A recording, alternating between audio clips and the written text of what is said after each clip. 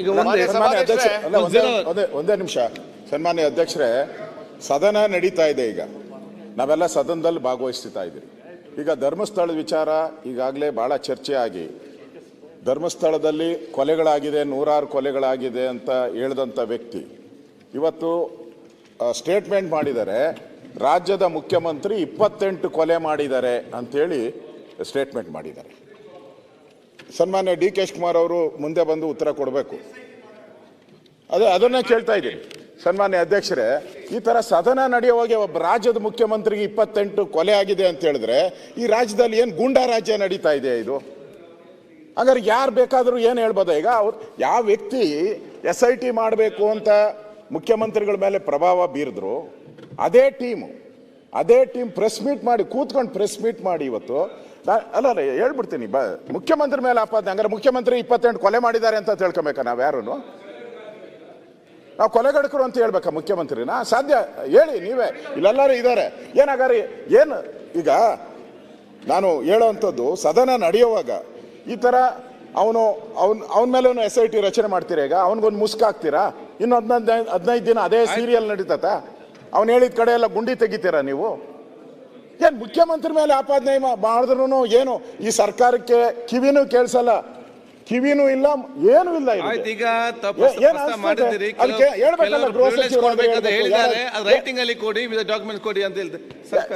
ಆಗ್ಲೇ ರಿಪ್ಲೈ ಮಾಡಿದ್ದಾರೆ ಇದ್ರ ಬಗ್ಗೆ. ನಾನಲ್ಲ, ಡಿ.ಕೆ. ಶಿವಕುಮಾರ್ ಅವರು ರಿಪ್ಲೈ ಮಾಡಿದ್ದಾರೆ.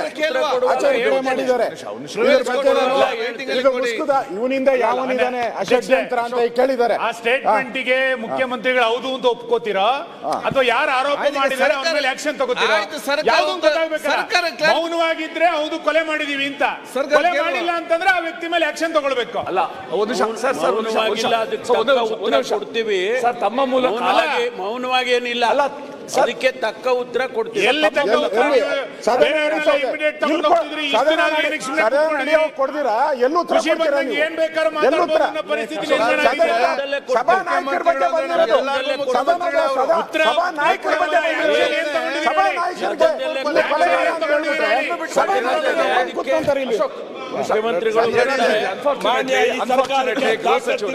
ಮರ್ಯಾದೆ ಇದೆ, ಇಂಗ್ಲಿಷ್ ಅಲ್ಲಿ ತಿಮ್ಮಾರೋಡಿ ಅಂತ ಹೇಳಿದ್ದಾರೆ.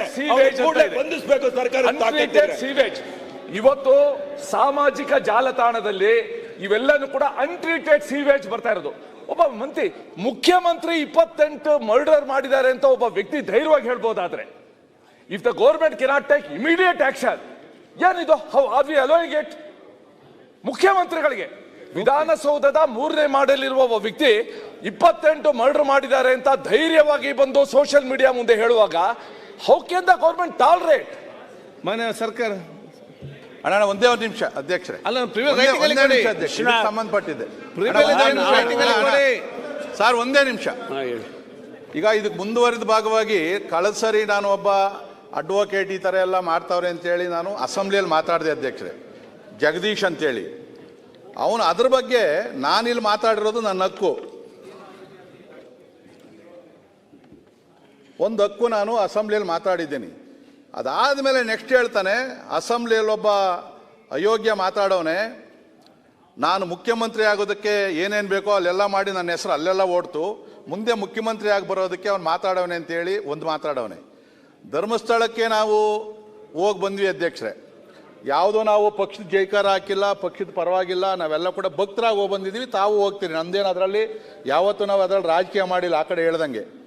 ಅದಾದಮೇಲೆ 100 ಕೋಟಿ ರೂಪಾಯಿ ಧರ್ಮಸ್ಥಳದ ವೀರೇಂದ್ರ ಹೆಗ್ಗಡೆ ಹತ್ರ ಬ್ಲ್ಯಾಕ್ ಮನಿ ಇಟ್ಟವನೆ ಅಂತೇಳಿ ಓಪನ್ ಆಗಿ ಹೇಳ್ದ. ಅದು ಹೋಗ್ಲಿ, ನೆನ್ನೆ ಅಲ್ಲೆಲ್ಲೋ ಬ್ರಿಡ್ಜ್ ಮೇಲೆ ನಿಂತ್ಕೊಂಡು ಅಳಾಳ್ಸಂದ್ರದ್ದು ಯಾವುದೋ ಒಂದು ಜಾಗ ತೋರಿಸ್ಬಿಟ್ಟು, ಈ ಜಾಗ ಧರ್ಮಸ್ಥಳದವ್ರದ್ದು, ವೀರೇಂದ್ರ ಹೆಗ್ಗಡೆ ಅವ್ರ ಫ್ಯಾಮಿಲಿದು, ಇವನು ಡಿನೋಟಿಫಿಕೇಶನ್ ಮಾಡಿಬಿಟ್ಟು ಬೇರೆಯವ್ರಿಗೆ ಮಾರಿಸವನೆ ಅಂತೇಳಿ ಮಾಡೋನು. ದಿನ ಅದಾಗ್ತಾ ಇದೆ.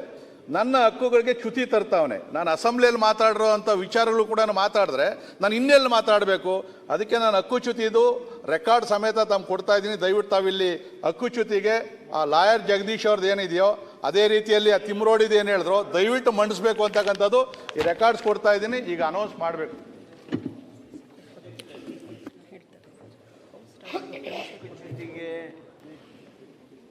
ಮಾನ್ಯ ವಿಶ್ವನಾಥ್ರವರು ಮೂವ್ ಮಾಡೋದ್ರ ಬಗ್ಗೆ ಪ್ರಸ್ತಾಪ ಮಾಡಿದರು. ಅವರ ಹಕ್ಕದು. ಸದನದಲ್ಲಿ ನಮಗಿರ್ತಕ್ಕಂಥ ದೊಡ್ಡ ಹಕ್ಕಂದ್ರೆ ಪ್ರಿವಿಲೇಜ್ ಮೋಷನ್. ಅದಕ್ಕೆ ನಿಯಮಾವಳಿಗಳಿವೆ. ಆ ನಿಯಮಾವಳಿಗಳಂತೆ ಅವರು ನೋಟಿಸ್ ಕೊಡಲಿ.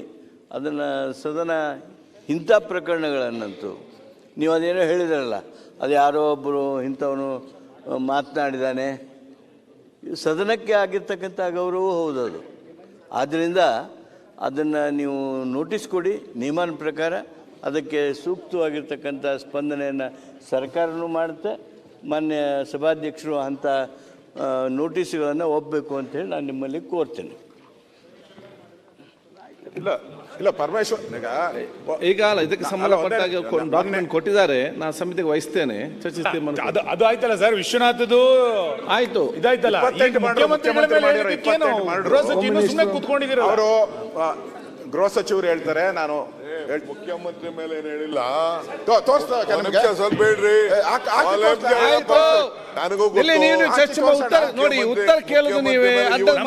ಹೇಳಿದ್ದಾರೆ, ನಮ್ಮ ಪಾರ್ಟಿಯ ಪ್ರಮುಖರ ಮೇಲೂ ಹೇಳಿದ್ದಾರೆ, ಮುಖ್ಯಮಂತ್ರಿಗಳ ಮೇಲೂ ಹೇಳಿದ್ದಾರೆ, ಎಲ್ಲದನ್ನು ಹೇಳಿದ್ದಾರೆ. ಸರ್ಕಾರ ನಡೆಸ್ತಾರೆ, ನಿಮ್ ಬಗ್ಗೆ ಹೇಳ್ತಾ ಇದ್ದಾರೆ ಅಂತ ಹೇಳ್ತಾರೆ. ನಮ್ಮ ಪಾರ್ಟಿ ಬಗ್ಗೆ ಹೇಳಿದ್ರೆ ನಮ್ಮ ಪಾರ್ಟಿ ಎಚ್ಚರಿಕೆ ತಗೊಳ್ಳೋದು ಏನೇನು ಬೇಕಾದ್ರೂ ಮಾಡ್ತೀವಿ. ಅವ್ರು ಯಾರು ನೋಡಿದೀನಿ, ಏನೇನು ಸ್ಟೇಟ್ಮೆಂಟು ಮುಖ್ಯಮಂತ್ರಿ ಕೊಲೆ ಮಾಡಿದ್ದಾರೆ ಅಂತಾನು ಹೇಳಿದ್ದಾರೆ. ನಾನು ಕೇಳಿದ್ದೀನಿ, number including number. I know that. ಅದಲ್ಲದೆ ನಿಮ್ ಪಾರ್ಟಿ ಲೀಡರ್ಗಳ ಮೇಲೂ ನ್ಯಾಷನಲ್ ಜನರಲ್ ಸೆಕ್ರೆಟರಿ ಬಗ್ಗೆನೂ ಮಾತಾಡಿರೋದು ನನ್ನ ಹತ್ರನೂ ಫೋನಲ್ಲಿದೆ. ನನ್ನ ಬಗ್ಗೆನೂ ಮಾತಾಡಿದ್ದಾರೆ. ನಾನು what I am trying to tell, ಅಸೆಂಬ್ಲಿಲಿ ಆ ಹೆಸರುಗಳನ್ನ ತಗೊಂಡು ಲೀಡರ್ ಮಾಡಕ್ ಹೆಸರು ತಗೊಳ್ಳಿಲ್ಲ ಸರ್, ಹೆಸರು ತಗೊಳ್ಳಿಲ್ಲ. Let the home minister take what ಹೆಸರು ತಗೊಳ್ಳಿಲ್ಲ. ಮುಖ್ಯಮಂತ್ರಿಗಳ ಅಂತ ಹೇಳಿದ್ರ ಬಗ್ಗೆ ಒಂದು SIT ರಚನೆ ಮಾಡಿ, ಮುಖ್ಯಮಂತ್ರಿಗಳ ಬಗ್ಗೆನೇ ಎನ್ಕ್ವೈರಿ ಆಗಬೇಕು. ಯಾಕಂದ್ರೆ ಅವ್ರು ಹೇಳ್ದಂಗೆ ಕೇಳಿ SIT ರಚನೆ ಮಾಡಿ. ಹೋಮ್ ಮಿನಿಸ್ಟರ್ ಆಗಿದ್ರು, ಯಾಕೆ ಚರ್ಚೆ ಮಾಡುವಂತ ಹೆಸರು ಅಲ್ಲ ಗೊತ್ತಿದೆ ನಮಗೆ. ಆದ್ರೆ ಅವ್ರ ಹೆಸರು ದೊಡ್ಡ ಮಾತಾಡೋರ್ನ ಬಹಿರಂಗವಾಗಿ ಬಿಡ್ತೀರಿ ಅಂತಂದ್ರೆ ಯಾರೇ ಸಣ್ಣದವನು ಸಣ್ಣ ವ್ಯಕ್ತಿ ಮುಖ್ಯಮಂತ್ರಿಗಳ ಬಗ್ಗೆ ಮಾತಾಡ್ತಾನೆ, ಮಂತ್ರಿಗಳ ಬಗ್ಗೆ ಮಾತಾಡ್ತಾನೆ, ಅವ್ರ ಹೆಸರು ಪ್ರಚಾರ ಮಾಡ್ತಾನೆ. ಪ್ರಚಾರ ಇಲ್ಲಂಗೆ ಮಾಡೋಣ ಅವನ್ನ. ಮಾತಾಡ್ತೇನೆ, ನಾವೇ ಸುಮ್ಮನೆ ಇರ್ಬೇಕಣ್ಣ. ನಿನ್ ಬಗ್ಗೆ ಮಾತಾಡಿದ್ರೆ ನಾವು ಸುಮ್ಮನೆ ಇರಲ್ಲ. ನಾವು ಮಾತಾಡಿ ಟೀಕೆ ಮಾಡಿದೀನಿ ನಾನು. ಶಾಸಕಾಂಗ ಸದನದ ಯಾರೇ ಮೇಲೆ ಯಾವುದೇ ಮುಖ್ಯಮಂತ್ರಿಗಳ ಮೇಲೆ ಬಂದ್ರೆ ಇದು ಪಾರ್ಟಿ ಅಂತ ಹೇಳಿ ಬರೋದಿಲ್ಲ. ಶಾಸಕಾಂಗ ಸಭೆ ಯಾವ ದೊಡ್ಡದು ಅಂತ ಹೇಳಿ ಹೆಸರು ಶಿವಲಿಂಗೇಗೌಡರು ಈ ವಿಚಾರನ ಪ್ರಸ್ತಾವನೆ ಮಾಡಿದ್ರು. ನೀವು ಯಾರು ಹೆಸರು ಹೇಳ್ತಾ ಇದ್ದೀರಿ ಅದನ್ನ ಪ್ರಸ್ತಾವನೆ ಮಾಡಿದ್ರು. ನಾನು ಕಣ್ಣಲ್ಲಿ ಅವ್ರು ಮಾತಾಡಿದಂತ ಸ್ಟೇಟ್ಮೆಂಟ್ ನಾನು ಸಿಎಂಗೆ ಹೇಳಿದೆ. ಸಿಎಂ ನೋಡಿರ್ಲಿಲ್ಲ. I just explain to him, ಈ ತರ ಇದೆ, ಈ ತರ ಮಾಡಿದ್ದಾರೆ, ನಿಮ್ನೆ ಕೊಲಗಾಡಕ ಅಂತ ಹೇಳಿದ್ದಾರೆ, ನಿಮ್ದು ಲೆಕ್ಕ ಇದೆ ಸ್ವಾಮಿ ಇದರಲ್ಲಿ ಅಂತ ಹೇಳಿದೆ. ಅದಕ್ಕೆ ಇಮಿಡಿಯೇಟ್ ಹೋಮ್ ಮಿನಿಸ್ಟರ್ಗೆ ಏನ್ ಡೈರೆಕ್ಷನ್ ಕೊಡ್ಬೇಕು ಅವ್ರು ಕೊಟ್ಟಿದ್ದಾರೆ. ಅದನ್ನ ಈ ಅಸೆಂಬ್ಲಿಲಿ ಚರ್ಚೆ ಮಾಡೋದಿಲ್ಲ. ಬೇರೆ ಅವ್ರ ಕೈಲಿ ಅಧಿಕಾರ ಇದೆ, ಅದಕ್ಕೆ ಅಧಿಕಾರದಲ್ಲಿ ಏನ್ ಮಾಡಬೇಕು ಅದಕ್ಕೆ ಮಾಡಲಿ. ಆ ಭಾಷೆ ಎಲ್ಲ ನಾನು ನೋಡಿದ್ದೀನಿ. ಇವತ್ತು ಬೆಳಗ್ಗೆ BJP ನ್ಯಾಷನಲ್ ಸೆಕ್ರೆಟರಿ ಬಗ್ಗೆ ಮಾತಾಡಿದ್ದು ನಾನು ನೋಡಿದ್ದೀನಿ. ಭಾಳ ನಮಗೂ ಬೇಜಾರಾಯಿತು ಅದನ್ನು ನೋಡ್ಬಿಟ್ಟು. ನನಗೂ ಕಳಿಸ್ಕೊಟ್ರು ಅದನ್ನೆಲ್ಲ. Though I am not home minister, but still they are sharing lot of information to me like you people. So ಇಲ್ಲಿ definitely I think so home minister will deal with it. ಅಲ್ಲ DK ಶಿವಕುಮಾರ್ ಅವರೇ, ಬೇರೆ ವಿಚಾರ ಬಂದಾಗ ಸ್ವಲ್ಪ ಖಡಕ್ ಆಗಿ ಜೋರಾಗಿ ಅಂತ ಅಂದ್ರಿ. ಇವಾಗ ಎಲ್ಲಿ ಅದು ಅನ್ಲೇ ಇಲ್ಲಲ್ಲ. CM ನಲ್ಲಿ ಬಂದಾಗ 28 ಕೊಲೆ ಬಂದಾಗ ಒಂದ್ಸರಿ ಹಿಂಗ್ ಅಂದಿದ್ರೆ ನೀವು ಜೋಡಿ ಕರೆಕ್ಟ್ ಅಂತ ಇದ್ರಿ. ಅನ್ಸ್ತಾ ಇದೆ ನನಗೆ. ಆಯ್ತು, ಗೃಹ ಸಚಿವರು ಈ ವಿಚಾರದಲ್ಲಿ ನಾವು ಸರ್ಕಾರ ಜೊತೆಯಲ್ಲಿ ಮಾನ್ಯ ಅಧ್ಯಕ್ಷರೇ, ಇಂಥ ವಿಚಾರಗಳು ಬಂದಾಗ ತಾವು ಭಾಳ ಜೋರಾಗಿ ಮಾತಾಡ್ತೀರಿ. ನಾವು ಸರ್ಕಾರ ಅಷ್ಟೊಂದು ಹೆಲ್ಪ್ಲೆಸ್ ಆಗಿದೆ ಅಂತ ತಿಳ್ಕೊಂಡಿದ್ದೀರಾ ನೀವು? ಅಲ್ಲ, ನನಗೆ ಅರ್ಥ ಆಗ್ತಾ ಇಲ್ಲಪ್ಪ. ನನಗೆ ನಿಮಗೆ ಅರ್ಥ ಆಗ್ತಾನೆ ಇಲ್ಲ ನೀವು ಈ ರೀತಿ ಹೇಳೋದು. ನೋಡಿ, 48 ಗಂಟೆ ಆಗಿದೆ ಸ್ಟೇಟ್ಮೆಂಟ್ ಕೊಟ್ಟು. 48 ಗಂಟೆ ಆಗಿದೆ. 48 ಗಂಟೆ 48 ಅವರ್ಸ್. ನೋಡಿ, ನೀವು ಗೃಹ ಸಚಿವರಾಗಿದ್ರಿ, ಕೆಲಸ ಮಾಡಿದ್ರಿ, ಸರ್ಕಾರದಲ್ಲಿ ಬಹಳ ಪ್ರಭಾವಿ ಗೃಹ ಸಚಿವರಾಗಿ ಕೆಲಸ ಮಾಡಿದ್ರಿ. ಅಲ್ಲ, ನಂಬರ್ 1 ಗೃಹ ಸಚಿವರು ಹೆಂಗ್ ಆಕ್ಷನ್ ತಗೋಬೇಕಿತ್ತು? ಆಯ್ತು, ದೇಶದ ನಂಬರ್ 1 ಗೃಹ ಸಚಿವ ಹೆಂಗ್ ತಗೋಬೇಕಿತ್ತು? ವಿತಿನ್ ಮಿನಿಟ್ ಅಲ್ಲಿ ಅದು ಅಪ್ಲೋಡ್ ಆದ ತಕ್ಷಣ ತಗೋಬೇಕಿತ್ತು. ಅವಾಗ ನಿಮ್ಮ ನಂಬರ್ 1 ಅಂತಿದೆ. ಈಗ ಎಷ್ಟು ನಂಬರ್ ಹೇಳ್ಬೇಕು ನಾವು? ಸುನಿಲ್ ಅವರು, ನೀವೇನೇ ಹೇಳಿದ್ರು ನಾನೇನು ಉದ್ವೇಗಕ್ಕೆ ಒಳಗಾಗೋಲ್ಲ, ಆಯ್ತಾ? ಆ ವ್ಯಕ್ತಿಯನ್ನ ದೊಡ್ಡವನ್ ಮಾಡೋದು ಬೇಡ. ಆ ವ್ಯಕ್ತಿ ಮೇಲೆ ಈಗಾಗಲೇ 10 ಕೇಸ್ಗಳಿದ್ದಾವೆ. ನಾವು ಖಂಡಿತವಾಗಿ ಅವನಿಗಾಗಲೇ ಕ್ರಮ ತಗೋಬೇಕು ಅಂತ ಸೂಚನೆ ಕೊಟ್ಟಿದ್ದೇನೆ. ಆದಷ್ಟು ತಕ್ಷಣ ಅವನ ಮೇಲೆ ಕ್ರಮವನ್ನ ತಗೊಳ್ಳೋದಕ್ಕೆ ಅವ್ರು ಮಾತಾಡ್ಲಿಕ್ಕೆ ಅವಕಾಶ ಕೊಡಿ. ಆದ್ರಿಂದ ಯಾರನ್ನ ಇಂಥ ವ್ಯಕ್ತಿಗಳನ್ನ ಸಮಾಜದಲ್ಲಿ ಬಿಡೋದಕ್ಕೆ ಸಾಧ್ಯನೇ ಇಲ್ಲ.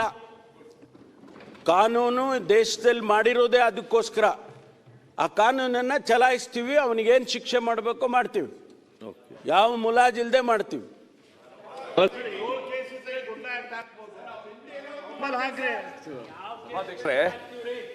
ಡಿ ಕೆ ಶಿವಕುಮಾರ್ ಅವರು ಚೆನ್ನಾಗಿ ಗೊತ್ತಿದೆ. ಐ ಥಿಂಕ್ 4 ವರ್ಷದ ಹಿಂದೆ ಸುಳ್ಯದ ಒಬ್ಬ ವ್ಯಕ್ತಿ ಅಂದಿನ ಎನರ್ಜಿ ಮಿನಿಸ್ಟರ್ಗೆ ಫೋನಲ್ಲಿ ಮಾತಾಡ್ಬಿಟ್ಟು ಭಾಳ ಅವನ ಉದ್ವೇಗ ಅಂತ ತೋರಿಸ್ಕೊಂಡ. ಮಾರನೇ ದಿವಸ ಪೊಲೀಸವರು ಅವ್ರ ಮನೆಗೆ ಹೋಗಿ ಹೆಂಚು ತೆಗೆದು ಇಳಿದು ಅವನನ್ನು ಅರೆಸ್ಟ್ ಮಾಡಿದ್ರು ಸುಳ್ಯದಲ್ಲಿ. ಆ ಎನರ್ಜಿ ಮಿನಿಸ್ಟರ್ ಅಷ್ಟು ಪವರ್ಫುಲ್ಲು. ಅವನು ಮಾಡಿದ ಎನರ್ಜಿ ಮಿನಿಸ್ಟರ್ಗೆ ಫೋನಲ್ಲಿ ಮಾತ್ರ. ಈ ವ್ಯಕ್ತಿ ಎಲ್ಲ ಚಾನೆಲ್ಗಳ ಮುಂದೆ ಮುಖ್ಯಮಂತ್ರಿಗಳ ಬಗ್ಗೆ ಈ ವಿಶೇಷಣ ಕೊಟ್ಟು ಇಷ್ಟು ಮರ್ಡರ್ ಮಾಡಿದ್ದಾರೆ, ಕೊಲೆ ಮಾಡಿದ್ದಾರೆ ಅಂದಾಗಲೂ ಕೂಡ ನೀವು ತಕ್ಷಣ ಕ್ರಮ ತಗೊಳ್ಳದೇ ಇದ್ರೆ ಏನು ಸರ್ಕಾರ ಅಷ್ಟು ಹೋಪ್ಲೆಸ್ ಅಂತೂ ಹೆಲ್ಪ್ಲೆಸ್ ಅಂತ ಅನ್ಕೊಂಡಿದ್ದೀರಾ ಅಂತ ನೀವು ಕೇಳಿದ್ರೆ ಹೆಲ್ಪ್ಲೆಸ್ ಅಂತಾನೆ ಅನ್ಕೋಬೇಕು ನಾವು. ಈವನ್ ಆಫ್ಟರ್ 48 hours ಏನ್ ಅರ್ಥ ಇದು? ನಾನೀಗ ಕ್ರಮ ತಗೊಳ್ತೀನಿ, ಆಲೆ ಸೂಚನೆ ಕೊಟ್ಟಿದ್ದೀನಿ ಅಂತ ಹೇಳಿದ್ದೀನಿ. ಸುಮ್ಮನೆ ಏನ್ ಕೂತಿಲ್ಲ. ಕ್ರಮ ತಗೊಳ್ಳೋದಕ್ಕೆ ಈಗಾಗಲೇ ಸೂಚನೆಯನ್ನ ಕೊಟ್ಟಿದ್ದೇವೆ ಮಾನ್ಯ ಅಧ್ಯಕ್ಷರೇ. ಕ್ರಮ ತಗೊಂಡೇ ತಗೊಳ್ತೀವಿ. ಅಲ್ಲ, ಅವನ ಹೇಳಿಕೆ ಪ್ರಕಾರ ನಿಮ್ಮ SIT ಅಲ್ಲಿ ಎನ್ಕ್ವೈರಿ ನಡೆತಲ್ಲ, ಅವನ ಗೈಡೆನ್ಸ್ ಪ್ರಕಾರ ನಡೆದಿದೆ. ಅದ್ರ ಬಗ್ಗೆ ನೀವು ಅದೇ ವ್ಯಕ್ತಿ ಮಾಡಿದ್ದಾನೆ.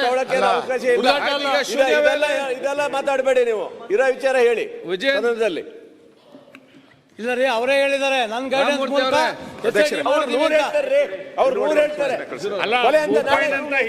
ಮಾತಾಡಿದ್ರೆ ಗೋಪಾಲ್ ಕೃಷ್ಣ ನೀವೆಲ್ಲ ಯಾಕೆ ಫಸ್ಟ್ ಕ್ವಶನ್ ಅವರಲ್ಲಿ 1.5 ಗಂಟೆ ಆಗಿದೆ, ಮತ್ತೆ ಎದ್ದು ಮಾತಾಡ್ತೀವಿ. ಬಿಲ್ ಮಾಡಿಸ್ಬೇಕೀಗ. ಮಾನ್ಯ ಸಭಾಧ್ಯಕ್ಷರೇ, ತಮ್ಮ ಮೂಲಕ ರಾಜ್ಯ ಸರ್ಕಾರಕ್ಕೆ ಸದಸ್ಯ ಪ್ರಮುಖವಾಗಿರ್ತಕ್ಕಂಥ ವಿಚಾರವನ್ನ ಗಮನಕ್ಕೆ ತರೋದಕ್ಕೆ ಇಚ್ಛೆ ಪಡ್ತೇನೆ.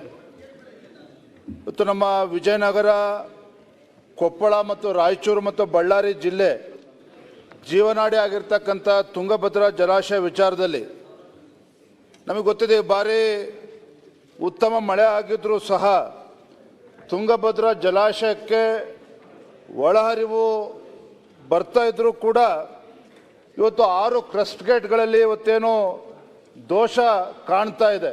ನಮಗೆ ಗೊತ್ತಿದೆ, ಕಳೆದ ಆಗಸ್ಟ್ನಲ್ಲೂ ಸಹ 19ನೇ ಕ್ರಸ್ಟ್ ಗೇಟು ಮುರಿದುಕೊಂಡು ಹೋಗಿರ್ತಕ್ಕಂಥ ಘಟನೆನೂ ಕೂಡ ನಾವು ನೋಡಿದ್ದೇವೆ. ಇದಾದ ನಂತರ ಅಪಾರ ಪ್ರಮಾಣದಲ್ಲಿ ನೀರು ಪೋಲಾಗಿರ್ತ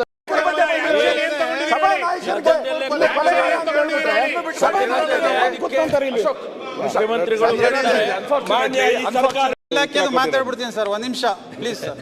ಪರಿಶಿಷ್ಟ ಪಂಗಡ ಇಲಾಖೆ ವತಿಯಿಂದ ಅವ್ರಿಗೂ ಕೂಡ ಯಾವುದೇ ರೀತಿ ಇನ್ನೂ ಕೂಡ ಹಕ್ಕುಪತ್ರಗಳನ್ನ ಕೊಟ್ಟಿಲ್ಲ ಅಂತ ಹೇಳಿದಂಥ ವ್ಯಕ್ತಿ ಇವತ್ತು ಸ್ಟೇಟ್ಮೆಂಟ್ ಮಾಡಿದ್ದಾರೆ. ರಾಜ್ಯದ ಮುಖ್ಯಮಂತ್ರಿ 28 ಕೊಲೆ ಮಾಡಿದ್ದಾರೆ ಅಂತೇಳಿ ಸ್ಟೇಟ್ಮೆಂಟ್ ಮಾಡಿದ್ದಾರೆ.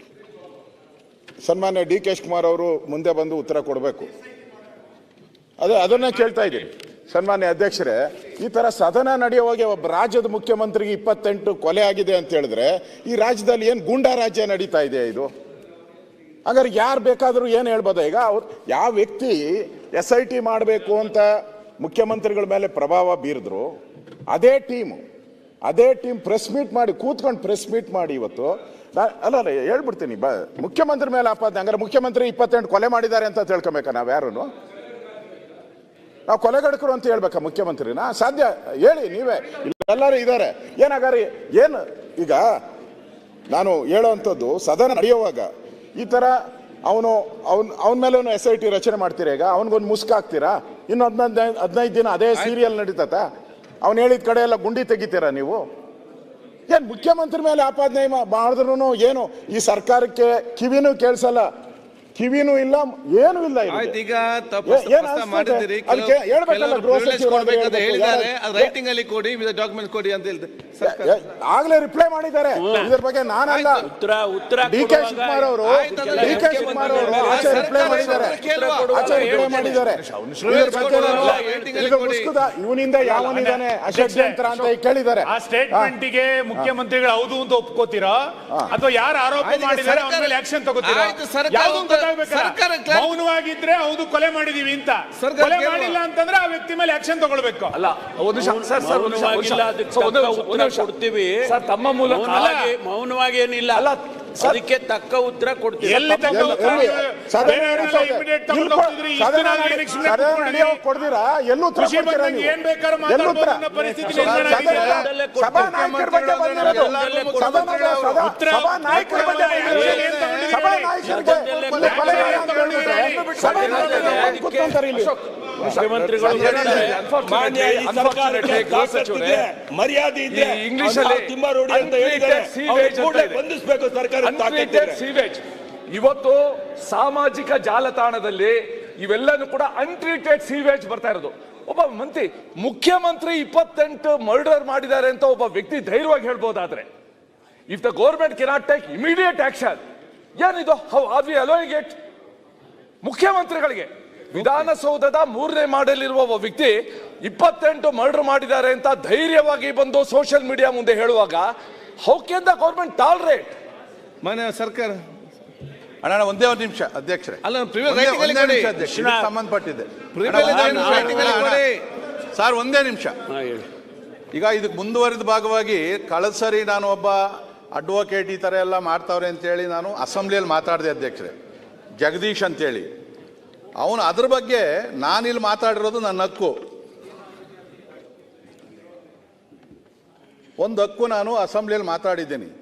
ಅದಾದಮೇಲೆ ನೆಕ್ಸ್ಟ್ ಹೇಳ್ತಾನೆ, ಅಸೆಂಬ್ಲಿಯಲ್ಲಿ ಒಬ್ಬ ಅಯೋಗ್ಯ ಮಾತಾಡೋನೆ, ನಾನು ಮುಖ್ಯಮಂತ್ರಿ ಆಗೋದಕ್ಕೆ ಏನೇನು ಬೇಕೋ ಅಲ್ಲೆಲ್ಲ ಮಾಡಿ ನನ್ನ ಹೆಸರು ಅಲ್ಲೆಲ್ಲ ಓಡ್ತು, ಮುಂದೆ ಮುಖ್ಯಮಂತ್ರಿ ಆಗಿ ಬರೋದಕ್ಕೆ ಅವ್ನು ಮಾತಾಡೋನೆ ಅಂತೇಳಿ ಒಂದು ಮಾತಾಡೋನೆ. ಧರ್ಮಸ್ಥಳಕ್ಕೆ ನಾವು ಹೋಗಿ ಬಂದ್ವಿ ಅಧ್ಯಕ್ಷರೇ, ಯಾವುದೋ ನಾವು ಪಕ್ಷದ ಜೈಕಾರ ಹಾಕಿಲ್ಲ, ಪಕ್ಷದ ಪರವಾಗಿಲ್ಲ, ನಾವೆಲ್ಲ ಕೂಡ ಭಕ್ತರಾಗಿ ಹೋಗಿ ಬಂದಿದ್ದೀವಿ, ತಾವು ಹೋಗ್ತೀರಿ, ನಮ್ದೇನು ಅದರಲ್ಲಿ ಯಾವತ್ತೂ ನಾವು ಅದರಲ್ಲಿ ರಾಜಕೀಯ ಮಾಡಿಲ್ಲ ಆ ಕಡೆ ಹೇಳ್ದಂಗೆ. ಅದಾದಮೇಲೆ 100 ಕೋಟಿ ರೂಪಾಯಿ ಧರ್ಮಸ್ಥಳದ ವೀರೇಂದ್ರ ಹೆಗ್ಗಡೆ ಹತ್ರ ಬ್ಲ್ಯಾಕ್ ಮನಿ ಇಟ್ಟವನೆ ಅಂತೇಳಿ ಓಪನ್ ಆಗಿ ಹೇಳ್ದ, ಅದು ಹೋಗ್ಲಿ. ನೆನ್ನೆ ಅಲ್ಲೆಲ್ಲೋ ಬ್ರಿಡ್ಜ್ ಮೇಲೆ ನಿಂತ್ಕೊಂಡು ಅಳಾಳ್ಸಂದ್ರದ ಯಾವುದೋ ಒಂದು ಜಾಗ ತೋರಿಸ್ಬಿಟ್ಟು, ಈ ಜಾಗ ಧರ್ಮಸ್ಥಳದವ್ರದ್ದು, ವೀರೇಂದ್ರ ಹೆಗ್ಗಡೆ ಅವ್ರ ಫ್ಯಾಮಿಲಿದು, ಇವನು ಡಿನೋಟಿಫಿಕೇಶನ್ ಮಾಡಿಬಿಟ್ಟು ಬೇರೆಯವ್ರಿಗೆ ಮಾರಿಸವನೆ ಅಂತೇಳಿ ಮಾಡೋನು. ದಿನ ಅದಾಗ್ತಾ ಇದೆ. ನನ್ನ ಹಕ್ಕುಗಳಿಗೆ ಚ್ಯುತಿ ತರ್ತಾವನೆ. ನಾನು ಅಸೆಂಬ್ಲಿಯಲ್ಲಿ ಮಾತಾಡಿರೋಂಥ ವಿಚಾರಗಳು ಕೂಡ ಮಾತಾಡಿದ್ರೆ ನಾನು ಇನ್ನೆಲ್ಲಿ ಮಾತಾಡಬೇಕು? ಅದಕ್ಕೆ ನಾನು ಹಕ್ಕುಚ್ಯುತಿದು ರೆಕಾರ್ಡ್ ಸಮೇತ ತಮ್ಮ ಕೊಡ್ತಾ ಇದ್ದೀನಿ. ದಯವಿಟ್ಟು ತಾವಿಲ್ಲಿ ಹಕ್ಕುಚ್ಯುತಿಗೆ ಆ ಲಾಯರ್ ಜಗದೀಶ್ ಅವ್ರದ್ದು ಏನಿದೆಯೋ ಅದೇ ರೀತಿಯಲ್ಲಿ ಆ ತಿಮ್ರೋಡಿದು ಏನು ಹೇಳಿದ್ರು ದಯವಿಟ್ಟು ಮಂಡಿಸ್ಬೇಕು ಅಂತಕ್ಕಂಥದ್ದು ಈ ರೆಕಾರ್ಡ್ಸ್ ಕೊಡ್ತಾ ಇದ್ದೀನಿ. ಈಗ ಅನೌನ್ಸ್ ಮಾಡಬೇಕು.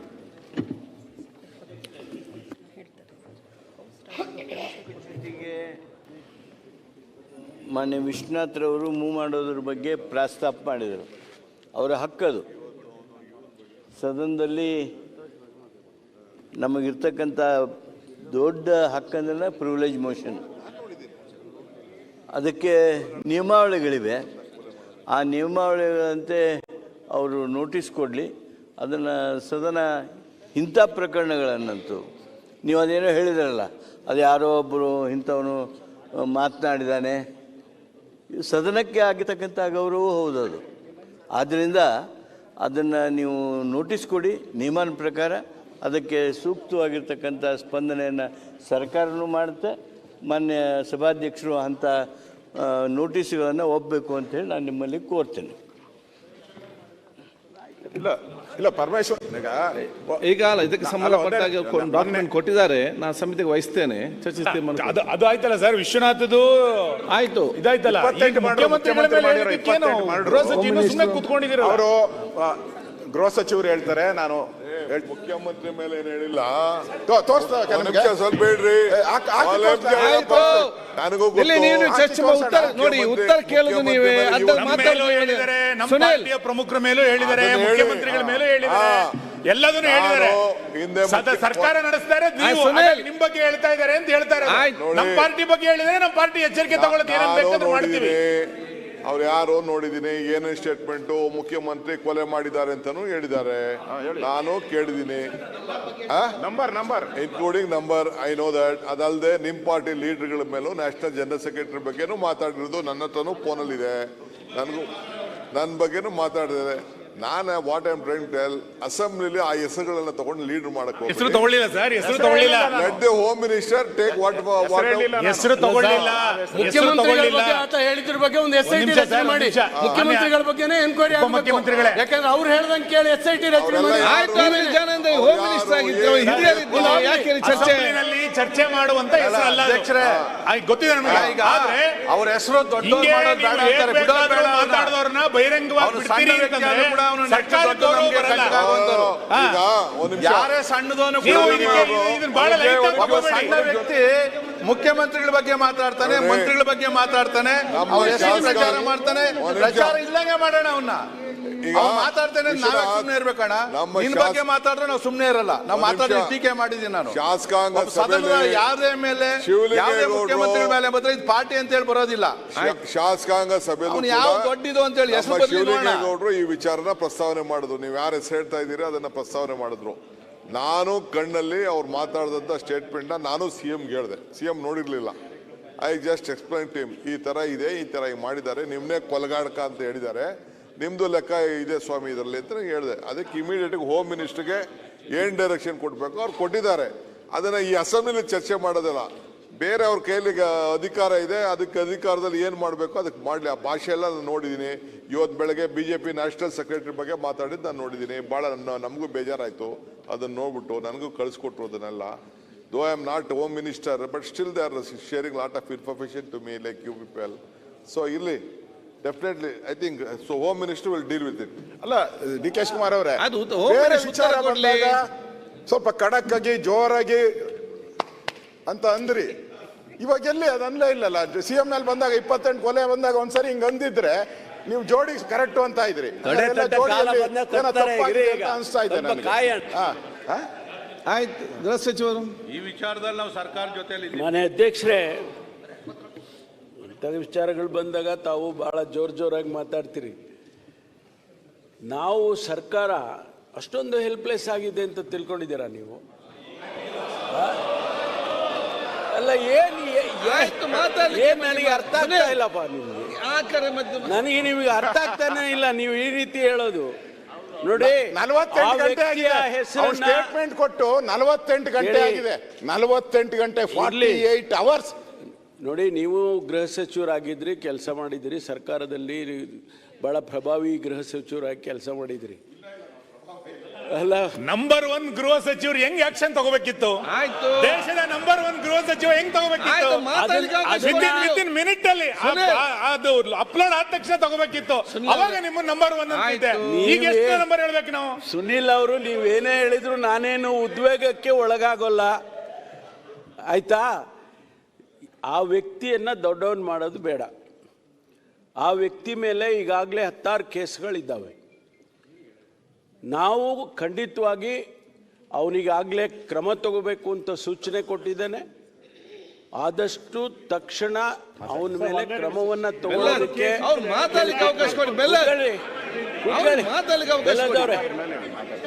ಆದ್ರಿಂದ ಯಾರನ್ನ ಇಂಥ ವ್ಯಕ್ತಿಗಳನ್ನ ಸಮಾಜದಲ್ಲಿ ಬಿಡೋದಕ್ಕೆ ಸಾಧ್ಯನೇ ಇಲ್ಲ. ಕಾನೂನು ದೇಶದಲ್ಲಿ ಮಾಡಿರೋದೇ ಅದಕ್ಕೋಸ್ಕರ.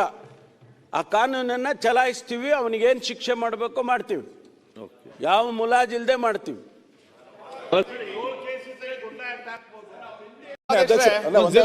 ಒಂದೇ ನಿಮಿಷ. ಸನ್ಮಾನ್ಯ ಅಧ್ಯಕ್ಷರೇ, ಸದನ ನಡೀತಾ ಇದೆ. ಈಗ ನಾವೆಲ್ಲ ಸದನದಲ್ಲಿ ಭಾಗವಹಿಸ್ತಾ ಇದ್ದೀರಿ. ಈಗ ಧರ್ಮಸ್ಥಳದ ವಿಚಾರ ಈಗಾಗಲೇ ಬಹಳ ಚರ್ಚೆ ಆಗಿ, ಧರ್ಮಸ್ಥಳದಲ್ಲಿ ಕೊಲೆಗಳಾಗಿದೆ, 106 ಕೊಲೆಗಳಾಗಿದೆ ಅಂತ ಹೇಳಿದಂಥ ವ್ಯಕ್ತಿ ಇವತ್ತು ಸ್ಟೇಟ್ಮೆಂಟ್ ಮಾಡಿದ್ದಾರೆ. ರಾಜ್ಯದ ಮುಖ್ಯಮಂತ್ರಿ 28 ಕೊಲೆ ಮಾಡಿದ್ದಾರೆ ಅಂತೇಳಿ ಸ್ಟೇಟ್ಮೆಂಟ್ ಮಾಡಿದ್ದಾರೆ. ಸನ್ಮಾನ್ಯ DK ಶಿವಕುಮಾರ್ ಅವರು ಮುಂದೆ ಬಂದು ಉತ್ತರ ಕೊಡಬೇಕು. ಅದನ್ನೇ ಕೇಳ್ತಾ ಇದ್ದೀನಿ.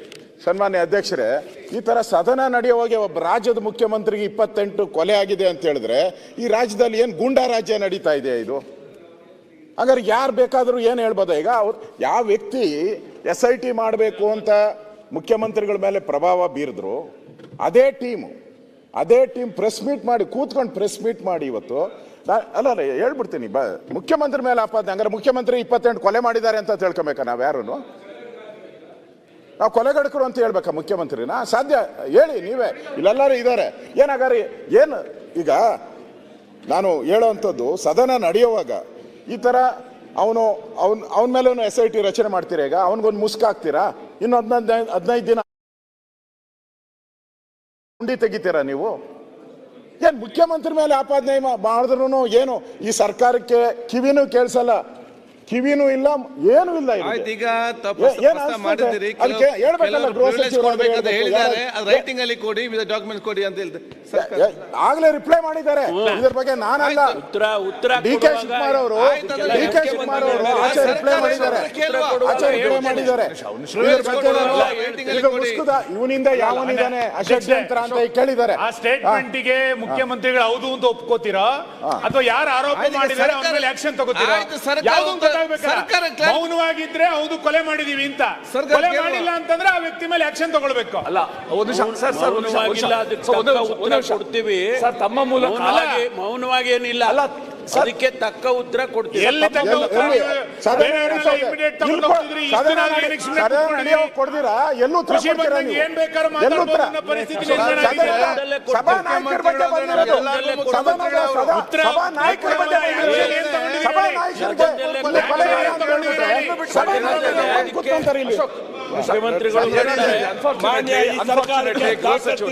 ಮರ್ಯಾದೆ ಇದೆ. ಇಂಗ್ಲಿಷ್ ಅಲ್ಲಿ ತಿಮ್ಮಾರೋಡಿ ಅಂತ ಹೇಳಿದ್ದಾರೆ, ಬಂಧಿಸಬೇಕು ಸರ್ಕಾರ.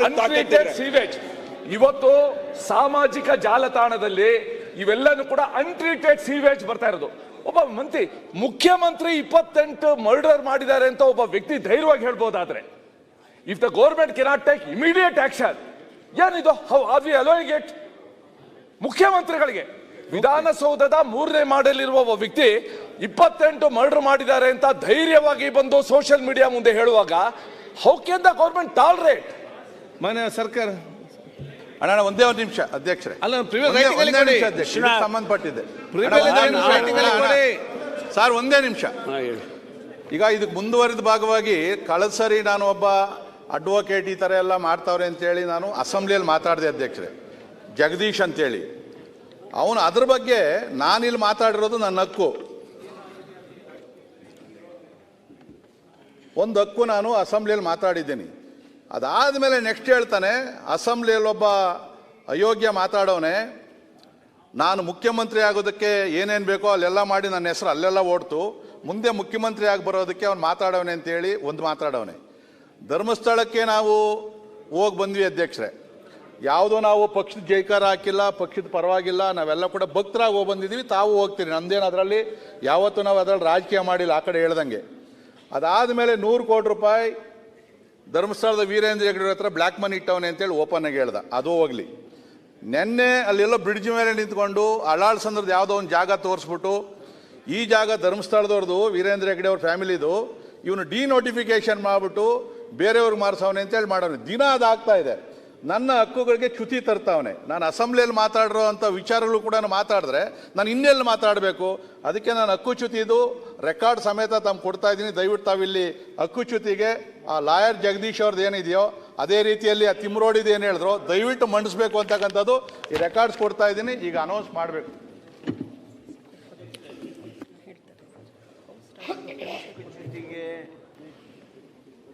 ಮಾನ್ಯ ವಿಶ್ವನಾಥ್ರವರು ಮೂವ್ ಮಾಡೋದ್ರ ಬಗ್ಗೆ ಪ್ರಸ್ತಾಪ ಮಾಡಿದರು. ಅವರ ಹಕ್ಕದು. ಸದನದಲ್ಲಿ ನಮಗಿರ್ತಕ್ಕಂಥ ದೊಡ್ಡ ಹಕ್ಕಂದ್ರೆ ಪ್ರಿವಿಲೇಜ್ ಮೋಷನ್. ಅದಕ್ಕೆ ನಿಯಮಾವಳಿಗಳಿವೆ. ಆ ನಿಯಮಾವಳಿಗಳಂತೆ ಅವರು ನೋಟಿಸ್ ಕೊಡಲಿ. ಅದನ್ನು ಸದನ ಇಂಥ ಪ್ರಕರಣಗಳನ್ನಂತೂ ನೀವು ಅದೇನೋ ಹೇಳಿದ್ರಲ್ಲ, ಅದು ಯಾರೋ ಒಬ್ಬರು ಇಂಥವನು ಮಾತನಾಡಿದ್ದಾನೆ, ಸದನಕ್ಕೆ ಆಗಿರ್ತಕ್ಕಂಥ ಗೌರವ ಹೌದದು. ಆದ್ದರಿಂದ ಅದನ್ನು ನೀವು ನೋಟಿಸ್ ಕೊಡಿ, ನಿಯಮನ ಪ್ರಕಾರ ಅದಕ್ಕೆ ಸೂಕ್ತವಾಗಿರ್ತಕ್ಕಂಥ ಸ್ಪಂದನೆಯನ್ನು ಸರ್ಕಾರನೂ ಮಾಡುತ್ತೆ. ಮಾನ್ಯ ಸಭಾಧ್ಯಕ್ಷರು ಅಂಥ ನೋಟಿಸ್ಗಳನ್ನು ಒಪ್ಪಬೇಕು ಅಂತೇಳಿ ನಾನು ನಿಮ್ಮಲ್ಲಿ ಕೋರ್ತೇನೆ. ಇಲ್ಲ ಪರಮೇಶ್ವರ್ ಈಗ ಅಲ್ಲ, ಇದಕ್ಕೆ ಸಂಬಂಧಪಟ್ಟಾಗ ಡಾಕ್ಯುಮೆಂಟ್ ಕೊಟ್ಟಿದ್ದಾರೆ, ನಾನು ಸಮಿತಿಗೆ ವಹಿಸ್ತೇನೆ, ಚರ್ಚಿಸ್ತೇನೆ. ಅದು ಆಯ್ತಲ್ಲ ಸರ್, ವಿಶ್ವನಾಥದ್ದು ಆಯ್ತು, ಇದಾಯ್ತಲ್ಲ. ಮುಖ್ಯಮಂತ್ರಿಗಳ ಮೇಲೆ ಸುಮ್ಮನೆ ಕೂತ್ಕೊಂಡಿದ್ದೀರ. ಅವರು ಗೃಹ ಸಚಿವರು ಹೇಳ್ತಾರೆ, ನಾನು ಮುಖ್ಯಮಂತ್ರಿ ಮೇಲೆ ಏನ್ ಹೇಳಿಲ್ಲ. ತೋರಿಸ್ತಾ ಸ್ವಲ್ಪ ಬೇಡ್ರಿ, ನನಗೂ ಉತ್ತರ ನೋಡಿ, ಉತ್ತರ ಕೇಳುದು ನೀವೇ. ನಮ್ಮ ಪಾರ್ಟಿಯ ಪ್ರಮುಖರ ಮೇಲೂ ಹೇಳಿದ್ದಾರೆ, ಮುಖ್ಯಮಂತ್ರಿಗಳ ಮೇಲೂ ಹೇಳಿದ್ದಾರೆ, ಎಲ್ಲದನ್ನು ಹೇಳಿದ್ದಾರೆ. ಸರ್ಕಾರ ನಡೆಸ್ತಾರೆ, ನೀವು ನಿಮ್ ಬಗ್ಗೆ ಹೇಳ್ತಾ ಇದ್ದಾರೆ ಅಂತ ಹೇಳ್ತಾರೆ. ನಮ್ಮ ಪಾರ್ಟಿ ಬಗ್ಗೆ ಹೇಳಿದ್ರೆ ನಮ್ಮ ಪಾರ್ಟಿ ಎಚ್ಚರಿಕೆ ತಗೊಳ್ಳೋದು ಏನೇನು ಬೇಕಾದ್ರೂ ಮಾಡ್ತೀವಿ. ಅವ್ರು ಯಾರು ನೋಡಿದೀನಿ, ಏನೇನು ಸ್ಟೇಟ್ಮೆಂಟ್ ಮುಖ್ಯಮಂತ್ರಿ ಕೊಲೆ ಮಾಡಿದ್ದಾರೆ ಅಂತಾನು ಹೇಳಿದ್ದಾರೆ, ನಾನು ಕೇಳಿದೀನಿ. Number including number, I know that. ಅದಲ್ಲದೆ ನಿಮ್ ಪಾರ್ಟಿ ಲೀಡರ್ಗಳ ಮೇಲೂ ನ್ಯಾಷನಲ್ ಜನರಲ್ ಸೆಕ್ರೆಟರಿ ಬಗ್ಗೆನೂ ಮಾತಾಡಿರೋದು ನನ್ನ ಹತ್ರನೂ ಫೋನಲ್ಲಿ ಇದೆ. ನನ್ನ ಬಗ್ಗೆನೂ ಮಾತಾಡಿದ್ದಾರೆ. ನಾನು what I am trying to tell, ಅಸೆಂಬ್ಲಿಲಿ ಆ ಹೆಸರುಗಳನ್ನ ತಗೊಂಡು ಲೀಡರ್ ಮಾಡಕ್ಕೆ ಹೆಸರು ತಗೊಳ್ಳಿಲ್ಲ ಸರ್, ಹೆಸರು ತಗೊಳ್ಳಿಲ್ಲ. Let the home minister take what ಹೆಸರು ತಗೊಳ್ಳಿಲ್ಲ. ಮುಖ್ಯಮಂತ್ರಿಗಳ ಬಗ್ಗೆ ಆತ ಹೇಳಿದ್ರ ಬಗ್ಗೆ ಒಂದು SIT ರಚನೆ ಮಾಡಿ, ಮುಖ್ಯಮಂತ್ರಿಗಳ ಬಗ್ಗೆನೇ ಎನ್ಕ್ವೈರಿ ಮುಖ್ಯಮಂತ್ರಿಗಳೇ, ಯಾಕಂದ್ರೆ ಅವ್ರು ಹೇಳ್ದಂಗೆ ಕೇಳಿ SIT ರಚನೆ ಮಾಡಿ. ಹೋಮ್ ಮಿನಿಸ್ಟರ್ ಆಗಿದ್ರು, ಚರ್ಚೆ ಮಾಡುವಂತ ಹೆಸರು ಅಲ್ಲ ಅಧ್ಯಕ್ಷರೇ, ಗೊತ್ತಿದೆ ನಮಗೆ. ಆದ್ರೆ ಅವ್ರ ಹೆಸರು ದೊಡ್ಡ ಮಾತಾಡಿದವ್ರನ್ನ ಬಹಿರಂಗವಾಗಿ ಬಿಡ್ತೀರಿ ಅಂತಂದ್ರೆ ಯಾರೇ ಸಣ್ಣದವನು ಸಣ್ಣ ವ್ಯಕ್ತಿ ಮುಖ್ಯಮಂತ್ರಿಗಳ ಬಗ್ಗೆ ಮಾತಾಡ್ತಾನೆ, ಮಂತ್ರಿಗಳ ಬಗ್ಗೆ ಮಾತಾಡ್ತಾನೆ, ಅವ್ರ ಹೆಸರು ಪ್ರಚಾರ ಮಾಡ್ತಾನೆ. ಪ್ರಚಾರ ಇಲ್ಲಂಗೆ ಮಾಡೋಣ ಅವನ್ನ. ಮಾತಾಡ್ತೇನೆ, ನಾವೇ ಸುಮ್ಮನೆ ಇರ್ಬೇಕಣ್ಣ. ನಿನ್ ಬಗ್ಗೆ ಮಾತಾಡ್ರೆ ನಾವು ಸುಮ್ಮನೆ ಇರಲ್ಲ. ನಾವು ಮಾತಾಡಿ ಟೀಕೆ ಮಾಡಿದೀನಿ ನಾನು. ಶಾಸಕಾಂಗ ಸದನದ ಯಾರೇ ಮೇಲೆ, ಯಾವುದೇ ಮುಖ್ಯಮಂತ್ರಿಗಳ ಮೇಲೆ ಬಂದ್ರೆ ಇದು ಪಾರ್ಟಿ ಅಂತ ಹೇಳಿ ಬರೋದಿಲ್ಲ.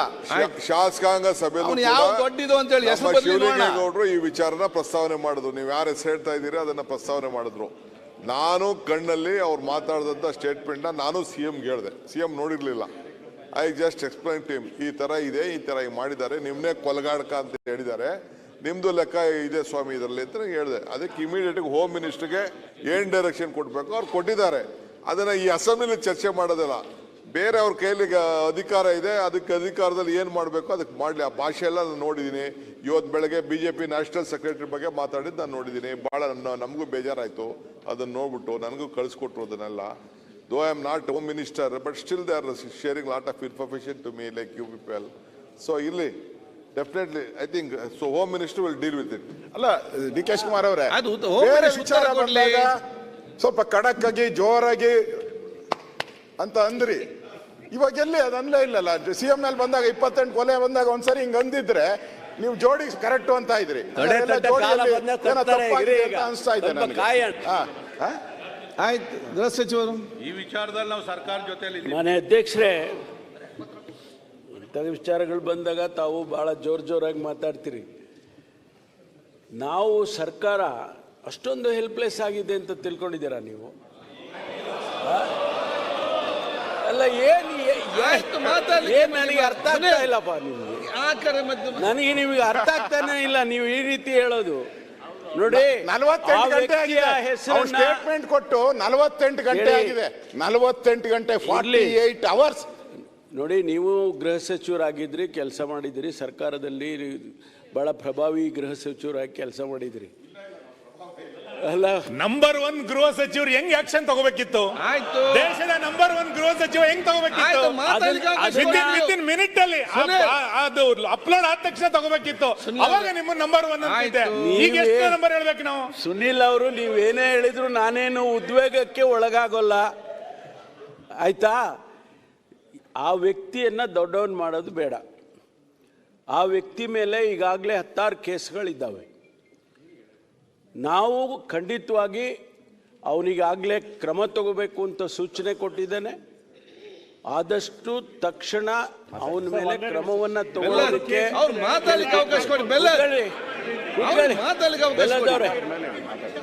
ಆದ್ರಿಂದ ಯಾರನ್ನ ಇಂಥ ವ್ಯಕ್ತಿಗಳನ್ನ ಸಮಾಜದಲ್ಲಿ ಬಿಡೋದಕ್ಕೆ ಸಾಧ್ಯನೇ ಇಲ್ಲ.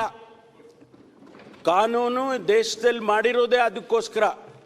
ಆ ಕಾನೂನನ್ನು ಚಲಾಯಿಸ್ತೀವಿ, ಅವನಿಗೇನು ಶಿಕ್ಷೆ ಮಾಡಬೇಕೋ ಮಾಡ್ತೀವಿ, ಯಾವ ಮುಲಾಜಿಲ್ದೆ ಮಾಡ್ತೀವಿ.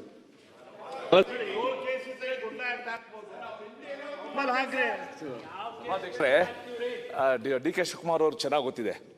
ಐ ಥಿಂಕ್ 4 ವರ್ಷದ ಹಿಂದೆ ಸುಳ್ಯದ ಒಬ್ಬ ವ್ಯಕ್ತಿ ಅಂದಿನ ಎನರ್ಜಿ ಮಿನಿಸ್ಟರ್ಗೆ ಫೋನಲ್ಲಿ ಮಾತಾಡ್ಬಿಟ್ಟು ಭಾಳ ಅವನ ಉದ್ವೇಗ ಅಂತ ತೋರಿಸ್ಕೊಂಡ. ಮಾರನೇ ದಿವಸ ಪೊಲೀಸವರು ಅವ್ರ ಮನೆಗೆ ಹೋಗಿ ಹೆಂಚು ತೆಗೆದು ಇಳಿದು ಅವನನ್ನು ಅರೆಸ್ಟ್ ಮಾಡಿದರು ಸುಳ್ಯದಲ್ಲಿ.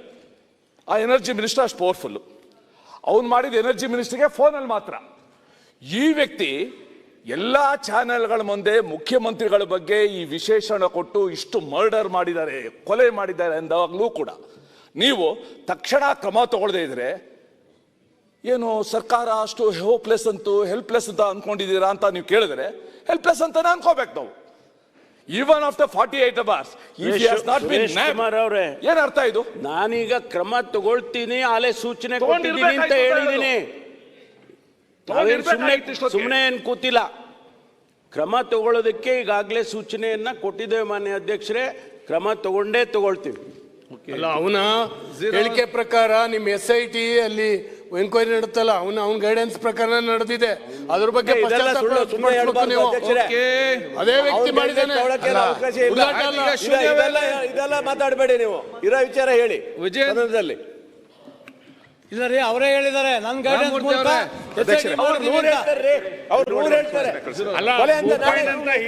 ಮಾತಾಡಿದ್ರೆ ಗೋಪಾಲ್ ಕೃಷ್ಣ ನೀವೆಲ್ಲ ಯಾಕೆ ಫಸ್ಟ್ ಕ್ವಶನ್ ಅವರಲ್ಲಿ 1.5 ಗಂಟೆ ಆಗಿದೆ, ಮತ್ತೆ ಎದ್ದು ಮಾತಾಡ್ತೀರಿ. ಬಿಲ್ ಮಾಡಿಸ್ಬೇಕೀಗ.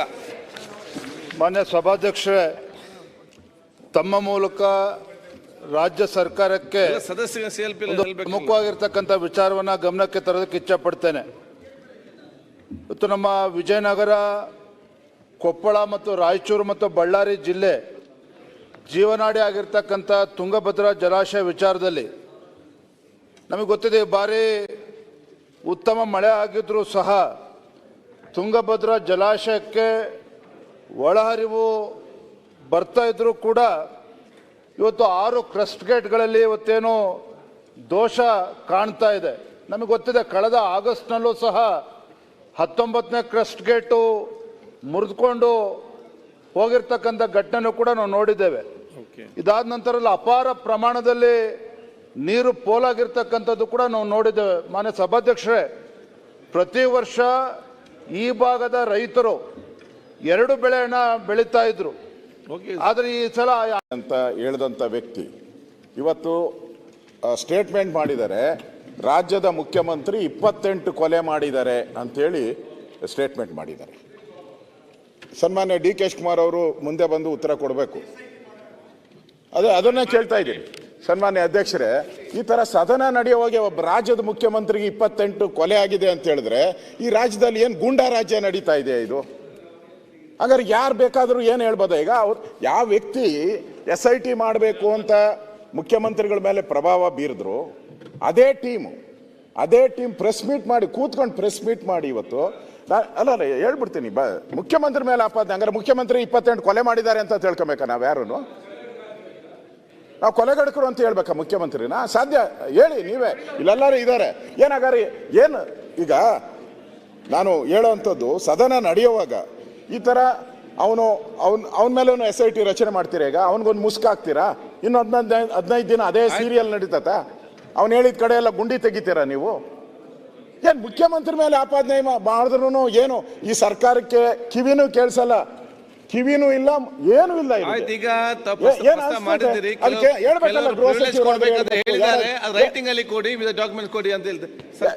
ಆಗ್ಲೇ ರಿಪ್ಲೈ ಮಾಡಿದ್ದಾರೆ ಇದ್ರ ಬಗ್ಗೆ. ನಾನಲ್ಲ, DK ಶಿವಕುಮಾರ್ ಅವರು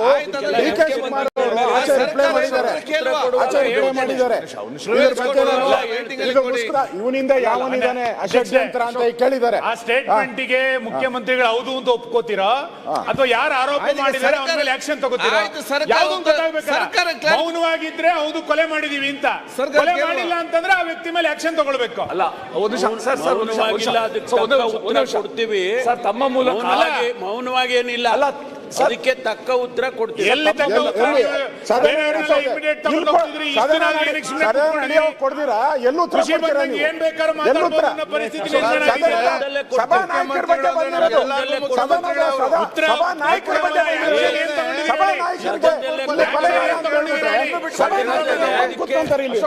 ಮುಖ್ಯಮಂತ್ರಿಗಳು ಮಾನ್ಯ ಈ ಸರ್ಕಾರಕ್ಕೆ ಗೃಹ ಸಚಿವರೇ, ಮರ್ಯಾದೆ ಇದೆ ಇಂಗ್ಲಿಷ್ ಅಲ್ಲಿ ತಿಮ್ಮಾರೋಡಿ ಅಂತ ಹೇಳಿದ್ದಾರೆ. ಬಂಧಿಸಬೇಕು ಸರ್ಕಾರ ಸೀವೇಜ್. ಇವತ್ತು ಸಾಮಾಜಿಕ ಜಾಲತಾಣದಲ್ಲಿ ಇವೆಲ್ಲನೂ ಕೂಡ ಅನ್ಟ್ರೀಟೆಡ್ ಸೀವೇಜ್ ಬರ್ತಾ ಇರೋದು. ಒಬ್ಬ ಮುಖ್ಯಮಂತ್ರಿ 28 ಮರ್ಡರ್ ಮಾಡಿದ್ದಾರೆ ಅಂತ ಒಬ್ಬ ವ್ಯಕ್ತಿ ಧೈರ್ಯವಾಗಿ ಹೇಳ್ಬೋದಾದ್ರೆ, if the government cannot take immediate action, ಏನಿದು how are we allowing it? ಮುಖ್ಯಮಂತ್ರಿಗಳಿಗೆ ವಿಧಾನಸೌಧದ 3ನೇ ಮಾಡಲಿರುವ ಒಬ್ಬ ವ್ಯಕ್ತಿ 28 ಮರ್ಡರ್ ಮಾಡಿದ್ದಾರೆ ಅಂತ ಧೈರ್ಯವಾಗಿ ಬಂದು ಸೋಷಿಯಲ್ ಮೀಡಿಯಾ ಮುಂದೆ ಹೇಳುವಾಗ how can the government tolerate? ಮಾನ್ಯ ಸರ್ಕಾರ ಅಣ್ಣ ಒಂದೇ ಒಂದು ನಿಮಿಷ ಅಧ್ಯಕ್ಷರೇ, ಅಲ್ಲ ಸಂಬಂಧಪಟ್ಟಿದೆ ಸರ್, ಒಂದೇ ನಿಮಿಷ. ಈಗ ಇದಕ್ಕೆ ಮುಂದುವರಿದ ಭಾಗವಾಗಿ ಕಳೆದ ಸರಿ ನಾನು ಒಬ್ಬ ಅಡ್ವೊಕೇಟ್ ಈ ಥರ ಎಲ್ಲ ಮಾಡ್ತಾವ್ರೆ ಅಂತೇಳಿ ನಾನು ಅಸೆಂಬ್ಲಿಯಲ್ಲಿ ಮಾತಾಡಿದೆ ಅಧ್ಯಕ್ಷರೇ, ಜಗದೀಶ್ ಅಂತೇಳಿ. ಅವನು ಅದ್ರ ಬಗ್ಗೆ ನಾನಿಲ್ಲಿ ಮಾತಾಡಿರೋದು ನನ್ನ ಹಕ್ಕು, ಒಂದು ಹಕ್ಕು ನಾನು ಅಸೆಂಬ್ಲಿಯಲ್ಲಿ ಮಾತಾಡಿದ್ದೀನಿ. ಅದಾದಮೇಲೆ ನೆಕ್ಸ್ಟ್ ಹೇಳ್ತಾನೆ, ಅಸೆಂಬ್ಲಿಯಲ್ಲಿ ಒಬ್ಬ ಅಯೋಗ್ಯ ಮಾತಾಡೋನೆ, ನಾನು ಮುಖ್ಯಮಂತ್ರಿ ಆಗೋದಕ್ಕೆ ಏನೇನು ಬೇಕೋ ಅಲ್ಲೆಲ್ಲ ಮಾಡಿ ನನ್ನ ಹೆಸರು ಅಲ್ಲೆಲ್ಲ ಓಡ್ತು, ಮುಂದೆ ಮುಖ್ಯಮಂತ್ರಿ ಆಗಿ ಬರೋದಕ್ಕೆ ಅವ್ನು ಮಾತಾಡೋನೆ ಅಂತೇಳಿ ಒಂದು ಮಾತಾಡೋನೆ. ಧರ್ಮಸ್ಥಳಕ್ಕೆ ನಾವು ಹೋಗಿ ಬಂದ್ವಿ ಅಧ್ಯಕ್ಷರೇ, ಯಾವುದೋ ನಾವು ಪಕ್ಷದ ಜೈಕಾರ ಹಾಕಿಲ್ಲ, ಪಕ್ಷದ ಪರವಾಗಿಲ್ಲ, ನಾವೆಲ್ಲ ಕೂಡ ಭಕ್ತರಾಗಿ ಹೋಗಿ ಬಂದಿದ್ದೀವಿ, ತಾವು ಹೋಗ್ತೀರಿ, ನಮ್ದೇನು ಅದರಲ್ಲಿ ಯಾವತ್ತೂ ನಾವು ಅದರಲ್ಲಿ ರಾಜಕೀಯ ಮಾಡಿಲ್ಲ ಆ ಕಡೆ ಹೇಳ್ದಂಗೆ. ಅದಾದಮೇಲೆ 100 ಕೋಟಿ ರೂಪಾಯಿ ಧರ್ಮಸ್ಥಳದ ವೀರೇಂದ್ರ ಹೆಗ್ಗಡೆ ಹತ್ರ ಬ್ಲ್ಯಾಕ್ ಮನಿ ಇಟ್ಟವನೆ ಅಂತೇಳಿ ಓಪನ್ ಆಗಿ ಹೇಳ್ದ, ಅದು ಹೋಗ್ಲಿ. ನೆನ್ನೆ ಅಲ್ಲೆಲ್ಲೋ ಬ್ರಿಡ್ಜ್ ಮೇಲೆ ನಿಂತ್ಕೊಂಡು ಅಳಾಳ್ಸಂದ್ರದ್ದು ಯಾವುದೋ ಒಂದು ಜಾಗ ತೋರಿಸ್ಬಿಟ್ಟು, ಈ ಜಾಗ ಧರ್ಮಸ್ಥಳದವ್ರದ್ದು ವೀರೇಂದ್ರ ಹೆಗ್ಗಡೆ ಅವ್ರ ಫ್ಯಾಮಿಲಿದು, ಇವನು ಡಿನೋಟಿಫಿಕೇಶನ್ ಮಾಡಿಬಿಟ್ಟು ಬೇರೆಯವ್ರಿಗೆ ಮಾರಿಸವನೆ ಅಂತೇಳಿ ಮಾಡೋನು. ದಿನ ಅದಾಗ್ತಾ ಇದೆ. ನನ್ನ ಹಕ್ಕುಗಳಿಗೆ ಚ್ಯುತಿ ತರ್ತಾವನೆ. ನಾನು ಅಸೆಂಬ್ಲಿಯಲ್ಲಿ ಮಾತಾಡಿರೋ ಅಂಥ ವಿಚಾರಗಳು ಕೂಡ ಮಾತಾಡಿದ್ರೆ ನಾನು ಇನ್ನೆಲ್ಲಿ ಮಾತಾಡಬೇಕು? ಅದಕ್ಕೆ ನಾನು ಹಕ್ಕುಚ್ಯುತಿದು ರೆಕಾರ್ಡ್ ಸಮೇತ ತಮ್ಮ ಕೊಡ್ತಾ ಇದ್ದೀನಿ. ದಯವಿಟ್ಟು ತಾವಿಲ್ಲಿ ಹಕ್ಕುಚ್ಯುತಿಗೆ ಆ ಲಾಯರ್ ಜಗದೀಶ್ ಅವ್ರದ್ದು ಏನಿದೆಯೋ ಅದೇ ರೀತಿಯಲ್ಲಿ ಆ ತಿಮ್ರೋಡಿದು ಏನು ಹೇಳಿದ್ರು ದಯವಿಟ್ಟು ಮಂಡಿಸ್ಬೇಕು ಅಂತಕ್ಕಂಥದ್ದು ಈ ರೆಕಾರ್ಡ್ಸ್ ಕೊಡ್ತಾ ಇದ್ದೀನಿ. ಈಗ ಅನೌನ್ಸ್ ಮಾಡಬೇಕು.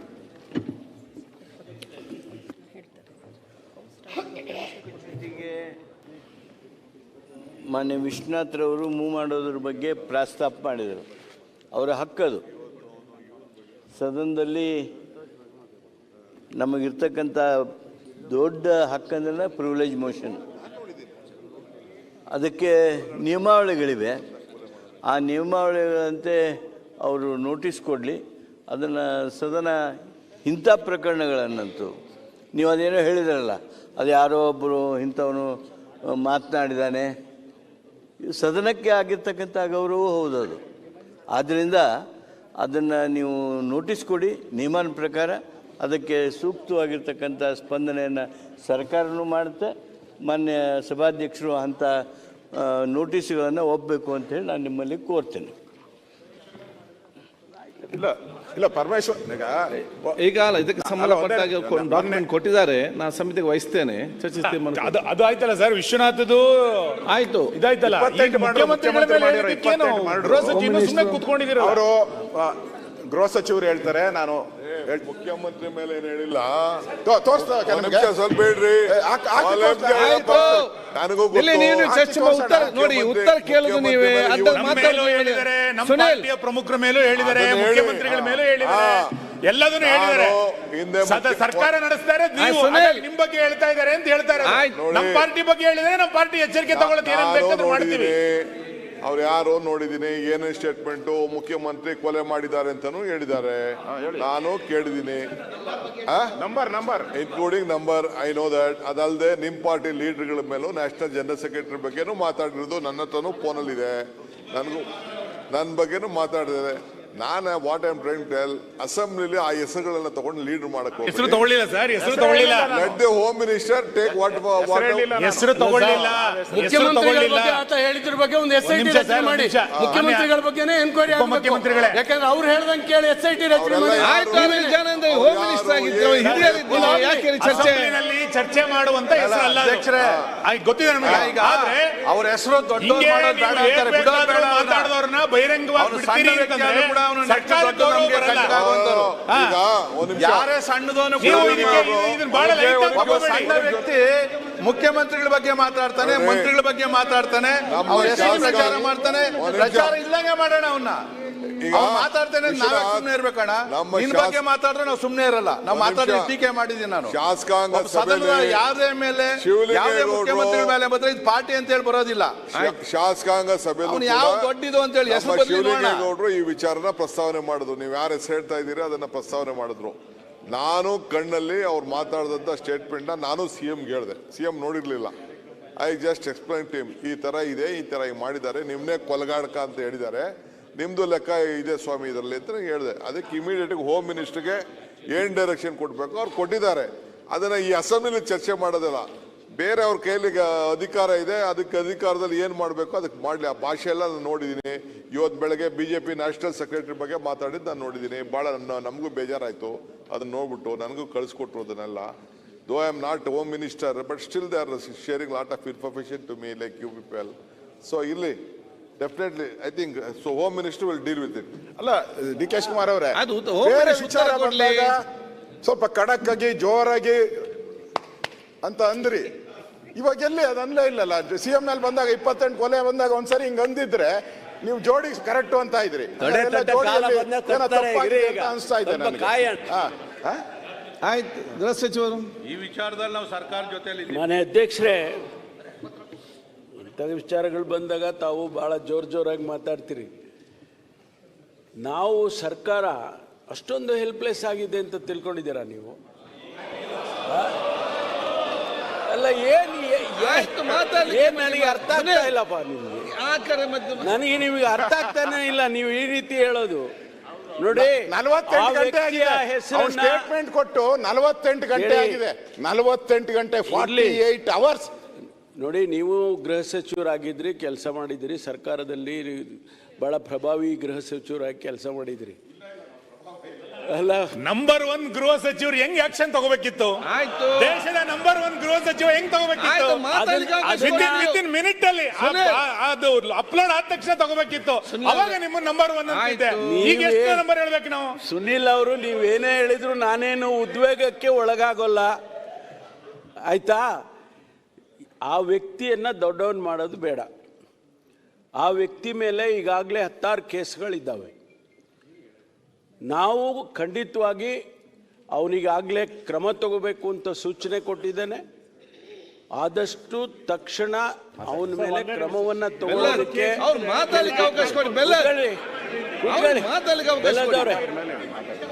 ಆದ್ರಿಂದ ಯಾರನ್ನ ಇಂಥ ವ್ಯಕ್ತಿಗಳನ್ನ ಸಮಾಜದಲ್ಲಿ ಬಿಡೋದಕ್ಕೆ ಸಾಧ್ಯನೇ ಇಲ್ಲ.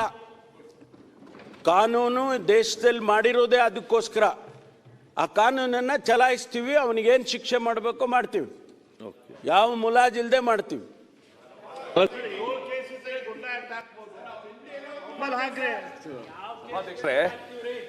ಡಿ ಕೆ ಶಿವಕುಮಾರ್ ಅವರು ಚೆನ್ನಾಗಿ ಗೊತ್ತಿದೆ.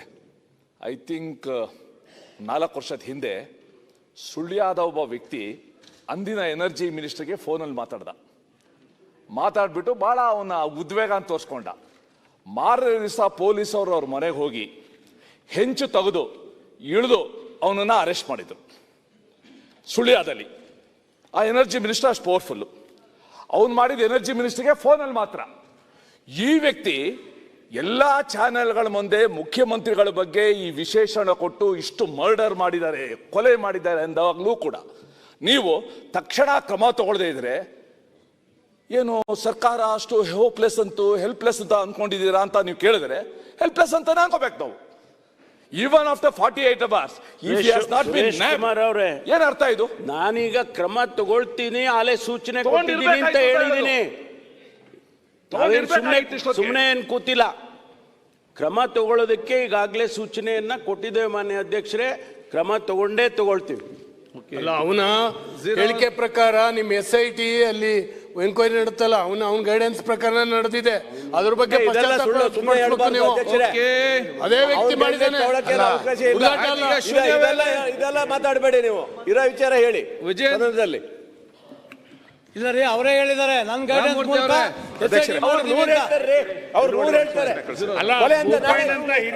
ಮಾತಾಡಿದ್ರೆ ಗೋಪಾಲ್ ಕೃಷ್ಣ, ನೀವೆಲ್ಲ ಯಾಕೆ ಫಸ್ಟ್ ಕ್ವಶನ್ ಅವರಲ್ಲಿ 1.5 ಗಂಟೆ ಆಗಿದೆ, ಮತ್ತೆ ಎದ್ದು ಮಾತಾಡ್ತೀವಿ. ಬಿಲ್ ಮಾಡಿಸ್ಬೇಕೀಗ. ಮಾನ್ಯ ಸಭಾಧ್ಯಕ್ಷರೇ, ತಮ್ಮ ಮೂಲಕ ರಾಜ್ಯ ಸರ್ಕಾರಕ್ಕೆ ಸದಸ್ಯ CLP ಪ್ರಮುಖವಾಗಿರ್ತಕ್ಕಂಥ ವಿಚಾರವನ್ನ ಗಮನಕ್ಕೆ ತರೋದಕ್ಕೆ ಇಚ್ಛೆ ಪಡ್ತೇನೆ. ಆಶ್ರಯ ಸಮಿತಿ ಯೋಜನೆ ಅಡಿಯಲ್ಲಿ ಪರಿಶಿಷ್ಟ ಸರ್ಕಾರ ಅಷ್ಟೊಂದು ಹೆಲ್ಪ್ಲೆಸ್ ಆಗಿದೆ ಅಂತ ತಿಳ್ಕೊಂಡಿದ್ದೀರಾ ನೀವು? ಅಲ್ಲ, ರಾಜ್ಯದ ಮುಖ್ಯಮಂತ್ರಿ 28 ಕೊಲೆ ಮಾಡಿದ್ದಾರೆ ಅಂತೇಳಿ ಸ್ಟೇಟ್ಮೆಂಟ್ ಮಾಡಿದ್ದಾರೆ. ಸನ್ಮಾನ್ಯ DK ಶಿವಕುಮಾರ್ ಅವರು ಮುಂದೆ ಬಂದು ಉತ್ತರ ಕೊಡಬೇಕು. ಅದನ್ನೇ ಕೇಳ್ತಾ ಇದ್ದೀನಿ. ಸನ್ಮಾನ್ಯ ಅಧ್ಯಕ್ಷರೇ, ಈ ತರ ಸದನ ನಡೆಯುವಾಗ ಒಬ್ಬ ರಾಜ್ಯದ ಮುಖ್ಯಮಂತ್ರಿಗೆ 28 ಕೊಲೆ ಆಗಿದೆ ಅಂತ ಹೇಳಿದ್ರೆ ಈ ರಾಜ್ಯದಲ್ಲಿ ಏನು ಗೂಂಡಾ ರಾಜ್ಯ ನಡೀತಾ ಇದೆ ಇದು? ಹಾಗಾದ್ರೆ ಯಾರು ಬೇಕಾದರೂ ಏನು ಹೇಳ್ಬೋದ? ಈಗ ಅವ್ರು ಯಾವ ವ್ಯಕ್ತಿ SIT ಮಾಡಬೇಕು ಅಂತ ಮುಖ್ಯಮಂತ್ರಿಗಳ ಮೇಲೆ ಪ್ರಭಾವ ಬೀರಿದ್ರು, ಅದೇ ಟೀಮ್ ಪ್ರೆಸ್ ಮೀಟ್ ಮಾಡಿ ಕೂತ್ಕೊಂಡು ಪ್ರೆಸ್ ಮೀಟ್ ಮಾಡಿ ಇವತ್ತು ಅಲ್ಲ ಹೇಳ್ಬಿಡ್ತೀನಿ, ಮುಖ್ಯಮಂತ್ರಿ ಮೇಲೆ ಆಪಾದನೆ. ಹಂಗಾರೆ ಮುಖ್ಯಮಂತ್ರಿ 28 ಕೊಲೆ ಮಾಡಿದ್ದಾರೆ ಅಂತ ತಿಳ್ಕೊಬೇಕಾ? ನಾವು ಯಾರು ನಾವು ಕೊಲೆಗಡಕರು ಅಂತ ಹೇಳ್ಬೇಕಾ ಮುಖ್ಯಮಂತ್ರಿನ? ಸಾಧ್ಯ ಹೇಳಿ ನೀವೇ, ಇಲ್ಲೆಲ್ಲರೂ ಇದ್ದಾರೆ. ಏನಾಗಾರಿ ಏನು ಈಗ ನಾನು ಹೇಳೋವಂಥದ್ದು, ಸದನ ನಡೆಯುವಾಗ ಈ ಥರ ಅವನ ಮೇಲೂ SIT ರಚನೆ ಮಾಡ್ತೀರಾ? ಈಗ ಅವನಿಗೊಂದು ಮುಸ್ಕ್ ಹಾಕ್ತೀರಾ? ಇನ್ನು 15 ದಿನ ಅದೇ ಸೀರಿಯಲ್ ನಡೀತತ? ಅವ್ನು ಹೇಳಿದ ಕಡೆ ಎಲ್ಲ ಗುಂಡಿ ತೆಗಿತೀರಾ ನೀವು? ಏನು ಮುಖ್ಯಮಂತ್ರಿ ಮೇಲೆ ಆಪಾದನೆ ಮಾಡಿದ್ರು ಏನು ಈ ಸರ್ಕಾರಕ್ಕೆ ಕಿವಿನೂ ಕೇಳಿಸಲ್ಲ, ಕಿವಿನೂ ಇಲ್ಲ, ಏನೂ ಇಲ್ಲ. ಈಗ ಮಾಡಿದ್ದೀರಿ, ರೈಟಿಂಗ್ ಅಲ್ಲಿ ಕೊಡಿ, ಡಾಕ್ಯುಮೆಂಟ್ ಕೊಡಿ ಅಂತ ಹೇಳ್ತಾರೆ. ಆಗ್ಲೇ ರಿಪ್ಲೈ ಮಾಡಿದ್ದಾರೆ ಇದ್ರ ಬಗ್ಗೆ. ನಾನಲ್ಲ, DK ಶಿವಕುಮಾರ್ ಅವರು ಆಚೆ ರಿಪ್ಲೈ ಮಾಡಿದ್ದಾರೆ. ಇವನಿಂದ ಯಾವನಿದ್ದಾನೆ ಅಷಡ್ಯಂತ್ರ ಅಂತ ಕೇಳಿದ್ದಾರೆ. ಆ ಸ್ಟೇಟ್ಮೆಂಟ್ಗೆ ಮುಖ್ಯಮಂತ್ರಿಗಳು ಹೌದು ಅಂತ ಒಪ್ಕೋತೀರಾ ಅಥವಾ ಯಾರು ಆರೋಪ ಮಾಡಿದ್ದಾರೆ ಅವ್ರ ಮೇಲೆ ಆಕ್ಷನ್ ತಗೋತೀರಾ? ಮೌನವಾಗಿದ್ರೆ ಹೌದು ಕೊಲೆ ಮಾಡಿದೀವಿ ಅಂತ, ಕೊಲೆ ಮಾಡಿಲ್ಲ ಅಂತಂದ್ರೆ ಆ ವ್ಯಕ್ತಿ ಮೇಲೆ ಆಕ್ಷನ್ ತಗೊಳ್ಬೇಕು. ಅಲ್ಲ, ಕೊಡ್ತೀವಿ ತಮ್ಮ ಮೂಲಕ. ಮೌನವಾಗಿ ಏನಿಲ್ಲ, ಅದಕ್ಕೆ ತಕ್ಕ ಉತ್ತರ ಕೊಡ್ತೀವಿ. ಕೊಡ್ತೀರಾ? ಎಲ್ಲೂ ಏನ್ ಬೇಕಾದ್ರೂ ಮಾತಾಡೋ ಪರಿಸ್ಥಿತಿ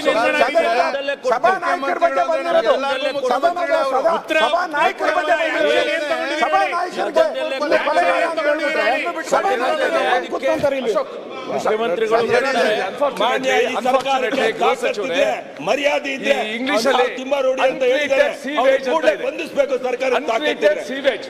ಇವತ್ತು ಸಾಮಾಜಿಕ ಜಾಲತಾಣದಲ್ಲಿ ಇವೆಲ್ಲನೂ ಕೂಡ ಅನ್ಟ್ರೀಟೆಡ್ ಸೀವೇಜ್ ಬರ್ತಾ ಇರೋದು. ಒಬ್ಬ ಮುಖ್ಯಮಂತ್ರಿ 28 ಮರ್ಡರ್ ಮಾಡಿದ್ದಾರೆ ಅಂತ ಒಬ್ಬ ವ್ಯಕ್ತಿ ಧೈರ್ಯವಾಗಿ ಹೇಳ್ಬೋದಾದ್ರೆ, if the government cannot take immediate action, ಏನಿದು? How are we allowing it? ಮುಖ್ಯಮಂತ್ರಿಗಳಿಗೆ ವಿಧಾನಸೌಧದ 3ನೇ ಮಾಡಲಿರುವ ಒಬ್ಬ ವ್ಯಕ್ತಿ 28 ಮರ್ಡರ್ ಮಾಡಿದ್ದಾರೆ ಅಂತ ಧೈರ್ಯವಾಗಿ ಬಂದು ಸೋಷಿಯಲ್ ಮೀಡಿಯಾ ಮುಂದೆ ಹೇಳುವಾಗ, how can the government tolerate? ಮನೆ ಸರ್ಕಾರ ಅಣ್ಣ ಒಂದೇ ಒಂದು ನಿಮಿಷ ಅಧ್ಯಕ್ಷರೇ, ಸಂಬಂಧಪಟ್ಟಿದೆ ಸರ್, ಒಂದೇ ನಿಮಿಷ. ಈಗ ಇದಕ್ಕೆ ಮುಂದುವರಿದ ಭಾಗವಾಗಿ ಕಳೆದ ಸರಿ ನಾನು ಒಬ್ಬ ಅಡ್ವೊಕೇಟ್ ಈ ಥರ ಎಲ್ಲ ಮಾಡ್ತಾವ್ರೆ ಅಂತೇಳಿ ನಾನು ಅಸೆಂಬ್ಲಿಯಲ್ಲಿ ಮಾತಾಡಿದೆ ಅಧ್ಯಕ್ಷರೇ, ಜಗದೀಶ್ ಅಂತೇಳಿ. ಅವನು ಅದ್ರ ಬಗ್ಗೆ ನಾನಿಲ್ಲಿ ಮಾತಾಡಿರೋದು ನನ್ನ ಹಕ್ಕು, ಒಂದು ಹಕ್ಕು ನಾನು ಅಸೆಂಬ್ಲಿಯಲ್ಲಿ ಮಾತಾಡಿದ್ದೀನಿ.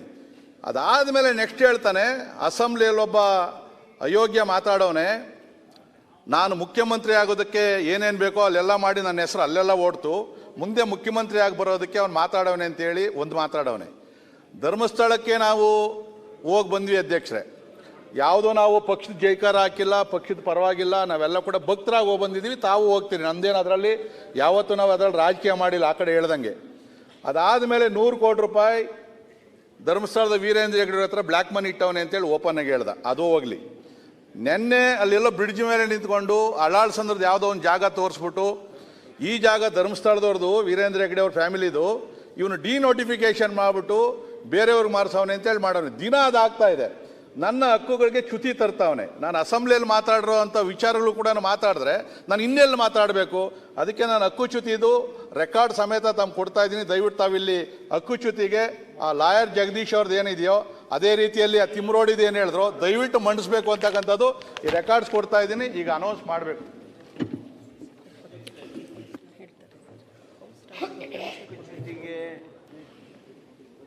ಮಾನ್ಯ ವಿಶ್ವನಾಥ್ರವರು ಮೂವ್ ಮಾಡೋದ್ರ ಬಗ್ಗೆ ಪ್ರಸ್ತಾಪ ಮಾಡಿದರು. ಅವರ ಹಕ್ಕದು. ಸದನದಲ್ಲಿ ನಮಗಿರ್ತಕ್ಕಂಥ ದೊಡ್ಡ ಹಕ್ಕಂದ್ರೆ ಪ್ರಿವಿಲೇಜ್ ಮೋಷನ್. ಅದಕ್ಕೆ ನಿಯಮಾವಳಿಗಳಿವೆ.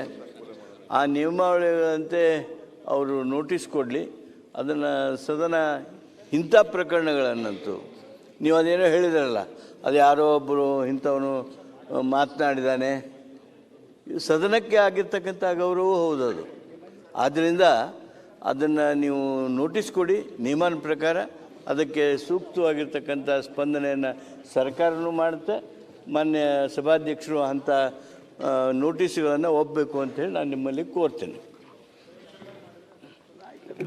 ಇಲ್ಲ ಪರಮೇಶ್ವರ್ ಈಗ ಇದಕ್ಕೆ ಸಂಬಂಧಪಟ್ಟಾಗ ಡಾಕ್ಯುಮೆಂಟ್ ಕೊಟ್ಟಿದ್ದಾರೆ, ನಾನು ಸಮಿತಿಗೆ ವಹಿಸ್ತೇನೆ, ಚರ್ಚಿಸ್ತೇನೆ. ಅದು ಆಯ್ತಲ್ಲ ಸರ್, ವಿಶ್ವನಾಥದ್ದು ಆಯ್ತು, ಇದಾಯ್ತಲ್ಲ.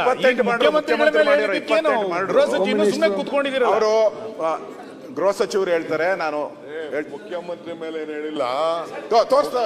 ಸ್ವಲ್ಪ ಹೇಳ್ರಿ, ಉತ್ತರ ಕೇಳುದು ನೀವೇ. ನಮ್ಮ ಪಾರ್ಟಿಯ ಪ್ರಮುಖರ ಮೇಲೂ ಹೇಳಿದ್ದಾರೆ, ಮುಖ್ಯಮಂತ್ರಿಗಳ ಮೇಲೂ ಹೇಳಿದ್ದಾರೆ, ಎಲ್ಲದನ್ನು ಹೇಳಿದ್ದಾರೆ. ಸರ್ಕಾರ ನಡೆಸ್ತಾರೆ, ನಿಮ್ ಬಗ್ಗೆ ಹೇಳ್ತಾ ಇದ್ದಾರೆ ಅಂತ ಹೇಳ್ತಾರೆ. ನಮ್ಮ ಪಾರ್ಟಿ ಬಗ್ಗೆ ಹೇಳಿದರೆ ನಮ್ಮ ಪಾರ್ಟಿ ಎಚ್ಚರಿಕೆ ತಗೊಳ್ಳೋದು ಏನೇನು ಬೇಕಾದ್ರೂ ಮಾಡ್ತೀವಿ. ಅವ್ರು ಯಾರು ನೋಡಿದೀನಿ, ಏನೇನು ಸ್ಟೇಟ್ಮೆಂಟು, ಮುಖ್ಯಮಂತ್ರಿ ಕೊಲೆ ಮಾಡಿದ್ದಾರೆ ಅಂತಾನು ಹೇಳಿದ್ದಾರೆ. ನಾನು ಕೇಳಿದೀನಿ, number including number, I know that. ಅದಲ್ಲದೆ ನಿಮ್ ಪಾರ್ಟಿ ಲೀಡರ್ಗಳ ಮೇಲೂ, ನ್ಯಾಷನಲ್ ಜನರಲ್ ಸೆಕ್ರೆಟರಿ ಬಗ್ಗೆನೂ ಮಾತಾಡಿರೋದು ನನ್ನ ಹತ್ರನೂ ಫೋನಲ್ಲಿ ಇದೆ. ನನ್ನ ಬಗ್ಗೆನೂ ಮಾತಾಡಿದೆ. ನಾನು what I am trying to tell, ಅಸೆಂಬ್ಲಿಲಿ ಆ ಹೆಸರುಗಳನ್ನ ತಗೊಂಡು ಲೀಡರ್ ಮಾಡಕ್ಕೆ ಹೆಸರು ತಗೊಳ್ಳಿಲ್ಲ ಸರ್, ಹೆಸರು ತಗೊಳ್ಳಿಲ್ಲ. Let the home minister take what ಹೆಸರು ತಗೊಳ್ಳಿಲ್ಲ. ಮುಖ್ಯಮಂತ್ರಿಗಳ ಬಗ್ಗೆ ಆತ ಹೇಳಿದ್ರ ಬಗ್ಗೆ ಒಂದು SIT ರಚನೆ ಮಾಡಿ, ಮುಖ್ಯಮಂತ್ರಿಗಳ ಬಗ್ಗೆನೇ ಎನ್ಕ್ವೈರಿ ಆಗಬೇಕು. ಯಾಕಂದ್ರೆ ಅವ್ರು ಹೇಳ್ದಂಗೆ ಕೇಳಿ SIT ರಚನೆ ಮಾಡಿ. ಹೋಮ್ ಮಿನಿಸ್ಟರ್ ಆಗಿದ್ರು, ಯಾಕೆ ಚರ್ಚೆ ಮಾಡುವಂತ ಹೆಸರಲ್ಲ ಗೊತ್ತಿದೆ ನಮಗೆ. ಆದ್ರೆ ಅವ್ರ ಹೆಸರು ದೊಡ್ಡ ಮಾತಾಡಿದವ್ರನ್ನ ಬಹಿರಂಗವಾಗಿ ಯಾರೇ ಸಣ್ಣದವನು ಸಣ್ಣ ವ್ಯಕ್ತಿ ಮುಖ್ಯಮಂತ್ರಿಗಳ ಬಗ್ಗೆ ಮಾತಾಡ್ತಾನೆ, ಮಂತ್ರಿಗಳ ಬಗ್ಗೆ ಮಾತಾಡ್ತಾನೆ, ಅವ್ರ ಹೆಸರು ಪ್ರಚಾರ ಮಾಡ್ತಾನೆ. ಪ್ರಚಾರ ಇಲ್ಲಂಗೆ ಮಾಡೋಣ ಅವನ್ನ. ಮಾತಾಡ್ತೇನೆ, ನಾವೇ ಸುಮ್ಮನೆ ಇರ್ಬೇಕಣ್ಣ. ನಿನ್ ಬಗ್ಗೆ ಮಾತಾಡಿದ್ರೆ ನಾವು ಸುಮ್ಮನೆ ಇರಲ್ಲ. ನಾವು ಮಾತಾಡಿ ಟೀಕೆ ಮಾಡಿದೀನಿ ನಾನು. ಶಾಸಕಾಂಗ ಸದನದ ಯಾರೇ ಮೇಲೆ, ಯಾವುದೇ ಮುಖ್ಯಮಂತ್ರಿಗಳ ಮೇಲೆ ಬಂದ್ರೆ ಇದು ಪಾರ್ಟಿ ಅಂತ ಹೇಳಿ ಬರೋದಿಲ್ಲ. ಶಾಸಕಾಂಗ ಸಭೆ ಯಾವ ದೊಡ್ಡದು ಅಂತ ಹೇಳಿ ಹೆಸರು ಶಿವಲಿಂಗೇಗೌಡರು ಈ ವಿಚಾರನ ಪ್ರಸ್ತಾವನೆ ಮಾಡಿದ್ರು. ನೀವು ಯಾರು ಹೆಸರು ಹೇಳ್ತಾ ಇದ್ದೀರಿ ಅದನ್ನ ಪ್ರಸ್ತಾವನೆ ಮಾಡಿದ್ರು. ನಾನು ಕಣ್ಣಲ್ಲಿ ಅವ್ರು ಮಾತಾಡಿದಂಥ ಸ್ಟೇಟ್ಮೆಂಟ್ನ ನಾನು CMಗೆ ಹೇಳಿದೆ. CM ನೋಡಿರ್ಲಿಲ್ಲ. I just explain to him, ಈ ತರ ಇದೆ, ಈ ತರ ಮಾಡಿದ್ದಾರೆ, ನಿಮ್ನೆ ಕೊಲಗಾಡಕ ಅಂತ ಹೇಳಿದ್ದಾರೆ, ನಿಮ್ದು ಲೆಕ್ಕ ಇದೆ ಸ್ವಾಮಿ ಇದರಲ್ಲಿ ಅಂತ ಹೇಳಿದೆ. ಅದಕ್ಕೆ ಇಮಿಡಿಯೇಟ್ ಹೋಮ್ ಮಿನಿಸ್ಟರ್ಗೆ ಏನ್ ಡೈರೆಕ್ಷನ್ ಕೊಡ್ಬೇಕು ಅವ್ರು ಕೊಟ್ಟಿದ್ದಾರೆ. ಅದನ್ನ ಈ ಅಸೆಂಬ್ಲಿಲಿ ಚರ್ಚೆ ಮಾಡೋದಿಲ್ಲ. ಬೇರೆ ಅವ್ರ ಕೈಲಿ ಅಧಿಕಾರ ಇದೆ, ಅದಕ್ಕೆ ಅಧಿಕಾರದಲ್ಲಿ ಏನು ಮಾಡಬೇಕು ಅದಕ್ಕೆ ಮಾಡಲಿ. ಆ ಭಾಷೆ ಎಲ್ಲ ನಾನು ನೋಡಿದ್ದೀನಿ. ಇವತ್ತು ಬೆಳಗ್ಗೆ BJP ನ್ಯಾಷನಲ್ ಸೆಕ್ರೆಟರಿ ಬಗ್ಗೆ ಮಾತಾಡಿದ್ದು ನಾನು ನೋಡಿದ್ದೀನಿ. ಭಾಳ ನಮಗೂ ಬೇಜಾರಾಯಿತು ಅದನ್ನು ನೋಡ್ಬಿಟ್ಟು. ನನಗೂ ಕಳಿಸ್ಕೊಟ್ರು ಅದನ್ನೆಲ್ಲ. Though I am not home minister, but still they are sharing lot of information to me like you people. So ಇಲ್ಲಿ definitely I think so home minister will deal with it. ಅಲ್ಲ DK ಶಿವಕುಮಾರ್ ಅವರೇ, ಬೇರೆ ವಿಚಾರ ಬಂದಾಗ ಸ್ವಲ್ಪ ಖಡಕ್ ಆಗಿ ಜೋರಾಗಿ ಅಂತ ಅಂದ್ರಿ. ಇವಾಗ ಎಲ್ಲಿ ಅದು ಅನ್ಲೇ ಇಲ್ಲಲ್ಲ. CM ಮೇಲೆ ಬಂದಾಗ 28 ಕೊಲೆ ಬಂದಾಗ ಒಂದ್ಸರಿ ಹಿಂಗ್ ಅಂದಿದ್ರೆ ನೀವು ಜೋಡಿ ಕರೆಕ್ಟ್ ಅಂತ ಇದ್ರಿ. ಅನಿಸ್ತಾ ಇದೆ ನನಗೆ. ಆಯ್ತು, ಗೃಹ ಸಚಿವರು ಈ ವಿಚಾರದಲ್ಲಿ ನಾವು ಸರ್ಕಾರ ಜೊತೆಲಿ. ಮಾನ್ಯ ಅಧ್ಯಕ್ಷರೇ, ಇಂಥ ವಿಚಾರಗಳು ಬಂದಾಗ ತಾವು ಭಾಳ ಜೋರಾಗಿ ಮಾತಾಡ್ತೀರಿ. ನಾವು ಸರ್ಕಾರ ಅಷ್ಟೊಂದು ಹೆಲ್ಪ್ಲೆಸ್ ಆಗಿದೆ ಅಂತ ತಿಳ್ಕೊಂಡಿದ್ದೀರಾ ನೀವು? ಅಲ್ಲ, ನನಗೆ ಅರ್ಥ ಆಗ್ತಾ ಇಲ್ಲಪ್ಪ. ನನಗೆ ನಿಮಗೆ ಅರ್ಥ ಆಗ್ತಾನೆ ಇಲ್ಲ ನೀವು ಈ ರೀತಿ ಹೇಳೋದು. ನೋಡಿ, 48 ಗಂಟೆ ಆಗಿದೆ ಸ್ಟೇಟ್ಮೆಂಟ್ ಕೊಟ್ಟು. 48 ಗಂಟೆ ಆಗಿದೆ. 48 ಗಂಟೆ 48 ಅವರ್ಸ್. ನೋಡಿ, ನೀವು ಗೃಹ ಸಚಿವರಾಗಿದ್ರಿ, ಕೆಲಸ ಮಾಡಿದಿರಿ, ಸರ್ಕಾರದಲ್ಲಿ ಬಹಳ ಪ್ರಭಾವಿ ಗೃಹ ಸಚಿವರಾಗಿ ಕೆಲಸ ಮಾಡಿದಿರಿ. ಅಲ್ಲ, ನಂಬರ್ 1 ಗೃಹ ಸಚಿವರು ಹೆಂಗ್ ಆಕ್ಷನ್ ತಗೋಬೇಕಿತ್ತು? ಆಯ್ತು, ದೇಶದ ನಂಬರ್ 1 ಗೃಹ ಸಚಿವ ಹೆಂಗ್ ತಗೋಬೇಕಿತ್ತು? ವಿತಿನ್ ಮಿನಿಟ್ ಅಲ್ಲಿ ಅದು ಅಪ್ಲೋಡ್ ಆದ ತಕ್ಷಣ ತಗೋಬೇಕಿತ್ತು. ಅವಾಗ ನಿಮ್ಮ ನಂಬರ್ 1 ಅಂತಿದೆ. ಈಗ ಎಷ್ಟು ನಂಬರ್ ಹೇಳ್ಬೇಕು ನಾವು? ಸುನಿಲ್ ಅವರು, ನೀವೇನೇ ಹೇಳಿದ್ರು ನಾನೇನು ಉದ್ವೇಗಕ್ಕೆ ಒಳಗಾಗೋಲ್ಲ, ಆಯ್ತಾ? ಆ ವ್ಯಕ್ತಿಯನ್ನ ದೊಡ್ಡವನ್ ಮಾಡೋದು ಬೇಡ. ಆ ವ್ಯಕ್ತಿ ಮೇಲೆ ಈಗಾಗಲೇ 16 ಕೇಸ್ಗಳಿದ್ದಾವೆ. ನಾವು ಖಂಡಿತವಾಗಿ ಅವನಿಗಾಗಲೇ ಕ್ರಮ ತಗೋಬೇಕು ಅಂತ ಸೂಚನೆ ಕೊಟ್ಟಿದ್ದೇನೆ. ಆದಷ್ಟು ತಕ್ಷಣ ಅವನ ಮೇಲೆ ಕ್ರಮವನ್ನು ತಗೊಳ್ಳೋದಕ್ಕೆ ಅವ್ರು ಮಾತಾಡಲಿಕ್ಕೆ ಅವಕಾಶ ಕೊಡಿ.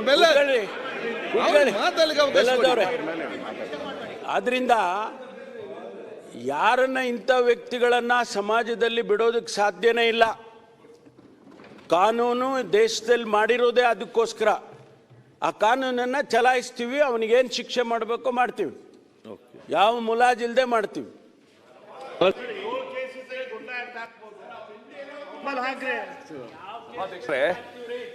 ಡಿ ಕೆ ಶಿವಕುಮಾರ್ ಅವ್ರು ಚೆನ್ನಾಗಿ ಗೊತ್ತಿದೆ. ಐ ಥಿಂಕ್ 4 ವರ್ಷದ ಹಿಂದೆ ಸುಳ್ಯದ ಒಬ್ಬ ವ್ಯಕ್ತಿ ಅಂದಿನ ಎನರ್ಜಿ ಮಿನಿಸ್ಟರ್ಗೆ ಫೋನಲ್ಲಿ ಮಾತಾಡ್ಬಿಟ್ಟು ಭಾಳ ಅವನ ಉದ್ವೇಗ ಅಂತ ತೋರಿಸ್ಕೊಂಡ. ಮಾರನೇ ದಿವಸ ಪೊಲೀಸ್ ಅವರು ಅವ್ರ ಮನೆಗೆ ಹೋಗಿ ಹೆಂಚು ತೆಗೆದು ಇಳಿದು ಅವನನ್ನು ಅರೆಸ್ಟ್ ಮಾಡಿದ್ರು ಸುಳ್ಯದಲ್ಲಿ. ಆ ಎನರ್ಜಿ ಮಿನಿಸ್ಟರ್ ಅಷ್ಟು ಪವರ್ಫುಲ್ಲು. ಅವನು ಮಾಡಿದ ಎನರ್ಜಿ ಮಿನಿಸ್ಟರ್ಗೆ ಫೋನಲ್ಲಿ ಮಾತ್ರ. ಈ ವ್ಯಕ್ತಿ ಎಲ್ಲ ಚಾನೆಲ್ಗಳ ಮುಂದೆ ಮುಖ್ಯಮಂತ್ರಿಗಳ ಬಗ್ಗೆ ಈ ವಿಶೇಷಣ ಕೊಟ್ಟು ಇಷ್ಟು ಮರ್ಡರ್ ಮಾಡಿದ್ದಾರೆ, ಕೊಲೆ ಮಾಡಿದ್ದಾರೆ ಅಂದಾಗಲೂ ಕೂಡ ನೀವು ತಕ್ಷಣ ಕ್ರಮ ತಗೊಳ್ಳದೇ ಇದ್ರೆ ಏನು ಸರ್ಕಾರ ಅಷ್ಟು ಹೋಪ್ಲೆಸ್ ಅಂತೂ ಹೆಲ್ಪ್ಲೆಸ್ ಅಂತ ಅನ್ಕೊಂಡಿದ್ದೀರಾ ಅಂತ ನೀವು ಕೇಳಿದ್ರೆ ಹೆಲ್ಪ್ಲೆಸ್ ಅಂತಾನೆ ಅನ್ಕೋಬೇಕು ನಾವು. ಈವನ್ ಆಫ್ಟರ್ 48 hours ಅವರೇ, ಏನ್ ಅರ್ಥ ಇದು? ನಾನೀಗ ಕ್ರಮ ತಗೊಳ್ತೀನಿ, ಆಲೆ ಸೂಚನೆ ಕೊಟ್ಟಿದ್ದೀನಿ ಅಂತ ಹೇಳಿದ್ದೀನಿ.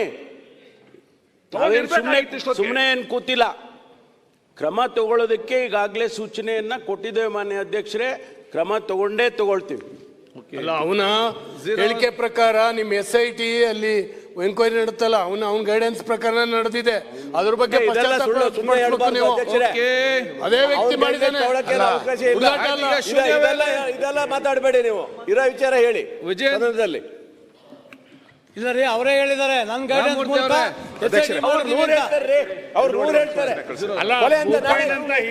ಮಾತಾಡಿದ್ರೆ ಗೋಪಾಲ್ ಕೃಷ್ಣ ನೀವೆಲ್ಲ ಯಾಕೆ ಫಸ್ಟ್ ಕ್ವಶನ್ ಅವರಲ್ಲಿ 1.5 ಗಂಟೆ ಆಗಿದೆ, ಮತ್ತೆ ಎದ್ದು ಮಾತಾಡ್ತೀವಿ. ಬಿಲ್ ಮಾಡಿಸ್ಬೇಕೀಗ. ಮಾನ್ಯ ಸಭಾಧ್ಯಕ್ಷರೇ, ತಮ್ಮ ಮೂಲಕ ರಾಜ್ಯ ಸರ್ಕಾರಕ್ಕೆ ಸದಸ್ಯ ಪ್ರಮುಖವಾಗಿರ್ತಕ್ಕಂಥ ವಿಚಾರವನ್ನ ಗಮನಕ್ಕೆ ತರೋದಕ್ಕೆ ಇಚ್ಛೆ ಪಡ್ತೇನೆ. ಇವತ್ತು ನಮ್ಮ ವಿಜಯನಗರ, ಕೊಪ್ಪಳ ಮತ್ತು ರಾಯಚೂರು ಮತ್ತು ಬಳ್ಳಾರಿ ಜಿಲ್ಲೆ ಜೀವನಾಡಿ ಆಗಿರ್ತಕ್ಕಂಥ ಗುಂಡು ತೋಪಲ್ ಮನೆ ಕಟ್ಕೊಂಡಿದ್ರು ಕೂಡ ನಾವು ಮಾಡ್ಕೊಡ್ತೇವೆ ಸರ್. ಅರಣ್ಯ ಇಲಾಖೆ ಮಾತಾಡ್ಬಿಡ್ತೀನಿ ಸರ್, 1 ನಿಮಿಷ ಪ್ಲೀಸ್ ಸರ್. ಪರಿಶಿಷ್ಟ ಪಂಗಡ ಇಲಾಖೆ ವತಿಯಿಂದ ಹಿಂದೆ ಅರಣ್ಯದಲ್ಲಿ ಯಾರ್ಯಾರು ವಾಸವಾಗಿದ್ರು ಅವ್ರಿಗೆ ಹೊರಗಡೆ ಆಗ್ತಂತ ಸಂದರ್ಭದಲ್ಲಿ ಆಶ್ರಯ ಸಮಿತಿ ಯೋಜನೆ ಅಡಿಯಲ್ಲಿ ಪರಿಶಿಷ್ಟ ಪಂಗಡ ಇಲಾಖೆಯಿಂದ ಅವ್ರಿಗೆ ಮನೆಗಳನ್ನ ಕಟ್ಕೊಟ್ರು ಸರ್. ಅವ್ರಿಗೂ ಕೂಡ ಯಾವುದೇ ರೀತಿ ಇನ್ನೂ ಕೂಡ ಹಕ್ಕು ಪತ್ರಗಳನ್ನ ಕೊಟ್ಟಿಲ್ಲ ಅಂತ ಮಾನ್ಯ ಕಂದಾಯ ಸಚಿವ ಇವನಿಂದ ಯಾವನಿದಾನೆ ಅಷಡ್ಯಂತ್ರ ಅಂತ ಕೇಳಿದ್ದಾರೆ. ಆ ಸ್ಟೇಟ್ಮೆಂಟ್ ಗೆ ಮುಖ್ಯಮಂತ್ರಿಗಳು ಹೌದು ಅಂತ ಒಪ್ಕೋತೀರಾ ಅಥವಾ ಯಾರು ಆರೋಪ ಮಾಡಿದ್ದಾರೆ ಅವ್ರ ಮೇಲೆ ಆಕ್ಷನ್ ತಗೋತೀರಾ? ಮೌನವಾಗಿದ್ರೆ ಹೌದು ಕೊಲೆ ಮಾಡಿದೀವಿ ಅಂತ, ಕೊಲೆ ಮಾಡಿಲ್ಲ ಅಂತಂದ್ರೆ ಆ ವ್ಯಕ್ತಿ ಮೇಲೆ ಆಕ್ಷನ್ ತಗೊಳ್ಬೇಕು. ಅಲ್ಲ, ಕೊಡ್ತೀವಿ ತಮ್ಮ ಮೂಲಕ. ಮೌನವಾಗಿ ಏನಿಲ್ಲ, ಅದಕ್ಕೆ ತಕ್ಕ ಉತ್ತರ ಕೊಡ್ತೀವಿ. ಕೊಡ್ತೀರಾ? ಎಲ್ಲೂ ಏನ್ ಬೇಕಾದ್ರೂ ಮಾತಾಡಬಹುದು ಪರಿಸ್ಥಿತಿ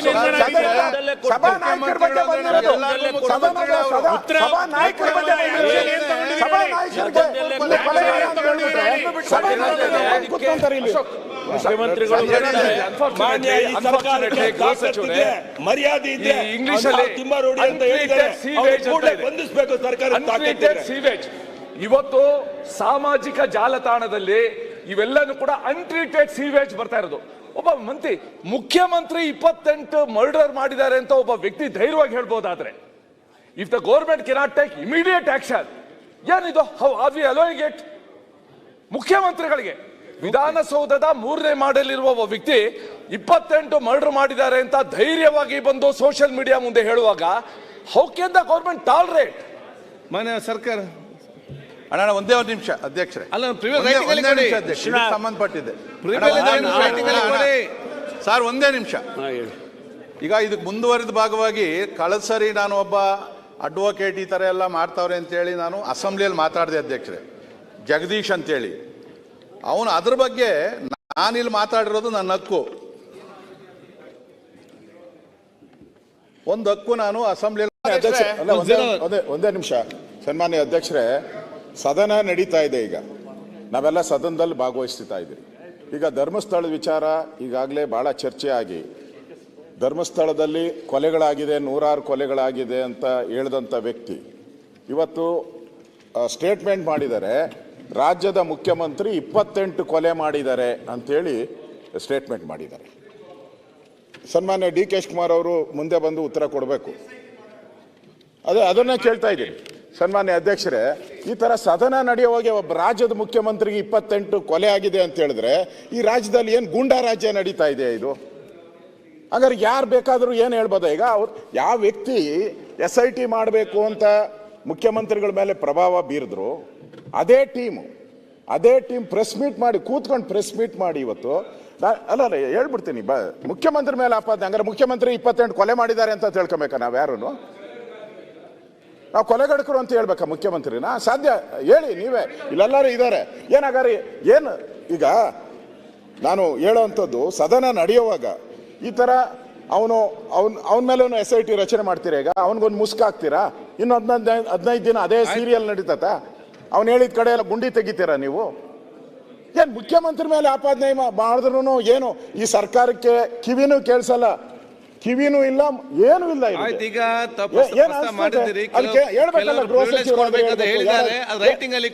ಡಾಕ್ಯುಮೆಂಟ್ ಕೊಡಿ ಅಂತ ಹೇಳ್ತಾರೆ, ಆಗ್ಲೇ ರಿಪ್ಲೈ ಮಾಡಿದ್ದಾರೆ.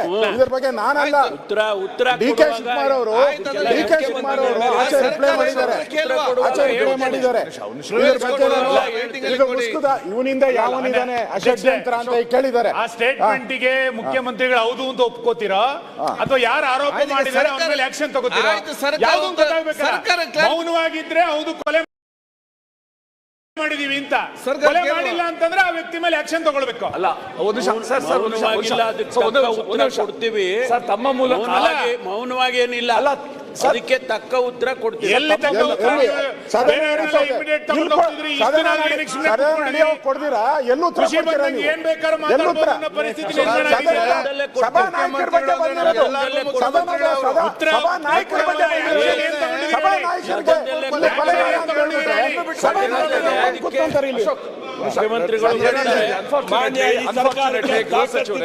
ಮರ್ಯಾದೆ ಇದೆ, ಇಂಗ್ಲಿಷ್ ಅಲ್ಲಿ ತಿಮ್ಮಾರೋಡಿ ಅಂತ ಹೇಳಿದ್ದಾರೆ, ಬಂಧಿಸಬೇಕು ಸರ್ಕಾರ. ಇವತ್ತು ಸಾಮಾಜಿಕ ಜಾಲತಾಣದಲ್ಲಿ ಇವೆಲ್ಲನೂ ಕೂಡ ಅನ್ಟ್ರೀಟೆಡ್ ಸೀವೇಜ್ ಬರ್ತಾ ಇರೋದು. ಒಬ್ಬ ಮುಖ್ಯಮಂತ್ರಿ 28 ಮರ್ಡರ್ ಮಾಡಿದ್ದಾರೆ ಅಂತ ಒಬ್ಬ ವ್ಯಕ್ತಿ ಧೈರ್ಯವಾಗಿ ಹೇಳ್ಬೋದಾದ್ರೆ, if the government cannot take immediate action, ಏನಿದು? How are we allowing it? ಮುಖ್ಯಮಂತ್ರಿಗಳಿಗೆ ವಿಧಾನಸೌಧದ 3ನೇ ಮಾಡಲಿರುವ ಒಬ್ಬ ವ್ಯಕ್ತಿ 28 ಮರ್ಡರ್ ಮಾಡಿದ್ದಾರೆ ಅಂತ ಧೈರ್ಯವಾಗಿ ಬಂದು ಸೋಷಿಯಲ್ ಮೀಡಿಯಾ ಮುಂದೆ ಹೇಳುವಾಗ, how can the government tolerate? ಮಾನ್ಯ ಸರ್ಕಾರ ಅಣ್ಣ ಒಂದೇ ಒಂದು ನಿಮಿಷ ಅಧ್ಯಕ್ಷರೇ, ಸಂಬಂಧಪಟ್ಟಿದೆ ಸರ್, ಒಂದೇ ನಿಮಿಷ. ಈಗ ಇದಕ್ಕೆ ಮುಂದುವರಿದ ಭಾಗವಾಗಿ ಕಳೆದ ಸರಿ ನಾನು ಒಬ್ಬ ಅಡ್ವೊಕೇಟ್ ಈ ಥರ ಎಲ್ಲ ಮಾಡ್ತಾವ್ರೆ ಅಂತೇಳಿ ನಾನು ಅಸೆಂಬ್ಲಿಯಲ್ಲಿ ಮಾತಾಡಿದೆ ಅಧ್ಯಕ್ಷರೇ, ಜಗದೀಶ್ ಅಂತೇಳಿ. ಅವನು ಅದ್ರ ಬಗ್ಗೆ ನಾನಿಲ್ಲಿ ಮಾತಾಡಿರೋದು ನನ್ನ ಹಕ್ಕು, ಒಂದು ಹಕ್ಕು ನಾನು ಅಸೆಂಬ್ಲಿಯಲ್ಲಿ ಮಾತಾಡಿದ್ದೀನಿ. ಅದಾದಮೇಲೆ ನೆಕ್ಸ್ಟ್ ಹೇಳ್ತಾನೆ, ಅಸೆಂಬ್ಲಿಯಲ್ಲಿ ಒಬ್ಬ ಅಯೋಗ್ಯ ಮಾತಾಡೋನೆ, ನಾನು ಮುಖ್ಯಮಂತ್ರಿ ಆಗೋದಕ್ಕೆ ಏನೇನು ಬೇಕೋ ಅಲ್ಲೆಲ್ಲ ಮಾಡಿ ನನ್ನ ಹೆಸರು ಅಲ್ಲೆಲ್ಲ ಓಡ್ತು, ಮುಂದೆ ಮುಖ್ಯಮಂತ್ರಿ ಆಗಿ ಬರೋದಕ್ಕೆ ಅವ್ನು ಮಾತಾಡೋನೆ ಅಂತೇಳಿ ಒಂದು ಮಾತಾಡೋನೆ. ಧರ್ಮಸ್ಥಳಕ್ಕೆ ನಾವು ಹೋಗಿ ಬಂದ್ವಿ ಅಧ್ಯಕ್ಷರೇ, ಯಾವುದೋ ನಾವು ಪಕ್ಷದ ಜೈಕಾರ ಹಾಕಿಲ್ಲ, ಪಕ್ಷದ ಪರವಾಗಿಲ್ಲ, ನಾವೆಲ್ಲ ಕೂಡ ಭಕ್ತರಾಗಿ ಹೋಗಿ ಬಂದಿದ್ದೀವಿ, ತಾವು ಹೋಗ್ತೀರಿ, ನಮ್ದೇನು ಅದರಲ್ಲಿ ಯಾವತ್ತೂ ನಾವು ಅದರಲ್ಲಿ ರಾಜಕೀಯ ಮಾಡಿಲ್ಲ ಆ ಕಡೆ ಹೇಳ್ದಂಗೆ. ಅದಾದಮೇಲೆ 100 ಕೋಟಿ ರೂಪಾಯಿ ಧರ್ಮಸ್ಥಳದ ವೀರೇಂದ್ರ ಹೆಗ್ಗಡೆ ಹತ್ರ ಬ್ಲ್ಯಾಕ್ ಮನಿ ಇಟ್ಟವನೆ ಅಂತೇಳಿ ಓಪನ್ ಆಗಿ ಹೇಳ್ದ, ಅದು ಹೋಗ್ಲಿ. ನೆನ್ನೆ ಅಲ್ಲೆಲ್ಲೋ ಬ್ರಿಡ್ಜ್ ಮೇಲೆ ನಿಂತ್ಕೊಂಡು ಅಳಾಳ್ಸಂದ್ರದ ಯಾವುದೋ ಒಂದು ಜಾಗ ತೋರಿಸ್ಬಿಟ್ಟು, ಈ ಜಾಗ ಧರ್ಮಸ್ಥಳದವ್ರದ್ದು, ವೀರೇಂದ್ರ ಹೆಗ್ಗಡೆ ಅವ್ರ ಫ್ಯಾಮಿಲಿದು, ಇವನು ಡಿನೋಟಿಫಿಕೇಶನ್ ಮಾಡಿಬಿಟ್ಟು ಬೇರೆಯವ್ರಿಗೆ ಮಾರಿಸವನೆ ಅಂತೇಳಿ ಮಾಡೋನು. ದಿನ ಅದಾಗ್ತಾ ಇದೆ. ನನ್ನ ಹಕ್ಕುಗಳಿಗೆ ಚ್ಯುತಿ ತರ್ತಾವನೆ. ನಾನು ಅಸೆಂಬ್ಲಿಯಲ್ಲಿ ಮಾತಾಡಿರೋ ಅಂಥ ವಿಚಾರಗಳು ಕೂಡ ಮಾತಾಡಿದ್ರೆ ನಾನು ಇನ್ನೆಲ್ಲಿ ಮಾತಾಡಬೇಕು? ಅದಕ್ಕೆ ನಾನು ಹಕ್ಕುಚ್ಯುತಿದು ರೆಕಾರ್ಡ್ ಸಮೇತ ತಮ್ಮ ಕೊಡ್ತಾ ಇದ್ದೀನಿ. ದಯವಿಟ್ಟು ತಾವಿಲ್ಲಿ ಹಕ್ಕುಚ್ಯುತಿಗೆ ಆ ಲಾಯರ್ ಜಗದೀಶ್ ಅವ್ರದ್ದು ಏನಿದೆಯೋ ಅದೇ ರೀತಿಯಲ್ಲಿ ಆ ತಿಮ್ರೋಡಿದು ಏನು ಹೇಳಿದ್ರು ದಯವಿಟ್ಟು ಮಂಡಿಸ್ಬೇಕು ಅಂತಕ್ಕಂಥದ್ದು ಈ ರೆಕಾರ್ಡ್ಸ್ ಕೊಡ್ತಾ ಇದ್ದೀನಿ. ಈಗ ಅನೌನ್ಸ್ ಮಾಡಬೇಕು.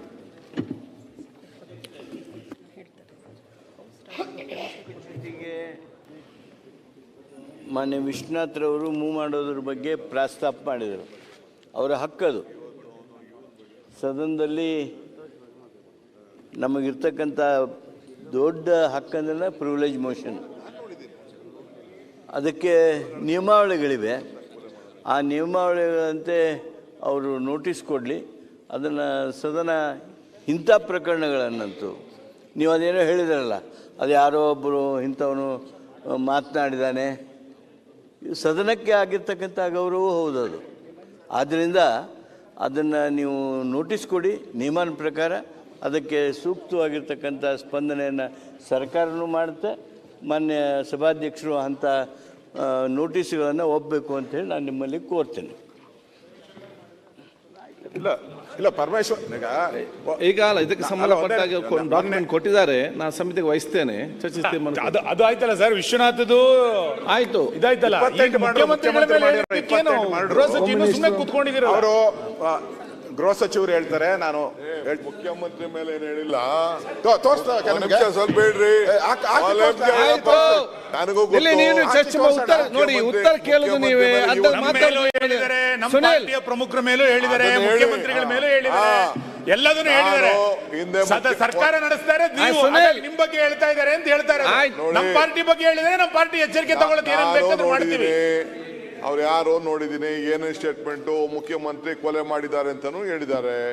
ನಾನು ಕೇಳಿದ್ದೀನಿ, number including number. I know that. ಅದಲ್ಲದೆ ನಿಮ್ ಪಾರ್ಟಿ ಲೀಡರ್ಗಳ ಮೇಲೂ, ನ್ಯಾಷನಲ್ ಜನರಲ್ ಸೆಕ್ರೆಟರಿ ಬಗ್ಗೆನೂ ಮಾತಾಡಿರೋದು ನನ್ನ ಹತ್ರನೂ ಫೋನಲ್ಲಿದೆ. ನನ್ನ ಬಗ್ಗೆನೂ ಮಾತಾಡಿದ್ದಾರೆ. ನಾನು what I'm trying to tell, ಅಸೆಂಬ್ಲಿಲಿ ಆ ಹೆಸರುಗಳನ್ನ ತಗೊಂಡು ಲೀಡರ್ ಮಾಡಕ್ ಹೆಸರು ತಗೊಳ್ಳಿಲ್ಲ ಸರ್, ಹೆಸರು ತಗೊಳ್ಳಿಲ್ಲ. Let the home minister take what ಹೆಸರು ತಗೊಳ್ಳಿಲ್ಲ. ಮುಖ್ಯಮಂತ್ರಿಗಳ ಬಗ್ಗೆ ಆತ ಹೇಳಿದ್ರ ಬಗ್ಗೆ ಒಂದು SIT ರಚನೆ ಮಾಡಿ. ಮುಖ್ಯಮಂತ್ರಿಗಳ ಬಗ್ಗೆನೇ ಎನ್ಕ್ವೈರಿ ಆಗಬೇಕು. ಯಾಕಂದ್ರೆ ಅವ್ರು ಹೇಳ್ದಂಗೆ ಕೇಳಿ SIT ರಚನೆ ಮಾಡಿ. ಹೋಮ್ ಮಿನಿಸ್ಟರ್ ಆಗಿದ್ರು, ಯಾಕೆ ಚರ್ಚೆ ಮಾಡುವಂತ ಹೆಸರು ಅಲ್ಲ ಅಧ್ಯಕ್ಷರೇ, ಗೊತ್ತಿದೆ ನಮಗೆ. ಆದ್ರೆ ಅವ್ರ ಹೆಸರು ದೊಡ್ಡವ್ರು ಮಾಡೋದು ಬೇಡ ಅಂತಾರೆ. ಮಾತಾಡೋರ್ನ ಬಹಿರಂಗವಾಗಿ ಬಿಡ್ತೀರಿ ಅಂತಂದ್ರೆ ಯಾರೇ ಸಣ್ಣದವನು ಸಣ್ಣ ವ್ಯಕ್ತಿ ಮುಖ್ಯಮಂತ್ರಿಗಳ ಬಗ್ಗೆ ಮಾತಾಡ್ತಾನೆ, ಮಂತ್ರಿಗಳ ಬಗ್ಗೆ ಮಾತಾಡ್ತಾನೆ, ಅವ್ರ ಹೆಸರು ಪ್ರಚಾರ ಮಾಡ್ತಾನೆ. ಪ್ರಚಾರ ಇಲ್ಲಂಗೆ ಮಾಡೋಣ ಅವನ್ನ. ಮಾತಾಡ್ತೇನೆ, ನಾವೇ ಸುಮ್ಮನೆ ಇರ್ಬೇಕಣ್ಣ.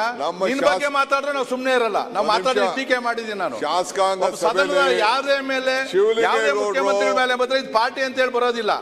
ಶಾಸಕಾಂಗ ಸಭೆ ಯಾವ ದೊಡ್ಡದು ಅಂತ ಹೇಳಿ ಹೆಸರು ಶಿವಲಿಂಗೇಗೌಡರು ಈ ವಿಚಾರನ ಪ್ರಸ್ತಾವನೆ ಮಾಡಿದ್ರು. ನೀವು ಯಾರು ಹೆಸರು ಹೇಳ್ತಾ ಇದ್ದೀರಿ ಅದನ್ನ ಪ್ರಸ್ತಾವನೆ ಮಾಡಿದ್ರು. ನಾನು ಕಣ್ಣಲ್ಲಿ ಅವ್ರು ಮಾತಾಡಿದಂತ ಸ್ಟೇಟ್ಮೆಂಟ್ ನಾನು CMಗೆ ಹೇಳಿದೆ. CM ನೋಡಿರ್ಲಿಲ್ಲ. I just explain to him, ಈ ತರ ಇದೆ, ಈ ತರ ಮಾಡಿದ್ದಾರೆ, ನಿಮ್ನೆ ಕೊಲಗಾಡಕ ಅಂತ ಹೇಳಿದ್ದಾರೆ, ನಿಮ್ದು ಲೆಕ್ಕ ಇದೆ ಸ್ವಾಮಿ ಇದರಲ್ಲಿ ಅಂತ ಹೇಳಿದೆ. ಅದಕ್ಕೆ ಇಮಿಡಿಯೇಟ್ ಹೋಮ್ ಮಿನಿಸ್ಟರ್ಗೆ ಏನ್ ಡೈರೆಕ್ಷನ್ ಕೊಡ್ಬೇಕು ಅವ್ರು ಕೊಟ್ಟಿದ್ದಾರೆ. ಅದನ್ನ ಈ ಅಸೆಂಬ್ಲಿಲಿ ಚರ್ಚೆ ಮಾಡೋದಿಲ್ಲ. ಬೇರೆ ಅವ್ರ ಕೈಲಿ ಅಧಿಕಾರ ಇದೆ, ಅದಕ್ಕೆ ಅಧಿಕಾರದಲ್ಲಿ ಏನ್ ಮಾಡಬೇಕು ಅದಕ್ಕೆ ಮಾಡ್ಲಿ. ಆ ಭಾಷೆ ಎಲ್ಲ ನಾನು ನೋಡಿದ್ದೀನಿ. ಇವತ್ತು ಬೆಳಗ್ಗೆ BJP ನ್ಯಾಷನಲ್ ಸೆಕ್ರೆಟರಿ ಬಗ್ಗೆ ಮಾತಾಡಿದ್ದು ನಾನು ನೋಡಿದ್ದೀನಿ. ಭಾಳ ನಮಗೂ ಬೇಜಾರಾಯ್ತು ಅದನ್ನ ನೋಡ್ಬಿಟ್ಟು. ನನಗೂ ಕಳಿಸ್ಕೊಟ್ರು ಅದನ್ನೆಲ್ಲ. Though I am not home minister, but still they are sharing lot of information to me like you people. So ಇಲ್ಲಿ definitely I think so home minister will deal with it. ಅಲ್ಲ DK ಶಿವಕುಮಾರ್ ಅವರೇ, ಬೇರೆ ವಿಚಾರ ಬಂದಾಗ ಸ್ವಲ್ಪ ಖಡಕ್ ಆಗಿ ಜೋರಾಗಿ ಅಂತ ಅಂದ್ರಿ. ಇವಾಗ ಎಲ್ಲಿ ಅದು ಅನ್ಲೇ ಇಲ್ಲಲ್ಲ. CM ನಲ್ಲಿ ಬಂದಾಗ 28 ಕೊಲೆ ಬಂದಾಗ ಒಂದ್ಸರಿ ಹಿಂಗ್ ಅಂದಿದ್ರೆ ನೀವು ಜೋಡಿ ಕರೆಕ್ಟ್ ಅಂತ ಇದ್ರಿ. ಅನ್ಸ್ತಾ ಇದೆ ನನಗೆ. ಆಯ್ತು, ಗೃಹ ಸಚಿವರು ಈ ವಿಚಾರದಲ್ಲಿ ನಾವು ಸರ್ಕಾರ ಜೊತೆಲಿ ಮಾನ್ಯ ಅಧ್ಯಕ್ಷರೇ, ಇಂಥ ವಿಚಾರಗಳು ಬಂದಾಗ ತಾವು ಭಾಳ ಜೋರಾಗಿ ಮಾತಾಡ್ತೀರಿ. ನಾವು ಸರ್ಕಾರ ಅಷ್ಟೊಂದು ಹೆಲ್ಪ್ಲೆಸ್ ಆಗಿದೆ ಅಂತ ತಿಳ್ಕೊಂಡಿದ್ದೀರಾ ನೀವು? ಅಲ್ಲ, ಏನು ನನಗೆ ಅರ್ಥ ಆಗ್ತಾ ಇಲ್ಲಪ್ಪ. ನನಗೆ ನಿಮಗೆ ಅರ್ಥ ಆಗ್ತಾನೆ ಇಲ್ಲ ನೀವು ಈ ರೀತಿ ಹೇಳೋದು. ನೋಡಿ, 48 ಗಂಟೆ ಆಗಿದೆ ಸ್ಟೇಟ್ಮೆಂಟ್ ಕೊಟ್ಟು. 48 ಗಂಟೆ ಆಗಿದೆ. 48 ಗಂಟೆ 48 ಅವರ್ಸ್. ನೋಡಿ, ನೀವು ಗೃಹ ಸಚಿವರಾಗಿದ್ರಿ, ಕೆಲಸ ಮಾಡಿದಿರಿ, ಸರ್ಕಾರದಲ್ಲಿ ಬಹಳ ಪ್ರಭಾವಿ ಗೃಹ ಸಚಿವರಾಗಿ ಕೆಲಸ ಮಾಡಿದಿರಿ. ಅಲ್ಲ, ನಂಬರ್ 1 ಗೃಹ ಸಚಿವರು ಹೆಂಗ್ ಆಕ್ಷನ್ ತಗೋಬೇಕಿತ್ತು? ಆಯ್ತು, ದೇಶದ ನಂಬರ್ 1 ಗೃಹ ಸಚಿವ ಹೆಂಗ್ ತಗೋಬೇಕಿತ್ತು? ವಿತಿನ್ ಮಿನಿಟ್ ಅಲ್ಲಿ ಅದು ಅಪ್ಲೋಡ್ ಆದ ತಕ್ಷಣ ತಗೋಬೇಕಿತ್ತು. ಅವಾಗ ನಿಮ್ಮ ನಂಬರ್ 1 ಅಂತಿದೆ. ಈಗ ಎಷ್ಟು ನಂಬರ್ ಹೇಳ್ಬೇಕು ನಾವು? ಸುನಿಲ್ ಅವರು, ನೀವೇನೇ ಹೇಳಿದ್ರು ನಾನೇನು ಉದ್ವೇಗಕ್ಕೆ ಒಳಗಾಗೋಲ್ಲ, ಆಯ್ತಾ? ಆ ವ್ಯಕ್ತಿಯನ್ನ ದೊಡ್ಡವನ್ ಮಾಡೋದು ಬೇಡ. ಆ ವ್ಯಕ್ತಿ ಮೇಲೆ ಈಗಾಗಲೇ 16 ಕೇಸ್ಗಳಿದ್ದಾವೆ. ನಾವು ಖಂಡಿತವಾಗಿ ಅವನಿಗಾಗಲೇ ಕ್ರಮ ತಗೋಬೇಕು ಅಂತ ಸೂಚನೆ ಕೊಟ್ಟಿದ್ದೇನೆ. ಆದಷ್ಟು ತಕ್ಷಣ ಅವನ ಮೇಲೆ ಕ್ರಮವನ್ನು ತಗೊಳ್ಳೋದಕ್ಕೆ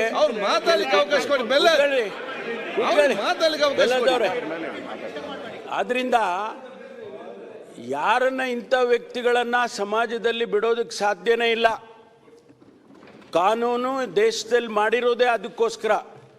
ಆ ಕಾನೂನನ್ನು ಚಲಾಯಿಸ್ತೀವಿ, ಅವನಿಗೇನು ಶಿಕ್ಷೆ ಮಾಡಬೇಕೋ ಮಾಡ್ತೀವಿ, ಯಾವ ಮುಲಾಜಿಲ್ದೆ ಮಾಡ್ತೀವಿ.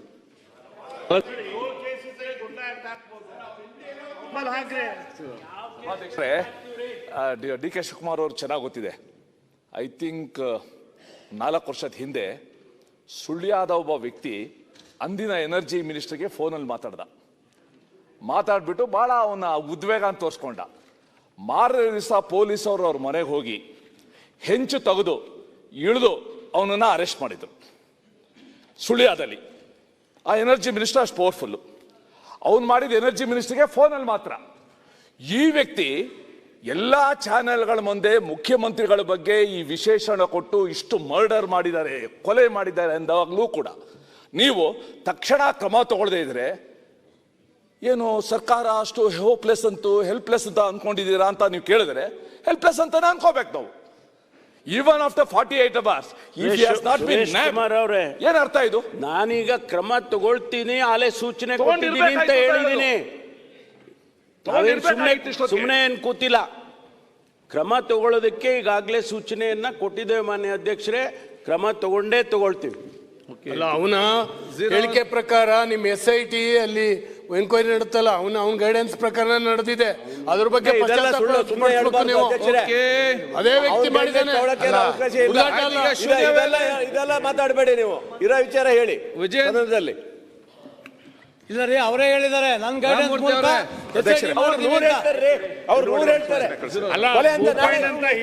ಮಾತಾಡಿದ್ರೆ ಗೋಪಾಲ್ ಕೃಷ್ಣ ನೀವೆಲ್ಲ ಯಾಕೆ ಫಸ್ಟ್ ಕ್ವಶನ್ ಅವರಲ್ಲಿ 1.5 ಗಂಟೆ ಆಗಿದೆ, ಮತ್ತೆ ಎದ್ದು ಮಾತಾಡ್ತೀರಿ. ಬಿಲ್ ಮಾಡಿಸ್ಬೇಕು ಈಗ.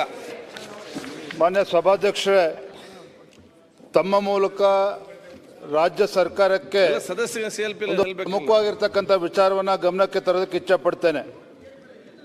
ಇವತ್ತು ನಮ್ಮ ವಿಜಯನಗರ, ಕೊಪ್ಪಳ ಮತ್ತು ರಾಯಚೂರು ಮತ್ತು ಬಳ್ಳಾರಿ ಜಿಲ್ಲೆ ಜೀವನಾಡಿ ಆಗಿರ್ತಕ್ಕಂಥ ತುಂಗಭದ್ರಾ ಜಲಾಶಯ ವಿಚಾರದಲ್ಲಿ ನಮಗೆ ಗೊತ್ತಿದೆ, ಬಾರಿ ಉತ್ತಮ ಮಳೆ ಆಗಿದ್ರೂ ಸಹ ತುಂಗಭದ್ರಾ ಜಲಾಶಯಕ್ಕೆ ಒಳಹರಿವು ಬರ್ತಾ ಇದ್ರೂ ಕೂಡ ಇವತ್ತು 6 ಕ್ರಸ್ಟ್ಗೆ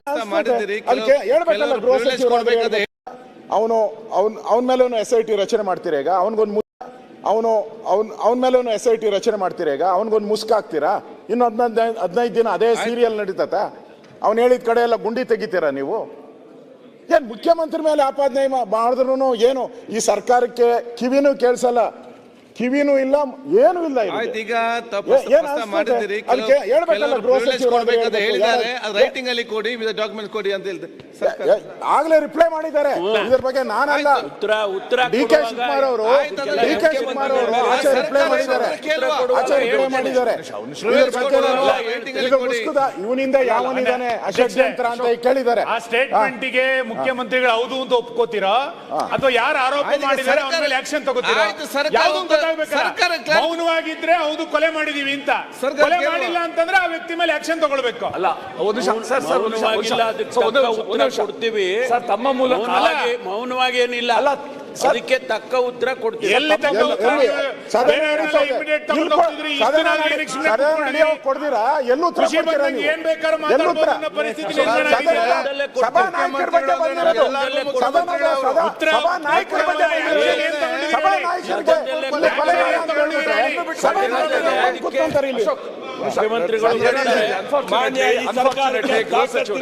ಮರ್ಯಾದೆ ಇದೆ. ಇಂಗ್ಲಿಷ್ ಅಲ್ಲಿ ತಿಮ್ಮಾರೋಡಿ ಅಂತ ಹೇಳಿದ್ದಾರೆ, ಬಂಧಿಸಬೇಕು ಸರ್ಕಾರ. ಇವತ್ತು ಸಾಮಾಜಿಕ ಜಾಲತಾಣದಲ್ಲಿ ಇವೆಲ್ಲನೂ ಕೂಡ ಅನ್ಟ್ರೀಟೆಡ್ ಸೀವೇಜ್ ಬರ್ತಾ ಇರೋದು.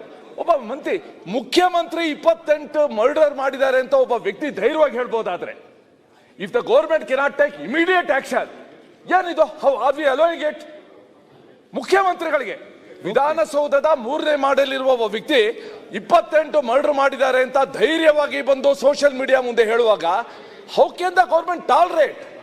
ಮಾನ್ಯ ಸರ್ಕಾರ ಅಣ್ಣ ಒಂದೇ ಒಂದು ನಿಮಿಷ ಅಧ್ಯಕ್ಷರೇ, ಅಲ್ಲ ಸಂಬಂಧಪಟ್ಟಿದೆ ಕೊಡಿ ಸರ್, ಒಂದೇ ನಿಮಿಷ.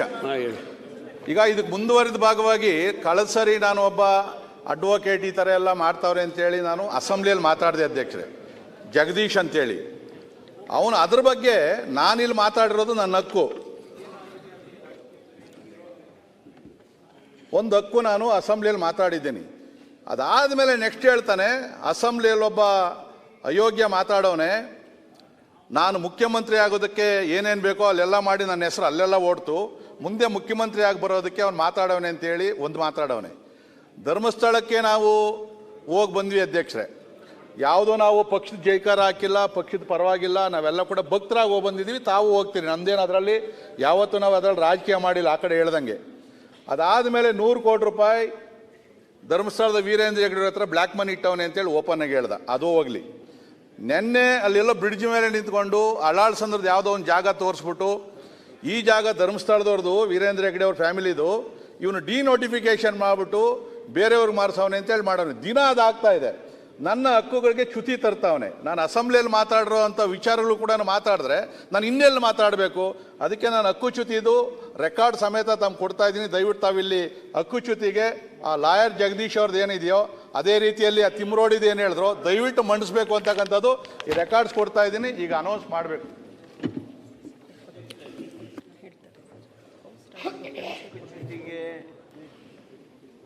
ಮಾನ್ಯ ವಿಶ್ವನಾಥ್ರವರು ಮೂವ್ ಮಾಡೋದ್ರ ಬಗ್ಗೆ ಪ್ರಸ್ತಾಪ ಮಾಡಿದರು, ಅವರ ಹಕ್ಕದು.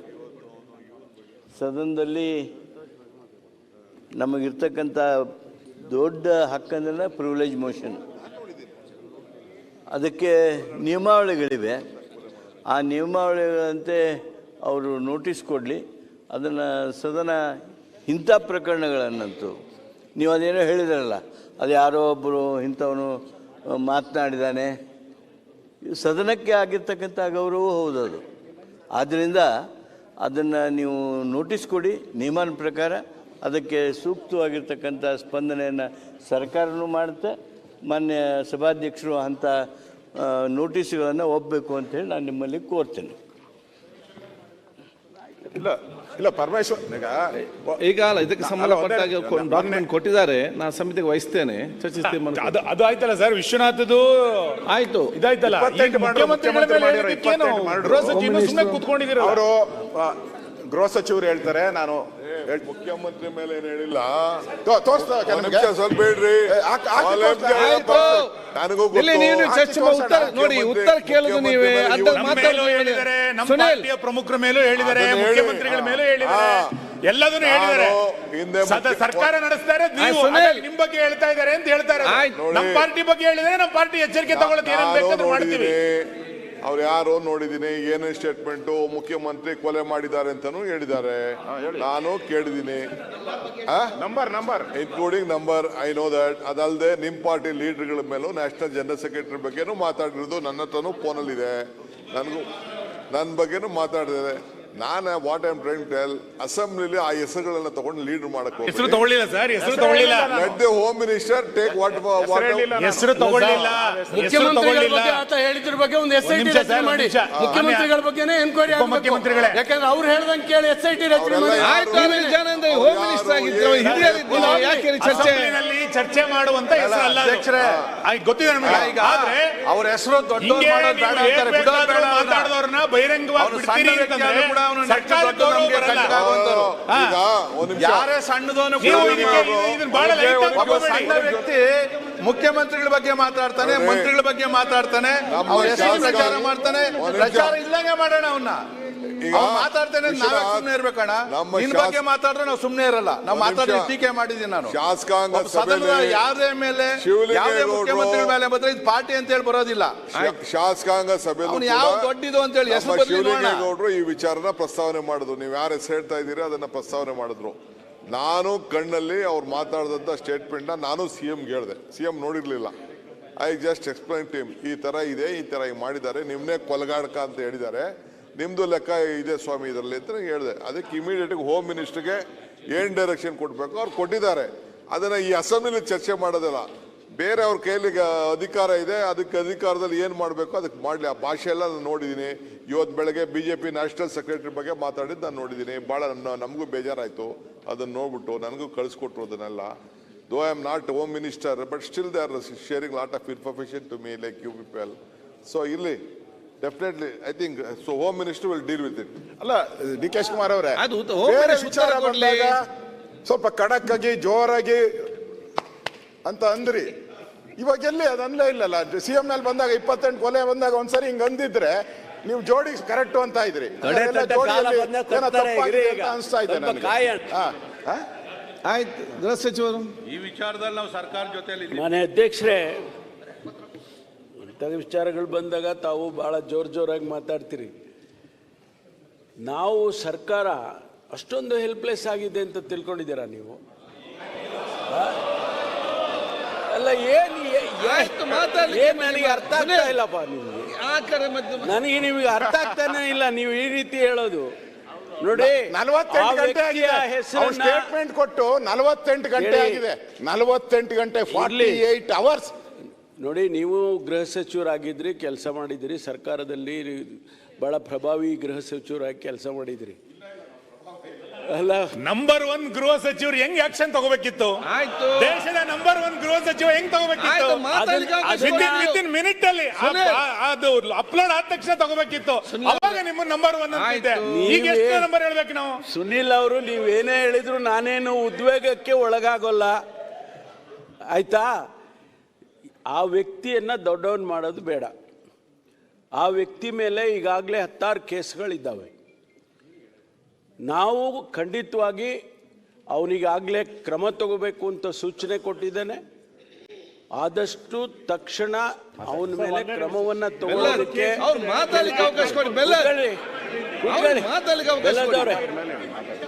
ಆದ್ರಿಂದ ಯಾರನ್ನ ಇಂಥ ವ್ಯಕ್ತಿಗಳನ್ನ ಸಮಾಜದಲ್ಲಿ ಬಿಡೋದಕ್ಕೆ ಸಾಧ್ಯನೇ ಇಲ್ಲ.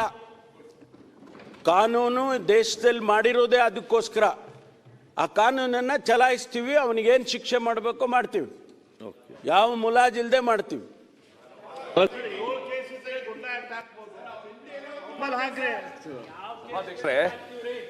DK ಶಿವಕುಮಾರ್ ಅವರು ಚೆನ್ನಾಗಿ ಗೊತ್ತಿದೆ.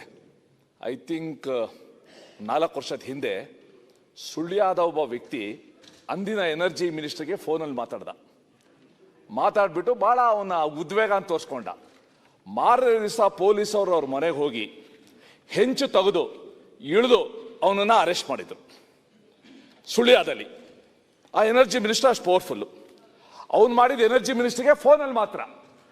ಈ ವ್ಯಕ್ತಿ ಎಲ್ಲ ಚಾನೆಲ್ಗಳ ಮುಂದೆ ಮುಖ್ಯಮಂತ್ರಿಗಳ ಬಗ್ಗೆ ಈ ವಿಶೇಷಣ ಕೊಟ್ಟು ಇಷ್ಟು ಮರ್ಡರ್ ಮಾಡಿದ್ದಾರೆ, ಕೊಲೆ ಮಾಡಿದ್ದಾರೆ ಅಂದಾಗಲೂ ಕೂಡ ನೀವು ತಕ್ಷಣ ಕ್ರಮ ತಗೊಳ್ಳದೇ ಇದ್ರೆ ಏನು ಸರ್ಕಾರ ಅಷ್ಟು ಹೋಪ್ಲೆಸ್ ಅಂತೂ ಹೆಲ್ಪ್ಲೆಸ್ ಅಂತ ಅನ್ಕೊಂಡಿದ್ದೀರಾ ಅಂತ ನೀವು ಕೇಳಿದ್ರೆ ಹೆಲ್ಪ್ಲೆಸ್ ಅಂತಾನೆ ಅನ್ಕೋಬೇಕು ನಾವು.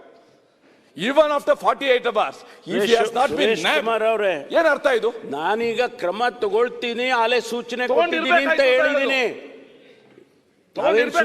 ಸುಮ್ಮನೆ ಏನ್ ಕೂತಿಲ್ಲ. ಕ್ರಮ ತಗೊಳ್ಳೋದಕ್ಕೆ ಈಗಾಗಲೇ ಸೂಚನೆಯನ್ನ ಕೊಟ್ಟಿದ್ದೇವೆ ಮಾನ್ಯ ಅಧ್ಯಕ್ಷರೇ. ಕ್ರಮ ತಗೊಳ್ತೀವಿ. ಅಲ್ಲ, ಅವನ ಹೇಳಿಕೆ ಪ್ರಕಾರ ನಿಮ್ಮ SIT ಅಲ್ಲಿ ಎನ್ಕ್ವೈರಿ ನಡೆತಲ್ಲ, ಅವನ ಗೈಡೆನ್ಸ್ ಪ್ರಕಾರ ನಡೆದಿದೆ. ಅದ್ರ ಬಗ್ಗೆ ಅದೇ ವ್ಯಕ್ತಿ ಮಾಡಿದ್ದಾನೆ. ಇದೆಲ್ಲ ಮಾತಾಡಬೇಡಿ ನೀವು. ಇರೋ ವಿಚಾರ ಹೇಳಿ. ವಿಜಯದಲ್ಲಿ ಇಲ್ಲ ರೀ, ಅವರೇ ಹೇಳಿದ್ದಾರೆ. ನನ್ನ ಗೈಡೆನ್ಸ್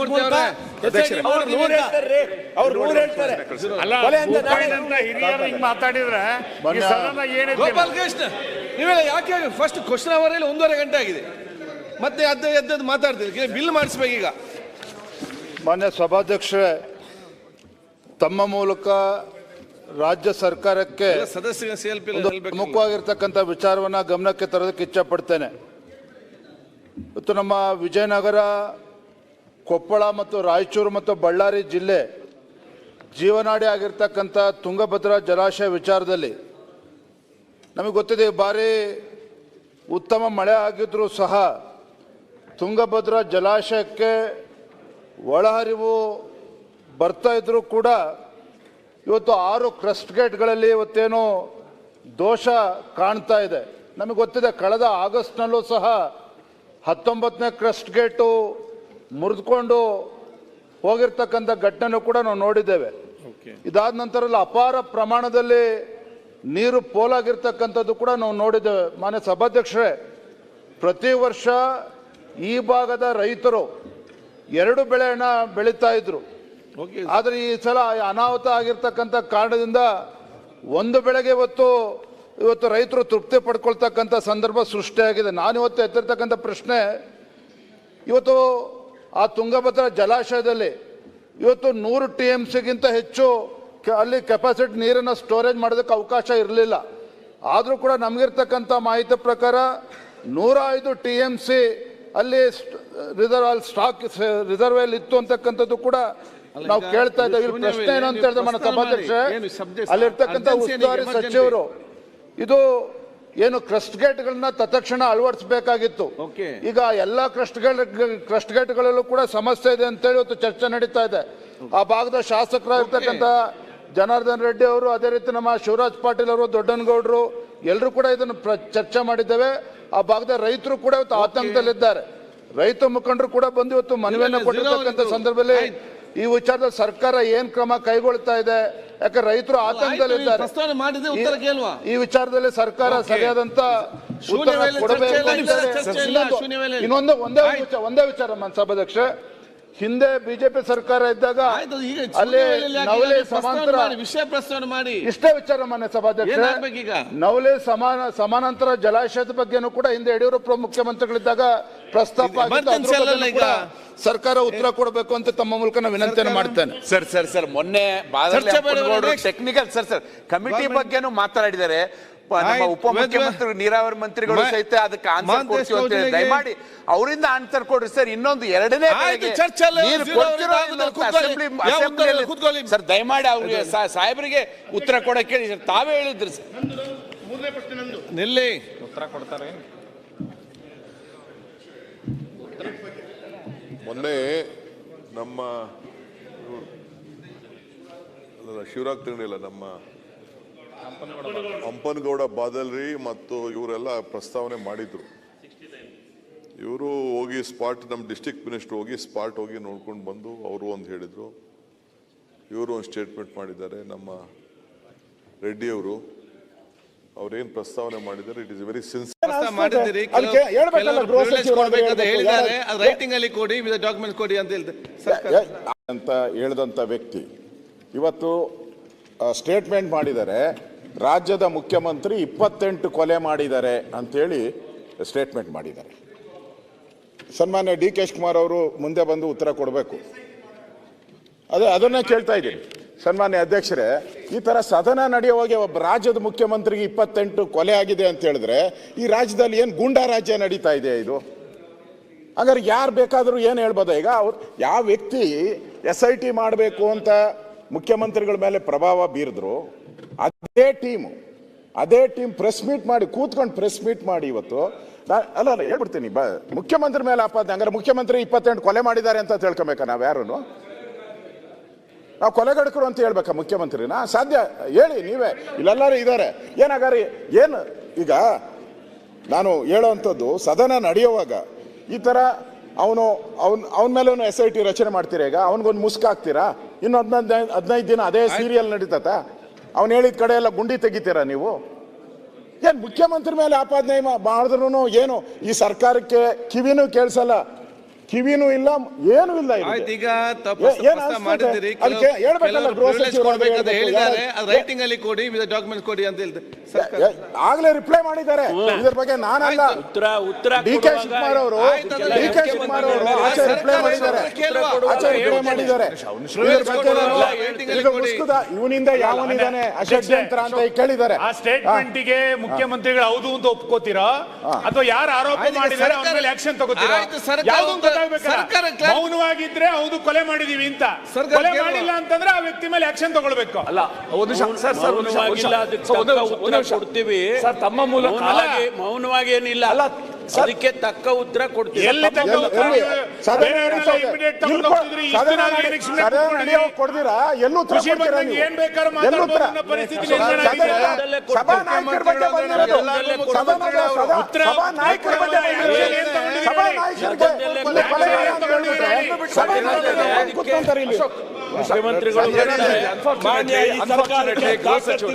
ಮರ್ಯಾದೆ ಇಂಗ್ಲಿಷ್ ಸೀವೇಜ್ ಇವತ್ತು ಸಾಮಾಜಿಕ ಜಾಲತಾಣದಲ್ಲಿ ಇವೆಲ್ಲನೂ ಕೂಡ ಅನ್ಟ್ರೀಟೆಡ್ ಸೀವೇಜ್ ಬರ್ತಾ ಇರೋದು. ಒಬ್ಬ ಮಂತ್ರಿ ಮುಖ್ಯಮಂತ್ರಿ 28 ಮರ್ಡರ್ ಮಾಡಿದ್ದಾರೆ ಅಂತ ಒಬ್ಬ ವ್ಯಕ್ತಿ ಧೈರ್ಯವಾಗಿ ಹೇಳ್ಬೋದಾದ್ರೆ, if the government cannot take immediate action, ಏನಿದು how are we allowing it? ಮುಖ್ಯಮಂತ್ರಿಗಳಿಗೆ ವಿಧಾನಸೌಧದ 3ನೇ ಮಾಡಲಿರುವ ಒಬ್ಬ ವ್ಯಕ್ತಿ 28 ಮರ್ಡರ್ ಮಾಡಿದ್ದಾರೆ ಅಂತ ಧೈರ್ಯವಾಗಿ ಬಂದು ಸೋಷಿಯಲ್ ಮೀಡಿಯಾ ಮುಂದೆ ಹೇಳುವಾಗ how can the government tolerate? ಮಾನ್ಯ ಸರ್ಕಾರ ಅಣ್ಣ ಒಂದೇ ಒಂದು ನಿಮಿಷ ಅಧ್ಯಕ್ಷರೇ, ಅಲ್ಲ ಸಂಬಂಧಪಟ್ಟಿದೆ ಸರ್, ಒಂದೇ ನಿಮಿಷ. ಈಗ ಇದಕ್ಕೆ ಮುಂದುವರಿದ ಭಾಗವಾಗಿ ಕಳೆದ ಸರಿ ನಾನು ಒಬ್ಬ ಅಡ್ವೊಕೇಟ್ ಈ ಥರ ಎಲ್ಲ ಮಾಡ್ತಾವ್ರೆ ಅಂತೇಳಿ ನಾನು ಅಸೆಂಬ್ಲಿಯಲ್ಲಿ ಮಾತಾಡಿದೆ ಅಧ್ಯಕ್ಷರೇ, ಜಗದೀಶ್ ಅಂತೇಳಿ.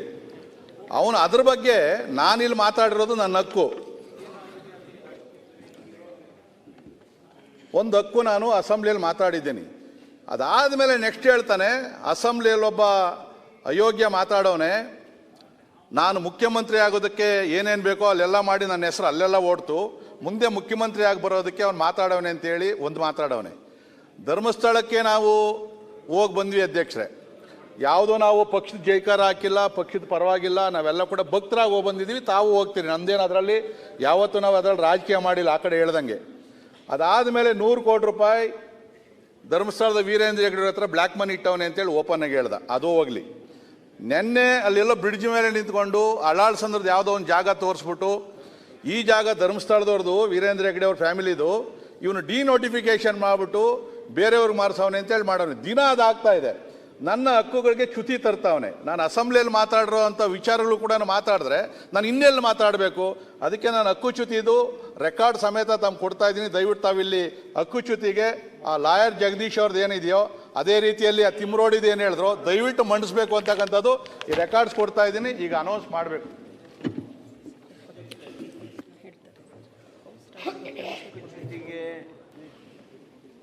ಮಾನ್ಯ ವಿಶ್ವನಾಥ್ರವರು ಮೂವ್ ಮಾಡೋದ್ರ ಬಗ್ಗೆ ಪ್ರಸ್ತಾಪ ಮಾಡಿದರು. ಅವರ ಹಕ್ಕದು. ಸದನದಲ್ಲಿ ನಮಗಿರ್ತಕ್ಕಂಥ ದೊಡ್ಡ ಹಕ್ಕಂದ್ರೆ ಪ್ರಿವಿಲೇಜ್ ಮೋಷನ್. ಅದಕ್ಕೆ ನಿಯಮಾವಳಿಗಳಿವೆ. ಆ ನಿಯಮಾವಳಿಗಳಂತೆ ಅವರು ನೋಟಿಸ್ ಕೊಡಲಿ. ಅದನ್ನು ಸದನ ಇಂಥ ಪ್ರಕರಣಗಳನ್ನಂತೂ ನೀವು ಅದೇನೋ ಹೇಳಿದ್ರಲ್ಲ, ಅದು ಯಾರೋ ಒಬ್ಬರು ಇಂಥವನು ಮಾತನಾಡಿದ್ದಾನೆ, ಸದನಕ್ಕೆ ಆಗಿರ್ತಕ್ಕಂಥ ಗೌರವ ಹೌದದು. ಆದ್ದರಿಂದ ಅದನ್ನು ನೀವು ನೋಟಿಸ್ ಕೊಡಿ ನಿಯಮನ ಪ್ರಕಾರ. ಅದಕ್ಕೆ ಸೂಕ್ತವಾಗಿರ್ತಕ್ಕಂಥ ಸ್ಪಂದನೆಯನ್ನು ಸರ್ಕಾರನೂ ಮಾಡುತ್ತೆ. ಮಾನ್ಯ ಸಭಾಧ್ಯಕ್ಷರು ಅಂಥ ನೋಟಿಸ್ಗಳನ್ನು ಒಪ್ಪಬೇಕು ಅಂತೇಳಿ ನಾನು ನಿಮ್ಮಲ್ಲಿ ಕೋರ್ತೇನೆ. ಇಲ್ಲ ಪರಮೇಶ್ವರ್ ಈಗ ಅಲ್ಲ, ಇದಕ್ಕೆ ಸಂಬಂಧಪಟ್ಟಾಗ ಡಾಕ್ಯುಮೆಂಟ್ ಕೊಟ್ಟಿದ್ದಾರೆ, ನಾನು ಸಮಿತಿಗೆ ವಹಿಸ್ತೇನೆ, ಚರ್ಚಿಸ್ತೇನೆ. ಅದು ಆಯ್ತಲ್ಲ ಸರ್, ವಿಶ್ವನಾಥದ್ದು ಆಯ್ತು, ಇದಾಯ್ತಲ್ಲ. ಕೂತ್ಕೊಂಡಿದ್ದೀರ ಅವರು ಗೃಹ ಸಚಿವರು ಹೇಳ್ತಾರೆ, ನಾನು ಮುಖ್ಯಮಂತ್ರಿ ಮೇಲೆ ಏನು ಹೇಳಿಲ್ಲ. ಸ್ವಲ್ಪ ಹೇಳ್ರಿ, ಉತ್ತರ ಕೇಳುದು ನೀವೇ. ಪ್ರಮುಖರ ಮೇಲೂ ಹೇಳಿದ್ದಾರೆ, ಮುಖ್ಯಮಂತ್ರಿಗಳ ಮೇಲೂ ಹೇಳಿದ್ದಾರೆ, ಎಲ್ಲದನ್ನು ಹೇಳಿದ್ದಾರೆ. ಸರ್ಕಾರ ನಡೆಸ್ತಾರೆ, ನಿಮ್ ಬಗ್ಗೆ ಹೇಳ್ತಾ ಇದ್ದಾರೆ ಅಂತ ಹೇಳ್ತಾರೆ. ನಮ್ಮ ಪಾರ್ಟಿ ಬಗ್ಗೆ ಹೇಳಿದ್ರೆ ನಮ್ಮ ಪಾರ್ಟಿ ಎಚ್ಚರಿಕೆ ತಗೊಳ್ಳೋದು ಏನೇನು ಬೇಕಾದ್ರೂ ಮಾಡ್ತೀವಿ. ಅವ್ರು ಯಾರು ನೋಡಿದೀನಿ, ಏನೇನು ಸ್ಟೇಟ್ಮೆಂಟು ಮುಖ್ಯಮಂತ್ರಿ ಕೊಲೆ ಮಾಡಿದ್ದಾರೆ ಅಂತಾನು ಹೇಳಿದ್ದಾರೆ. ನಾನು ಕೇಳಿದೀನಿ, number including number, I know that. ಅದಲ್ಲದೆ ನಿಮ್ ಪಾರ್ಟಿ ಲೀಡರ್ಗಳ ಮೇಲೂ ನ್ಯಾಷನಲ್ ಜನರಲ್ ಸೆಕ್ರೆಟರಿ ಬಗ್ಗೆನೂ ಮಾತಾಡಿರೋದು ನನ್ನ ಹತ್ರನೂ ಫೋನಲ್ಲಿದೆ. ನನ್ನ ಬಗ್ಗೆನೂ ಮಾತಾಡಿದೆ. ನಾನು what I am trying to tell, ಅಸೆಂಬ್ಲಿಲಿ ಆ ಹೆಸರುಗಳನ್ನ ತಗೊಂಡು ಲೀಡರ್ ಮಾಡಕ್ಕೆ ಹೆಸರು ತಗೊಳ್ಳಿಲ್ಲ ಸರ್, ಹೆಸರು ತಗೊಳ್ಳಿಲ್ಲ. Let the home minister take what ಹೆಸರು ತಗೊಳ್ಳಿಲ್ಲ. ಮುಖ್ಯಮಂತ್ರಿಗಳ ಬಗ್ಗೆ ಆತ ಹೇಳಿದ್ರ ಬಗ್ಗೆ ಒಂದು SIT ರಚನೆ ಮಾಡಿ, ಮುಖ್ಯಮಂತ್ರಿಗಳ ಬಗ್ಗೆನೇ ಎನ್ಕ್ವೈರಿ ಆಗಬೇಕು. ಯಾಕಂದ್ರೆ ಅವ್ರು ಹೇಳ್ದಂಗೆ ಕೇಳಿ SIT ರಚನೆ ಮಾಡಿ.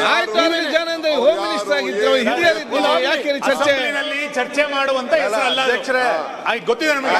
ಆದ್ರೆ ಅವ್ರ ಹೆಸರು ದೊಡ್ಡ ಮಾತಾಡಿದವ್ರನ್ನ ಬಹಿರಂಗವಾಗಿ ಯಾರೇ ಸಣ್ಣದವನು ಸಣ್ಣ ವ್ಯಕ್ತಿ ಮುಖ್ಯಮಂತ್ರಿಗಳ ಬಗ್ಗೆ ಮಾತಾಡ್ತಾನೆ, ಮಂತ್ರಿಗಳ ಬಗ್ಗೆ ಮಾತಾಡ್ತಾನೆ, ಪ್ರಚಾರ ಮಾಡ್ತಾನೆ. ಪ್ರಚಾರ ಇಲ್ಲಂಗೆ ಮಾಡೋಣ ಅವನ್ನ. ಈಗ ಅವ್ನು ಮಾತಾಡ್ತೇನೆ ನಾವೇ ಸುಮ್ನೆ ಇರ್ಬೇಕಣ್ಣ. ನಿನ್ ಬಗ್ಗೆ ಮಾತಾಡಿದ್ರೆ ನಾವು ಸುಮ್ನೆ ಇರಲ್ಲ. ನಾವು ಮಾತಾಡಿ ಟೀಕೆ ಮಾಡಿದೀನಿ ನಾನು. ಶಾಸಕಾಂಗ ಸದನದ ಯಾರೇ ಮೇಲೆ ಯಾವುದೇ ಮುಖ್ಯಮಂತ್ರಿಗಳ ಮೇಲೆ ಬಂದ್ರೆ ಇದು ಪಾರ್ಟಿ ಅಂತ ಹೇಳಿ ಬರೋದಿಲ್ಲ. ಶಾಸಕಾಂಗ ಸಭೆಯಲ್ಲಿ ಯಾವ ದೊಡ್ಡದು ಅಂತ ಹೇಳಿ ಹೆಸರು ಶಿವಲಿಂಗೇಗೌಡರು ಈ ವಿಚಾರನ ಪ್ರಸ್ತಾವನೆ ಮಾಡಿದ್ರು. ನೀವು ಯಾರು ಹೆಸರು ಹೇಳ್ತಾ ಇದ್ದೀರಿ ಅದನ್ನ ಪ್ರಸ್ತಾವನೆ ಮಾಡಿದ್ರು. ನಾನು ಕಣ್ಣಲ್ಲಿ ಅವ್ರು ಮಾತಾಡಿದಂಥ ಸ್ಟೇಟ್ಮೆಂಟ್ನ ನಾನು ಸಿಎಂಗೆ ಹೇಳಿದೆ. ಸಿಎಂ ನೋಡಿರ್ಲಿಲ್ಲ. I just explain to him, ಈ ತರ ಇದೆ, ಈ ತರ ಮಾಡಿದ್ದಾರೆ, ನಿಮ್ನೆ ಕೊಲಗಾಡಕ ಅಂತ ಹೇಳಿದ್ದಾರೆ, ನಿಮ್ದು ಲೆಕ್ಕ ಇದೆ ಸ್ವಾಮಿ ಇದರಲ್ಲಿ ಅಂತ ಹೇಳಿದೆ. ಅದಕ್ಕೆ ಇಮಿಡಿಯೇಟ್ ಹೋಮ್ ಮಿನಿಸ್ಟರ್ಗೆ ಏನ್ ಡೈರೆಕ್ಷನ್ ಕೊಡ್ಬೇಕು ಅವ್ರು ಕೊಟ್ಟಿದ್ದಾರೆ. ಅದನ್ನ ಈ ಅಸೆಂಬ್ಲಿಲಿ ಚರ್ಚೆ ಮಾಡೋದಿಲ್ಲ. ಬೇರೆ ಅವ್ರ ಕೈಲಿ ಅಧಿಕಾರ ಇದೆ, ಅದಕ್ಕೆ ಅಧಿಕಾರದಲ್ಲಿ ಏನ್ ಮಾಡಬೇಕು ಅದಕ್ಕೆ ಮಾಡ್ಲಿ. ಆ ಭಾಷೆ ಎಲ್ಲ ನಾನು ನೋಡಿದ್ದೀನಿ. ಇವತ್ತು ಬೆಳಗ್ಗೆ ಬಿಜೆಪಿ ನ್ಯಾಷನಲ್ ಸೆಕ್ರೆಟರಿ ಬಗ್ಗೆ ಮಾತಾಡಿದ್ದು ನಾನು ನೋಡಿದ್ದೀನಿ. ಭಾಳ ನಮಗೂ ಬೇಜಾರಾಯಿತು ಅದನ್ನು ನೋಡ್ಬಿಟ್ಟು. ನನಗೂ ಕಳಿಸ್ಕೊಟ್ರು ಅದನ್ನೆಲ್ಲ. Though I am not home minister, but still they are sharing lot of information to me like you people. So ಇಲ್ಲಿ definitely I think so home minister will deal with it. ಅಲ್ಲ ಡಿ ಕೆ ಶಿವಕುಮಾರ್ ಅವರೇ, ಬೇರೆ ವಿಚಾರ ಬಂದಾಗ ಸ್ವಲ್ಪ ಖಡಕ್ ಆಗಿ ಜೋರಾಗಿ ಅಂತ ಅಂದ್ರಿ. ಇವಾಗ ಎಲ್ಲಿ ಅದು ಅನ್ಲೇ ಇಲ್ಲಲ್ಲ. ಸಿಎಂ ಮೇಲೆ ಬಂದಾಗ 28 ಕೊಲೆ ಬಂದಾಗ ಒಂದ್ಸರಿ ಹಿಂಗ್ ಅಂದಿದ್ರೆ ನೀವು ಜೋಡಿ ಕರೆಕ್ಟ್ ಅಂತ ಇದ್ರಿ. ಅನಿಸ್ತಾ ಇದೆ ನನಗೆ. ಆಯ್ತು, ಗೃಹ ಸಚಿವರು ಈ ವಿಚಾರದಲ್ಲಿ ನಾವು ಸರ್ಕಾರ ಜೊತೆಲಿ ಮಾನ್ಯ ಅಧ್ಯಕ್ಷರೇ, ಇಂಥ ವಿಚಾರಗಳು ಬಂದಾಗ ತಾವು ಭಾಳ ಜೋರಾಗಿ ಮಾತಾಡ್ತೀರಿ. ನಾವು ಸರ್ಕಾರ ಅಷ್ಟೊಂದು ಹೆಲ್ಪ್ಲೆಸ್ ಆಗಿದೆ ಅಂತ ತಿಳ್ಕೊಂಡಿದ್ದೀರಾ ನೀವು? ಅಲ್ಲ ಏನು ನನಗೆ ಅರ್ಥ ಆಗ್ತಾ ಇಲ್ಲಪ್ಪ. ನನಗೆ ನಿಮಗೆ ಅರ್ಥ ಆಗ್ತಾನೆ ಇಲ್ಲ ನೀವು ಈ ರೀತಿ ಹೇಳೋದು. ನೋಡಿ, 48 ಗಂಟೆ ಆಗಿದೆ ಸ್ಟೇಟ್ಮೆಂಟ್ ಕೊಟ್ಟು. 48 ಗಂಟೆ ಆಗಿದೆ. 48 ಗಂಟೆ 48 ಅವರ್ಸ್. ನೋಡಿ, ನೀವು ಗೃಹ ಸಚಿವರಾಗಿದ್ರಿ, ಕೆಲಸ ಮಾಡಿದ್ರಿ, ಸರ್ಕಾರದಲ್ಲಿ ಬಹಳ ಪ್ರಭಾವಿ ಗೃಹ ಸಚಿವರಾಗಿ ಕೆಲಸ ಮಾಡಿದ್ರಿ. ಅಲ್ಲ, ನಂಬರ್ 1 ಗೃಹ ಸಚಿವರು ಹೆಂಗ್ ಆಕ್ಷನ್ ತಗೋಬೇಕಿತ್ತು? ಆಯ್ತು, ದೇಶದ ನಂಬರ್ 1 ಗೃಹ ಸಚಿವ ಹೆಂಗ್ ತಗೋಬೇಕಿತ್ತು? ವಿತಿನ್ ಮಿನಿಟ್ ಅಲ್ಲಿ ಅದು ಅಪ್ಲೋಡ್ ಆದ ತಕ್ಷಣ ತಗೋಬೇಕಿತ್ತು. ಅವಾಗ ನಿಮ್ಮ ನಂಬರ್ 1 ಅಂತಿದೆ. ಈಗ ಎಷ್ಟು ನಂಬರ್ ಹೇಳ್ಬೇಕು ನಾವು? ಸುನಿಲ್ ಅವರು, ನೀವೇನೇ ಹೇಳಿದ್ರು ನಾನೇನು ಉದ್ವೇಗಕ್ಕೆ ಒಳಗಾಗೋಲ್ಲ, ಆಯ್ತಾ? ಆ ವ್ಯಕ್ತಿಯನ್ನ ದೊಡ್ಡವನ್ ಮಾಡೋದು ಬೇಡ. ಆ ವ್ಯಕ್ತಿ ಮೇಲೆ ಈಗಾಗಲೇ 16 ಕೇಸ್ಗಳಿದ್ದಾವೆ. ನಾವು ಖಂಡಿತವಾಗಿ ಅವನಿಗಾಗಲೇ ಕ್ರಮ ತಗೋಬೇಕು ಅಂತ ಸೂಚನೆ ಕೊಟ್ಟಿದ್ದೇನೆ. ಆದಷ್ಟು ತಕ್ಷಣ ಅವನ ಮೇಲೆ ಕ್ರಮವನ್ನು ತಗೊಳ್ಳೋದಕ್ಕೆ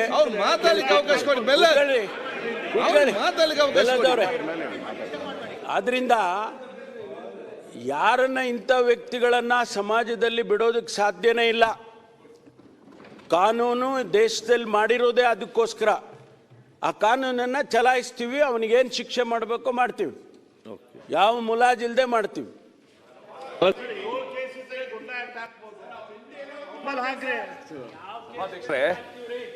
ಡಿ ಕೆ ಶಿವಕುಮಾರ್ ಅವರು ಚೆನ್ನಾಗಿ ಗೊತ್ತಿದೆ.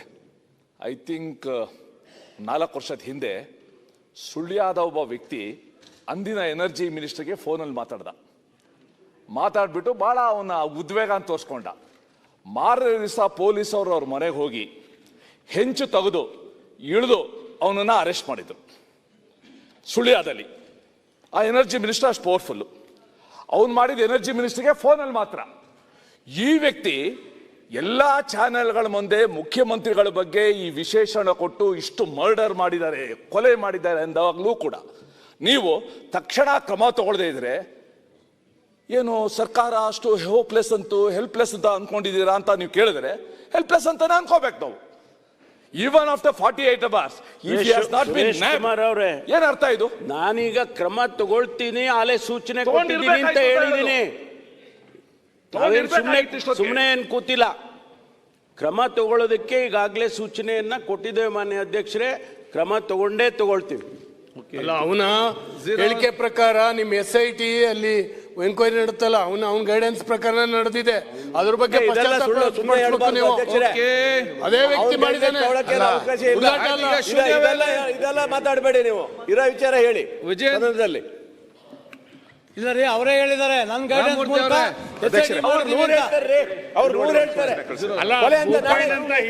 ಮಾತಾಡಿದ್ರೆ ಗೋಪಾಲ್ ಕೃಷ್ಣ, ನೀವೆಲ್ಲ ಯಾಕೆ ಫಸ್ಟ್ ಕ್ವಶನ್ ಅವರಲ್ಲಿ 1.5 ಗಂಟೆ ಆಗಿದೆ, ಮತ್ತೆ ಎದ್ದು ಮಾತಾಡ್ತೀವಿ. ಬಿಲ್ ಮಾಡಿಸ್ಬೇಕೀಗ.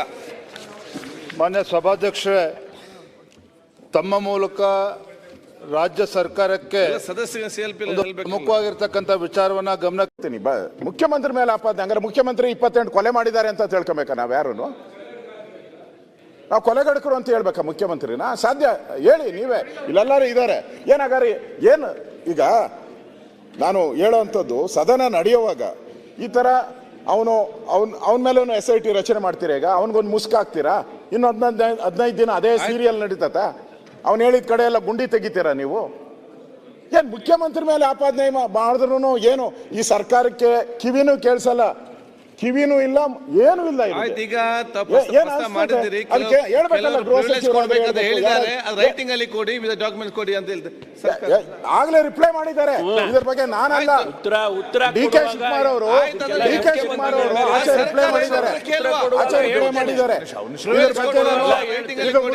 ಇವನಿಂದ ಯಾವನಿದ್ದಾನೆ ಅಷಡ್ಯಂತ್ರ ಅಂತ ಕೇಳಿದ್ದಾರೆ. ಆ ಸ್ಟೇಟ್ಮೆಂಟ್ ಗೆ ಮುಖ್ಯಮಂತ್ರಿಗಳು ಹೌದು ಅಂತ ಒಪ್ಕೋತೀರಾ ಅಥವಾ ಯಾರು ಆರೋಪ ಮಾಡಿದ್ದಾರೆ ಅವ್ರ ಮೇಲೆ ಆಕ್ಷನ್ ತಗೋತೀರಾ?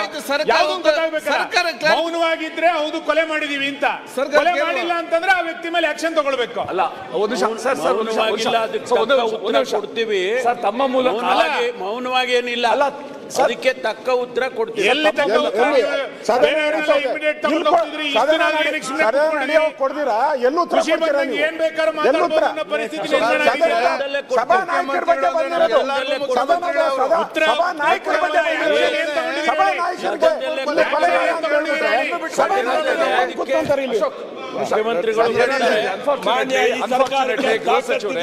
ಮರ್ಯಾದೆ ಇಂಗ್ಲಿಷ್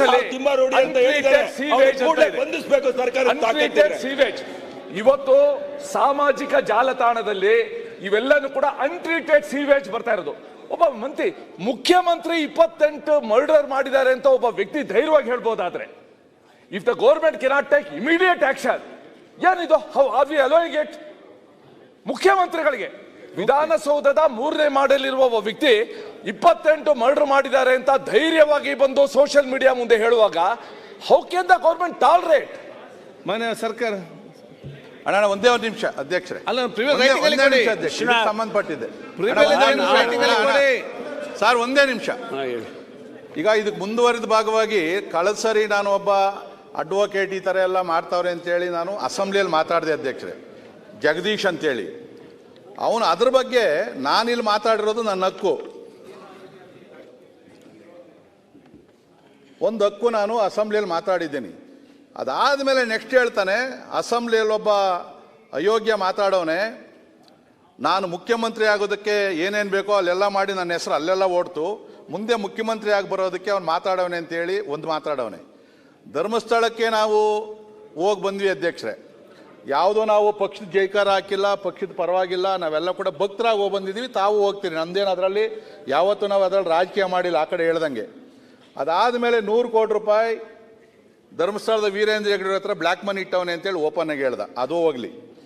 ನೆನ್ನೆ ಅಲ್ಲೆಲ್ಲೋ ಬ್ರಿಡ್ಜ್ ಮೇಲೆ ನಿಂತ್ಕೊಂಡು ಅಳಾಳ್ಸಂದ್ರದ್ದು ಯಾವುದೋ ಒಂದು ಜಾಗ ತೋರಿಸ್ಬಿಟ್ಟು, ಈ ಜಾಗ ಧರ್ಮಸ್ಥಳದವ್ರದ್ದು ವೀರೇಂದ್ರ ಹೆಗ್ಗಡೆ ಅವ್ರ ಫ್ಯಾಮಿಲಿದು, ಇವನು ಡಿನೋಟಿಫಿಕೇಶನ್ ಮಾಡಿಬಿಟ್ಟು ಬೇರೆಯವ್ರಿಗೆ ಮಾರಿಸವನೆ ಅಂತೇಳಿ ಮಾಡೋನು. ದಿನ ಅದಾಗ್ತಾ ಇದೆ.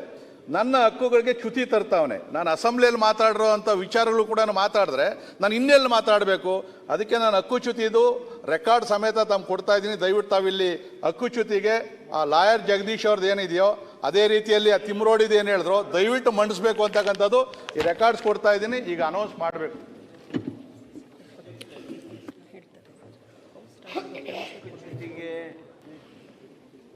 ಮಾನ್ಯ ವಿಶ್ವನಾಥ್ರವರು ಮೂವ್ ಮಾಡೋದ್ರ ಬಗ್ಗೆ ಪ್ರಸ್ತಾಪ ಮಾಡಿದರು. ಅವರ ಹಕ್ಕದು. ಸದನದಲ್ಲಿ ನಮಗಿರ್ತಕ್ಕಂಥ ದೊಡ್ಡ ಹಕ್ಕಂದ್ರೆ ಪ್ರಿವಿಲೇಜ್ ಮೋಷನ್. ಅದಕ್ಕೆ ನಿಯಮಾವಳಿಗಳಿವೆ. ಆ ನಿಯಮಾವಳಿಗಳಂತೆ ಅವರು ನೋಟಿಸ್ ಕೊಡಲಿ. ಅದನ್ನು ಸದನ ಇಂಥ ಪ್ರಕರಣಗಳನ್ನಂತೂ ನೀವು ಅದೇನೋ ಹೇಳಿದ್ರಲ್ಲ, ಅದು ಯಾರೋ ಒಬ್ಬರು ಇಂಥವನು ಮಾತನಾಡಿದ್ದಾನೆ, ಸದನಕ್ಕೆ ಆಗಿರ್ತಕ್ಕಂಥ ಗೌರವ ಹೌದದು. ಆದ್ದರಿಂದ ಅದನ್ನು ನೀವು ನೋಟಿಸ್ ಕೊಡಿ, ನಿಯಮನ ಪ್ರಕಾರ ಅದಕ್ಕೆ ಸೂಕ್ತವಾಗಿರ್ತಕ್ಕಂಥ ಸ್ಪಂದನೆಯನ್ನು ಸರ್ಕಾರನೂ ಮಾಡುತ್ತೆ. ಮಾನ್ಯ ಸಭಾಧ್ಯಕ್ಷರು ಅಂಥ ನೋಟಿಸ್ಗಳನ್ನು ಒಪ್ಪಬೇಕು ಅಂತೇಳಿ ನಾನು ನಿಮ್ಮಲ್ಲಿ ಕೋರ್ತೇನೆ. ಇಲ್ಲ ಇಲ್ಲ ಪರಮೇಶ್ವರ್ ಈಗ ಅಲ್ಲ, ಇದಕ್ಕೆ ಸಂಬಂಧಪಟ್ಟಾಗ ಡಾಕ್ಯುಮೆಂಟ್ ಕೊಟ್ಟಿದ್ದಾರೆ, ನಾನು ಸಮಿತಿಗೆ ವಹಿಸ್ತೇನೆ, ಚರ್ಚಿಸ್ತೀನಿ. ಅದು ಆಯ್ತಲ್ಲ ಸರ್, ವಿಶ್ವನಾಥದ್ದು ಆಯ್ತು, ಇದಾಯ್ತಲ್ಲ.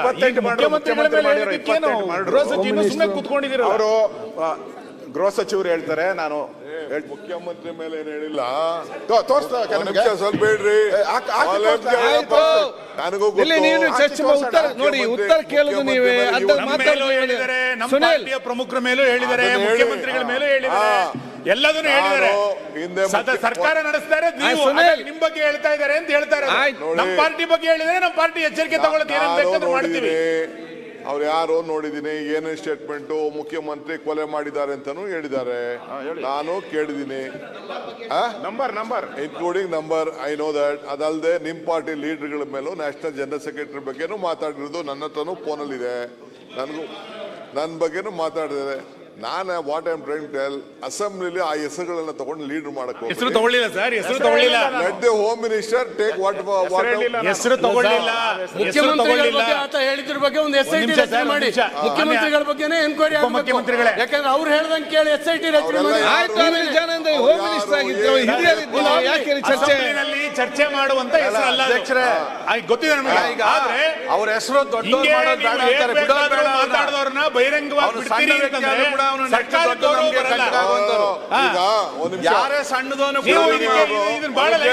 ಸಣ್ಣ ವ್ಯಕ್ತಿ ಮುಖ್ಯಮಂತ್ರಿಗಳ ಬಗ್ಗೆ ಮಾತಾಡ್ತಾನೆ, ಮಂತ್ರಿಗಳ ಬಗ್ಗೆ ಮಾತಾಡ್ತಾನೆ, ಅವ್ರ ಹೆಸರು ಪ್ರಚಾರ ಮಾಡ್ತಾನೆ. ಪ್ರಚಾರ ಇಲ್ಲಂಗೆ ಮಾಡೋಣ ಅವನ್ನ. ಮಾತಾಡ್ತೇನೆ, ನಾವೇ ಸುಮ್ಮನೆ ಇರ್ಬೇಕಣ್ಣ. ನಿನ್ ಬಗ್ಗೆ ಮಾತಾಡಿದ್ರೆ ನಾವು ಸುಮ್ಮನೆ ಇರಲ್ಲ. ನಾವು ಮಾತಾಡಿ ಟೀಕೆ ಮಾಡಿದೀನಿ ನಾನು. ಶಾಸಕಾಂಗ ಸದನದ ಯಾವುದೇ ಮೇಲೆ ಯಾವುದೇ ಮುಖ್ಯಮಂತ್ರಿಗಳ ಮೇಲೆ ಬಂದ್ರೆ ಇದು ಪಾರ್ಟಿ ಅಂತ ಹೇಳಿ ಬರೋದಿಲ್ಲ. ಶಾಸಕಾಂಗ ಸಭೆಯಲ್ಲಿ ಯಾವ ದೊಡ್ಡದು ಅಂತ ಹೇಳಿ ಶಿವಲಿಂಗೇಗೌಡರು ಈ ವಿಚಾರನ ಪ್ರಸ್ತಾವನೆ ಮಾಡಿದ್ರು. ನೀವು ಯಾರು ಹೆಸರು ಹೇಳ್ತಾ ಇದ್ದೀರಿ ಅದನ್ನ ಪ್ರಸ್ತಾವನೆ ಮಾಡಿದ್ರು. ನಾನು ಕಣ್ಣಲ್ಲಿ ಅವ್ರು ಮಾತಾಡಿದಂತ ಸ್ಟೇಟ್ಮೆಂಟ್ ನಾನು CM ಹೇಳಿದೆ. CM ನೋಡಿರ್ಲಿಲ್ಲ.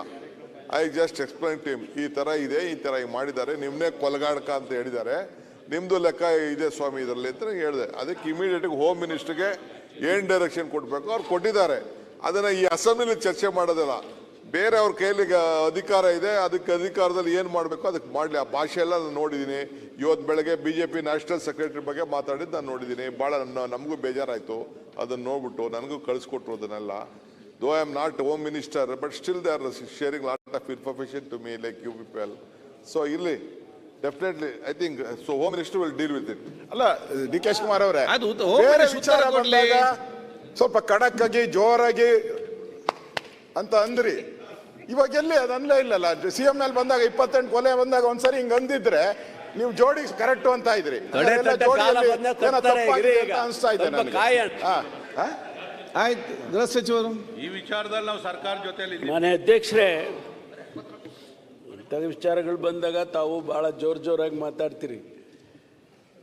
ನಾವು ಸರ್ಕಾರ ಅಷ್ಟೊಂದು ಹೆಲ್ಪ್ಲೆಸ್ ಆಗಿದೆ ಅಂತ ತಿಳ್ಕೊಂಡಿದ್ದೀರಾ ನೀವು?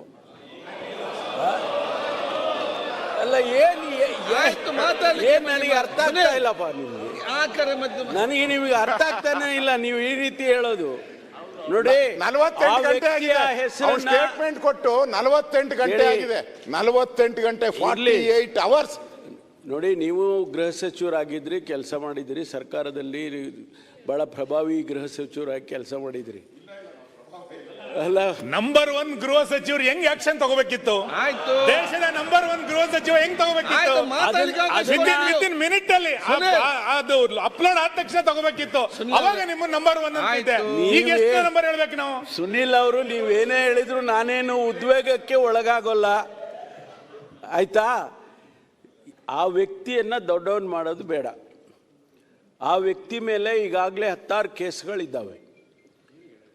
ನಾವು ಖಂಡಿತವಾಗಿ ಅವನಿಗಾಗಲೇ ಕ್ರಮ ತಗೋಬೇಕು ಅಂತ ಸೂಚನೆ ಕೊಟ್ಟಿದ್ದೇನೆ. ಆದಷ್ಟು ತಕ್ಷಣ ಅವನ ಮೇಲೆ ಕ್ರಮವನ್ನು ತಗೊಳ್ಳೋದಕ್ಕೆ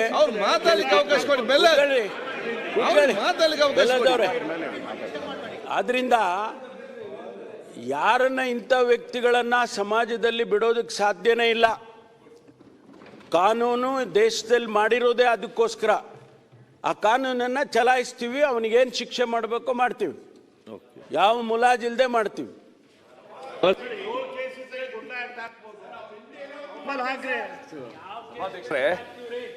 DK ಶಿವಕುಮಾರ್ ಅವ್ರು ಚೆನ್ನಾಗಿ ಗೊತ್ತಿದೆ. ಐ ಥಿಂಕ್ 4 ವರ್ಷದ ಹಿಂದೆ ಸುಳ್ಯಾದ ಒಬ್ಬ ವ್ಯಕ್ತಿ ಅಂದಿನ ಎನರ್ಜಿ ಮಿನಿಸ್ಟರ್ಗೆ ಫೋನಲ್ಲಿ ಮಾತಾಡ್ಬಿಟ್ಟು ಬಹಳ ಅವನ ಉದ್ವೇಗ ಅಂತ ತೋರಿಸ್ಕೊಂಡ. ಮಾರನೇ ದಿವಸ ಪೊಲೀಸವರು ಅವ್ರ ಮನೆಗೆ ಹೋಗಿ ಹೆಂಚು ತೆಗೆದು ಇಳಿದು ಅವನನ್ನ ಅರೆಸ್ಟ್ ಮಾಡಿದ್ರು ಸುಳ್ಯಾದಲ್ಲಿ. ಆ ಎನರ್ಜಿ ಮಿನಿಸ್ಟರ್ ಅಷ್ಟು ಪವರ್ಫುಲ್ಲು. ಅವನು ಮಾಡಿದ ಎನರ್ಜಿ ಮಿನಿಸ್ಟರ್ಗೆ ಫೋನಲ್ಲಿ ಮಾತ್ರ. ಈ ವ್ಯಕ್ತಿ ಎಲ್ಲ ಚಾನೆಲ್ಗಳ ಮುಂದೆ ಮುಖ್ಯಮಂತ್ರಿಗಳ ಬಗ್ಗೆ ಈ ವಿಶೇಷಣ ಕೊಟ್ಟು ಇಷ್ಟು ಮರ್ಡರ್ ಮಾಡಿದ್ದಾರೆ, ಕೊಲೆ ಮಾಡಿದ್ದಾರೆ ಅಂದಾಗಲೂ ಕೂಡ ನೀವು ತಕ್ಷಣ ಕ್ರಮ ತಗೊಳ್ಳದೇ ಇದ್ರೆ ಏನು ಸರ್ಕಾರ ಅಷ್ಟು ಹೋಪ್ಲೆಸ್ ಅಂತೂ ಹೆಲ್ಪ್ಲೆಸ್ ಅಂತ ಅನ್ಕೊಂಡಿದ್ದೀರಾ ಅಂತ ನೀವು ಕೇಳಿದ್ರೆ ಹೆಲ್ಪ್ಲೆಸ್ ಅಂತಾನೆ ಅನ್ಕೋಬೇಕು ನಾವು. ಈವನ್ ಆಫ್ಟರ್ 48 hours ಏನ್ ಅರ್ಥ ಇದು? ನಾನೀಗ ಕ್ರಮ ತಗೊಳ್ತೀನಿ, ಆಲೆ ಸೂಚನೆ ಕೊಟ್ಟಿದ್ದೀನಿ ಅಂತ ಹೇಳಿದ್ದೀನಿ. ಸುಮ್ಮನೆ ಏನ್ ಕೂತಿಲ್ಲ. ಕ್ರಮ ತಗೊಳ್ಳೋದಕ್ಕೆ ಈಗಾಗಲೇ ಸೂಚನೆಯನ್ನ ಕೊಟ್ಟಿದ್ದೇವೆ ಮಾನ್ಯ ಅಧ್ಯಕ್ಷರೇ. ಕ್ರಮ ತಗೊಳ್ತೀವಿ. ಅಲ್ಲ, ಅವನ ಹೇಳಿಕೆ ಪ್ರಕಾರ ನಿಮ್ಮ SIT ಅಲ್ಲಿ ಎನ್ಕ್ವೈರಿ ನಡೆತಲ್ಲ, ಅವನ ಗೈಡೆನ್ಸ್ ಪ್ರಕಾರ ನಡೆದಿದೆ. ಅದ್ರ ಬಗ್ಗೆ ಅದೇ ವ್ಯಕ್ತಿ ಮಾಡಿದ್ದಾನೆ. ಇದೆಲ್ಲ ಮಾತಾಡಬೇಡಿ ನೀವು, ಇರೋ ವಿಚಾರ ಹೇಳಿ. ವಿಜಯದಲ್ಲಿ ಇಲ್ಲ ರೀ, ಅವರೇ ಹೇಳಿದ್ದಾರೆ ನನ್ನ ಗೈಡೆನ್ಸ್ ಮೂಲಕ.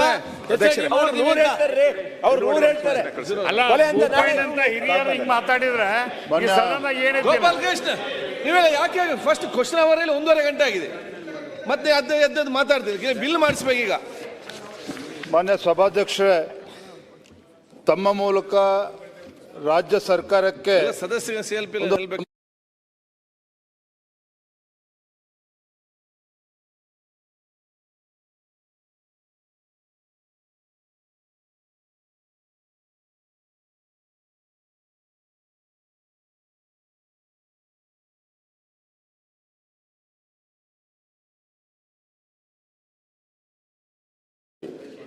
ಧರ್ಮಸ್ಥಳದಲ್ಲಿ ಕೊಲೆಗಳಾಗಿದೆ, 100 ಕೊಲೆಗಳಾಗಿದೆ ಅಂತ ಹೇಳಿದಂಥ ವ್ಯಕ್ತಿ ಇವತ್ತು ಸ್ಟೇಟ್ಮೆಂಟ್ ಮಾಡಿದ್ದಾರೆ. ರಾಜ್ಯದ ಮುಖ್ಯಮಂತ್ರಿ 28 ಕೊಲೆ ಮಾಡಿದ್ದಾರೆ ಅಂತೇಳಿ ಸ್ಟೇಟ್ಮೆಂಟ್ ಮಾಡಿದ್ದಾರೆ. ಸನ್ಮಾನ್ಯ DK ಶಿವಕುಮಾರ್ ಅವರು ಮುಂದೆ ಬಂದು ಉತ್ತರ ಕೊಡಬೇಕು. ಅದನ್ನೇ ಕೇಳ್ತಾ ಇದ್ದೀನಿ. ಸನ್ಮಾನ್ಯ ಅಧ್ಯಕ್ಷರೇ, ಈ ಥರ ಸದನ ನಡೆಯುವಾಗ ಒಬ್ಬ ರಾಜ್ಯದ ಮುಖ್ಯಮಂತ್ರಿಗೆ 28 ಕೊಲೆ ಆಗಿದೆ ಅಂತ ಹೇಳಿದ್ರೆ ಈ ರಾಜ್ಯದಲ್ಲಿ ಏನು ಗೂಂಡಾ ರಾಜ್ಯ ನಡೀತಾ ಇದೆ ಇದು? ಹಾಗಾದ್ರೆ ಯಾರು ಬೇಕಾದರೂ ಏನು ಹೇಳ್ಬೋದ? ಈಗ ಅವ್ರು ಯಾವ ವ್ಯಕ್ತಿ SIT ಮಾಡಬೇಕು ಅಂತ ಮುಖ್ಯಮಂತ್ರಿಗಳ ಮೇಲೆ ಪ್ರಭಾವ ಬೀರಿದ್ರು, ಅದೇ ಟೀಮ್ ಪ್ರೆಸ್ ಮೀಟ್ ಮಾಡಿ ಕೂತ್ಕೊಂಡು ಪ್ರೆಸ್ ಮೀಟ್ ಮಾಡಿ ಇವತ್ತು ಅಲ್ಲ ಹೇಳ್ಬಿಡ್ತೀನಿ, ಮುಖ್ಯಮಂತ್ರಿ ಮೇಲೆ ಆಪಾದನೆ. ಹಂಗಾರೆ ಮುಖ್ಯಮಂತ್ರಿ 28 ಕೊಲೆ ಮಾಡಿದ್ದಾರೆ ಅಂತ ತಿಳ್ಕೊಬೇಕಾ? ನಾವು ಯಾರು ನಾವು ಕೊಲೆಗಡಕರು ಅಂತ ಹೇಳ್ಬೇಕಾ ಮುಖ್ಯಮಂತ್ರಿನ? ಸಾಧ್ಯ ಹೇಳಿ ನೀವೇ, ಇಲ್ಲೆಲ್ಲರೂ ಇದ್ದಾರೆ.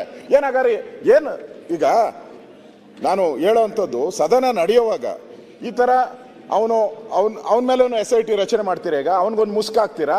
ಇನ್ನು 15 ದಿನ ಅದೇ ಸೀರಿಯಲ್ ನಡೀತತ? ಅವ್ನು ಹೇಳಿದ ಕಡೆ ಎಲ್ಲ ಗುಂಡಿ ತೆಗಿತೀರಾ ನೀವು? ಏನು ಮುಖ್ಯಮಂತ್ರಿ ಮೇಲೆ ಆಪಾದನೆ ಮಾಡಿದ್ರು ಏನು ಈ ಸರ್ಕಾರಕ್ಕೆ ಕಿವಿನೂ ಕೇಳಿಸಲ್ಲ, ಕಿವಿನೂ ಇಲ್ಲ, ಏನೂ ಇಲ್ಲ. ಈಗ ರೈಟಿಂಗ್ ಅಲ್ಲಿ ಕೊಡಿ, ಡಾಕ್ಯುಮೆಂಟ್ ಕೊಡಿ ಅಂತ ಹೇಳ್ತಾರೆ. ಆಗ್ಲೇ ರಿಪ್ಲೈ ಮಾಡಿದ್ದಾರೆ ಇದ್ರ ಬಗ್ಗೆ. ನಾನಲ್ಲ, DK ಶಿವಕುಮಾರ್ ಅವರು ರಿಪ್ಲೈ ಮಾಡಿದ್ದಾರೆ.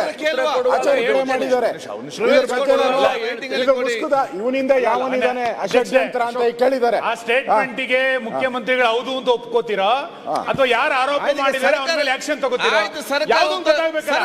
ಮೌನವಾಗಿದ್ರೆ ಹೌದು ಕೊಲೆ ಮಾಡಿದೀವಿ ಅಂತ, ಕೊಲೆ ಮಾಡಿಲ್ಲ ಅಂತಂದ್ರೆ ಆ ವ್ಯಕ್ತಿ ಮೇಲೆ ಆಕ್ಷನ್ ತಗೊಳ್ಬೇಕು. ಅಲ್ಲ, ಕೊಡ್ತೀವಿ ತಮ್ಮ ಮೂಲಕ. ಮೌನವಾಗಿ ಏನಿಲ್ಲ, ಅದಕ್ಕೆ ತಕ್ಕ ಉತ್ತರ ಕೊಡ್ತೀವಿ. ಕೊಡ್ತೀರಾ? ಎಲ್ಲೂ ಏನ್ ಬೇಕಾದ್ರೂ ಮಾತಾಡೋ ಪರಿಸ್ಥಿತಿ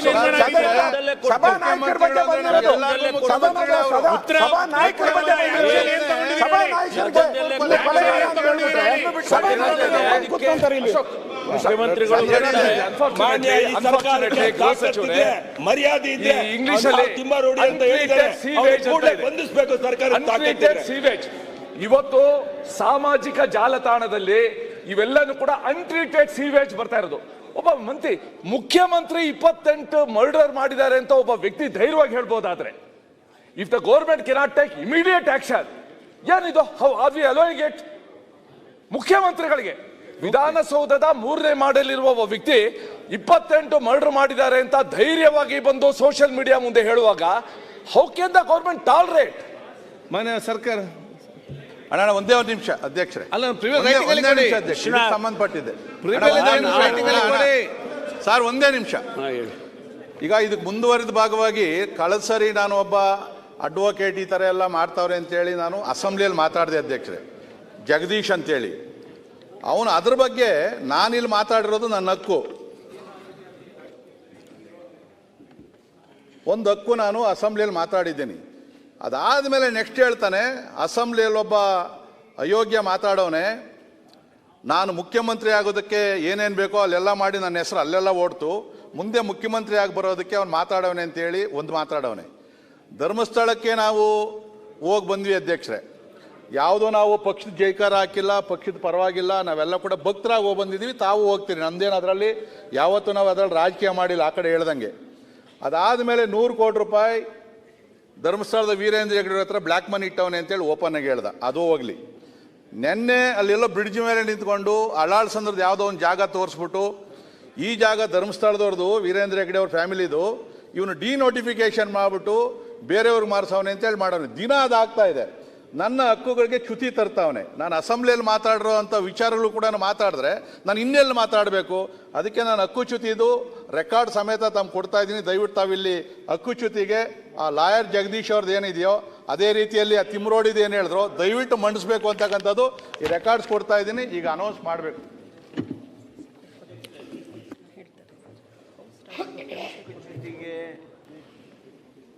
ಮಾನ್ಯ ವಿಶ್ವನಾಥ್ರವರು ಮೂವ್ ಮಾಡೋದ್ರ ಬಗ್ಗೆ ಪ್ರಸ್ತಾಪ ಮಾಡಿದರು, ಅವರ ಹಕ್ಕದು.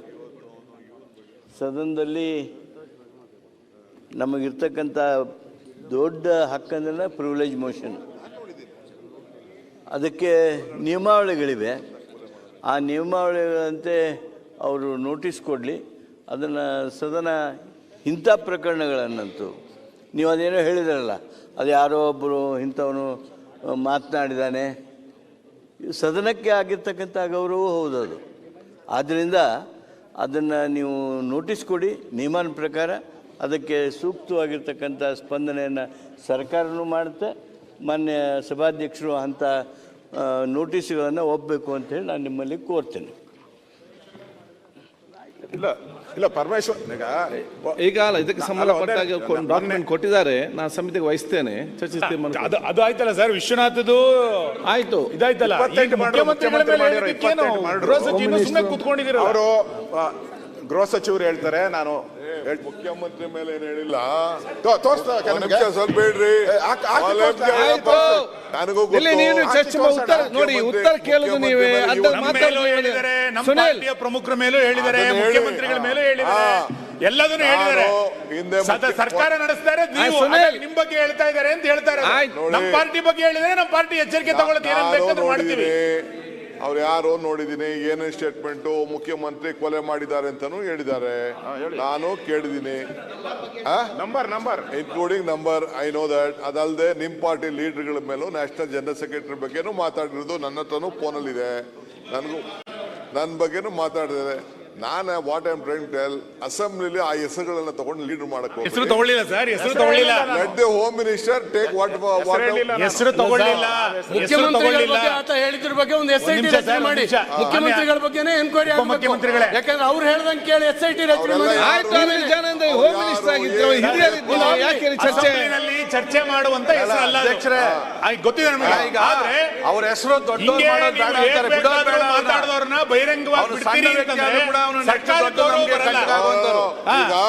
ಯಾರೇ ಸಣ್ಣದವನು ಸಣ್ಣ ವ್ಯಕ್ತಿ ಮುಖ್ಯಮಂತ್ರಿಗಳ ಬಗ್ಗೆ ಮಾತಾಡ್ತಾನೆ, ಮಂತ್ರಿಗಳ ಬಗ್ಗೆ ಮಾತಾಡ್ತಾನೆ, ಅವ್ರ ಹೆಸರು ಪ್ರಚಾರ ಮಾಡ್ತಾನೆ. ಪ್ರಚಾರ ಇಲ್ಲಂಗೆ ಮಾಡೋಣ, ಅವನ್ನ ಮಾತಾಡ್ತಾನೆ, ನಾವೇ ಸುಮ್ಮನೆ ಇರ್ಬೇಕಣ್ಣ. ನಿನ್ ಬಗ್ಗೆ ಮಾತಾಡ್ರೆ ನಾವು ಸುಮ್ಮನೆ ಇರಲ್ಲ. ನಾವು ಮಾತಾಡಿ ಟೀಕೆ ಮಾಡಿದೀನಿ ನಾನು. ಶಾಸಕಾಂಗ ಸದನದ ಯಾರೇ ಮೇಲೆ, ಯಾವುದೇ ಮುಖ್ಯಮಂತ್ರಿಗಳ ಮೇಲೆ ಬಂದ್ರೆ ಇದು ಪಾರ್ಟಿ ಅಂತ ಹೇಳಿ ಬರೋದಿಲ್ಲ. ಶಾಸಕಾಂಗ ಸಭೆ ಯಾವ ದೊಡ್ಡದು ಅಂತ ಹೇಳಿ ಹೆಸರು ಶಿವಲಿಂಗೇಗೌಡರು ಈ ವಿಚಾರನ ಪ್ರಸ್ತಾವನೆ ಮಾಡಿದ್ರು. ನೀವು ಯಾರು ಹೆಸರು ಹೇಳ್ತಾ ಇದ್ದೀರಿ ಅದನ್ನ ಪ್ರಸ್ತಾವನೆ ಮಾಡಿದ್ರು. ನಾನು ಕಣ್ಣಲ್ಲಿ ಅವ್ರು ಮಾತಾಡಿದಂಥ ಸ್ಟೇಟ್ಮೆಂಟ್ನ ನಾನು CMಗೆ ಹೇಳಿದೆ. CM ನೋಡಿರ್ಲಿಲ್ಲ. I just explain to him, ಈ ತರ ಇದೆ, ಈ ತರ ಮಾಡಿದ್ದಾರೆ, ನಿಮ್ನೆ ಕೊಲಗಾಡಕ ಅಂತ ಹೇಳಿದ್ದಾರೆ, ನಿಮ್ದು ಲೆಕ್ಕ ಇದೆ ಸ್ವಾಮಿ ಇದರಲ್ಲಿ ಅಂತ ಹೇಳಿದೆ. ಅದಕ್ಕೆ ಇಮಿಡಿಯೇಟ್ ಹೋಮ್ ಮಿನಿಸ್ಟರ್ಗೆ ಏನ್ ಡೈರೆಕ್ಷನ್ ಕೊಡ್ಬೇಕು ಅವ್ರು ಕೊಟ್ಟಿದ್ದಾರೆ. ಅದನ್ನ ಈ ಅಸೆಂಬ್ಲಿಲಿ ಚರ್ಚೆ ಮಾಡೋದಿಲ್ಲ. ಬೇರೆ ಅವ್ರ ಕೈಯಲ್ಲಿ ಅಧಿಕಾರ ಇದೆ, ಅದಕ್ಕೆ ಅಧಿಕಾರದಲ್ಲಿ ಏನು ಮಾಡಬೇಕು ಅದಕ್ಕೆ ಮಾಡಲಿ. ಆ ಭಾಷೆ ಎಲ್ಲ ನಾನು ನೋಡಿದ್ದೀನಿ. ಇವತ್ತು ಬೆಳಗ್ಗೆ ಬಿಜೆಪಿ ನ್ಯಾಷನಲ್ ಸೆಕ್ರೆಟರಿ ಬಗ್ಗೆ ಮಾತಾಡಿದ್ದು ನಾನು ನೋಡಿದ್ದೀನಿ. ಭಾಳ ನಮಗೂ ಬೇಜಾರಾಯಿತು ಅದನ್ನು ನೋಡ್ಬಿಟ್ಟು. ನನಗೂ ಕಳಿಸ್ಕೊಟ್ರು ಅದನ್ನೆಲ್ಲ. Though I am not home minister, but still they are sharing lot of information to me like you people. So ಇಲ್ಲಿ definitely I think so home minister will deal with it. ಅಲ್ಲ ಡಿ ಕೆ ಶಿವಕುಮಾರ್ ಅವರೇ, ಅದು ಬೇರೆ ವಿಚಾರ ಬಂದಾಗ ಸ್ವಲ್ಪ ಖಡಕ್ ಆಗಿ ಜೋರಾಗಿ ಅಂತ ಅಂದ್ರಿ. ಇವಾಗ ಎಲ್ಲಿ ಅದು ಅನ್ಲೇ ಇಲ್ಲಲ್ಲ. ಸಿಎಂ ನಲ್ಲಿ ಬಂದಾಗ 28 ಕೊಲೆ ಬಂದಾಗ ಒಂದ್ಸರಿ ಹಿಂಗ್ ಅಂದಿದ್ರೆ ನೀವು ಜೋಡಿ ಕರೆಕ್ಟ್ ಅಂತ ಇದ್ರಿ. ಅನಿಸ್ತಾ ಇದೆ ನನಗೆ. ಆಯ್ತು ಗೃಹ ಸಚಿವರು, ಈ ವಿಚಾರದಲ್ಲಿ ನಾವು ಸರ್ಕಾರ ಜೊತೆಯಲ್ಲಿ ಮಾನ್ಯ ಅಧ್ಯಕ್ಷರೇ, ಇಂಥ ವಿಚಾರಗಳು ಬಂದಾಗ ತಾವು ಭಾಳ ಜೋರಾಗಿ ಮಾತಾಡ್ತೀರಿ. ನಾವು ಸರ್ಕಾರ ಅಷ್ಟೊಂದು ಹೆಲ್ಪ್ಲೆಸ್ ಆಗಿದೆ ಅಂತ ತಿಳ್ಕೊಂಡಿದ್ದೀರಾ ನೀವು? ಅಲ್ಲ, ಏನ್ ನನಗೆ ಅರ್ಥ ಆಗ್ತಾ ಇಲ್ಲಪ್ಪ. ನಿಮ್ಗೆ ನನಗೆ ನಿಮಗೆ ಅರ್ಥ ಆಗ್ತಾನೆ ಇಲ್ಲ ನೀವು ಈ ರೀತಿ ಹೇಳೋದು. ನೋಡಿ, 48 ಗಂಟೆ ಆಗಿದೆ ಸ್ಟೇಟ್ಮೆಂಟ್ ಕೊಟ್ಟು. 48 ಗಂಟೆ ಆಗಿದೆ. 48 ಗಂಟೆ 48 ಅವರ್ಸ್. ನೋಡಿ, ನೀವು ಗೃಹ ಸಚಿವರಾಗಿದ್ರಿ, ಕೆಲಸ ಮಾಡಿದಿರಿ, ಸರ್ಕಾರದಲ್ಲಿ ಬಹಳ ಪ್ರಭಾವಿ ಗೃಹ ಸಚಿವರಾಗಿ ಕೆಲಸ ಮಾಡಿದಿರಿ. ಅಲ್ಲ, ನಂಬರ್ 1 ಗೃಹ ಸಚಿವರು ಹೆಂಗ್ ಆಕ್ಷನ್ ತಗೋಬೇಕಿತ್ತು? ಆಯ್ತು, ದೇಶದ ನಂಬರ್ 1 ಗೃಹ ಸಚಿವ ಹೆಂಗ್ ತಗೋಬೇಕಿತ್ತು? ವಿತಿನ್ ಮಿನಿಟ್ ಅಲ್ಲಿ ಅದು ಅಪ್ಲೋಡ್ ಆದ ತಕ್ಷಣ ತಗೋಬೇಕಿತ್ತು. ಅವಾಗ ನಿಮ್ಮ ನಂಬರ್ 1 ಅಂತಿದೆ. ಈಗ ಎಷ್ಟು ನಂಬರ್ ಹೇಳ್ಬೇಕು ನಾವು? ಸುನಿಲ್ ಅವರು, ನೀವೇನೇ ಹೇಳಿದ್ರು ನಾನೇನು ಉದ್ವೇಗಕ್ಕೆ ಒಳಗಾಗೋಲ್ಲ, ಆಯ್ತಾ? ಆ ವ್ಯಕ್ತಿಯನ್ನ ದೊಡ್ಡವನ್ ಮಾಡೋದು ಬೇಡ. ಆ ವ್ಯಕ್ತಿ ಮೇಲೆ ಈಗಾಗಲೇ 16 ಕೇಸ್ಗಳಿದ್ದಾವೆ. ನಾವು ಖಂಡಿತವಾಗಿ ಅವನಿಗಾಗಲೇ ಕ್ರಮ ತಗೋಬೇಕು ಅಂತ ಸೂಚನೆ ಕೊಟ್ಟಿದ್ದೇನೆ. ಆದಷ್ಟು ತಕ್ಷಣ ಅವನ ಮೇಲೆ ಕ್ರಮವನ್ನು ತಗೊಳ್ಳೋದಕ್ಕೆ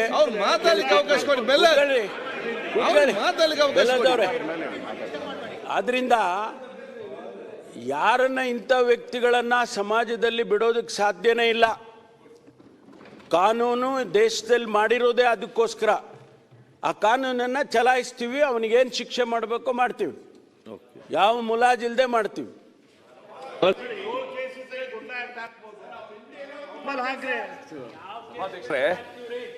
ಡಿ ಕೆ ಶಿವಕುಮಾರ್ ಅವರು ಚೆನ್ನಾಗಿ ಗೊತ್ತಿದೆ. ಐ ಥಿಂಕ್ 4 ವರ್ಷದ ಹಿಂದೆ ಸುಳ್ಯದ ಒಬ್ಬ ವ್ಯಕ್ತಿ ಅಂದಿನ ಎನರ್ಜಿ ಮಿನಿಸ್ಟರ್ಗೆ ಫೋನಲ್ಲಿ ಮಾತಾಡ್ಬಿಟ್ಟು ಭಾಳ ಅವನ ಉದ್ವೇಗ ಅಂತ ತೋರಿಸ್ಕೊಂಡ. ಮಾರನೇ ದಿವಸ ಪೊಲೀಸ್ ಅವರು ಅವ್ರ ಮನೆಗೆ ಹೋಗಿ ಹೆಂಚು ತೆಗೆದು ಇಳಿದು ಅವನನ್ನು ಅರೆಸ್ಟ್ ಮಾಡಿದ್ರು ಸುಳ್ಯದಲ್ಲಿ. ಆ ಎನರ್ಜಿ ಮಿನಿಸ್ಟರ್ ಅಷ್ಟು ಪವರ್ಫುಲ್ಲು. ಅವನು ಮಾಡಿದ ಎನರ್ಜಿ ಮಿನಿಸ್ಟರ್ಗೆ ಫೋನಲ್ಲಿ ಮಾತ್ರ.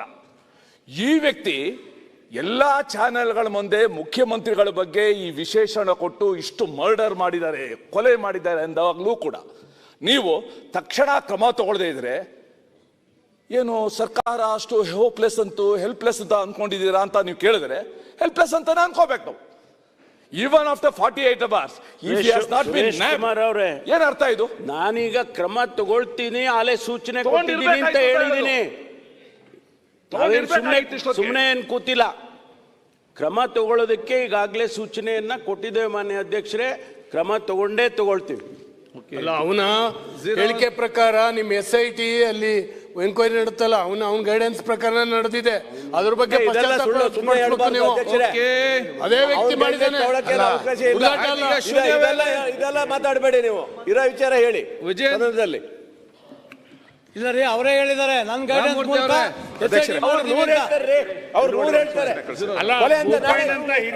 ಮಾತಾಡಿದ್ರೆ ಗೋಪಾಲ್ ಕೃಷ್ಣ, ನೀವೆಲ್ಲ ಯಾಕೆ ಫಸ್ಟ್ ಕ್ವಶನ್ ಅವರಲ್ಲಿ 1.5 ಗಂಟೆ ಆಗಿದೆ, ಮತ್ತೆ ಎದ್ದು ಮಾತಾಡ್ತೀವಿ. ಬಿಲ್ ಮಾಡಿಸ್ಬೇಕೀಗ. ಮಾನ್ಯ ಸಭಾಧ್ಯಕ್ಷರೇ, ತಮ್ಮ ಮೂಲಕ ರಾಜ್ಯ ಸರ್ಕಾರಕ್ಕೆ ಪ್ರಮುಖವಾಗಿರ್ತಕ್ಕಂಥ ವಿಚಾರವನ್ನ ಗಮನಕ್ಕೆ ತರೋದಕ್ಕೆ ಇಚ್ಛೆ ಪಡ್ತೇನೆ. ಇವತ್ತು ನಮ್ಮ ವಿಜಯನಗರ, ಕೊಪ್ಪಳ ಮತ್ತು ರಾಯಚೂರು ಮತ್ತು ಬಳ್ಳಾರಿ ಜಿಲ್ಲೆ ಜೀವನಾಡಿ ಆಗಿರ್ತಕ್ಕಂಥ ತುಂಗಭದ್ರಾ ಜಲಾಶಯ ವಿಚಾರದಲ್ಲಿ ನಮಗೆ ಗೊತ್ತಿದೆ, ಈ ಬಾರಿ ಉತ್ತಮ ಮಳೆ ಆಗಿದ್ರೂ ಸಹ ತುಂಗಭದ್ರಾ ಜಲಾಶಯಕ್ಕೆ ಒಳಹರಿವು ಬರ್ತಾ ಇದ್ರೂ ಕೂಡ ಇವತ್ತು 6 ಕ್ರಸ್ಟ್ ಗೇಟ್ಗಳಲ್ಲಿ ಇವತ್ತೇನು ದೋಷ ಕಾಣ್ತಾ ಇದೆ. ನಮಗೆ ಗೊತ್ತಿದೆ, ಕಳೆದ ಆಗಸ್ಟ್ನಲ್ಲೂ ಸಹ 19ನೇ ಕ್ರಸ್ಟ್ ಗೇಟು ಮುರಿದುಕೊಂಡು ಹೋಗಿರ್ತಕ್ಕಂಥ ಘಟನೆನೂ ಕೂಡ ನಾವು ನೋಡಿದ್ದೇವೆ. ಇದಾದ ನಂತರ ಅಪಾರ ಪ್ರಮಾಣದಲ್ಲಿ ನೀರು ಪೋಲಾಗಿರ್ತಕ್ಕಂಥದ್ದು ಕೂಡ ನಾವು ನೋಡಿದ್ದೇವೆ. ಮಾನ್ಯ ಸಭಾಧ್ಯಕ್ಷರೇ, ಪ್ರತಿ ವರ್ಷ ಈ ಭಾಗದ ರೈತರು 2 ಬೆಳೆಯನ್ನ ಬೆಳೀತಾ ಇದ್ರು. ಆದರೆ ಈ ಸಲ ಅನಾಹುತ ಆಗಿರ್ತಕ್ಕಂಥ ಕಾರಣದಿಂದ 1 ಬೆಳೆಗೆ ಇವತ್ತು ರೈತರು ತೃಪ್ತಿ ಪಡ್ಕೊಳ್ತಕ್ಕಂಥ ಸಂದರ್ಭ ಸೃಷ್ಟಿಯಾಗಿದೆ. ನಾನು ಇವತ್ತು ಎತ್ತಿರ್ತಕ್ಕಂಥ ಪ್ರಶ್ನೆ, ಇವತ್ತು ಆ ತುಂಗಭದ್ರಾ ಜಲಾಶಯದಲ್ಲಿ ಇವತ್ತು 100 TMCಗಿಂತ ಹೆಚ್ಚು ಅಲ್ಲಿ ಕೆಪಾಸಿಟಿ ನೀರನ್ನು ಸ್ಟೋರೇಜ್ ಮಾಡೋದಕ್ಕೆ ಅವಕಾಶ ಇರಲಿಲ್ಲ. ಆದರೂ ಕೂಡ ನಮಗಿರ್ತಕ್ಕಂಥ ಮಾಹಿತಿ ಪ್ರಕಾರ 105 TMC ಅಲ್ಲಿ ರಿಸರ್ವ್ ಇತ್ತು ಅಂತಕ್ಕಂಥದ್ದು ಕೂಡ ನಾವು ಕೇಳ್ತಾ ಇದ್ದೇವೆ. ಪ್ರಶ್ನೆ ಏನು ಅಂತ ಹೇಳಿದ್ರೆ మన ಸಭಾಧ್ಯಕ್ಷ, ಅಲ್ಲಿರ್ತಕ್ಕಂಥ ಉಸ್ತುವಾರಿ ಸಚಿವರು ಇದು ಏನು ಕ್ರಸ್ಟ್ ಗೇಟ್ಗಳನ್ನ ತತ್ಕ್ಷಣ ಅಳವಡಿಸಬೇಕಾಗಿತ್ತು. ಈಗ ಎಲ್ಲ ಕ್ರಸ್ಟ್ ಗೇಟ್ಗಳಲ್ಲೂ ಕೂಡ ಸಮಸ್ಯೆ ಇದೆ ಅಂತೇಳಿ ಇವತ್ತು ಚರ್ಚೆ ನಡೀತಾ ಇದೆ. ಆ ಭಾಗದ ಶಾಸಕರಾಗಿರ್ತಕ್ಕಂಥ ಜನಾರ್ದನ್ ರೆಡ್ಡಿ ಅವರು, ಅದೇ ರೀತಿ ನಮ್ಮ ಶಿವರಾಜ್ ಪಾಟೀಲ್ ಅವರು, ದೊಡ್ಡನಗೌಡರು ಎಲ್ಲರೂ ಕೂಡ ಇದನ್ನು ಚರ್ಚೆ ಮಾಡಿದ್ದೇವೆ. ಆ ಭಾಗದ ರೈತರು ಕೂಡ ಇವತ್ತು ಆತಂಕದಲ್ಲಿದ್ದಾರೆ. ರೈತ ಮುಖಂಡರು ಕೂಡ ಬಂದು ಇವತ್ತು ಮನವಿಯನ್ನು ಕೊಟ್ಟಿರ್ತಕ್ಕಂಥ ಸಂದರ್ಭದಲ್ಲಿ ಈ ವಿಚಾರದಲ್ಲಿ ಸರ್ಕಾರ ಏನ್ ಕ್ರಮ ಕೈಗೊಳ್ತಾ ಇದೆ, ಯಾಕೆ ರೈತರು ಆತಂಕದಲ್ಲಿದ್ದಾರೆ, ಈ ವಿಚಾರದಲ್ಲಿ ಸರ್ಕಾರ ಸರಿಯಾದಂತ ಉತ್ತರ ಕೊಡಬೇಕು. ಇನ್ನೊಂದು ಒಂದೇ ವಿಚಾರ ನನ್ನ ಸಭಾಧ್ಯಕ್ಷ, ಹಿಂದೆ ಬಿಜೆಪಿ ಸರ್ಕಾರ ಇದ್ದಾಗ ಅಲ್ಲಿ ನವಲೆ ಸಮಾಂತರ ವಿಷಯ ಪ್ರಸ್ತಾವನೆ ಮಾಡಿ ಇಷ್ಟೇ ವಿಚಾರ ಮಾನ್ಯ ಸಭಾಧ್ಯಕ್ಷ, ನವಲೆ ಸಮಾನಾಂತರ ಜಲಾಶಯದ ಬಗ್ಗೆನೂ ಕೂಡ ಹಿಂದೆ ಯಡಿಯೂರಪ್ಪ ಮುಖ್ಯಮಂತ್ರಿಗಳಿದ್ದಾಗ ಪ್ರಸ್ತಾಪ ಸರ್ಕಾರ ಉತ್ತರ ಕೊಡಬೇಕು ಅಂತ ತಮ್ಮ ಮೂಲಕ ನಾನು ವಿನಂತಿಯನ್ನು ಮಾಡ್ತೇನೆ. ಸರ್ ಮೊನ್ನೆ ಟೆಕ್ನಿಕಲ್ ಸರ್ ಕಮಿಟಿ ಬಗ್ಗೆನೂ ಮಾತನಾಡಿದ್ದಾರೆ. ನಮ್ಮ ಉಪಮುಖ್ಯಮಂತ್ರಿ ನೀರಾವರಿ ಮಂತ್ರಿಗಳು ಸಹಿತ ಅದಕ್ಕೆ ಆನ್ಸರ್ ಕೊಡ್ತೀವಿ ಅಂತ ಹೇಳಿ ದಯಮಾಡಿ ಅವರಿಂದ ಆನ್ಸರ್ ಕೊಡ್ರಿ ಸರ್. ಇನ್ನೊಂದು 2ನೇ ಸರ್ ದಯಮಾಡಿ ಅವ್ರಿಗೆ ಸಾಹೇಬರಿಗೆ ಉತ್ತರ ಕೊಡಕ್ಕೆ ಹೇಳಿ ಸರ್. ತಾವೇ ಹೇಳಿದ್ರಿ ಸರ್. ನಿಲ್ಲಿ ಉತ್ತರ ಕೊಡ್ತಾರೆ. ಮೊನ್ನೆ ನಮ್ಮ ಶಿವರಾಜ್ ತಿಂಗಳಿಲ್ಲ, ನಮ್ಮ ಹಂಪನಗೌಡ ಬಾದಲ್ರಿ ಮತ್ತು ಇವರೆಲ್ಲ ಪ್ರಸ್ತಾವನೆ ಮಾಡಿದ್ರು. ಇವರು ಹೋಗಿ ಸ್ಪಾಟ್, ನಮ್ಮ ಡಿಸ್ಟ್ರಿಕ್ಟ್ ಮಿನಿಸ್ಟರ್ ಹೋಗಿ ಸ್ಪಾಟ್ ಹೋಗಿ ನೋಡ್ಕೊಂಡು ಬಂದು ಅವರು ಒಂದು ಹೇಳಿದ್ರು, ಇವರು ಒಂದು ಸ್ಟೇಟ್ಮೆಂಟ್ ಮಾಡಿದ್ದಾರೆ. ಈಗ ಒಂದು ಐಡೆಂಟಿಫಿಕೇಶನ್ ಮಾಡಕ್ಕೆ ಹೇಳಿದ್ದೀರಾ, ಅದರಲ್ಲೂ ಕೂಡ ಈಗ ಗುಂಟೋಪಲ್ಲಿ ಮನೆ ಕಟ್ಕೊಂಡಿದ್ದಾರೆ 50 ವರ್ಷದಿಂದ, ಅದರದ್ದು ಒಂದು ಕ್ಲಾರಿಫೈ ಮಾಡಬೇಕು. ಈಗ ಏನಾಗಿದೆ ಅಂದ್ರೆ ಸರ್ಕಾರಿ ಜಾಗದಲ್ಲಿ ಯಾರಿಗೊಬ್ಬರು ಗ್ರಾಂಟ್ ಮಾಡಿದ್ದಾರೆ ಬಗೂರುಕುಮ್ಮಲ್ಲಿ, ಅಲ್ಲಿ ಒಂದು 350 ಮನೆ ಆಗಿದೆ. ನಾನು ಮೇಡಮ್ಗೆ ತಹಸೀಲ್ದಾರ್ಗೆ ಹೇಳಿದ್ರೆ ಅದನ್ನ ರಿಜೆಕ್ಟ್ ಮಾಡ್ಬಿಡಿ. ಬಹಳ ಚರ್ಚೆ ಆಗಿ ಗುಂಡುತೋಪಲ್ಲಿ ಮನೆ ಕಟ್ಕೊಂಡಿದ್ರು ಕೂಡ ನೋಡಲ್ ಡಿಪಾರ್ಟ್ಮೆಂಟ್ ನಡೆಯುವಾಗ ಈ ತರ ಅವನ ಮೇಲೆ SIT ಕಂದಾಯ ಮಾತಾಡೋದು ಒಳ್ಳೇದು. ಹೋಗಿ ಮಂತ್ರ ಕೂತ್ಕೊಳ್ಳಿ. ಪ್ರಶ್ನೋತ್ತರ ಮುಗಿದಿದೆ, ಲಿಖಿತ ಕೊಟ್ಟಿದ್ದಾರೆ. ಈಗ ಒಂದೇ ನಿಮಿಷ. ಸನ್ಮಾನ್ಯ ಅಧ್ಯಕ್ಷರೇ, ಸದನ ನಡೀತಾ ಇದೆ. ಈಗ ನಾವೆಲ್ಲ ಸದನದಲ್ಲಿ ಭಾಗವಹಿಸ್ತಾ ಇದ್ದೀವಿ. ಈಗ ಧರ್ಮಸ್ಥಳದ ವಿಚಾರ ಈಗಾಗಲೇ ಬಹಳ ಚರ್ಚೆ ಆಗಿ, ಧರ್ಮಸ್ಥಳದಲ್ಲಿ ಕೊಲೆಗಳಾಗಿದೆ, 106 ಕೊಲೆಗಳಾಗಿದೆ ಅಂತ ಹೇಳಿದಂಥ ವ್ಯಕ್ತಿ ಇವತ್ತು ಸ್ಟೇಟ್ಮೆಂಟ್ ಮಾಡಿದ್ದಾರೆ, ರಾಜ್ಯದ ಮುಖ್ಯಮಂತ್ರಿ 28 ಕೊಲೆ ಮಾಡಿದ್ದಾರೆ ಅಂತೇಳಿ ಸ್ಟೇಟ್ಮೆಂಟ್ ಮಾಡಿದ್ದಾರೆ. ಸನ್ಮಾನ್ಯ DK ಶಿವಕುಮಾರ್ ಅವರು ಮುಂದೆ ಬಂದು ಉತ್ತರ ಕೊಡಬೇಕು. ಅದನ್ನೇ ಕೇಳ್ತಾ ಇದ್ದೀನಿ. ಸನ್ಮಾನ್ಯ ಅಧ್ಯಕ್ಷರೇ, ಈ ಥರ ಸದನ ನಡೆಯುವಾಗ ಒಬ್ಬ ರಾಜ್ಯದ ಬಿಡಿ, ಆಮೇಲೆ ನೀವು ಬಿಲ್ನೆಲ್ಲ ಆಮೇಲೆ ಕಂಟಿನ್ಯೂಸ್ ತಗೊಂಬಿಡಿ. ಈಗ ಸ್ವಲ್ಪ ಬಿಲ್ ತೊಗೊಳೋದು ಮತ್ತೆ ಇವರು ಉತ್ತರ ಕೊಡೋದು ಬೇಡ, ಕೊಟ್ಬಿಡ್ಲಿ.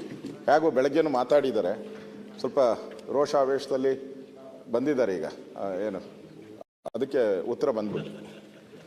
ಮಾನ್ಯ ಅಧ್ಯಕ್ಷರೇ, ವಿರೋಧ ಪಕ್ಷದ ನಾಯಕರು ಮತ್ತು ಎಲ್ಲ ಗೌರವಾನ್ವಿತ ಸದಸ್ಯರು ಬೆಳಿಗ್ಗೆ ಒಂದು ವಿಷಯವನ್ನು ಪ್ರಸ್ತಾಪ ಮಾಡಿದರು. ಯಾರೊಬ್ಬ ವ್ಯಕ್ತಿ ಮುಖ್ಯಮಂತ್ರಿಗಳ ಬಗ್ಗೆ, ಯಾಕೆಂದರೆ ನಾನು ಅವರ ಹೆಸರು ಹೇಳೋದಕ್ಕೂ ಕೂಡ ಈ ಸದನದಲ್ಲಿ ಅರ್ಹತೆ ಇರೋದಿಲ್ಲ. 24, 26, 28 ಮರ್ಡರ್ಗಳನ್ನು ಮುಖ್ಯಮಂತ್ರಿಗಳು ಮಾಡಿದ್ದಾರೆ ಅಂತಕ್ಕಂಥ ಮಾತನ್ನು ಆ ವ್ಯಕ್ತಿ ಹೇಳಿದ್ದಾನೆ ಅಂಥೇಳಿ ಭಾಳ ಜೋರಾಗಿ ಅವನನ್ನು ಯಾಕೆ ಅರೆಸ್ಟ್ ಮಾಡಲಿಲ್ಲ, ಸರ್ಕಾರ ಹೀಗಿದೆ ಹಾಗಿದೆ ಅಂತೆಲ್ಲ ಮಾತಾಡಿದರು. ಒಂದು ಸದನಕ್ಕೆ ಒಂದು ಮಾಹಿತಿ ಏನಂದರೆ, ಆ ವ್ಯಕ್ತಿ ಮಾತನಾಡಿರ್ತಕ್ಕಂಥದ್ದು ಮೇ 27, 2023. ಈಗ ಮಾತಾಡಿಲ್ಲ ಅವನು. ಬಹುಶಃ ಆಗ ನಮ್ಮ ಸರ್ಕಾರನೂ ಇರಲಿಲ್ಲ, ಆಗ ಚುನಾವಣೆಯ ಸಂದರ್ಭ ಅಂತ ಕಾಣಿಸುತ್ತೆ. 27 ಮೇ, ಆಗ ಇನ್ನೂ ಸರ್ಕಾರ ರಚನೆ ಆಗಿರಲಿಲ್ಲ. ಆ ಸಂದರ್ಭದಲ್ಲಿ ಆಡಿರ್ತಕ್ಕಂಥ ಮಾತು, ಅದನ್ನು ತಾವು ಅದು ಯಾಕೆ ಈಗ ಪ್ರಸ್ತಾಪ ಮಾಡಿದ್ರಿ ಅಂತ ನನಗೆ ಗೊತ್ತಿಲ್ಲ. ಅದರ ಉದ್ದೇಶ ಏನು, ಯಾಕೆ ತಾವು ಪ್ರಸ್ತಾಪ ಮಾಡಿದ್ರಿ ಅಂತೇಳಿ. ಹಂಗಂತೇಳಿ ಆ ವ್ಯಕ್ತಿಯನ್ನು ನಾವು ಬೇರೆ ಬೇರೆ ಮಾನ್ಯ ವಿರೋಧ ಪಕ್ಷದ ನಾಯಕರ ಗಮನಕ್ಕೆ ಸುಮಾರು 18 ಕೇಸ್ಗಳು ಆತನ ಮೇಲೆ ಇದ್ದದ್ದು. ಈಗಾಗಲೇ ಸುಮಾರು ಕೇಸ್ಗಳು ವಜಾ ಆಗಿದೆ, ಆದರೆ ಇನ್ನೂ ಕೂಡ ಭಾಳಷ್ಟು ಕೇಸ್ಗಳು ಅವ್ರ ಮೇಲೆ ಇದೆ ಅಂತಕ್ಕಂಥದ್ದು. ಅವ್ರ ಮೇಲೆ ಕ್ರಮ ತಗೊಳ್ಳೋದ್ರ ಬಗ್ಗೆ ಯಾವುದೇ ಕಾಂಪ್ರಮೈಸ್ ಇಲ್ಲ. ಅವ್ರ ಮೇಲೆ ಏನು ಕಾನೂನು ಪ್ರಕಾರ ಸೂಕ್ತವಾದ ಕ್ರಮ ತಗೋಬೇಕೋ ಮುಲಾಜಿಲ್ಲದೆ ನಿರ್ದಾಕ್ಷಿಣ್ಯವಾಗಿ ಕ್ರಮವನ್ನು ತೆಗೆದುಕೊಳ್ತೇವೆ. ಆದ್ದರಿಂದ ಸ್ವಲ್ಪ ವೆರಿಫಿಕೇಷನ್ ಮಾಡಿಕೊಂಡ್ರೆ ಯಾವ ಸಂದರ್ಭದಲ್ಲಿ ಯಾರು ಮಾತನಾಡಿದರು, ಅದು ಈ ಪ್ರಸ್ತಾಪ ಈಗ ಮಾಡೋದ್ರ ಉದ್ದೇಶ ಏನು ಅನ್ನೋದು ಸ್ವಲ್ಪ ತಿಳಿಸಿದರೆ ಭಾಳ ಸದನಕ್ಕೆ ಒಳ್ಳೆಯದಾಗುತ್ತೆ ಅಂಥೇಳಿ ನಾನು ಈ ಸಂದರ್ಭದಲ್ಲಿ ಹೇಳೋದಕ್ಕೆ ಬಯಸ್ತೇನೆ. ಅಲ್ಲ ಸರ್, 25 ವರ್ಷದ ಹಿಂದೆ ಅಲ್ಲಿ ಕೊಲೆ ಮಾಡಿ ಊತ ಹಾಕಿದ್ದಾರೆ ಅಂತ ಆತ ಮಾತಾಡಿದ್ದಾನೆ. ಅದನ್ನ ಈ ಸರ್ಕಾರ ತೆಗೆದುಕೊಂಡು ಈಗ 25 ವರ್ಷದಿಂದ ಹೇಳಿರೋದನ್ನ ಮಾಡಿರೋದನ್ನ ಈಗ ಮಾತಾಡ್ತಾನೆ. ಅವ್ನು ಹೇಳ್ತಾನೆ ಅಂದ್ರೆ ಸರ್ಕಾರ ಮತ್ತೆ 2 years ಹಿಂದೆ ಅಂತ ಹೇಳಿದ್ರೆ ಅವ್ರ ಮುಖ್ಯಮಂತ್ರಿ ಆಗ್ತಾ ತಕ್ಷಣನೇ ಅವ್ರು ಮಾತಾಡಿರುವಂಥದ್ದು. ಈಗ ಅವರ ಮೊನ್ನೆ ಚರ್ಚೆ ಆದಂಥ ರಿಪ್ಲೈ ಆಗಲಿ, ಉತ್ತರ ಕೊಡಲಿ, ಮತ್ತೆ ರಿಪ್ಲೈ ಆದ ನಂತರ ಬಿಲ್ ತಗೊಳ್ಳುವ. Bill okay.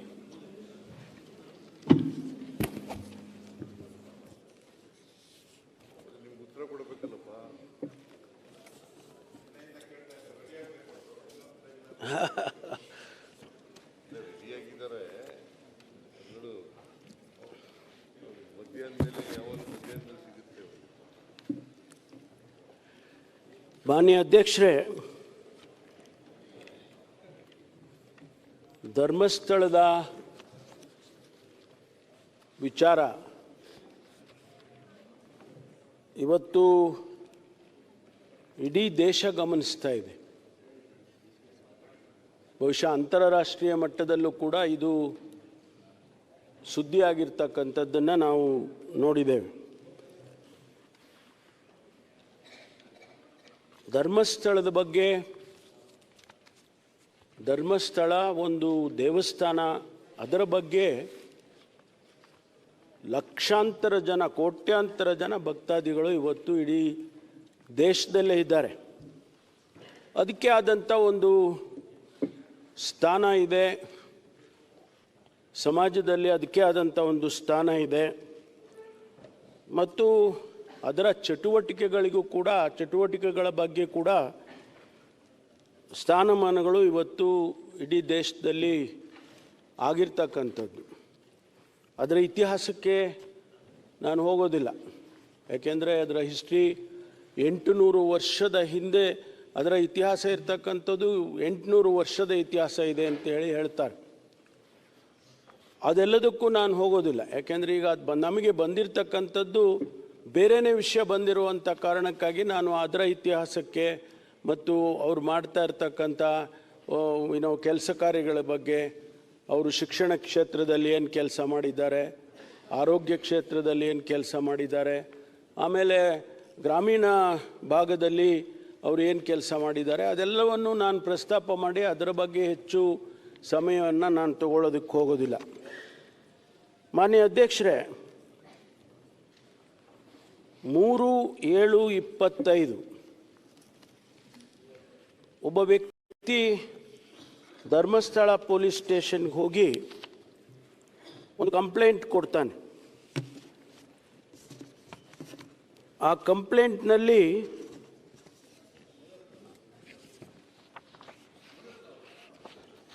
ಅವನು ಪ್ರಸ್ತಾಪ ಮಾಡಿರ್ತಕ್ಕಂಥ ವಿಷಯ,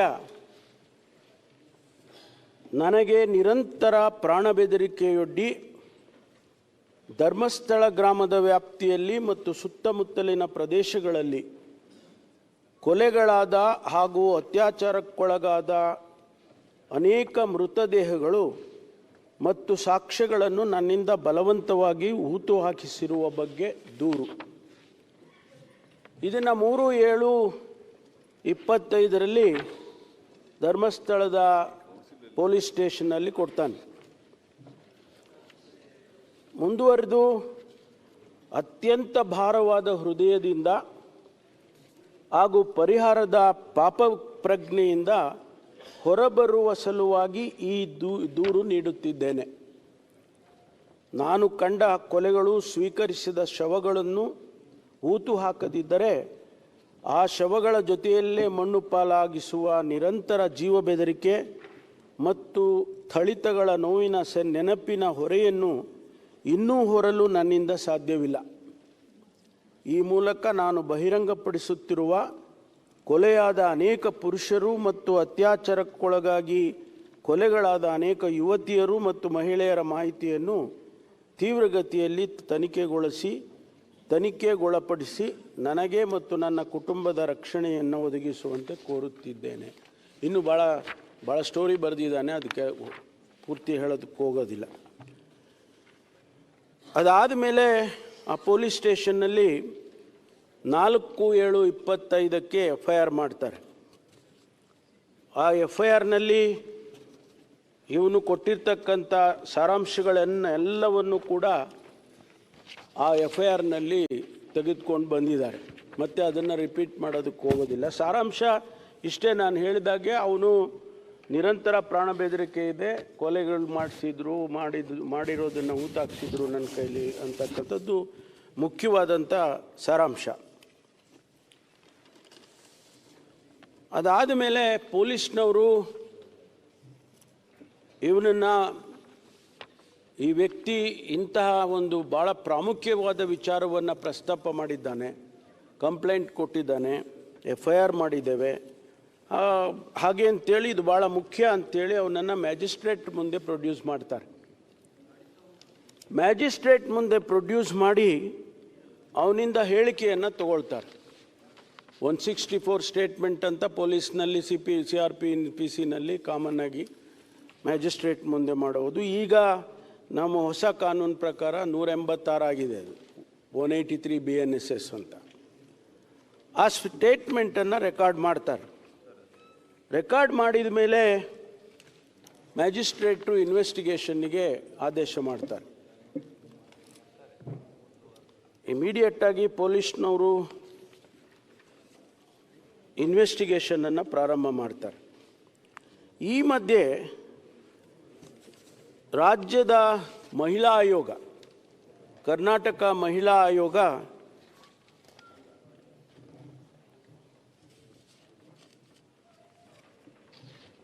ರಾಜ್ಯದ ಮಹಿಳಾ ಆಯೋಗ ಅಧ್ಯಕ್ಷರು ಮಾನ್ಯ ಮುಖ್ಯಮಂತ್ರಿಗಳಿಗೆ ಒಂದು ಪತ್ರ ಬರೀತಾರೆ. ವಿಷಯ ಏನಪ್ಪ ಅಂತ ಹೇಳಿದರೆ, ಧರ್ಮಸ್ಥಳ ವ್ಯಾಪ್ತಿಯಲ್ಲಿನ ಸಾವಿನ ಪ್ರಕರಣಗಳಿಗೆ ಸಂಬಂಧಿಸಿದಂತೆ ವಿಶೇಷ ತನಿಖಾ ತಂಡ SITಯನ್ನು ರಚಿಸುವ ಬಗ್ಗಂತೆ ಕೋರಿ. ಅದರ ಉಲ್ಲೇಖನೂ ಹೇಳ್ತಾರೆ ಅವರು. ಸಮೂಹ ಮಾಧ್ಯಮಗಳ ವರದಿ ಅಂದರೆ ಪತ್ರಿಕೆಗಳೆಲ್ಲ ಬಂದಿದೆ, ಆ ಕಾರಣಕ್ಕಾಗಿ ನೀವು ಇದಕ್ಕೆ ಒಂದು SITಯನ್ನು ಮಾಡಿ ಹಾಗೆ ಅಂತೇಳಿ ಅವರು ಪತ್ರ ಬರೀತಾರೆ. ಪತ್ರದ ಸಾರಾಂಶ, ಮೇಲಿನ ವಿಷಯ ಮತ್ತು ಉಲ್ಲೇಖಕ್ಕೆ ಸಂಬಂಧಿಸಿದಂತೆ ಧರ್ಮಸ್ಥಳದ ಭಾಗದಲ್ಲಿ 100 ಶವಗಳನ್ನು ಹೂತಿರುವುದಾಗಿ ವ್ಯಕ್ತಿಯೊಬ್ಬರು ನ್ಯಾಯಾಲಯದಲ್ಲಿ ಹೇಳಿಕೆಯನ್ನು ದಾಖಲಿಸಿದ್ದಾರೆ. ದಿನಾಂಕ 12/7/25 ಟೈಮ್ಸ್ ನೌ ಮತ್ತಿತರ ಮಾಧ್ಯಮಗಳು ಮನುಷ್ಯರೊಬ್ಬರ ತಲೆಬುರುಡೆ ದೊರಕಿದ ಬಗ್ಗೆ ಹಾಗೂ ನಾಪತ್ತೆಯಾದ ವೈದ್ಯಕೀಯ ವಿದ್ಯಾರ್ಥಿನಿಯೊಬ್ಬರ ಕುಟುಂಬದವರ ಹೇಳಿಕೆಯ ವರದಿ ಪ್ರಸಾರವಾಗಿರುವುದನ್ನು ಆಯೋಗವು ಗಂಭೀರವಾಗಿ ಪರಿಗಣಿಸಿದೆ. ಆಮೇಲೆ ಈ ವಿಷಯಗಳನ್ನೆಲ್ಲ ಹೇಳಿದ ಮೇಲೆ ಕಡೆಗೆ ಹೇಳ್ತಾರೆ, ಹಾಗಾಗಿ ಧರ್ಮಸ್ಥಳದ ವ್ಯಾಪ್ತಿಯಲ್ಲಿ ಕಳೆದ 20 ವರ್ಷಗಳಿಂದ ನಾಪತ್ತೆಯಾಗಿರುವ ಮಹಿಳೆಯರು ಮತ್ತು ವಿದ್ಯಾರ್ಥಿನಿಯರ ಪ್ರಕರಣಗಳು ಅಸ್ವಾಭಾವಿಕವಾದಂಥ ಸಾವು, ಕೊಲೆ ಪ್ರಕರಣಗಳು ಮತ್ತು ಅತ್ಯಾಚಾರ ಪ್ರಕರಣಗಳಿಗೆ ಸಂಬಂಧಿಸಿದಂತೆ ಸಮಗ್ರ ಮತ್ತು ನಿಷ್ಪಕ್ಷವಾದ ತನಿಖೆಗಾಗಿ ಹಿರಿಯ ಪೊಲೀಸ್ ಅಧಿಕಾರಿಗಳ ನೇತೃತ್ವದಲ್ಲಿ ವಿಶೇಷ ತನಿಖಾ ತಂಡ SIT ರಚಿಸುವಂತೆ ಈ ಮೂಲಕ ತಮ್ಮನ್ನು ಕೋರುತ್ತೇನೆ. ಇದಾದ ಮೇಲೆ ಮಾನ್ಯ ಮುಖ್ಯಮಂತ್ರಿಗಳು ಮತ್ತು ನಾವು ಮಾತನಾಡಿದ ನಂತರ ಇದಕ್ಕೆ SITಗೆ ಆದೇಶ ಮಾಡ್ತೇವೆ. SIT ಆದೇಶ ಮಾಡಿ ಅದಕ್ಕೆ ಟರ್ಮ್ಸ್ ಆಫ್ ರೆಫರೆನ್ಸನ್ನು ಕೊಡ್ತೇವೆ. ಏನೇನು ಅವರು ತನಿಖೆ ಮಾಡಬೇಕು ಅಂಥೇಳಿ 19/7/25 SIT ಕಾನ್ಸ್ಟಿಟ್ಯೂಟ್ ಆಗುತ್ತೆ ಮಾನ್ಯ ಅಧ್ಯಕ್ಷರೇ. ಆ SITಯಲ್ಲಿ ಮಾನ್ಯ ಡಾಕ್ಟರ್ ಪ್ರಣವ್ ಮೊಹಂತಿ IPS ಮುಖ್ಯಸ್ಥರು, ಅವರು ಪೊಲೀಸ್ ಮಹಾನಿರ್ದೇಶಕರು, ಆಂತರಿಕ ಭದ್ರತಾ ವಿಭಾಗ. ಅನುಚೇತ್ ಅಂತಕ್ಕಂಥವರು ಉಪ ಪೊಲೀಸ್ ಮಹಾನಿರ್ದೇಶಕರು, ನೇಮಕಾತಿ, ಅವರು ಸದಸ್ಯರು. ಆನಂತರ ಸೌಮ್ಯಲತಾ ಅಂತಕ್ಕಂಥವರು ಉಪ ಪೊಲೀಸ್ ಆಯುಕ್ತರು. ಜಿತೇಂದ್ರ ಕುಮಾರ್ ದಯಾಮ ಅಂತಕ್ಕಂಥವರು, ಅವರು ಕೂಡ ಪೊಲೀಸ್ ಅಧೀಕ್ಷಕರು. ಇದರಲ್ಲಿ ಶ್ರೀಮತಿ ಸೌಮ್ಯಲತಾ ಅವರು ಪತ್ರ ಕೊಟ್ಟು ನನಗೆ ವೈಯಕ್ತಿಕ ಕಾರಣಕ್ಕಾಗಿ ನನಗೆ ಬೇಡ, ಬೇರೆಯವ್ರಿಗೆ ನೀವು ಮಾಡಿ ಅಂತ ಹೇಳ್ತಾರೆ. ಅದನ್ನು ಬದಲಾಯಿಸ್ತಾರೆ. ನಂತರ ಈ SIT ಅವರು ಏನು ಲೋಕಲ್ ಪೊಲೀಸ್ ಧರ್ಮಸ್ಥಳ ಪೊಲೀಸ್ನವರು ತನಿಖೆ ಪ್ರಾರಂಭ ಮಾಡಿದರು, ಅವರಿಂದ ಈ ಒಂದು ಕೇಸನ್ನು ಅವರು ವಹಿಸ್ಕೊಂಡು ಅವರು ಪ್ರಾರಂಭ ಮಾಡ್ತಾರೆ.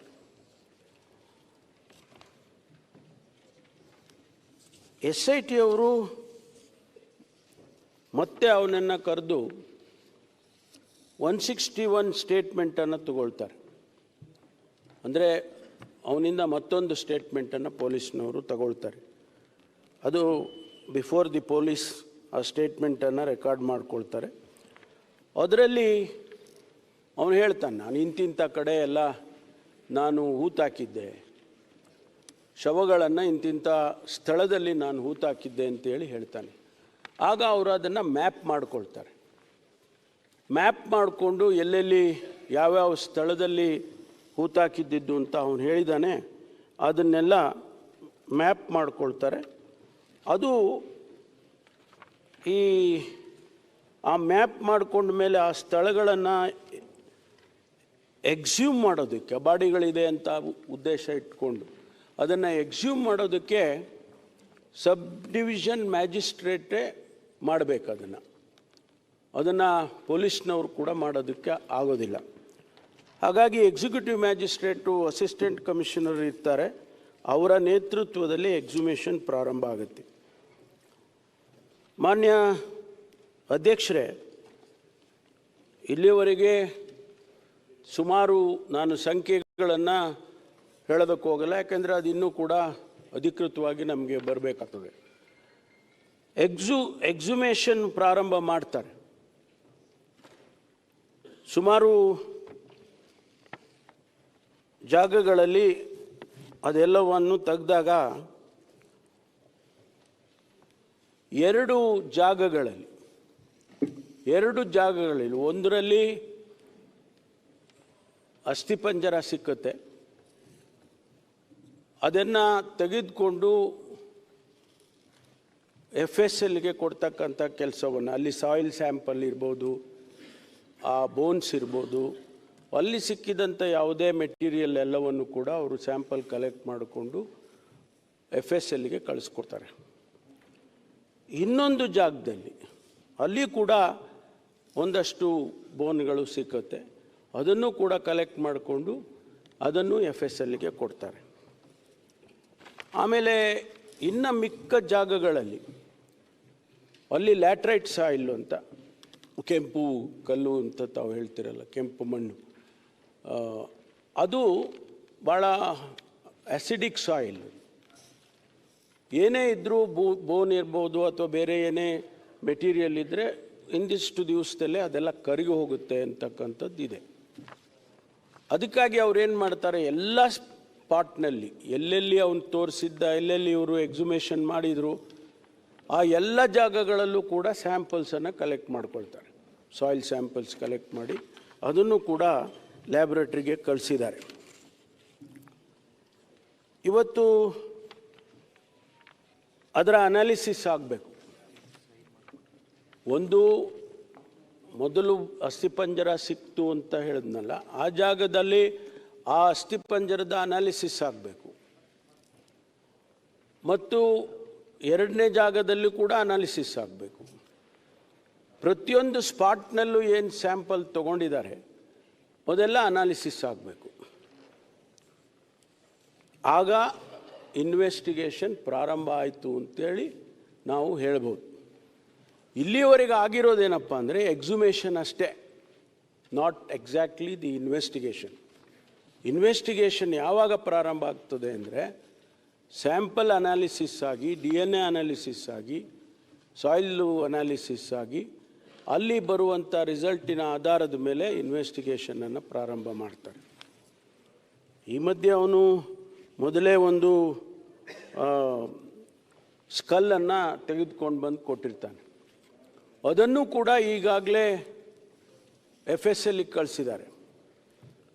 ಅದರಲ್ಲಿ ಕೆಲವು ರಿಸಲ್ಟ್ಸ್ಗಳನ್ನು ಇನ್ನೂ ಕೂಡ ಅವರು ಕೊಡಬೇಕಾಗಿತ್ತು, ಇನ್ನೂವರೆಗೂ ಕೊಟ್ಟಿಲ್ಲ. FSLಗೆ ಅವ್ರದ್ದೇ ಆದಂಥ ಸಮಯಗಳು, ಅನಾಲಿಸಿಸ್ಗಳು ಇರ್ತದೆ, ಅದರಿಂದ ಅವರು ಕೊಡಬೇಕಾಗ್ತದೆ. ಅದು ಕೊಟ್ಟ ನಂತರ ಫರ್ದರ್ ಇನ್ವೆಸ್ಟಿಗೇಷನ್ ಪ್ರಾರಂಭ ಆಗುತ್ತೆ. ಈ ಮಧ್ಯೆ ಅವನು ದಿನನಿತ್ಯ ಬರೋದು, ದಿನನಿತ್ಯ ಸಂಜೆ ಅವನು ವಾಪಸ್ ಹೋಗೋದು, ಯಾರ್ದೋ ಕಸ್ಟಡಿಗೆ ಹೋಗ್ತಾನೆ, ಅವರೇನೋ ಹೇಳ್ಕೊಡ್ತಾರೆ, ಅದನ್ನು ಬಂದು ಹೇಳ್ತಾನೆ, ಪೊಲೀಸ್ನವ್ರು ಯಾಕೆ ಅವನನ್ನು ಅರೆಸ್ಟ್ ಮಾಡಲಿಲ್ಲ, ಈ ರೀತಿ ಪ್ರಶ್ನೆಗಳು ಮಾನ್ಯ ಸುನೀಲ್ ಕುಮಾರ್ ಅವರು ಮತ್ತು ವಿರೋಧ ಪಕ್ಷದ ನಾಯಕರು ಕೇಳಿದರು. ಮಾನ್ಯ ಅಧ್ಯಕ್ಷರೇ, ಈ ವಿಟ್ನೆಸ್ಗಳಿಗೆ ಒಂದು ವಿಟ್ನೆಸ್ ಪ್ರೊಟೆಕ್ಷನ್ ಆ್ಯಕ್ಟ್ ಅಂತ ಮಾಡಿದ್ದಾರೆ, ಕೇಂದ್ರ ಸರ್ಕಾರ ಮಾಡಿದೆ. ಅದನ್ನು ರಾಜ್ಯ ಸರ್ಕಾರಗಳು ಕೂಡ ಅಡಾಪ್ಟ್ ಮಾಡಿಕೊಳ್ಳುತ್ತೆ, ಅದಕ್ಕೆ ಅವ್ರದ್ದೇ ಆದಂಥ ನಿಯಮಗಳನ್ನು ಮಾಡ್ತಾರೆ. ಈ ಸಂದರ್ಭದಲ್ಲಿ ಅವರು ಮ್ಯಾಜಿಸ್ಟ್ರೇಟನ್ನು ಅಪ್ರೋಚ್ ಮಾಡ್ತಾರೆ, ಡಿಸ್ಟ್ರಿಕ್ಟ್ ಮ್ಯಾಜಿಸ್ಟ್ರೇಟನ್ನು. ಅವರು ಆದೇಶ ಮಾಡಿದ್ದಾರೆ. ಏನಂತ ಆದೇಶ ಮಾಡಿದ್ದಾರೆ ಅಂತ ಹೇಳಿದರೆ,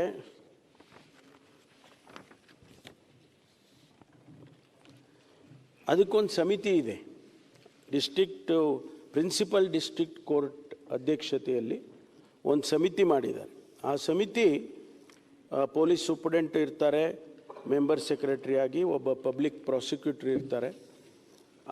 ಅವರು ಆದೇಶ ಮಾಡ್ತಾರೆ, the committee of detailed deliberations, it is decided that to give protection to the first informant and his family members pertaining to crime number 39/2025 of Dharmasthala Police Station, Dakshina Kannada, Mangaluru, which are as follows: ensuring that witness and accused do not come face to face during investigation. ಎರಡನೇದು, monitoring of mail and telephone calls if the first informant and his family members consented. ಮೂರನೇದು, installation of security devices in the residence of the first informant such as CCTV and alarms. 4, concealment of identity of the first informant by referring to him as English alphabet V. ಅವನ ಹೆಸರನ್ನು V ಅಂತ ಅವರೇ ಮಾಡ್ತಾರೆ. Herein afterwards, the first informant has to be referred as V. 5ನೇದು, emergency contact persons for the first informant to be furnished by V. 6, regular patrolling around the house of V. 7ನೇದು, temporary change of residence to a relative's house or a nearby town if we is consented. Escort to and from the police station and court. Allowing a support person to remain present during the recording the statement by the police. The remaining protection measures will be considered at the subsequent stage if necessary arises. The above said protection measures will be in force for 60 days from today unless the situation of urgency arises to conduct the next committee meeting. ಇದನ್ನು principal district judge ಅವರು ಕೋರ್ಟ್ರಿಂದ ಆದೇಶವನ್ನು ಮಾಡ್ತಾರೆ. ಅದಕ್ಕಾಗಿ ಅವರನ್ನು arrest ಮಾಡೋದಕ್ಕಾಗಲಿ ಅಥವಾ ನಮ್ಮ ಪೊಲೀಸ್ನವರ ಪ್ರೊಟೆಕ್ಷನ್ನಲ್ಲಿ ಇಟ್ಕೊಳ್ಳೋದಕ್ಕಾಗಲಿ ಸಾಧ್ಯ ಆಗೋದಿಲ್ಲ ಅಂಥೇಳಿ ಮಾನ್ಯ ಸದಸ್ಯರುಗಳಿಗೆ ನಾನು ತಿಳಿಸೋದಕ್ಕೆ ಬಯಸ್ತೇನೆ. ಮಾನ್ಯ ಅಧ್ಯಕ್ಷರೇ, ಈಗ ತನಿಖೆ ಬಹಳ ಗಂಭೀರವಾಗಿ ನಡೀತಾ ಇದೆ. ಈಗೇನವರು ವಿಟ್ನೆಸ್ ಪ್ರೊಟೆಕ್ಷನ್ ಆ್ಯಕ್ಟ್ನಲ್ಲಿ ಹೇಳಿದರು ಅದೆಲ್ಲವನ್ನು ಕೂಡ SITನವರು ಅವರಿಗೆ ಮಾಡಿದ್ದಾರೆ. ಜೊತೆಗೆ ಏನೆಲ್ಲ ಇನ್ವೆಸ್ಟಿಗೇಷನ್ನಲ್ಲಿ ಸಾಧ್ಯತೆ ಇದೆ, ಟ್ರಾನ್ಸ್ಪರೆಂಟಾಗಿ ಇನ್ವೆಸ್ಟಿಗೇಷನ್ ಮಾಡೋದಕ್ಕೆ ಸಾಧ್ಯತೆ ಇದೆ, ಯಾರದೇ ಒತ್ತಡಕ್ಕೆ ಮಣಿದೇ ಇರತಕ್ಕಂಥ ರೀತಿಯಲ್ಲಿ ಯಾರನ್ನೂ ಕೂಡ ಈ ಇನ್ವೆಸ್ಟಿಗೇಷನ್ನ ಡೈಲ್ಯೂಟ್ ಮಾಡೋದಕ್ಕೆ ಆಗಲಿ ಅವಕಾಶ ಕೊಡೋದಕ್ಕಾಗಲಿ ಇದು ಯಾವುದನ್ನೂ ಮಾಡದೆ ಬಹಳ ಫೇರ್ ಆಗಿ ಇವತ್ತು ಇನ್ವೆಸ್ಟಿಗೇಷನ್ನು ನಡೀತಾ ಇದೆ. ಅವನು ಎಲ್ಲೆಲ್ಲಿ ತೋರಿಸ್ತಾನೆ ಅಲ್ಲೆಲ್ಲ ಹಾಕ್ಕೊಂಡು ಹೋಗ್ತಾ ಇದ್ದೀರಿ, ಇನ್ನೂ ಎಷ್ಟು ಕಡೆ ನೀವು ಹಗಿತೀರಿ, ಇದೆಲ್ಲ ಪ್ರಶ್ನೆಗಳು ಇವತ್ತು ಬಂದಿದ್ದಾವೆ. ಅವನು ಇಡೀ ಧರ್ಮಸ್ಥಳದ ಪೂರ್ತಿ ಎಲ್ಲ ತೋರಿಸಿದರೆ ಅಗಿಯೋದಿಲ್ಲ. ಆದರೆ ಈಗೇನು ಅವನು ಹೇಳಿದ್ದಾನೆ ಆ ಸ್ಥಳಗಳನ್ನು ಮುಂದಕ್ಕೆ ಈಗ ಒಂದಿಷ್ಟು ಸಂಖ್ಯೆ ಎಲ್ಲ ಆಗಿದೆ, ಮುಂದಕ್ಕೆ ಹೋಗಬೇಕಾ ಬೇಡವಾ ಅನ್ನುವ ತೀರ್ಮಾನ ನಾವು ಮಾಡೋದಿಲ್ಲ, ಸರ್ಕಾರ ಮಾಡೋದಿಲ್ಲ. We have given the freedom for the SIT and SIT only will decide whether to go forward or not. ಈಗ ಇದನ್ನು ಖಾತ್ರಿ ಮಾಡ್ಕೊಳ್ಳೋದು ಹೇಗೆ? ಈಗ ಇದು ಅನಾಲಿಸಿಸ್ ಆಗಬೇಕು ಮಾನ್ಯ ಅಧ್ಯಕ್ಷರೇ. ಆ ಸ್ಥಳಗಳಲ್ಲಿ ಅವರು ಅನಾಲಿಸಿಸ್ ಮಾಡಿ, ಕೆಮಿಕಲ್ ಅನಾಲಿಸಿಸ್ ಮಾಡಿ, DNA ಮಾಡಿ, ಹೌದು ಅಲ್ಲೇನೂ ಇರಲಿಲ್ಲ, ಏನೂ ಇಲ್ಲ, ಆ ಸ್ಯಾಂಪಲ್ನಲ್ಲಿ ಯಾವುದೇ ರೀತಿಯ ಹ್ಯೂಮನ್ ಇದು DNA ಹ್ಯೂಮನ್ ಇದು ಬರಲಿಲ್ಲ ಅಂತಾದರೆ ಅದು ಬೇರೆ ಕನ್ಕ್ಲೂಷನಿಗೆ ಬರುತ್ತೆ. ಅಥವಾ ಒಂದು ವೇಳೆ ಅಲ್ಲಿ ಆ ಮೂಳೆ ಕರಗೋಗಿದೆ ಅಥವಾ ಇನ್ನೇನೋ ಆಗಿದೆ, ಆದರೆ DNA ಬಂದಿದೆ ಅಂತಾದರೆ ಅದು ಬೇರೆ ವಿಚಾರ ಆಗ್ತದೆ. ಅದು ಬರೋವರೆಗೂ, ಆ ರಿಸಲ್ಟ್ಸ್ ಬರೋವರೆಗೂ ಇದನ್ನು ಮುಂದಕ್ಕೆ ಹೋಗೋದನ್ನು ಸ್ಥಗಿತ ಮಾಡಬೇಕು ಅಂತೇಳಿ SITನವರು ತೀರ್ಮಾನ ಮಾಡಿಕೊಂಡಿದ್ದಾರೆ ಅಂತ. ಆ ರಿಸಲ್ಟ್ಸ್ ಬರಬೇಕು, ಆ ರಿಸಲ್ಟ್ಸಿಗೆ ನಾವು ಕಾಯಬೇಕಾಗ್ತದೆ. ಅದಾದ ಮೇಲೆ ಮುಂದಕ್ಕೆ ಇನ್ವೆಸ್ಟಿಗೇಷನ್ ಮುಂದುವರಿಯುತ್ತೆ ಅಂತಕ್ಕಂಥದ್ದನ್ನು ನಾನು ಸದನಕ್ಕೆ ತಮ್ಮ ಮೂಲಕ ತರೋದಕ್ಕೆ ಬಯಸ್ತೇನೆ. ಇವತ್ತು ಭಾಳಷ್ಟು ವಿಚಾರಗಳು ಸ್ಪೆಕ್ಯುಲೇಷನ್ ಮೇಲೆ ನಡೀತಾ ಇದ್ದಾವೆ. ಹೀಗಂತೆ ಹಾಗಂತೆ. ನಾನು ಮಾಧ್ಯಮ ಸ್ನೇಹಿತರಿಗೆ ವಿನಂತಿ ಮಾಡಿಕೊಳ್ತೇನೆ, ಇದು ಭಾಳ ಸೆನ್ಸಿಟಿವ್ ಆಗಿರ್ತಕ್ಕಂಥ ವಿಚಾರ. ಇದು ರಾಜ್ಯದ ಜನತೆ, ಲಕ್ಷಾಂತರ ಕೋಟ್ಯಾಂತರ ಜನ ಭಕ್ತಾದಿಗಳು ಆ ಒಂದು ಧರ್ಮಸ್ಥಳಕ್ಕೆ ನಡ್ಕೊಳ್ತಾ ಇರ್ತಕ್ಕಂಥ ಅವ್ರ ಮನಸ್ಸಲ್ಲಿ ಕೂಡ ಏನೋ ಆತಂಕ ಇದೆ, ಎಲ್ಲೋ ಒಂದು ಡೌಟ್ ಬಂದಿದೆ. ಅದನ್ನು ಬಹಳ ಎಚ್ಚರಿಕೆಯಿಂದ ನಾವು ಸರ್ಕಾರ ತೀರ್ಮಾನ ಮಾಡಬೇಕಾಗ್ತದೆ. ಭಾಳಷ್ಟು ಜನ ಇದನ್ನು ಸ್ಪೆಕ್ಯುಲೇಟ್ ಮೇಲೆ ಬರೀತಾರೆ, ಪತ್ರಿಕೆಯಲ್ಲಿ ಬರೀತಾರೆ, ಮಾಧ್ಯಮದಲ್ಲಿ ತೋರಿಸ್ತಾರೆ. ಸೆಕೆಂಡಿಗೂ ಕೂಡ ವಿಚಾರಗಳನ್ನು ಬೇರೆ ಬೇರೆ ರೀತಿಯಲ್ಲಿ ಮಾಡ್ತಕ್ಕಂಥದ್ದನ್ನು ನೋಡ್ತಾ ಇದ್ದೇವೆ ಕಳೆದ 10, 15, 20 ದಿವಸದಿಂದ. ಇದು ಆಗಬಾರ್ದು. ಮಾನ್ಯ ವಿರೋಧ ಪಕ್ಷದ ನಾಯಕರು ಮತ್ತು ಸದಸ್ಯರುಗಳು ಕೂಡ ನನಗೆ ಗೊತ್ತಿಲ್ಲ, ಇಷ್ಟು ಪ್ರಾರಂಭ ಆದಾಗಿಂದ ಅವರ ರಿಯಾಕ್ಷನ್ಸ್ಗಳೇನು ಬಂದಿರಲಿಲ್ಲ. ಇಲ್ಲ, ಇನ್ವೆಸ್ಟಿಗೇಷನನ್ನು ಕೆಲವರು ಸ್ವಾಗತ ಮಾಡಿದರು. ಹೌದು, SIT ಮಾಡಿರೋದು ಸರಿ ಇದೆ. ಕೆಲವರು ಸ್ವಾಭಾವಿಕವಾಗಿ ಇಲ್ಲ SIT ಮಾಡಬಾರ್ದಾಗಿತ್ತು ಅಂತಕ್ಕನ್ನವರು ಕೂಡ ಇದ್ದಾರೆ. ಆದರೆ ಏಕಾಏಕಿಯಾಗಿ ಒಂದು 15 ದಿವಸದ ನಂತರ ತಾವು ಇಷ್ಟೊಂದು ಗಂಭೀರವಾಗಿ ಈ ವಿಚಾರವನ್ನು ತೆಗೆದುಕೊಂಡು ಸದನದಲ್ಲಿ ಬೇರೆ ಬೇರೆ ವ್ಯಾಖ್ಯಾನಗಳನ್ನು ಮಾಡಿಕೊಂಡು ತಮ್ಮ ಉದ್ದೇಶ ಏನು ಅಂತ ಗೊತ್ತಾಗಲಿಲ್ಲ ನನಗೆ. ಈ ಇನ್ವೆಸ್ಟಿಗೇಷನ್ನು ಸರಿಯಾಗಿ ಆಗಬೇಕಾ, ಸತ್ಯ ಹೊರಗಡೆ ಬರಬೇಕಾ, ಹಾಗೇ ಇದೆ ಅಂಥೇಳಿ ಯಾರೂ ಹೇಳೋಕ್ಕಾಗೋದಿಲ್ಲ, ಆಗಿಲ್ಲ ಅಂತಲೂ ಯಾರೂ ಹೇಳೋಕ್ಕಾಗೋದಿಲ್ಲ. ಈ ಇನ್ವೆಸ್ಟಿಗೇಷನ್ ಆಚೆ ಬಂದರೆ ಒಂದು ವೇಳೆ ಇಲ್ಲ ಏನೂ ಆಗಿಲ್ಲ ಅಂತ ಅಂದ್ಕೊಳ್ಳೋಣ, ಧರ್ಮಸ್ಥಳದ ಗೌರವ ಮತ್ತು ಹೆಚ್ಚುತ್ತಲ್ವ? ಲಕ್ಷಾಂತರ ಕೋಟ್ಯಾಂತರ ಭಕ್ತಾದಿಗಳಿಗೆ ಇರುವಂಥ ನಂಬಿಕೆ ಇನ್ನೂ ಹೆಚ್ಚಾಗ್ತದಲ್ವ? ಆದರೆ ಒಂದು ವೇಳೆ ಆಗಿದೆ ಅಂತ ಆದರೆ, ಸತ್ಯ ಹೊರಗಡೆ ಬಂತು, ಹೌದಪ್ಪ ಈ ರೀತಿ ಆಗಬಾರ್ದಾಗಿತ್ತು, ಇದು ಆಗಿದೆ, ಯಾರು ಸಂತ್ರಸ್ತರಿದ್ದಾರೆ, ಯಾರಿಗೆ ಆ ಕುಟುಂಬದವರಿಗೆ ನ್ಯಾಯ ಸಿಗ್ತದೆ ಅನ್ನೋದಾದರೂ ಆಗುತ್ತಲ್ವ? ಆದರೆ ಇದಕ್ಕೆ ನಾವು ರಾಜಕೀಯವನ್ನು ಬೆರೆಸೋದಾಗಲಿ, ಧರ್ಮದ ಹೆಸರಿನಲ್ಲಿ ಆದರೂ ಕೂಡ ಇದನ್ನು ನಾವು ಹೆಚ್ಚು ಮಾಡ್ತಕ್ಕಂಥದ್ದಾಗಲಿ, ಇದು ಆಗಬಾರ್ದು ಅಂಥೇಳಿ ನಾನು ನನ್ನ ಅಭಿಪ್ರಾಯವನ್ನು ಹೇಳೋದಕ್ಕೆ ಬಯಸ್ತೇನೆ. ನಾವು ನ್ಯಾಯಕ್ಕೆ ಬಿಡೋಣ, leave it to the law of the land. ಬರಲಿ, ಆಚೆಗೆ ಸತ್ಯ ಬರಲಿ. ಆ ಸತ್ಯ ಆಚೆ ಬಂದಾಗ ನೀವಾಗಲಿ ನಾವಾಗಲಿ ಅದನ್ನು ಒಪ್ಕೋಬೇಕಾಗ್ತದಲ್ಲ, ಧರ್ಮಸ್ಥಳದವರು ಕೂಡ ಒಪ್ಕೋಬೇಕಾಗ್ತದಲ್ಲ, ಜನಸಮುದಾಯ ಒಪ್ಕೋಬೇಕಾಗ್ತದಲ್ಲ. ಅದಕ್ಕಾಗಿ ನಾವು ಇವತ್ತು ಬೇರೆ ಬೇರೆ ಅರ್ಥೈಸೋದು ಇದು ಸರಿ ಕಾಣಿಸೋದಿಲ್ಲ ಅಂಥೇಳಿ ನಾನು ನನ್ನ ಅಭಿಪ್ರಾಯವನ್ನು ಹೇಳೋದಕ್ಕೆ ಬಯಸ್ತೇನೆ. ಮಾನ್ಯ ಅಧ್ಯಕ್ಷರೇ, ನಾನು ಇನ್ನೂ ಹೆಚ್ಚು ಇದನ್ನು ವಿಳಂಬಿಸೋದಕ್ಕೆ ಹೋಗೋದಿಲ್ಲ. ಯಾಕೆಂದರೆ ತನಿಖೆ ನಡೀತಾ ಇರ್ತಕ್ಕಂಥ ಸಂದರ್ಭದಲ್ಲಿ ನಾವು ಏನು ಹೇಳೋಕ್ಕೂ ಆಗೋದಿಲ್ಲ.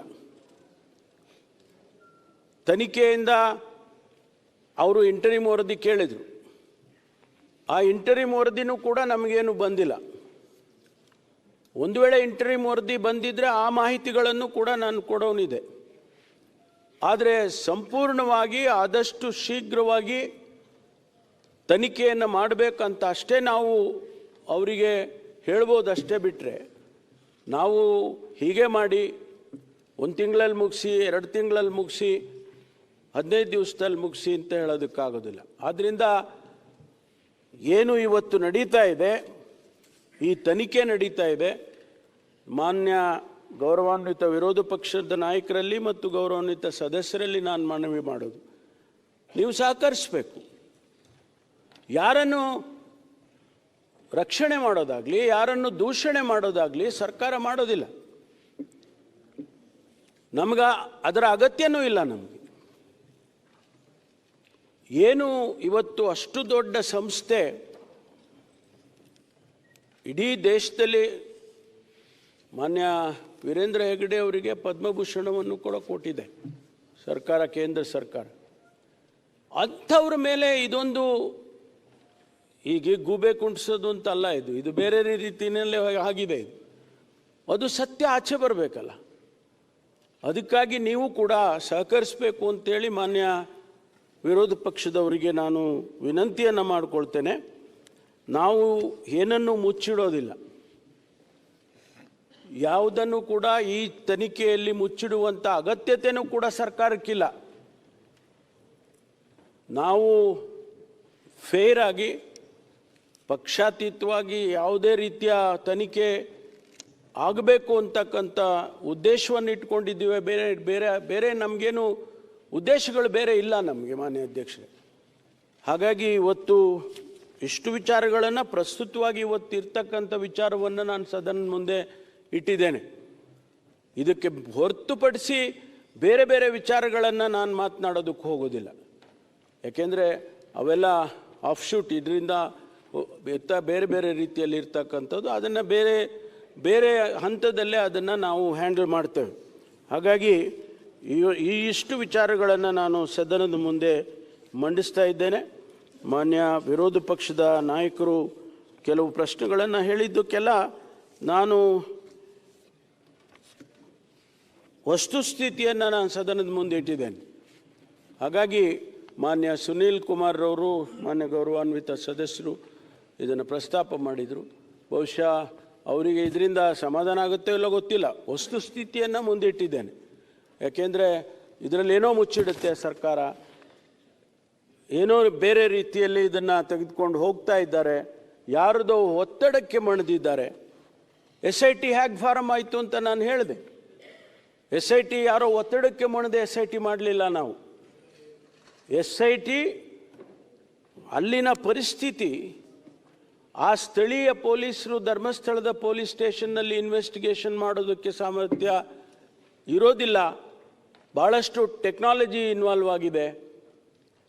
DNA ಅನಾಲಿಸಿಸ್ ಮಾಡಬೇಕು, ಸಾಯಿಲ್ ಅನಾಲಿಸಿಸ್ ಮಾಡಬೇಕು, ತದನಂತರ ಬರುವಂಥ ಇನ್ವೆಸ್ಟಿಗೇಷನ್ನು. ಅನಾಲಿಸಿಸ್ ಅಲ್ಲಿಗೆ ಮುಗ್ದೋಗೋದಿಲ್ಲ ಮಾನ್ಯ ಅಧ್ಯಕ್ಷರೇ. ಅನಾಲಿಸಿಸ್ ಆದಮೇಲೆ ಬರುತ್ತೆ ಇನ್ವೆಸ್ಟಿಗೇಷನ್. ಒಂದು ವೇಳೆ ಅಲ್ಲಿ ಒಂದು ಜಾಗದಲ್ಲಿ ಈಗ ಬೋನ್ ಸಿಕ್ಕಿದೆ ಅಂತ ಹೇಳಿದೆ ನಾನು. ಆ ಬೋನ್ ಯಾರ್ದು, ಎಲ್ಲಿಂದ ಬಂತು ಆ ಬೋನು, ಆ ಅಸ್ಥಿಪಂಜರ ಯಾವ ಸ್ಥಿತಿಯಲ್ಲಿ ಅವರು ಹೂತಾಕಿದ್ರು, ಅದು ಮರ್ಡರ್ ಆಗಿತ್ತಾ, ನ್ಯಾಚುರಲ್ ಆಗಿತ್ತಾ, ಹೂತವ್ರು ಯಾರು, ಇಷ್ಟು ಬೇರೆ ಬೇರೆ ವಿಚಾರಗಳೆಲ್ಲ ಇನ್ವೆಸ್ಟಿಗೇಷನ್ಗೆ ಶುರುವಾಗ್ತವೆ ಈ ಅನಾಲಿಸಿಸ್ ಬಂದ ಮೇಲೆ. ಆದ್ದರಿಂದ ನಾವು ಯಾವುದೇ ಒತ್ತಡಕ್ಕೆ ಮಣಿದಿಲ್ಲ. ಆ ಕಾರಣಕ್ಕಾಗಿ SIT ಮಾಡಬೇಕಾಯ್ತು ವಿನಃ ಆ ಪೊಲೀಸ್ ಸ್ಟೇಷನ್ನಲ್ಲಿ ಅವರು ಹ್ಯಾಂಡಲ್ ಮಾಡೋದಕ್ಕಾಗೋದಿಲ್ಲ ಅಂತೇಳಿ, ಜೊತೆಗೆ ಮಹಿಳಾ ಆಯೋಗದವರು ರಿಕ್ವೆಸ್ಟ್ ಮಾಡಿದರು. ಅದನ್ನು ನಾನು ಪ್ರಸ್ತಾಪ ಮಾಡಿದ್ದೇನೆ. ಆದ್ದರಿಂದ ಯಾವುದೇ ಕಾರಣಕ್ಕೂ ಕೂಡ ಇದರಲ್ಲಿ ಯಾವ ಕಾಂಪ್ರಮೈಸು ಕೂಡ ನಾವು ಮಾಡಿಕೊಳ್ಳೋದಿಲ್ಲ.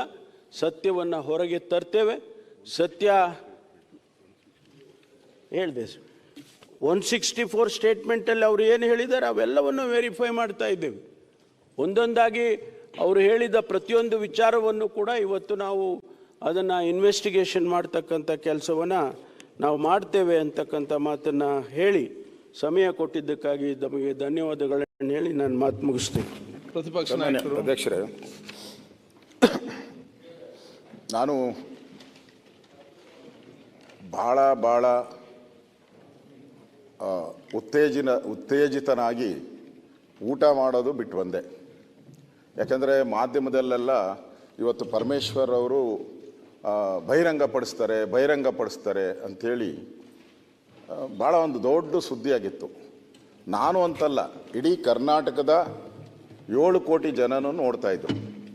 ಏನೋ ಇವತ್ತು ಪರಮೇಶ್ವರ್ ಅವರು ಬಹಿರಂಗಪಡಿಸ್ತಾರೆ ಅಂಥೇಳಿ. ಅದು ಯಾವುದೋ ಒಂದು ಹಾಡಿತ್ತು, ಯಾವುದಪ್ಪ ಅದು, ಯಾವುದು, ಯಾರು ತಿಳಿಯರು ನಿನ್ನ ಭುಜಬಲದ ಪರಾಕ್ರಮ,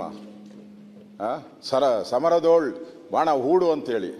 ಇಲ್ಲಿ ಅವನು ನೋಡಿದ್ರೆ ಆ ಮಾಸ್ಕ್ ಮ್ಯಾನು ಬೆಟ್ಟ ಆಗಿದ್ಬಿಟ್ಟು ಇಲಿನೂ ಸಿಕ್ಕಲಿಲ್ಲ. ಇಲ್ಲಿ ನಮ್ಮ ಪರಮೇಶ್ವರ್ ಅವರು ಒಂದು ಸೊಳ್ಳೆನೂ ಸಿಕ್ಕಲಿಲ್ಲ ಅವ್ರು ಹೇಳಿರೋದ್ರಲ್ಲಿ. ಏನೂ ಇಲ್ಲ. ಏನೋ ಪಾಪ ಬರ್ಕೊಟ್ಟಿದ್ರು, ಯಥಾವತ್ತಾಗಿ ಓದ್ಬಿಟ್ಟಿದ್ದಾರೆ. ಇಲ್ಲಿ ನನಗೆ ಅನಿಸೋವಂಥದ್ದು, ಒಂದು ಕ್ಯಾಬಿನೆಟ್ ಅಂದರೆ ಎಲ್ಲ ಒಗ್ಗಟ್ಟಾಗಿರಬೇಕು. ನಮ್ಮ ಒಬ್ಬ ಸ್ನೇಹಿತರು ಹೇಳ್ತಾರೆ, ಈ ಧರ್ಮಸ್ಥಳ ಇದೆಯಲ್ಲ, ಈ ಧರ್ಮಸ್ಥಳದ ಈ ವಿಚಾರದಲ್ಲಿ, ಈ ಧರ್ಮಸ್ಥಳದ ಅನ್ಯಾಯ, ಮೋಸ, ಇಷ್ಟೆಲ್ಲ ಅನಾಹುತ ಆಗಿದೆಯಲ್ಲ, ಅದರಿಂದ ಷಡ್ಯಂತ್ರ ಇದೆ ಅಂತ ಪದೇ ಹೇಳ್ತಾರೆ. ಇಲ್ಲಿ ನಮ್ಮ ಪರಮೇಶ್ವರ್ ಅವರು ಏನೂ ಇಲ್ಲ, ಅದನ್ನು ಟೆಸ್ಟ್ ಮಾಡ್ತಾ ಇದ್ದೀರಿ, ರಿಪೋರ್ಟ್ ಕಳಿಸಿದ್ದೀರಿ, ಅದು ಸದನದಲ್ಲಿ ಪ್ರಶ್ನೆಗೆ ಉತ್ತರ ಕೊಡ್ತಾರಲ್ಲ ಹಂಗೆ ಅಷ್ಟೇ. ಇಲ್ಲಿ ನಾವು ಪ್ರಮುಖವಾಗಿ ಕೇಳಿರ್ತಕ್ಕಂಥದ್ದು, ನೀವು SIT ರಚನೆ ಮಾಡಿದ್ರಲ್ಲ, ಯಾರು ಒತ್ತಡದಲ್ಲಿ ಮಾಡಿದ್ರಿ ಹೇಳಲೇ ಇಲ್ಲ. ಎಲ್ಲ ಅವ್ರು ಹೇಳ್ತಾರೆ. ಅಲ್ಲ, ಒಂದು ನಿಮಿಷ, ನೀವು ಸಮಾಧಾನ. ಒತ್ತಡ ಅಂತ ಹೇಳಿಲ್ಲ ಅಂತ ಹೇಳಿದ್ರೆ ದಯವಿಟ್ಟು ಅವತ್ತಿನ ಪತ್ರಿಕೆ ತೆಗೆದು ನೋಡಿ, ಒಂದು ವಾರದ ಪತ್ರಿಕೆ.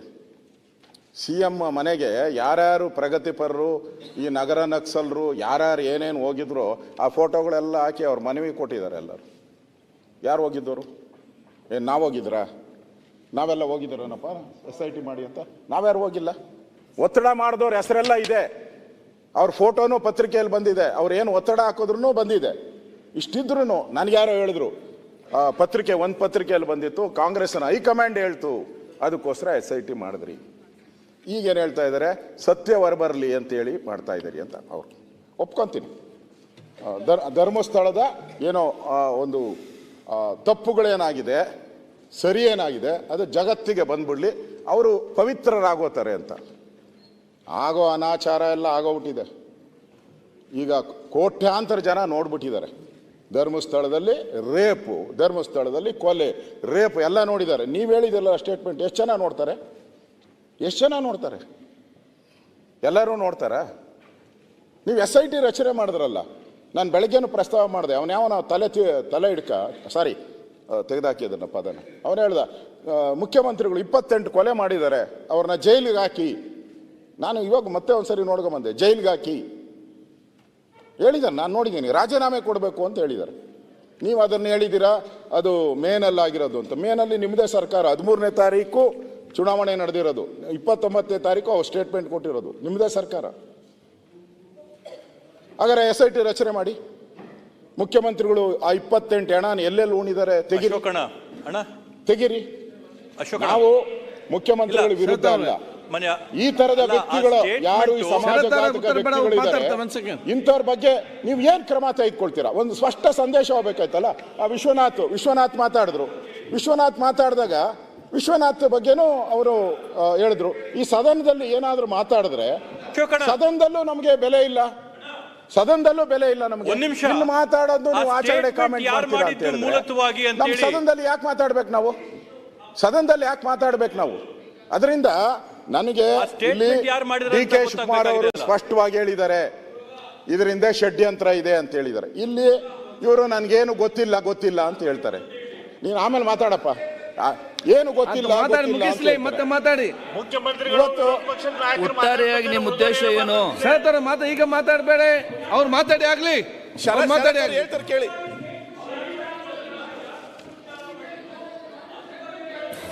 ಅವ್ರು ಮಾತಾಡ್ತಾರೆ, ಒಮ್ಮೆ ಉತ್ತರ ಕೊಡ್ತಾರೆ. ಅಲ್ಲ, ನಾನು ಹೇಳ್ತಿರೋದು ಬನ್ನಿ, ಸನ್ಮಾನ್ಯ ಅಧ್ಯಕ್ಷರೇ, ಕೂತ್ಕೊಳ್ಳಿ ಈಗ. ಆಯ್ತು,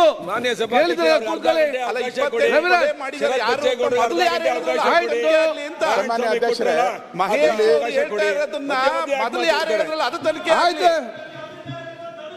ರವಿಗೌಡ ಅಧ್ಯಕ್ಷರೇ, ಸನ್ಮಾನ್ಯ ಅಧ್ಯಕ್ಷರೇ, ಇಲ್ಲಿ ನಮಗಿರುವಂಥ ಪ್ರಶ್ನೆ, ಅವನು ಫಸ್ಟ್ನೇ ದಿನನೇ ಬರೋವಾಗ ಒಳ್ಳೆ ಏನೋ ಎಂಟ್ರಿ ಅಂತಾರಲ್ಲ, ಸಿನಿಮಾ ಬರ್ಬೇಕಾದೇನೋ ತೋರಿಸ್ತಾರಲ್ಲ, ಏನಪ್ಪ ಟ್ರೇಲರ್ ತರ ಬುರುಡೆ ಹಿಡ್ಕೊಂಬಂದ. ಬುರುಡೆ ಬಂದ ತಕ್ಷಣ ಎಲ್ಲ ದಂಗಾಗೋಗ್ಬಿಟ್ರು. ಏನೋ ಇರಬೇಕು ಬುರುಡೆನೆ ತಂದವನೇ ಅಂದ್ರೆ ಇನ್ನೆಷ್ಟು ಹಣ ತೋರಿಸ್ಬೋದು ಇವನು ಅಂತ. ಅವ್ನು ಬುರುಡೆ ತಂದಲ್ಲ, ಎಲ್ಲಿಂದ ತಂದ? ನಿಮಗೂ ಗೊತ್ತಿದೆ, ಕಾನೂನು ಪ್ರಕಾರ ಗೃಹ ಸಚಿವರಿಗೂ ಗೊತ್ತಿದೆ, ನೀವು ಹಣ ಉಣಿದ ಮೇಲೆ ತೆಗಿಯೋಕೆ ನಿಮ್ಗೆ ಅಧಿಕಾರ ಇಲ್ಲ. ನಿಮಗೆ ಕಾನೂನು ಪ್ರಕಾರ ಅಧಿಕಾರನೇ ಇಲ್ಲ. ಇದೆಯಾ? ತಹಸೀಲ್ದಾರ್ ಹೋಗ್ಬೇಕು, ಕೋರ್ಟ್ ಆದೇಶ ಮಾಡಬೇಕು. ಯಾವ್ದಾನ ತೆಗಿಬೇಕಾದ್ರೆ ಕೋರ್ಟ್ ಆದೇಶ ಮಾಡಬೇಕು, ಕ್ಯಾಮ್ರಾ ಹಾಕಬೇಕು, CCTV ಕ್ಯಾಮ್ರಾಗಳನ್ನೆಲ್ಲ ಹಾಕಿ ಆಮೇಲೆ ತೆಗಿಬೇಕು. ಇವನ್ ಹೆಂಗ್ ತಗೊಂಡ? ಯಾಕೆ ಕೇಳಲಿಲ್ಲ ನೀವು? ಈ ಸರ್ಕಾರ ಜವಾಬ್ದಾರಿಯುತ ಸರ್ಕಾರ ಆಗಿದ್ರೆ ಈ ಸರ್ಕಾರ ಯಾಕೆ ಕೇಳಲಿಲ್ಲ? ಅವನ್ ಅರೆಸ್ಟ್ ಮಾಡ್ಬೇಕಾಯ್ತು. ಈ ಬುರುಡೆ ಫಸ್ಟ್ ಆ ಬುರುಡೆ ಎಲ್ಲಿತ್ತು ಅಂತ ಚೆಕ್ ಮಾಡ್ಬೇಕಾಯ್ತು ಈ SIT ಅವರು. ಏನ್ ಕರೆದಿದ ಅವನ್ ಹಿಂದೆ ಎಲ್ಲೋದ್ರೆ ಹಂಗೆ ದಡದಡ ಅಂತ ಓಡೋತಾರೆ, ದಡದಡ ಅಂತ ಬರ್ತಾರೆ. ಅವ್ನ್ ಬುರುಡೆನ ಹಿಡಿದ್ಬಿಟ್ಟಿದ್ರೆ ಅವ್ನ್ ಬುರುಡೆ ಬಿಡ್ತಾನ ಇಲ್ಲ ಅಂತ ಕ್ಲೀನಾಗಿ ಗೊತ್ತಾಗ್ಬಿಡ್ತಾ ಇತ್ತು. ಬುರುಡೆ ಬಿಟ್ಬಿಟ್ರಿ ನೀವು.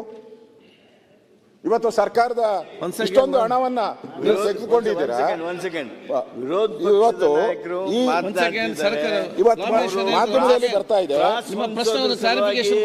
ಅನಾಮಿಕ ಸರಿಯಲ್ಲ. ಇದೊಂದು ಅತ್ಯಂತ ಗಂಭೀರವಾಗಿರ್ತಕ್ಕಂಥ ವಿಷಯದ ಅತ್ಯಂತ ಗಂಭೀರವಾಗಿರ್ತಕ್ಕಂಥ ವಿಷಯದ ಬಗ್ಗೆ ಚರ್ಚೆ ಮಾಡ್ತಾ ಇದ್ದಾರೆ. ಸನ್ಮಾನ್ಯ ಗೃಹ ಸಚಿವರು ಶಬ್ದಕ್ಕೆ ಮತ್ತೆ ಮಾತಿಗೆ ಚರ್ಚೆ ಮಾಡಬೇಡಿ, ಸಬ್ಜೆಕ್ಟ್ ಅಲ್ಲಿ ಚರ್ಚೆ ಮಾಡಿ. ಶಬ್ದ ಮಾತಾಡೋದಕ್ಕೆ ಒಂದು ಮಾತು, ಅದಕ್ಕೆ ಚರ್ಚೆ ಮಾಡಿ. ಎಕ್ಸೂಮ್ ಮಾಡಬೇಕಾದ್ರೆ ಸಬ್ ಡಿವಿಷನಲ್ ಮ್ಯಾಜಿಸ್ಟ್ರೇಟ್ ಹತ್ರ ಅವ ಮಾತ್ರ ಮಾಡ್ಬೋದು, ನಮಗೂ ಅಧಿಕಾರ ಇಲ್ಲ. ಇದನ್ನೆಲ್ಲ ಸ್ಪಷ್ಟಗೊಳಿಸಿದ್ದಾರೆ.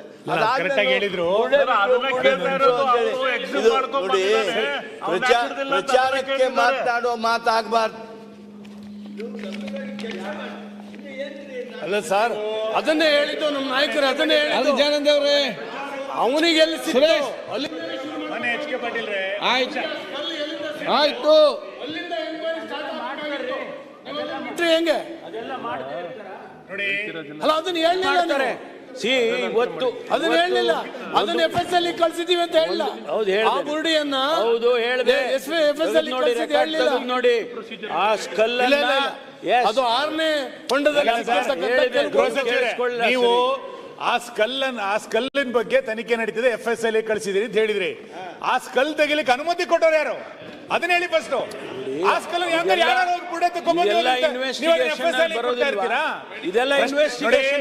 ನೀವೀಗ SIT ತನಿಖೆನಲ್ಲಿ ಒಂದ್ ನಿಮಿಷ ಸರ್, SIT ತನಿಖೆನಲ್ಲಿ 17 ಗುಂಡಿಗಳನ್ನ ಏನ್ ತೆಗೆದ್ರಿ, ಅದರಲ್ಲಿ ಏನೇನ್ ಸಿಕ್ತು ಅದನ್ನ ಪರ್ಸ್ಯೂ ಮಾಡ್ಲಿಕ್ಕೆ ಒಬ್ರು ಮ್ಯಾಜಿಸ್ಟ್ರೇಟ್ ಇಟ್ಟಿದೀವಿ. ಸರಿ, ಆ ವಾದ ನಾನು ಒಪ್ಕೊಂಡೆ. ಆ ಅನಾಮಿಕ ಬಂದು ಆ ಬುರುಡೆನ್ ತೆಗಿಬೇಕಾದ್ರೆ ಯಾರು ಅನುಮತಿ ಕೊಟ್ಟಿದ್ರು? ನೀವು ಆ ಬುರುಡೆನ FSL ಕಳಿಸಿರೋದು ಸರಿ, ಆ ಬುರುಡೆ ತೆಗಿಲಿಕ್ಕೆ ಕೊಟ್ಟರ ಅನುಮತಿ ಯಾರು? ಯಾರ್ದದು? ಆ ಅನುಮತಿ ಕೊಟ್ಟಿದ್ರ? ಅನುಮತಿ ಕೊಟ್ಟಿಲ್ಲ ಅಂತಾದ್ರೆ ಅವನ ಮೇಲೆ ಇಲ್ಲಿ ತನಕ ಏನ್ ಆಕ್ಷನ್ ತಗೊಂಡಿದ್ದೀರಿ? ಅವನ ಮೇಲೆ ಇಲ್ಲಿ ತನಕ ಏನ್ ಆಕ್ಷನ್ ತಗೊಂಡಿರಿ ಅಂತ ಹೇಳ್ಬೇಕಲ್ಲ. ಅವ್ನು ತಗೊಂಡಿದ್ದಕ್ಕೆ FSL ವರದಿ ಕೊಡ್ಲಿಕ್ಕೆ ಕಳಿಸಿರೋದು ಕೊಟ್ರೆ ಆಮೇಲೆ ಯಾರು ಅನುಮತಿ ಕೊಟ್ರು ತಗೊಂಡ್ಬರ್ಲಿಕ್ಕೆ? ಓಕೆ, ಉತ್ತರ.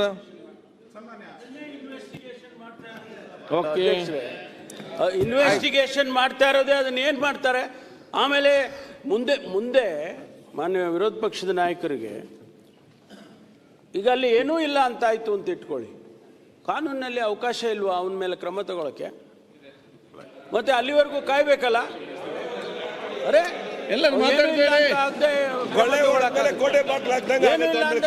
ಕ್ರಮ ತಗೊಳಕ್ಕಾಗುತ್ತಾ? ನೀವು ಸದನದಲ್ಲಿ ಇಲ್ಲಿ ಹೇಳಿದ್ರಿ ಅಂತ ಹೇಳಿ ಹೋಗಿ ಅವ್ರ ಮೇಲೆ ಕ್ರಮ ತಗೊಂಡಕ್ಕಾಗತ್ತಾ? ಏನ್ ಮಾತಾಡ್ತಾರೆ? ಗೃಹ ಸಚಿವರು ಒಳ್ಳೆ ಪಾಯಿಂಟ್ ಹೇಳವ್ರೆ. ನಾನು ಮರ್ತೋಗ್ಬಿಟ್ಟಿದ್ದೆ, ಅದು ಬರ್ಕೊಂಡಿರ್ಲಿಲ್ಲ. ಅಕಸ್ಮಾತ್ ಅಲ್ಲಿ ಏನು ಇಲ್ಲ ಅಂತ ಹೇಳಿದ್ರೆ, ಇಲ್ಲ ಅಂದಿದ್ರೆ ಅವನ ಮೇಲೆ ಆಕ್ಷನ್ನು ತಗೊಬೋದಲ್ಲ ನಾವು ಅಂತ ಸೆಕ್ಷನ್ನು ಕೂಡ ಹೇಳಿದ್ದಾರೆ. ನನಗೆ ಈಗ ಬಂದ ಸುದ್ದಿ. ಓಕೆ, ಈಗ ಅವನು ಹೇಳಿದಾನಂತೆ, ನಾನು ತಮಿಳ್ನಾಡಲ್ಲಿದ್ದೆ, ನನಗೇನು ಗೊತ್ತಿಲ್ಲ, ನಾನು ಮನೆ ಕಟ್ಸ್ಕೊಡ್ತೀನಿ ಅಂತ ಹೇಳಿದ್ರು, ನನಗೆ ದುಡ್ಡು ಕೊಡ್ತೀನಿ ಅಂತ ಹೇಳಿದ್ರು. ಅದು ಯಾರೋ ಒಬ್ಬ ಲೇಡಿ ಬಂದ್ಲು, ನನಗೆ ಭಯ ಆಯಿತು. ಅವಳು ಸ್ಟೇಟ್ಮೆಂಟ್ ಕೊಟ್ಮೇಲೆ ನನಗನ್ನಿಸ್ತು ಇವಳು ಹೇಳೋದು ಎಲ್ಲನೋ ಒಂದು ನನಗೆ ಮೂಳೆ ಸಿಗುತ್ತೆ, ನಾನು ಕೊಡ್ಬೋದು ಅಂತ. ಈಗ ನನಗೆ ಬರ್ತಾ ಇದೆ, ಟಿವಿಗಳಲ್ಲೆಲ್ಲ ಬರ್ತಾ ಇದೆ. ಅಲ್ಲ ಹೇಳಿದ್ದು ಇವರು ಏನು ಇಲ್ಲ ಅಂದರೆ ಇವರು ಎಷ್ಟು ಅಂದರೆ ನಮ್ಮ ಪರಮೇಶ್ವರ್ ಅವರು ಎಷ್ಟು ಕೂಲಾಗಿ ಆ ಬೆಣ್ಣೆ ಒಳಗಡೆ ಕೂದಲು ತೆಗೆದುತ್ತರ ಹೇಳ್ತಾವ್ರೆ, ರೆಡಿ ಮಾಡ್ಕೊಂಬಂದು. ಇಡೀ ರಾಜ್ಯದಲ್ಲಿ ಗೃಹ ಸಚಿವರೇ, ಇಡೀ ರಾಜ್ಯದಲ್ಲಿ ಸುಮಾರು 3-4 ಲಕ್ಷ ಜನ ಹೋರಾಟ ಮಾಡ್ತಾ ಇದ್ದಾರೆ, ಬೀದಿಗಿಳಿದು ಧರಣಿ ಮಾಡ್ತಾ ಇದ್ದಾರೆ. ಇದೇನು ನಿಮ್ಮ ಕಣ್ಣು ಕಾಣಿಸಲ್ವಾ? ಸರ್ಕಾರ ಕಣ್ಣಿಗೆ ಏನು ಇಲ್ಲ. ಅಗದಿದ್ದೀರಲ್ಲ ಕಾಡ್ನೆಲ್ಲ ಹೋಗಿ. ಫಾರೆಸ್ಟ್ ಪರ್ಮಿಷನ್ ತಗೊಂಡಿದ್ದೀರಾ ನೀವು? ಯಾರು ಪರ್ಮಿಷನ್ ಕೊಟ್ರು ನಿಮಗೆ? ಕೋರ್ಟಲ್ಲಿ ಹೇಳಿದ್ರಾ? ನಾನು ಕೇಳ್ತಾ ಇದ್ದೀನಿ. ಕಂಪ್ಲೇಂಟು ಕೊಟ್ಟಾಗ ಪೊಲೀಸರು ಹೋಗಿ ಕೋರ್ಟಲ್ಲಿ ನನಗಿರೋ ಮಾಹಿತಿ ಪ್ರಕಾರ ಪೊಲೀಸರು ಈ ಕೇಸನ್ನು ಈ ಸೆಕ್ಷನ್ ಪ್ರಕಾರ ನಾವು ಮಾಡಕ್ಕೆ ಬರಲ್ಲ, ನೀವು ಅನುಮತಿ ಕೊಟ್ಟರೆ ಮಾಡ್ತೀನಿ ಅಂತ ಕೇಳಿದ್ದಾರೆ ಪೊಲೀಸರು. ಕೋರ್ಟು ಪರ್ಮಿಷನ್ ಕೊಟ್ಟಿದೆ, ನೀವು ತನಿಖೆ ಮಾಡಿ ಅಂತ ಕೊಟ್ಟಿದ್ದಾರೆ. SIT ಮಾಡಿ ಅಂತ ಕೊಟ್ಟಿದ್ದಾರಾ? ನನ್ನ ಪ್ರಶ್ನೆ, SIT ಮಾಡಿಕೊಟ್ಟಿದ್ದಾರಾ? ಹಾಗಾದರೆ ಇಡೀ ರಾಜ್ಯದಲ್ಲಿ ನಾನು ಗೃಹ ಸಚಿವನಾಗಿದ್ದೆ, ಇಡೀ ರಾಜ್ಯದಲ್ಲಿ 1,000 ದಿನ 1,000 ಕಂಪ್ಲೇಂಟ್ ಬರ್ತದೆ. ನೀವ್ಯಾಕೆ ಎಲ್ಲಿ ಮಾತಾಡ್ತೀರಿ? ಸರ್ಕಾರಿ ಉತ್ತರ 1,000 ಕಂಪ್ಲೇಂಟ್ ಬರ್ತದೆ ಡೈಲಿ. ಗೃಹ ಸಚಿವರಿಗೆ ಮುಖ್ಯಮಂತ್ರಿಗೆ 1,000 ಕಂಪ್ಲೇಂಟ್ ಬರ್ತತೆ. ನನ್ನ ಮಗನ್ನ ಹೊಡೆದಾಕಿದ್ರು, ನನ್ನ ಮಗ ಕೊಲೆ ಮಾಡಿದ್ರು, 1000 ಬರ್ತೈತೆ. ಹಂಗಾರೆ 1000ಕ್ಕೂ SIT ಮಾಡಿದ್ದೀರಾ? ಇದಕ್ಕೆ ಯಾಕೆ ಮಾಡಿದ್ರಿ? ಇವತ್ತು ಧರ್ಮಸ್ಥಳದ ಮಾನ ಹರಾಜ್ ಆಯ್ತಲ್ಲ, ಕಟ್ಕೊಡ್ತೀರಾ ನೀವು? ಈ ಸರ್ಕಾರ ಕಟ್ಕೊಡ್ತೀರಾ ಹೇಳಿ? ಧರ್ಮಸ್ಥಳದ ಮಾನ ಹರಾಜ್ ಆಗಿದೆ, ಇವತ್ತು ಕಟ್ಕೊಡ್ತೀರಾ ನೀವು ಸರ್ಕಾರ? ಇದರಿಂದ ಯಾರಿದ್ದಾರೆ? ನಮ್ಗೆ ಇವನೆಲ್ಲ ಯಾರೋ ಇವನ್ ಬಿಟ್ಬಿಡಿ, ಇವನೆಲ್ಲ ಮುಖ್ಯ. ಇದರಿಂದ ಇರುವಂತ ಕುತಂತ್ರ ಯಾವುದು? ಇದರಿಂದ ಇರೋ ಕುತಂತ್ರ ಯಾವುದು? ಇದರಿಂದ ಇರೋ ಗ್ಯಾಂಗ್ ಯಾವುದು? ಅದು ಬೇಕು ನಮ್ಗೆ. ಷಡ್ಯಂತ್ರ. ಈಗ DK ಶಿವಕುಮಾರ್ ಅವ್ರು ಹೇಳಿದ್ದಾರೆ, ನಾನು ಅವ್ರಿಗೆ ಬೆಂಬಲ ಕೊಡ್ತೀನಿ. DK ಶಿವಕುಮಾರ್ ಅವ್ರಿಗೆ ಹೇಳಿದ್ದಾರೆ ಬೆಂಬಲ ಕೊಡ್ತೀನಿ ನಾನು. ಷಡ್ಯಂತ್ರ ಇದೆ ಅಂತ ಅವರು ಷಡ್ಯಂತ್ರ ಯಾರು ಹೇಳ್ಬೇಕು? ಬಹಿರಂಗ DK ಶಿವಕುಮಾರ್ ಅವರು ಷಡ್ಯಂತ್ರನ ಬಹಿರಂಗಪಡಿಸಬೇಕು. ಇಲ್ಲ ಅವರು ಈ ಷಡ್ಯಂತ್ರ ಯಾಕೆ ಹೇಳಿದ್ರು? ಈ ವಿಷಯ ಬಗ್ಗೆ ಚರ್ಚೆ ಮಾಡಿ ಅವ್ರು ಉತ್ತರ ಕೊಡ್ತಾರೆ. ಅವ್ರು ಯಾಕೆ ಹೇಳಿದ್ರು? DK ಶಿವಕುಮಾರ್ ಅವರು ಷಡ್ಯಂತ್ರ ಅಂತ ಹೇಳಿದ್ರಲ್ಲ, ಬಹಿರಂಗಪಡಿಸಿ.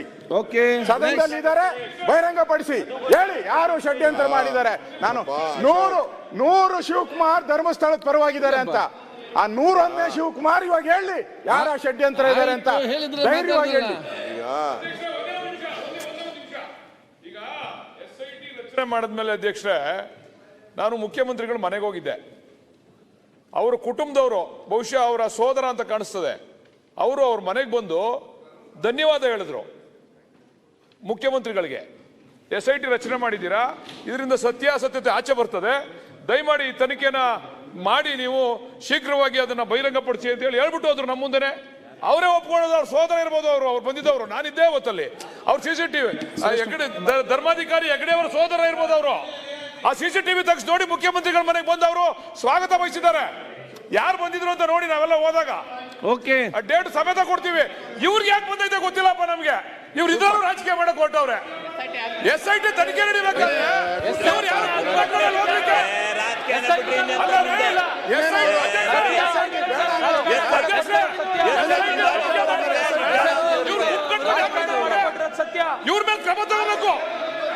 ಇವ್ರ ಮೇಲೆ ಕ್ರಮ ತಗೋಬೇಕು. ಆಯ್ತು, ಇವರು ಕಟ್ಕೊಂಡು ಏನೋ ಕಾಂಗ್ರೆಸ್ನವರು ವಿರೋಧಿಗಳು ನಾವೆಲ್ಲ ಅವ್ರ ಪರ ಇದ್ದೀವಿ ಅಂತಕ್ಕಂಥದ್ದು ಇದು ಒಳ್ಳೆ ಬೆಳವಣಿಗೆ. ತನಿಖೆ ನಡೀತಾ ಇದೆ, ಕಳಂಕ ಇದು ತನಿಖೆ ಆಗಬೇಕು. ನಾವೇನೋ ವಿಲನ್ಗಳು, ಇವರೇ ಹೀರೋಗಳು ಅಂತ ಅದು ಪವಿತ್ರವಾದ ಸ್ಥಳ ಅಂತ ಎಲ್ಲರಿಗೂ ಗೊತ್ತು. ಅದಕ್ಕೆ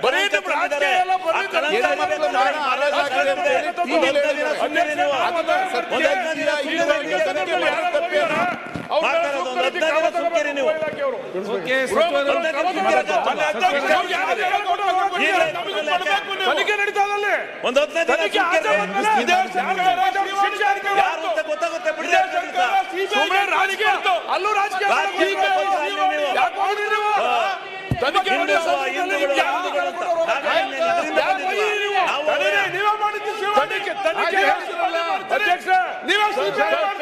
ದಿಕ್ಕನ್ನು ತಪ್ಪಿಸ್ತಾ ಇದ್ದಾರೆ. ಅವ್ರ ಮೇಲೆ ಕ್ರಮ ತಗೋಬೇಕು. ಮತ್ತೆ ಬಿಜೆಪಿ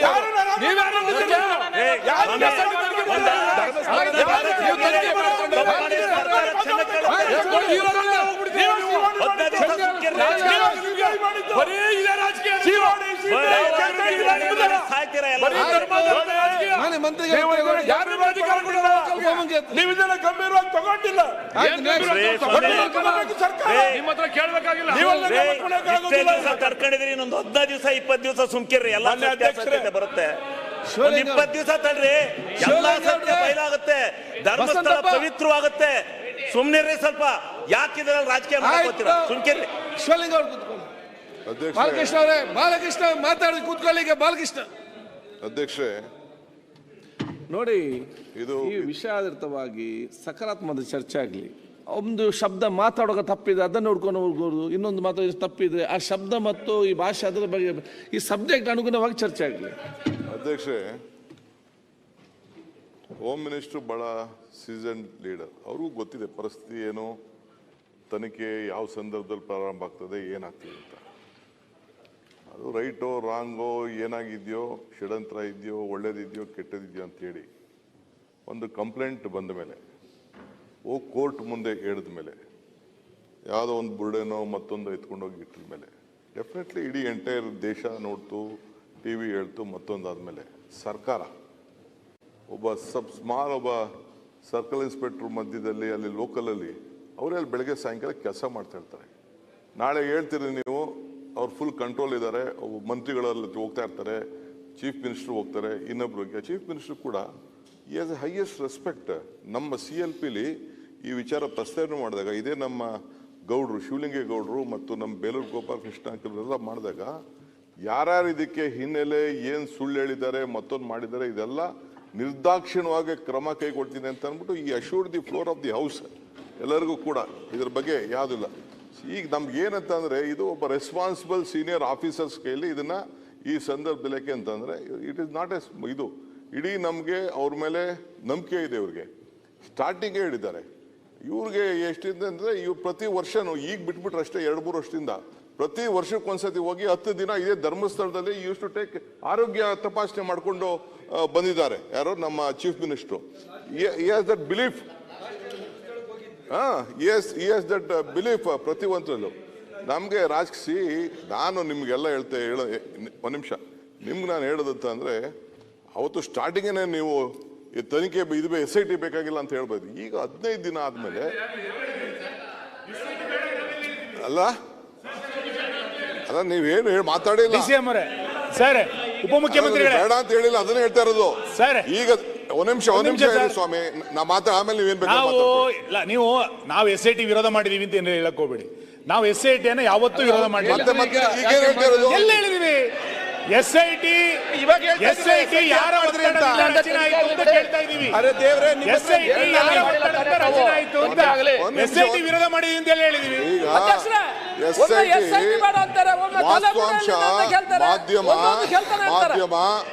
ಮಾಧ್ಯಮ ಏನು ಈ ದೇಶದ ಜನರಿಗೆ ಕೊಡ್ತು ಆ ವಿಚಾರದಲ್ಲಿ ಸರ್ಕಾರ ನಿರ್ದಾಕ್ಷಿಣ್ಯವಾಗಿ ಎಲ್ಲರೂ ಕೂಡ ಸಂಪೂರ್ಣವಾಗಿ ನಾನಿರ್ಬೋದು, ನೀವಿರ್ಬೋದು, ಯಾರ ಷಡ್ಯಂತ್ರ ಇರ್ಬೋದು, MLA ಸ್ಟೇಟ್ಮೆಂಟ್ ಇರ್ಬೋದು, ಅವನು ಯಾವನೋ ಇನ್ನೊಬ್ಬ ಬೆಳಗ್ಗೆ ಸಾಯಂಕಾಲ ನಮ್ಮ ಇದು BJP ನಾಯಕರ ಹೇಳಿರ್ಬೋದು, ಚೀಫ್ ಮಿನಿಸ್ಟರ್ ಮೇಲೆ ಹೇಳಿರ್ಬೋದು, ನನ್ನ ಮೇಲೆ ಹೇಳಿರ್ಬೋದು, ಇನ್ನೊಬ್ಬರ ಮೇಲೆ ಇದೆಲ್ಲ ಕೂಡ ಈಚೆಗೆ ಬರಬೇಕು ಇದನ್ನ ಸಂಪೂರ್ಣವಾಗಿ ಅಂತೇಳಿ ಸರ್ಕಾರ.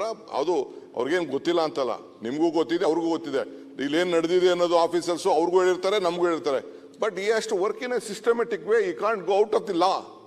ನಾಳೆ ಬೆಳಗ್ಗೆ ಇಲ್ಲಿ ಮಾಡೋಂಥ ಸ್ಟೇಟ್ಮೆಂಟ್ನ ತಿರ್ಗಾ ಇದನ್ನೇ ನೀವೇನೋ ಲೀಕ್ ಮಾಡಿಬಿಟ್ರಿ. ಇಲ್ಲಿ ಪ್ರಮಾಣ ವಚನ ತಗೊಂಡಿದ್ದಾರೆ, ನಾನು ಸತ್ಯನೇ ಹೇಳ್ತೀನಿ, ನಾನು ಯಾರಿಗೂ ಡಿಸ್ಕ್ಲೋಸ್ ಮಾಡೋದಿಲ್ಲ, ಕೆಲವು ಆಂತರಿಕ ವಿಚಾರ ಮಾಡೋದಿಲ್ಲ ಅಂತೇಳಿ ಹೋಮ್ ಮಿನಿಸ್ಟ್ರು ಎಷ್ಟೇಕನೇ ಓತ್. ನೀವು ಇಲ್ಲಿ ಕೂತ್ಕೊಂಡು ವಿಧಾನಸಭೆಗೆ ಬಂದು ನೀವು ಮಂತ್ರಿಗಳಾಗಿದ್ದು ನೀವು ತೆಗೆದುಕೊಂಡಿದ್ದೀರಿ. ಕೆಲವು ಸಂದರ್ಭದಲ್ಲಿ you please wait, be patience. ನೀವು ಹೋಗ್ತಾ ಇದ್ದೀರಿ, ಆಯ್ತು, ನೀವು ಧರ್ಮಸ್ಥಳದ ಬಗ್ಗೆ ನಿಮ್ಗೆ ಅಭಿಮಾನ ಇದೆ, ನೀವು ಹೋಗಿದ್ರಿ, ಪೂಜೆ ಮಾಡಿದ್ರಿ, ಆಶೀರ್ವಾದ ಕೇಳಿದ್ರಿ. ರಾಜಕಾರಣದಲ್ಲಿ ಧರ್ಮ ಇರಬೇಕೆ ಹೊರತು ಧರ್ಮದಲ್ಲಿ ರಾಜಕಾರಣ ಇರಬಾರ್ದು. This is what I am telling you. Don't do politics in this. Don't do politics. We are there. ನಮ್ಗೆ ನ್ಯಾಯ ಕೊಡಿಸ್ಬೇಕು, ನಿಮ್ಗೆ ನ್ಯಾಯ ಕೊಡಿಸ್ಬೇಕು, ಸಮಾಜಕ್ಕೆ ನ್ಯಾಯ ಕೊಡಿಸ್ಬೇಕು. ಧರ್ಮಸ್ಥಳದ ಕ್ಷೇತ್ರದ ಗೌರವ ತಪ್ಪು ಮಾಡಿದ್ರೆ ಎಲ್ಲರೂ ಶಿಕ್ಷೆ ಆಗಬೇಕು ಅಂತ ನೀವು ಹೇಳಿದ್ರಿ. ಸೌಜನ್ಯನ್ ಕೇಸಲ್ಲಿ ಲೆಟ್ ಎನಿ ಇನ್ವೆಸ್ಟಿಗೇಷನ್ಗೆ we all respected it. Ultimately CBI ಹೇಳ್ತು, ಕೋರ್ಟ್ ಹೇಳ್ತು, ನಥಿಂಗ್ ಇಸ್ ಅಂತ ಅಂದ್ಬಿಟ್ಟು ಯಾರು ಇಲ್ಲ ಅಂತ ಹೇಳೋದು. ಏನೇನು ಸ್ಟೇಟ್ಮೆಂಟ್ಗಳಾಗಿದೆ, ನಾವು ಯಾರು ಆ ಸ್ಟೇಟ್ಮೆಂಟ್ಗಳನ್ನ ಆವತ್ತೇ ನೀವೇನೋ ಇವತ್ತು ಬೆಳಗ್ಗೆ ಪ್ರಸ್ತಾವನೆ ಮಾಡೋದ್ರಲ್ಲ, ಇದನ್ನ ಶಿವಲಿಂಗೇಗೌಡರು ಅಸೆಂಬ್ಲಿಲಿ ವಿತ್ ನೇಮ್ ತಗೊಂಡ್ರು. ನಾನಿಲ್ಲಿ ನೇಮ್ ತಗೊಳಕ್ ಇಷ್ಟ ಇಲ್ಲ ನನಗೆ. We are at it. Already home minister ಹಸ್ given a direction. Chief minister ಹೇಳಿದ್ದಾರೆ ನಿರ್ದಾಕ್ಷಿಣ್ಯವಾಗಿ ಯಾರಿಗೆ ಯಾವ ರೀತಿ ಬಲಿ ತಗೋಬೇಕು, ಯಾವ ಕಾನೂನು ಉಪಯೋಗಿಸ್ಬಿಟ್ಟು ಯಾರಿಗೆ ಯಾವ ವಾಸ್ತಲ್ಲಿ ಕಳಿಸ್ಬೇಕು ಆ ಕೆಲಸನ my home minister is competent. You will do the job. Have confidence, be patient. ಒಂದು 3-4 ದಿನ ಸ್ವಲ್ಪ ಸುಮ್ಮನೆ ಅಲ್ಲ. ನಾನು ಒಂದೇ ಪ್ರಶ್ನೆ ನಮ್ಮನ್ನು ಕೇಳಿದ್ದು, ತಾವೊಬ್ಬ ಮಂತ್ರಿಯಾಗಿ ಪ್ರಮಾಣ ವಚನ ಸ್ವೀಕಾರ ಮಾಡಿ ಸತ್ಯವನ್ನೇ ಹೇಳುತ್ತೇನೆ, ಸತ್ಯವನ್ನಲ್ಲದೆ ಬೇರೆ ಹೇಳುವುದಿಲ್ಲ ಅಂತೇಳಿ ಷಡ್ಯಂತರ ಅಂತ ಅವರಂತೂ ಹಾಕಿ ಅದನ್ನೇ ತೋರಿಸ್ತಾ ಇದ್ರು. ಯಾರು ಆ ಷಡ್ಯಂತ್ರ ಮಾಡಿರೋರು ಹೇಳ್ಬೇಕಲ್ಲ. ನಾನು ಹೇಳ್ತೀನಿ ಅಂತ ಹೇಳಿದ್ರೆ ಬೇರೆ ಹೇಳ್ಬೇಕು ನೀವು. ಈಗ ಆಚೆ ಒಂದು ಸ್ಟೇಟ್ಮೆಂಟ್, ಒಳಗಡೆ ಒಂದು ಸ್ಟೇಟ್ಮೆಂಟ್ ಕೊಡಕ್ಕಾಗಲ್ಲ. You are a deputy CM. ಎಲ್ಲ ಬರ್ತದೆ, ಎಲ್ಲ ಬರುತ್ತೆ. ತನಿಖೆ ಆಗ್ಲಿ. ಸಭಾಧ್ಯಕ್ಷರೇ, ಸಭಾಧ್ಯಕ್ಷರೇ ಅಲ್ಲ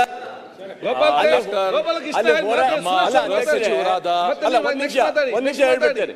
ಸರ್ ಅಲ್ಲಿ ಮಾತು ಬೆಳೆಸೋದು ಬೇಡ. ಅಲ್ಲ, ಸೌಜನ್ಯ ಗಲಾಟೆ ಆದ್ಮೇಲೆ ಎಷ್ಟು ಗಲಾಟೆಗಳಾಯ್ತು ಧರ್ಮಸ್ಥಳ ನಿಮ್ಗೆಲ್ಲ ಗೊತ್ತಿದೆಯಲ್ಲ. ಅದೆಲ್ಲ ನೋಡ್ಕೊಂಡು ತಾನೇ ಆಮೇಲೆ ನಾವು SIT ಕೊಟ್ಟಿರೋದಲ್ವಾ.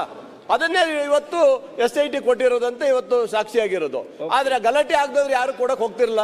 ಹೊಡೆದಾಟ ಆಯ್ತು, ಅಲ್ಲಿ ಬೇರೆ ಬೇರೆ ಗಲಾಟೆ ಆಯ್ತು, ಅಲ್ಲಿ ಹೋರಾಟ ಮಾಡಿದ್ದಾರೆ. ಇವೆಲ್ಲವ ನೋಡ್ಕೊಂಡೆ ತಾನೇ ಕೊಟ್ಟಿರೋದು. ಓಕೆ, ಸುರೇಶ್ ಕುಮಾರ್. ಮಾನ್ಯ ಸಭಾಧ್ಯಕ್ಷರೇ, ಗೃಹ ಸಚಿವರಾಗಿ ಸದನಕ್ಕೆ ಏನು ಸ್ಟೇಟ್ಮೆಂಟ್ ಮಾಡಬೇಕೋ ಮಾಡಿದ್ದೀರ. ತಾವು SM ಕೃಷ್ಣ ಅವರು ಅಲ್ಲ, ಹೇಳ್ತೀನಿ ಒಂದು ನಿಮಿಷ. SM ಕೃಷ್ಣ ಅವರು ಮುಖ್ಯಮಂತ್ರಿಗಳಾಗಿದ್ದಾಗ ನೀವು ಹೈಯರ್ ಎಜುಕೇಷನ್ ಮಿನಿಸ್ಟರ್ ಆಗಿದ್ರಿ. ಒಂದು ಯೂನಿವರ್ಸಿಟೀಸ್ ಬಿಲ್ ತಂದಿದ್ರಿ. ಭಾಳಷ್ಟು ಚರ್ಚೆ ಆದಾಗ ಅದನ್ನು ಸದನ ಸಮಿತಿಗೆ ಹೋದ್ಮೇಲೆ ನೀವು ಉತ್ತರ ಕೊಟ್ಟಿದ್ರಿ. It was one of the wonderful replies that has been given by a minister. ನಾನು ಆ ರೀತಿ ಉತ್ತರನ ಇವತ್ತು ಎಕ್ಸ್ಪೆಕ್ಟ್ ಮಾಡ್ತಾ ಇದ್ದೆ.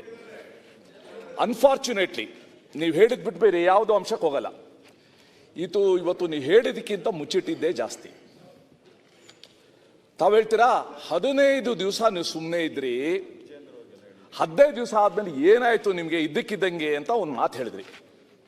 15 ದಿವಸ ಸುಮ್ಮನೆ ಇರಲಿಲ್ಲ. ಮೊದಲನೇ ದಿವಸದಿಂದನೇ ಯಾವ ಸಂದರ್ಭದಲ್ಲಿ ನಮ್ಮ ಅಭಿಪ್ರಾಯ ವ್ಯಕ್ತಪಡಿಸ್ಬೇಕೋ ಪಡಿಸ್ತಾ ಬಂದಿದ್ದೀವಿ. ನೀವು ಹೇಳಿದ್ರಿ 19ನೇ ತಾರೀಕು SIT ಮಾಡಿದ್ವು ಅಂತ, 19th ಆಫ್ ಜುಲೈ. ಇಮಿಡಿಯೇಟ್ ಆಗಿ ಅದನ್ನು ಸ್ವಾಗತ ಮಾಡಿದವ್ರು ನಾವು. ಇದು ಆಗಬೇಕು, ಸತ್ಯ ಬರಬೇಕು ಅಂತ ನಾವು ಹೇಳಿದ್ದು ನಾವು. ಇವತ್ತು ನಾವು SITಗೆ ವಿರೋಧಿಸ್ತಾ ಇಲ್ಲ. ಆದರೆ ಇದೇ ಗೃಹ ಸಚಿವರು, ನಾರಾಯಣಸ್ವಾಮಿ, ಇದೇ ಮುಖ್ಯಮಂತ್ರಿಗಳು ನಾರಾಯಣಸ್ವಾಮಿ ಅವರು ಹಿಂದಿನ ದಿವಸ ಹೇಳಿದ್ರೆ ದಕ್ಷಿಣ ಕನ್ನಡದ ಪೊಲೀಸವರು ಅವ್ರಿಗೆ ಕ್ಷಮತೆ ಇದೆ, ಅವ್ರಿಗೆ ಕೆಪಾಸಿಟಿ ಇದೆ, ಅವ್ರು ಸರಿಯಾಗಿ ಇನ್ವೆಸ್ಟಿಗೇಟ್ ಮಾಡ್ತಾರೆ ಅಂತ ನಮ್ಗೆ ವಿಶ್ವಾಸ ಇದೆ, SIT ಮಾಡೋ ಅಗತ್ಯ ಇಲ್ಲ ಅಂತ ಒಂದು ಮಾತನ್ನು ಹೇಳಿದ್ರಿ. ಮುಂದುವರೆದು ಮುಖ್ಯಮಂತ್ರಿಗಳು ಹೇಳಿದ್ರು, ಮುಖ್ಯಮಂತ್ರಿಗಳು ಅಥವಾ ನೀವು, ಪೊಲೀಸ್ ಅವರಿಂದ ಮನವಿ ಬಂದರೆ ನಾವು SIT ರಚಿಸ್ತೀವಿ ಅಂತ ಹೇಳಿದ್ವಿ. ಆಮೇಲೆ ನಮ್ಮ ದಕ್ಷಿಣ ಕನ್ನಡ ಉಸ್ತುವಾರಿ ಸಚಿವರು ಮೀಡಿಯಾದಲ್ಲಿ ಹೇಳಿದ್ವು, ನಮ್ಗೆ ನಿಜವಾಗ್ಲೂ ದಕ್ಷಿಣ ಕನ್ನಡ ಪೊಲೀಸ್ ಅವರಿಗೆ ವಿಶ್ವಾಸ ಇದೆ, ಭಾಳ ದಕ್ಷರಿದ್ದಾರೆ. ಆದರೆ ಕೆಲವು ಎಡಪಂಥೀಯ ಸಂಸ್ಥೆಗಳು, ಪ್ರತಿನಿಧಿಗಳು ಬಂದು ಒತ್ತಡ ಹೇಳಿದಕ್ಕೋಸ್ಕರ SIT ಮಾಡಿದೀವಿ ಅಂತ ಹೇಳಿರೋದು. It's on record. ಬಿಟ್ಬಿಡಿ, ಇವಾಗ SIT ಮಾಡಿದ್ದೀರಾ, ಲೆಟ್ ಇಟ್ ಕಂಟಿನ್ಯೂ. ಆದರೆ ಎಲ್ಲೋ ಇಂಗ್ಲಿಷ್ ಹೇಳೋದಕ್ಕೆ blind is leading the blind ಆಗಬಾರ್ದು. Blind is leading the blind. ಅವನು ಬರ್ತಾನೆ, ಕರ್ಕೊಂಡು ಹೋಗ್ತಾರೆ. ಪಾಪ ಇವರು ಎಲ್ಲೋ ಆ ಮುಸುಕುದಾರಿ ಕಿಂದ್ರು ಜೋಗಿ ಆಗಿ SIT ಅವರು ಇಲಿಗಳಾಗಬಾರ್ದು. ಅವನೋಗಿ ನೇತ್ರಾವತಿಯಲ್ಲಿ ಮುಳುಗಿ SIT ಅವರು ಮುಳುಗಬಾರ್ದು. ಇದ್ರ ಬಗ್ಗೆ ತಾವು ಹೇಳ್ತಾ ಇದ್ದೀರಾ, ಭಾಳ ಒಳ್ಳೆ ಆಫೀಸರ್ಸು, ವಿ ಆಲ್ಸೋ ರೆಸ್ಪೆಕ್ಟ್.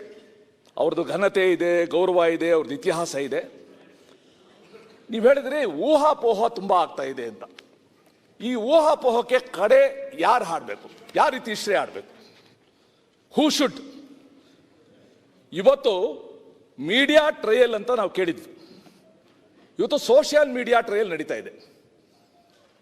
ಆ ಮೀಡಿಯಾದಲ್ಲಿ ಅವರ್ಲಿ ಬುಲೆಟಿನ್ ಬಂದರೆ ಇಲ್ಲಿ ಮಿನಿಟ್ಲಿ ಬೀಟಿಂಗ್ ಬುಲೆಟಿನ್ ಬರ್ತಾ ಇದೆ. ಸರ್, ಎಷ್ಟು ಅವಾಚ್ಯ ಪದಗಳು, ಎಷ್ಟು ಅವಹೇಳನಕಾರಿ ಮಾತುಗಳು. It hertz us. ಯಾರಿಗೆ ನಮಗೆ ಫೇತ್ ಇದೆ, ನಮಗೆ ಹರ್ಟ್ ಆಗುತ್ತೆ ನಮಗೆ. ಸೊ ಈ ದೃಷ್ಟಿಯಿಂದ ತಾವು ಹೇಳಿದಿರ ಸ್ಪೆಕ್ಯುಲೇಷನ್ಗೆ ಇತಿಷ್ಠ ಆಗಬೇಕಂತ. I think government should take the first step. ಎಲ್ಲ ಮೀಡಿಯಾದವ್ರಿಗೂ ಹೇಳಿ, SIT ರಿಪೋರ್ಟ್ ಬರೋವರೆಗೂ ಇದ್ರ ಬಗ್ಗೆ ಯಾರು ಕೂಡ ವರದಿ ಮಾಡಕ್ ಹೋಗ್ಬೇಡಿ, ಸ್ಪೆಕ್ಯುಲೇಟಿವ್ ರಿಪೋರ್ಟ್ ಮಾಡಕ್ ಹೋಗ್ಬೇಡಿ. Can you say that? ಇದನ್ನ ಕಂಟ್ರೋಲ್ ಅಲ್ಲ ಒಂದು ಹೇಳಬೇಕು. ಮೀಡಿಯಾನೇ ಟ್ರಯಲ್ ಮಾಡೋಗಿದ್ರೆ ಇನ್ನು ಮ್ಯಾಜಿಸ್ಟ್ರೇಟು SIT ಎಲ್ಲ ಯಾಕೆ ಬೇಕು ಹೇಳಿ? ತಾಳಪ್ಪ ಒಂದು ನಿಮಿಷ, ನಿಮ್ದೆಲ್ಲ ಕೇಳಿಸ್ಕೊಂಡಿದ್ದೀನಿ. ರಂಗನಾಥ್ ಸ್ವಾಮಿ ಬೆಚ್ಚಂಗ್ ನಡ್ಕೋ. ಆಮೇಲೆ ನಾವು ಯಾರು ಕೂಡ ಈ ಪ್ರಕರಣದಲ್ಲಿ ಧರ್ಮದೇಶನ ಬೆರೆಸ್ತಾ ಇಲ್ಲ, ನಾವ್ಯಾರು ಕೂಡ ರಾಜಕೀಯನ ಬೆರೆಸ್ತಾ ಇಲ್ಲ. ನಮ್ದು ನಿಮ್ದು ಕಾಮನ್ ಇಂಟ್ರೆಸ್ಟ್ ಏನು ಅಂತಂದ್ರೆ ಸತ್ಯ ಆಚೆ ಬರಬೇಕು. ಯಾವುದೋ ಒಂದು ನೆಕ್ಸಸ್ ಇದೆ ಇಲ್ಲಿ, ಸಮ್ ನೆಕ್ಸಸ್. ಅದು ಸರ್ಕಾರಕ್ಕೆ ಒಂದಲ್ಲ ಒಂದು ಸಮಯದಲ್ಲಿ ಮಾರ್ಗದರ್ಶನ ಮಾಡಿದವರಿಂದ ಹಿಡಿದು ಇವಲ್ಲೂ ಕೂಡ ಮಾರ್ಗದರ್ಶನ ಮಾಡ್ತಾ ಇರೋರಿಂದ ಹಿಡಿದು ಕೇರಳ ರಾಜ್ಯದ ರಾಜಕಾರಣಿಗಳಿಂದ ಹಿಡಿದು ಇದೊಂದು ನೆಕ್ಸಸ್, ಇದು ಅನ್ಹೋಲಿ ನೆಕ್ಸಸ್. ದಟ್ ಈಸ್ ಇವತ್ತು ಸೆಟ್ಟಿಂಗ್ ದ ಅಜೆಂಡಾ. ನೀವು ಹೇಳಿದ್ರೆ ಅವನು ಮ್ಯಾಪಿಂಗ್ ಮಾಡಿದ್ದಾನೆ, ಅವ್ರು ಹೇಳಿದ ಪ್ಲೇಸ್ನ ಮ್ಯಾಪಿಂಗ್ ಮಾಡಿದೀವಿ ಅಂತ. ನೀವು ಅದನ್ನ ಬಿಟ್ಟು ಮ್ಯಾಪಿಂಗ್ ಮೀರಿ ನೀವು ಉತ್ಕಲನ ಮಾಡಕ್ ಹೋದ್ರೆ ಜನ ಏನ್ ಅನ್ಕೊಂತಾರೆ? ಬಾಹುಬಲಿ ಬೆಟ್ಟದ ಕಡ್ಗಾಡ ಮುಂಚೆ ಹೇಳಿದ್ ಅವನು 13ರಲ್ಲಿ ಬಾಹುಬಲಿ ಬೆಟ್ಟ ಇತ್ತ ಅಲ್ಲಿ, ಅವನು ಮುಂದೆ ಇನ್ನೂ ಒಂದು ಹೇಳ್ತಾನೆ, ಇನ್ನು ಮುಂದೆ ಹೋಗಿ ದೇವಸ್ಥಾನ ಕೆಳಗಡೆ ಇದೆ ಅಂತಾನೆ. ಸೊ ಅದಕ್ಕೋಸ್ಕರ ಮಾನ್ಯ ಅಧ್ಯಕ್ಷರೇ, ದಯವಿಟ್ಟು ಸದನ ರಾಜ್ಯದ ಸಾಮಾನ್ಯ ಜನತೆಯ ಭಾವನೆನ ಅರ್ಥ ಮಾಡ್ಕೊಳ್ಳಿ.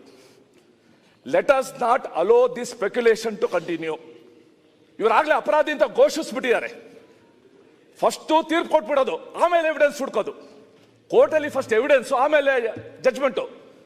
ಇಲ್ಲಿ ನಡೀತಾ ಇರೋದು ಫಸ್ಟ್ ಜಡ್ಜ್ಮೆಂಟ್ ಕೊಟ್ಬಿಟ್ಟಿದ್ದಾರೆ, ಇವರೇ ಅಪರಾಧಿ, ಈ ಕುಟುಂಬನೇ ಅಪರಾಧಿ ಅಂತ. ಇದು ಸಮಾಜದ ಸ್ವಾಸ್ಥ್ಯ ದೃಷ್ಟಿಯಿಂದ ಇದು ಒಳ್ಳೇದಲ್ಲ, ಒಳ್ಳೇದಲ್ಲ. ಮತ್ತೆ ತಾಳಪ್ಪ ಅವ್ರ ವಿಷಯ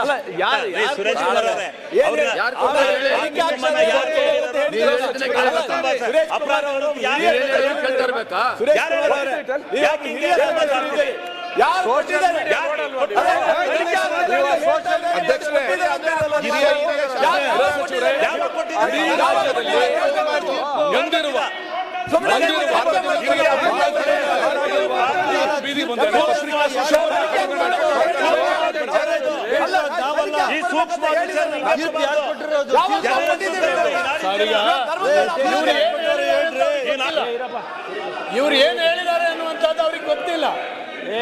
ಸ್ವಲ್ಪ ಇರ್ರಿ. ನಾವು ಆಗ್ಲಿ ನಮ್ಮ ಸರ್ಕಾರ ಆಗ್ಲಿ ಧರ್ಮಸ್ಥಳದವರು ಆರೋಪಿ ಅಂತ ಹೇಳಿದೀವಾ? ಹೇಳಿದೀವಾ? ಹಿರಿಯ ಶಾಸಕರಿಂದ ಈ ರೀತಿ ಹೇಳ್ಬಾರ್ದು. ಒಂದು ಅಲ್ಲ, ಅವರಿಗೆ ಹೇಳ್ಬಿಡ್ತೀವಿ. ಆಯ್ತು, ನೀವು ಮಾತಾಡ್ಲಿಕ್ಕೆ ಕ್ಲಾರಿಫಿಕೇಶನ್ ಅಲ್ಲ. ಈಗ ಒಂದ್ ಸೆಕೆಂಡ್ ಇಲ್ಲಿ ಅಲ್ಲ, ಮಂತ್ರಿ ಅವರೇ ಒಂದ್ ಸೆಕೆಂಡ್ ಇಲ್ಲಿ ನೋಡಿ. ಸುನೀಲ್ ಒಂದ್ ಸೆಕೆಂಡ್, ಇಲ್ಲಿ ಗಂಭೀರ ಚರ್ಚೆ ನಡೀತಾ ಇದೆ. ಚರ್ಚಾ ಸಂದರ್ಭ ಸದಸ್ಯರು ಮಾತಾಡುವಾಗ ಒಂದು ನೀವೆಲ್ಲರೂ ಕೂಡ ಕಿವಿಗೆ ಇಯರ್ಫೋನ್ ಒಂದು ಹಾಕೊಳ್ಳಿ ಫಸ್ಟಿಗೆ. ಇಲ್ಲದೆ ಮಾತಾಡುವಾಗ ಕರೆಕ್ಟ್ ಒಂದೊಂದು ಕೇಳೋದಿಲ್ಲ. ಅದರ ಮೇಲೆ ಈಗ ತಾವು ಏನು ನಮ್ ಕೂಡ ಅದೇ ರೀತಿ ಹೇಳಿದ್ದು, ಆಲ್ರೆಡಿ ಅಪರಾಧಿ ಅಂತ ಹೇಳಿ ನೀವು ಬಿಂಬಿಸಿದ್ರಿ. ಯಾರು ಬಿಂಬಿಸ ನೀವು ಹೇಳಿಲ್ಲ, ಅದನ್ನ ಹೇಳ್ಬೇಕಲ್ಲ, ನೀವು ಅದನ್ನ ಹೇಳಿಲ್ಲ, ಹೇಳಿಲ್ಲ. ಅದು ತಪ್ಪಾಗಿ ಆಗಿದೆ. ಓಕೆ, ಅದು ಏನಾಗಿದೆ ತಪ್ಪಾಗಿ ಅವ್ರಿಗೆ ಏನು ಸರ್ಕಾರ ಮಂತ್ರಿ ಮಾತಾಡಲಿ. ಅಧ್ಯಕ್ಷರೇ, ಸುರೇಶ್ ಕುಮಾರ್ ಅವರು ನನಗೆ ಭಾಳ ಅಪಾರವಾದ ಗೌರವ ಇದೆ ನಿಮ್ಮ ಮೇಲೆ. ಕಾನೂನು ಸಚಿವರಾಗಿದ್ದವ್ರು, ನಮ್ಮ ಕಾನೂನು ಸಚಿವರು ಇದ್ದಾರೆ. ಅಲ್ಲ ಹೇಳ್ತೀನಿ, ಮುಂದಕ್ಕೆ ಹೇಳೋ ತನಕ ನೀವು ತಡ್ಕೊಳ್ಳೋದಿಲ್ಲ ಅಂದ್ರೆ ಏನು ಮಾಡೋದು? ಸ್ವಲ್ಪ ಕೇಳಿ. ಕಾನೂನು ಈ ದೇಶದಲ್ಲಿ ಇರಬೇಕಾ ಬೇಡವಾ? ಅದಕ್ಕಾಗಿ ಹೇಳ್ತಾ ಇದ್ದೀನಿ, ಕಾನೂನಿನ ಚೌಕಟ್ಟಿನಲ್ಲಿ ತನಿಖೆಯನ್ನ ಮಾಡ್ತಾ ಇದ್ದೇವೆ.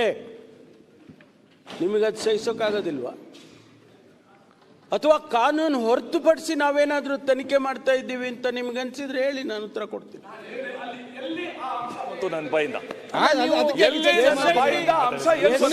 ಮಾಡೋದು ನಾನು ಹೇಳಿದ ಇಷ್ಟನೇ. ನಾವು SIT ನ ಸ್ವಾಗತಿಸಿದೀವಿ. ಸತ್ಯ ಬರಬೇಕು, ಒಳ್ಳೆ ಅಧಿಕಾರಿಗಳನ್ನೇ ನೀವು ಹಾಕಿದ್ದೀರಾ. ಆದ್ರೆ ಆ ಒಂದೇನೋ ಟರ್ಮ್ಸ್ ಆಫ್ ರೆಫರೆನ್ಸ್ ನೀವೇನು ಕೊಟ್ಟಿದ್ದೀರಾ, ಅದನ್ನ ಮೀರಿ ಯಾವುದೋ ಎಕ್ಸ್ಟ್ರಾ ಕಾನ್ಸ್ಟಿಟ್ಯೂಷನಲ್ ಅಥಾರಿಟಿ ಇದ್ದಂಗೆ extra government authority should not guide. Okay, ಆಮೇಲೆ ದಯವಿಟ್ಟು ಪುಟ್ಟ ಸ್ಪೆಕ್ಯುಲೇಷನ್ಸ್. ಸುರೇಶ್ ಸುರೇಶ್ ಕುಮಾರ್ ಅವರೇ, 164 ಸ್ಟೇಟ್ಮೆಂಟ್ ಹೊರತುಪಡಿಸಿ ನನಗೂ ಗೊತ್ತಿಲ್ಲ 164 ಸ್ಟೇಟ್ಮೆಂಟ್ ಅಲ್ಲಿ ಏನ್ ಬಂದಿದೆ ಹೇಳಿದ್ದಾನೆ ಅವನು ಮ್ಯಾಜಿಸ್ಟ್ರೇಟ್ ಮುಂದೆ ಅಂತ ಹೇಳಿ. ಆ ಕೆಲಸ, ಆ ಇನ್ವೆಸ್ಟಿಗೇಷನ್ ನಡೀತಾ ಇದ್ದೇವನ, ಬೇರೆ ಯಾವುದು ಇನ್ವೆಸ್ಟಿಗೇಷನ್ ನೀವು ಹೇಳಿದ್ರಲ್ಲ, ಎಕ್ಸ್ಟ್ರಾ ಕಾನ್ಸ್ಟಿಟ್ಯೂಷನಲ್ಲು ಅಥವಾ ಎಕ್ಸ್ಟ್ರಾ ಏನೋ ತೀರ್ಮಾನ ತಗೊಂಡಿದ್ದಾರೆ, nothing of that nature. Okay, nothing, absolutely nothing of that nature. Sunil ದಯಮಾಡಿ ಅರ್ಥ ಮಾಡ್ಕೊಳ್ಳಿ. ಸುರೇಶ್ ಕುಮಾರ್ ಅವರೇ, respects to you, with due respects to you, ತಾವು ಹೇಗೆ ಅಗತ್ಯನೇ ಇಲ್ಲ ಅಂದ್ಬಿಟ್ಟು ಆಮೇಲೆ SIT ಫಾರ್ಮೇಶನ್ ಮಾಡಿದ್ರಿ, ಅದೇ ಒಂದು ಧೋರಣೆ ಈ ವಿಚಾರಣೆಯಲ್ಲೂ ಕೂಡ ಕಾಣಬಾರ್ದು. ಸೊ ನಾನು ಮುಖ್ಯಮಂತ್ರಿಗಳಲ್ಲಿ ಕೇಳ್ಕೊಳ್ಳೋದು, ಸುರೇಶ್ ಕುಮಾರ್ ನಿಮಗೂ ಇಷ್ಟ ಇರೋದು ಮಾತಾಡ್ಲಿ, ಸುರೇಶ್ ಕುಮಾರ್ ಅವರೇ, ನಿಮಗೂ ನ್ಯಾಯ ನನಗೂ ನ್ಯಾಯ ಬರ್ಬೇಕು, ನ್ಯಾಯ ಬರ್ಬೇಕು. ಸುರೇಶ್ ಕುಮಾರ್, ಅಲ್ಲಿವರೆಗೂ ಈ ಸ್ಪೆಕ್ಯುಲೇಟಿವ್ ಟ್ರಯಲ್, ಸೋಷಿಯಲ್ ಮೀಡಿಯಾ ನಿಲ್ಲಿಸಲಿಕ್ಕೆ ಶಿವಲಿಂಗ ಅವ್ರೆ ಮಾತಾಡಿ. ಕ್ಲಾರಿಫಿಕೇಶನ್ ಕ್ಲಿಯರ್ ಮಾಡಿ. ಅಧ್ಯಕ್ಷರೇ ಬರೀ ಕ್ಲಾರಿಫಿಕೇಶನ್ ಕೊಡಿ. ಸುನೀಲ್ ಒಂದೇ ಒಂದು ಸುನೀಲ್ ಅವರೇ ಒಂದೇ ಒಂದು ಕ್ಷಣ. ಶಿವಲಿಂಗ ಅವ್ರೆ ಆಯ್ತು ಕೂತ್ಕೊ. ಶಿವಲಿಂಗ ಅವ್ರೆ ಆಯ್ತು ಒಂದ್ ಸೆಕೆಂಡ್ ಅಧ್ಯಕ್ಷರೇ, ಒಂದ್ ಸೆಕೆಂಡ್ ಆಯ್ತು. ಕ್ಲಾರಿಫಿಕೇಶನ್ ಅವಕಾಶ ಇದೆ, ಕ್ಲಾರಿಫಿಕೇಶನ್ ಕೂತ್ಕೊಳ್ಳಿ. ಮಾನ್ಯ ಅಧ್ಯಕ್ಷರೇ, ಗೃಹಮಂತ್ರಿಗಳೇ, ನಾನು ಸುರೇಶ್ ಅವರಿಗೆ ಹೇಳೋದಕ್ಕೆ ಬಯಸ್ತೀನಿ, ಮಾನ್ಯ ವಿರೋಧ ಪಕ್ಷದ ಸದಸ್ಯರಿಗೆ, ನಾಯಕರಿಗೆ, ಶಿವಲಿಂಗ ಸುನೀಲ್ ಕುಮಾರ್ ಅವರಿಗೆ ಪ್ರಸ್ತಾಪ ಮಾಡಿದ್ದು, ನಾನು ಗೃಹ ಸಚಿವನಾಗಿ ಇರೋವರೆಗೆ ಯಾವುದೇ ಎಕ್ಸ್ಟ್ರಾ ಕಾನ್ಸ್ಟಿಟ್ಯೂಷನಲ್ ಆಕ್ಟಿವಿಟಿ ಈ ಒಂದು ತನಿಖೆಯಲ್ಲಿ ಆಗೋಕ್ಕೆ ಬಿಡೋದಿಲ್ಲ. ಸತ್ಯ ಹೊರಗೆ ತರ್ತೀವಿ. ಪ್ರತಿಯೊಂದು ಅವ್ರು ಹೇಳಿದ್ರಲ್ಲ ಮಾನ್ಯ ಉಪಮುಖ್ಯಮಂತ್ರಿಗಳು, ಯಾರ್ದೋ ಷಡ್ಯಂತ್ರ ಇದೆ. ಎಸ್, ಷಡ್ಯಂತ್ರ ಇದ್ರೆ ಅದು ಆಚೆ ಬರುತ್ತೆ. ಅವನು ತಪ್ಪು ಮಾಡಿದ್ರೆ ಅವನಿಗೂ ಆಚೆ ಬರುತ್ತೆ, ಅದು ಬರುತ್ತೆ ಹೊರಗಡೆ. ಅವನು ಸುಳ್ಳು ಹೇಳಿ ಯಾರ್ದೋ ಮಾತು ಕೇಳ್ಕೊಂಡೇನೋ ಮಾಡಿದ್ದಾನೆ ಅಂತ ಈಗ ಹೇಳಿದ್ರಲ್ಲ, ಮಾಧ್ಯಮದಲ್ಲಿ ಬರ್ತಾ ಇದೆ ಅಂತೇಳಿ, ಅದು ಕೂಡ ಸತ್ಯ ಅಲ್ಲ. ಆದರೆ ಒಂದು ವೇಳೆ ಅಂಥದ್ದೇನಾದರೂ ಇದ್ರೂ ಕೂಡ ಅದು ಆಚೆ ಬರುತ್ತೆ. ಆ ಸತ್ಯವನ್ನು ಕೂಡ ಆಚೆ ತರ್ತೀವಿ. ಅದಕ್ಕಾಗಿ ತಾವು ಸಹಕರಿಸಬೇಕು ಅಂತೇಳಿ ಮಾನ್ಯ ಅಧ್ಯಕ್ಷರೇ ಹೇಳೋದು. ಈಗ ಮೊನ್ನೆ ಚರ್ಚೆ ಆಗಿದೆ, ಮಾನ್ಯ ಮಂತ್ರಿಗಳು ಉತ್ತರ ಕೊಟ್ಟಿದ್ದಾರೆ. ಈಗ ಇವತ್ತು ಕ್ಲಾರಿಫಿಕೇಶನ್ ಎಲ್ಲ ಕೇಳಬಹುದು. ಒಂದ್ ಸೆಕೆಂಡ್ ಶಿವಲಿಂಗ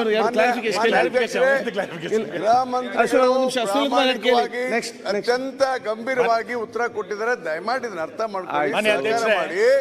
ಮತ್ತು SIT ಯಾಕೆ ಮಾಡಬೇಕಾಯ್ತು ಅದನ್ನ ಹೇಳಿದ್ದಾರಲ್ಲ, ಎಷ್ಟು ಸಲ ಹೇಳಿದ್ದಾನೆ ಹೇಳ್ತೀರಿ. ರೆಡ್ಡಿ ಅವ್ರು ಹೇಳಿದ್ದಾರೆ, ಅದು ಹೇಳಿದಾರಲ್ಲ, ಮತ್ತೆ ಅದನ್ನ ಯಾಕೆ ಮತ್ತೆ ಮತ್ತೆ ಚರ್ಚೆ ಮಾಡ್ತೀರಿ? Fair answer. You can't expect more than this. He has given a very fair answer. Okay. ಮಾನ್ಯ ಅಧ್ಯಕ್ಷರೇ, ನೆಕ್ಸ್ಟ್ ಕೊಡ್ತೇನೆ. ಧರ್ಮಸ್ಥಳದ ಬಗ್ಗೆ ದಯವಿಟ್ಟು ಚರ್ಚೆ ಮೊನ್ನೆ ಆಗಿದೆ. ಮಾನ್ಯ ಮಂತ್ರಿಗಳು ಉತ್ತರ ಕೊಟ್ಟಿದ್ದಾರೆ, ಅದಕ್ಕೆ ಸ್ಪಷ್ಟ ಕ್ಲಾರಿಫಿಕೇಶನ್ ಕೇಳಿ ಎಲ್ಲರಿಗೂ ಅವಕಾಶ ಕೊಡ್ತೇನೆ. ಶುಕ್ರವಾರ ಈ ವಿಷಯವನ್ನು ನಾವು ಚರ್ಚೆ ಮಾಡಿದ್ದೇವೆ. ಶುಕ್ರವಾರದ ನಂತರ 2 ದಿನದ ಬೆಳವಣಿಗೆಗಳು ಏನೇನಾಗಿದೆ ಅಂತ ನಿಮಗೆ ಗೊತ್ತಿದೆ. ಮಾನ್ಯ ಗೃಹ ಸಚಿವರು ದೇಶದ ನಂಬರ್ 1 ಗೃಹ ಸಚಿವರು ಅಂತ ಅವರೇ ಮನೆ ಹೇಳ್ಕೊಂಡಿದ್ದಾರೆ.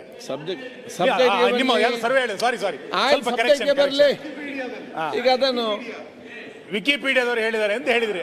ಗೋಪಾಲ್ ಕೃಷ್ಣ ಅವರೇ, ನಾವು ನಿಮ್ಮನ್ನು ನಂಬ್ತೀವಿ ಸರ್, ಅವರು ನಂಬಲ್ಲ. ಹಾಗಾಗಿ ಈ ವಿಷಯಕ್ಕೆ ಸಂಬಂಧಪಟ್ಟಂತೆ ರಾಜ್ಯದ ಜನರ ಭಾವನೆ ಏನಿತ್ತು ಅದಕ್ಕೆ ಸ್ಪಂದನವನ್ನ ಮಾಡಿ ಉತ್ತರವನ್ನ ಕೊಡ್ತಾರೆ ಅಂತ ನಾನು ನಿರೀಕ್ಷೆ ಮಾಡಿದ್ದೆ. ನಾನು ಬಹಳ ಸ್ಪಷ್ಟ ಮಾಡೋದೇನು ಅಂತಂದ್ರೆ, ಮಾನ್ಯ ಗೃಹ ಸಚಿವರೇ, ನಾವು ಅಥವಾ ನಮ್ಮ ಪಾರ್ಟಿ SIT ರಚನೆಗೆ ಯಾವತ್ತೂ ಕೂಡ ವಿರೋಧ ಮಾಡಲಿಲ್ಲ. ನೀವು ಇದರ ಹಿಂದೆ ಸತ್ಯ ಹೊರಗೆ ಬರಬೇಕೇನಿದೆ ಅಂತ ಏನು ಹೇಳ್ತಾ ಇದ್ದೀರಿ, ಅದ್ರ ಬಗ್ಗೆ ನಮ್ದೇನು ವಿರೋಧ ಇಲ್ಲ. ನಾವು ಆದ್ರೆ ಮೊನ್ನೆ ಚರ್ಚೆ ಮಾಡಿದ ವಿಷಯದಲ್ಲಿ ನೀವು ಇವತ್ತು ಆನ್ಸರ್ ಮಾಡದಲ್ಲೇ ಇರೋದು ಏನು ಅಂತ ಕೇಳಿದ್ರೆ, ನಾವೇನು ಹೇಳಿದ್ದು, ನಾನು ಅವತ್ತು ವಿಷಯ ಎತ್ತಿದ್ದೇನು, ಈ ತನಿಖೆಯ ನೆಪದಲ್ಲಿ ಯೂಟ್ಯೂಬ್ಗಳನ್ನು ಬಳಸಿಕೊಂಡು ಸಾವಿರಾರು ಅಪಪ್ರಚಾರಗಳನ್ನು ಮಾಡ್ತಾ ಇದ್ದಾರಲ್ಲ, ಅವ್ರ ಮೇಲೆ ಏನ್ ಕ್ರಮ ತೆಗೆದುಕೊಳ್ತಾ ಇದ್ದೀರಿ ಅಂತ. SIT ಗುಂಡಿ ತೆಗೆದಿದೆ, ಯಾವ್ದೋ ಬುರ್ಡೆ ಸಿಕ್ಕಿದೆ, ಅದು ವಾದ ಬೇರೆ. ಇವತ್ತು ಇದರ ಹಿಂದೆ ಬಹಳ ದೊಡ್ಡ ಪ್ರಮಾಣದಲ್ಲಿ ಒಂದು ಷಡ್ಯಂತರ ನಡೆದಿದೆ ಅನ್ನೋದನ್ನ ಸ್ವತಃ ಉಪಮುಖ್ಯಮಂತ್ರಿಗಳೇ ಹೇಳಿದ್ದಾರೆ. ಯಾವ ಷಡ್ಯಂತರ ಅನ್ನೋದನ್ನ ಅವ್ರು ಸ್ಪಷ್ಟ ಮಾಡಬೇಕಾಗಿತ್ತು. ನಾವ್ ಹೇಳೋದೇನು ಅಂತಂದ್ರೆ, ಒಬ್ಬ ಮುಸುಕುದಾರಿ ಅಲ್ಲ ಇದರ ಹಿಂದೆ 16 ಜನ ಮುಸುಕು ಹಾಕೊಂಡು ಕೆಲಸ ಮಾಡ್ತಿದ್ದಾರೆ. 116 ಜನ ಮುಸುಕು ಹಾಕೊಂಡು ಕೆಲಸ ಮಾಡ್ತಿದ್ದಾರೆ. ಈ ಷಡ್ಯಂತರದ ವಿರುದ್ಧ ಏನ್ ಮಾಡಿದಿರಿ ನೀವು? ಯಾವ ಅಪಪ್ರಚಾರ ಮಾಡೋದ್ರ ಮೇಲೆ ತನಿಖೆ ತೆಗೆದುಕೊಂಡ್ರಿ? ಇದು ಮೊದಲನೇ ಸಂಗತಿ. ಎರಡನೇದು, ಯಾರ್ಯಾರು ಇದರ ತನಿಖೆ ಆಗಬೇಕು ಅಂತೇಳಿ ಒತ್ತಾಯ ಮಾಡ್ತಾ ಇದ್ರು ಅಥವಾ ಇನ್ನೇನೋ ಹೇಳ್ತಾ ಇದ್ರು, ಅವರ ಹಿನ್ನೆಲೆ ಏನು ಅನ್ನೋದನ್ನ ಏನಾದ್ರೂ ಈ SIT ನಲ್ಲಿ ನೀವು ತರ್ತಾ ಇದ್ದೀರಾ? ಅಥವಾ ಮುಸುಕುದಾರಿ ಹೇಳಿದ್ ಮಾತ್ರ SIT ನಲ್ಲಿ ತನಿಖೆನಾ? ಅಥವಾ ಯೂಟ್ಯೂಬ್ಗಳು ಏನೇನು ಚರ್ಚೆ ಮಾಡಿದೆ, ಇದರ ಹಿಂದೆ ಹಣಕಾಸಿನ ಯಾರು ಕೊಟ್ಟಿದ್ದಾರೆ, ಇದ್ರ ಹಿಂದೆ ಯಾರ್ಯಾರು ಇದ್ರು ಅನ್ನುವಂಥದ್ದನ್ನು ಕೂಡ ತನಿಖೆಗೆ ಒಳಪಡಿಸಬೇಕಾಗಿರುವಂಥದ್ದು ಇವತ್ತಿನ ಅಗತ್ಯತೆ. ಮತ್ತು ನನಗೆ ಬಹಳ ನಾನು ಅವತ್ತು ಹೇಳಿದ್ದೆ, ಇವತ್ತು ಕೂಡ ಹೇಳ್ತಾ ಇದ್ದೀನಿ, ಇಲ್ಲಿ ಸತ್ಯ ಗೊತ್ತಾಗಬೇಕು, ನ್ಯಾಯ ಗೊತ್ತಾಗಬೇಕಿಂತ ಹೆಚ್ಚಾಗಿ ಧರ್ಮಸ್ಥಳದ ಹೆಸರಿಗೆ ಕೆಸರೆರಚಬೇಕು ಅನ್ನುವಂಥದ್ದೇ ದೊಡ್ಡ ಹುನ್ನಾರ ನಡೆದಿರೋದು. ಇಲ್ಲಿ ಸತ್ಯ ಹೊರಗೆ ಬರಬೇಕು ಅನ್ನೋ ಚರ್ಚೆ ಅಲ್ವೇ ಇಲ್ಲ. ಇಲ್ಲಿ ನ್ಯಾಯ, ಸರ್ಕಾರದ ಉದ್ದೇಶನೂ ಕೂಡ ಅದೇ. ಸರ್ಕಾರದ ಚರ್ಚೆ ಮಾಡ್ತಾರೆ.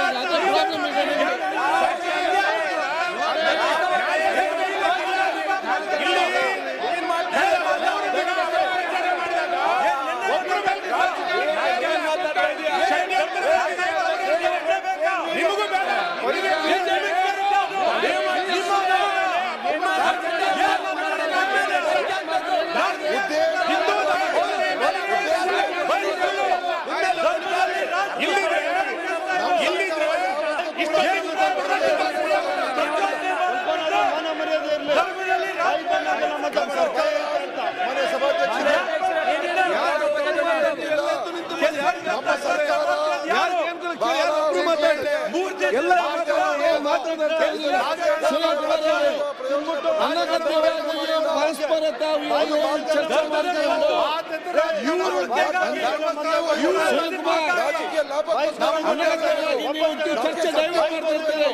ನಿಮಗೆ ರಾಜಕೀಯ ಲಾಭ ಬೇಕು. ನಿಜಾಂಶ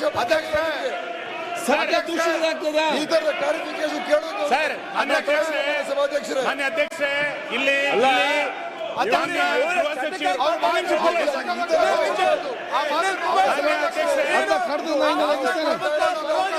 ಮಾನ್ಯ ಅಧ್ಯಕ್ಷರೇ, ನಾವಿದಕ್ಕೆ ಒಪ್ಕೊಳ್ಳೋಕೆ ತಯಾರಾಗಿಲ್ಲ. ಮಾನ್ಯ ಸಭಾಧ್ಯಕ್ಷರೇ,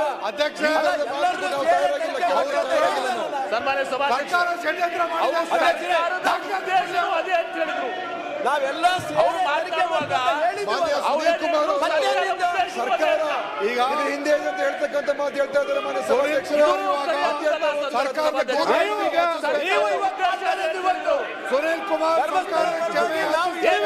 ಮಾನ್ಯ ಸಭಾಧ್ಯಕ್ಷರೇ, ಸುನೀಲ್ ಕುಮಾರ್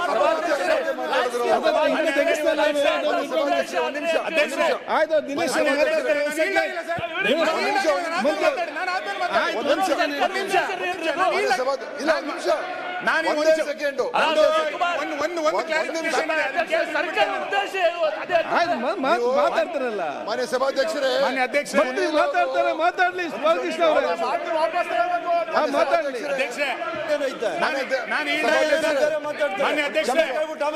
ಆಯ್ತು, ಸರ್ಕಾರ ಕೇಳಿದ್ರೆ ಈಗ ಆ ಮಾತೇನೆ ಅದನ್ನು ಕಡ್ದಿಂದ ಹಿಂದೆ ತೆಗೀರಿ. ಅದು ನೀವು ಸರ್ಕಾರ ಅಪಪ್ರಚಾರ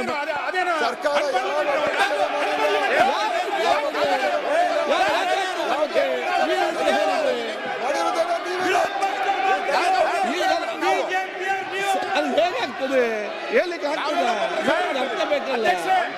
ನಾನು ಹೇಳ್ತಾ ಇದ್ದೀನಿ, ಇದನ್ನ ಅಪಪ್ರಚಾರ ಮಾಡಲಿಕ್ಕೆ ಸರ್ಕಾರನೇ ಕಾರಣ. ಸರ್ಕಾರನೇ ಕಾರಣ ಅಪಪ್ರಚಾರ ಮಾಡಲಿಕ್ಕೆ.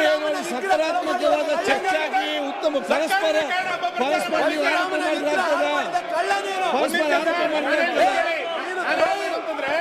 ಸಕಾರಾತ್ಮಕ ಚರ್ಚೆ ಆಗಲಿ, ಆರೋಪ ಮಾಡಿದ್ರೆ ಹೇಗೆ? ಮಾನ್ಯ ಅಧ್ಯಕ್ಷರೇ, SIT ರಚನೆ ಮಾಡಿ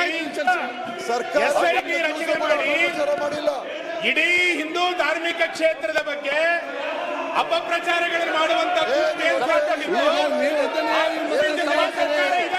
ನೋಡಿ, ಆ ಗುಂಪಿನ ಜೊತೆಗೆ ಸರ್ಕಾರ ಇದೆ. ಜನ ರಸ್ತೆಗೆ ಬಂದವರು ನಿಂತಾಗ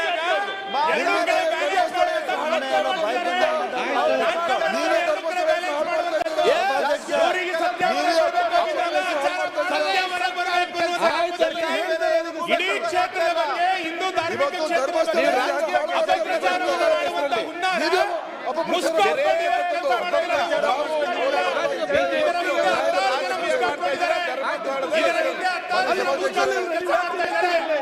ಇದು ಇವತ್ತು ಗೊತ್ತಾಗಬೇಕಾಗಿರೋದು.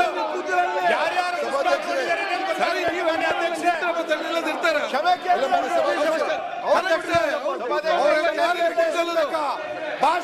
ಆಯ್ತು ದಿನೇಶ್ ಅವರು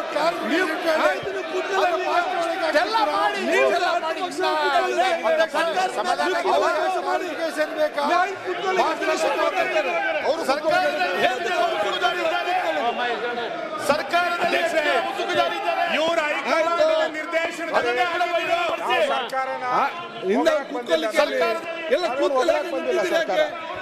ಯಾಕೆ ನಿಂತಿದ್ದೀರಿ? ಕೂತ್ಕೊಳ್ಳಿ, ಪ್ರತಿಪಕ್ಷ ಕೂತ್ಕೊಳ್ಳಿಕ್ಕೆ ಆಯ್ತು, ಕೂತ್ಕೊಳ್ಳಪ್ಪ ಒಮ್ಮೆ. ಗೋಪಾಲ ಕೃಷ್ಣ ಕೂತ್ಕೊಳ್ಳಿ. ಆಕ್ರೋಶದಿಂದ ಇವರ ಹೈಕಮಾಂಡ್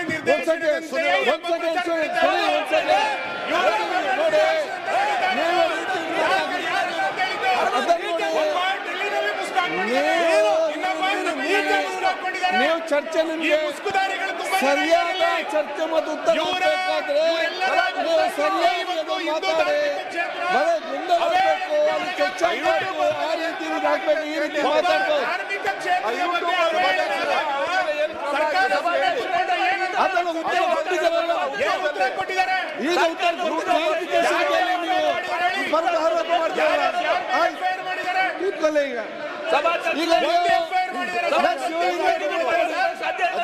ಶಿವಲಿಂಗ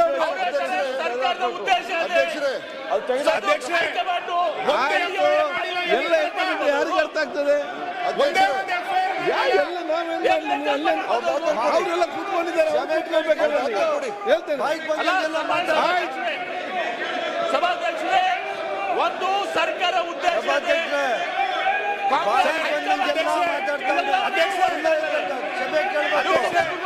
ನಾನು ಕೇಳ್ತಾ ಇರೋದು, ಅಪಪ್ರಚಾರ ಮಾಡಿದ ಮೇಲೆ ಯಾರ ಮೇಲೆ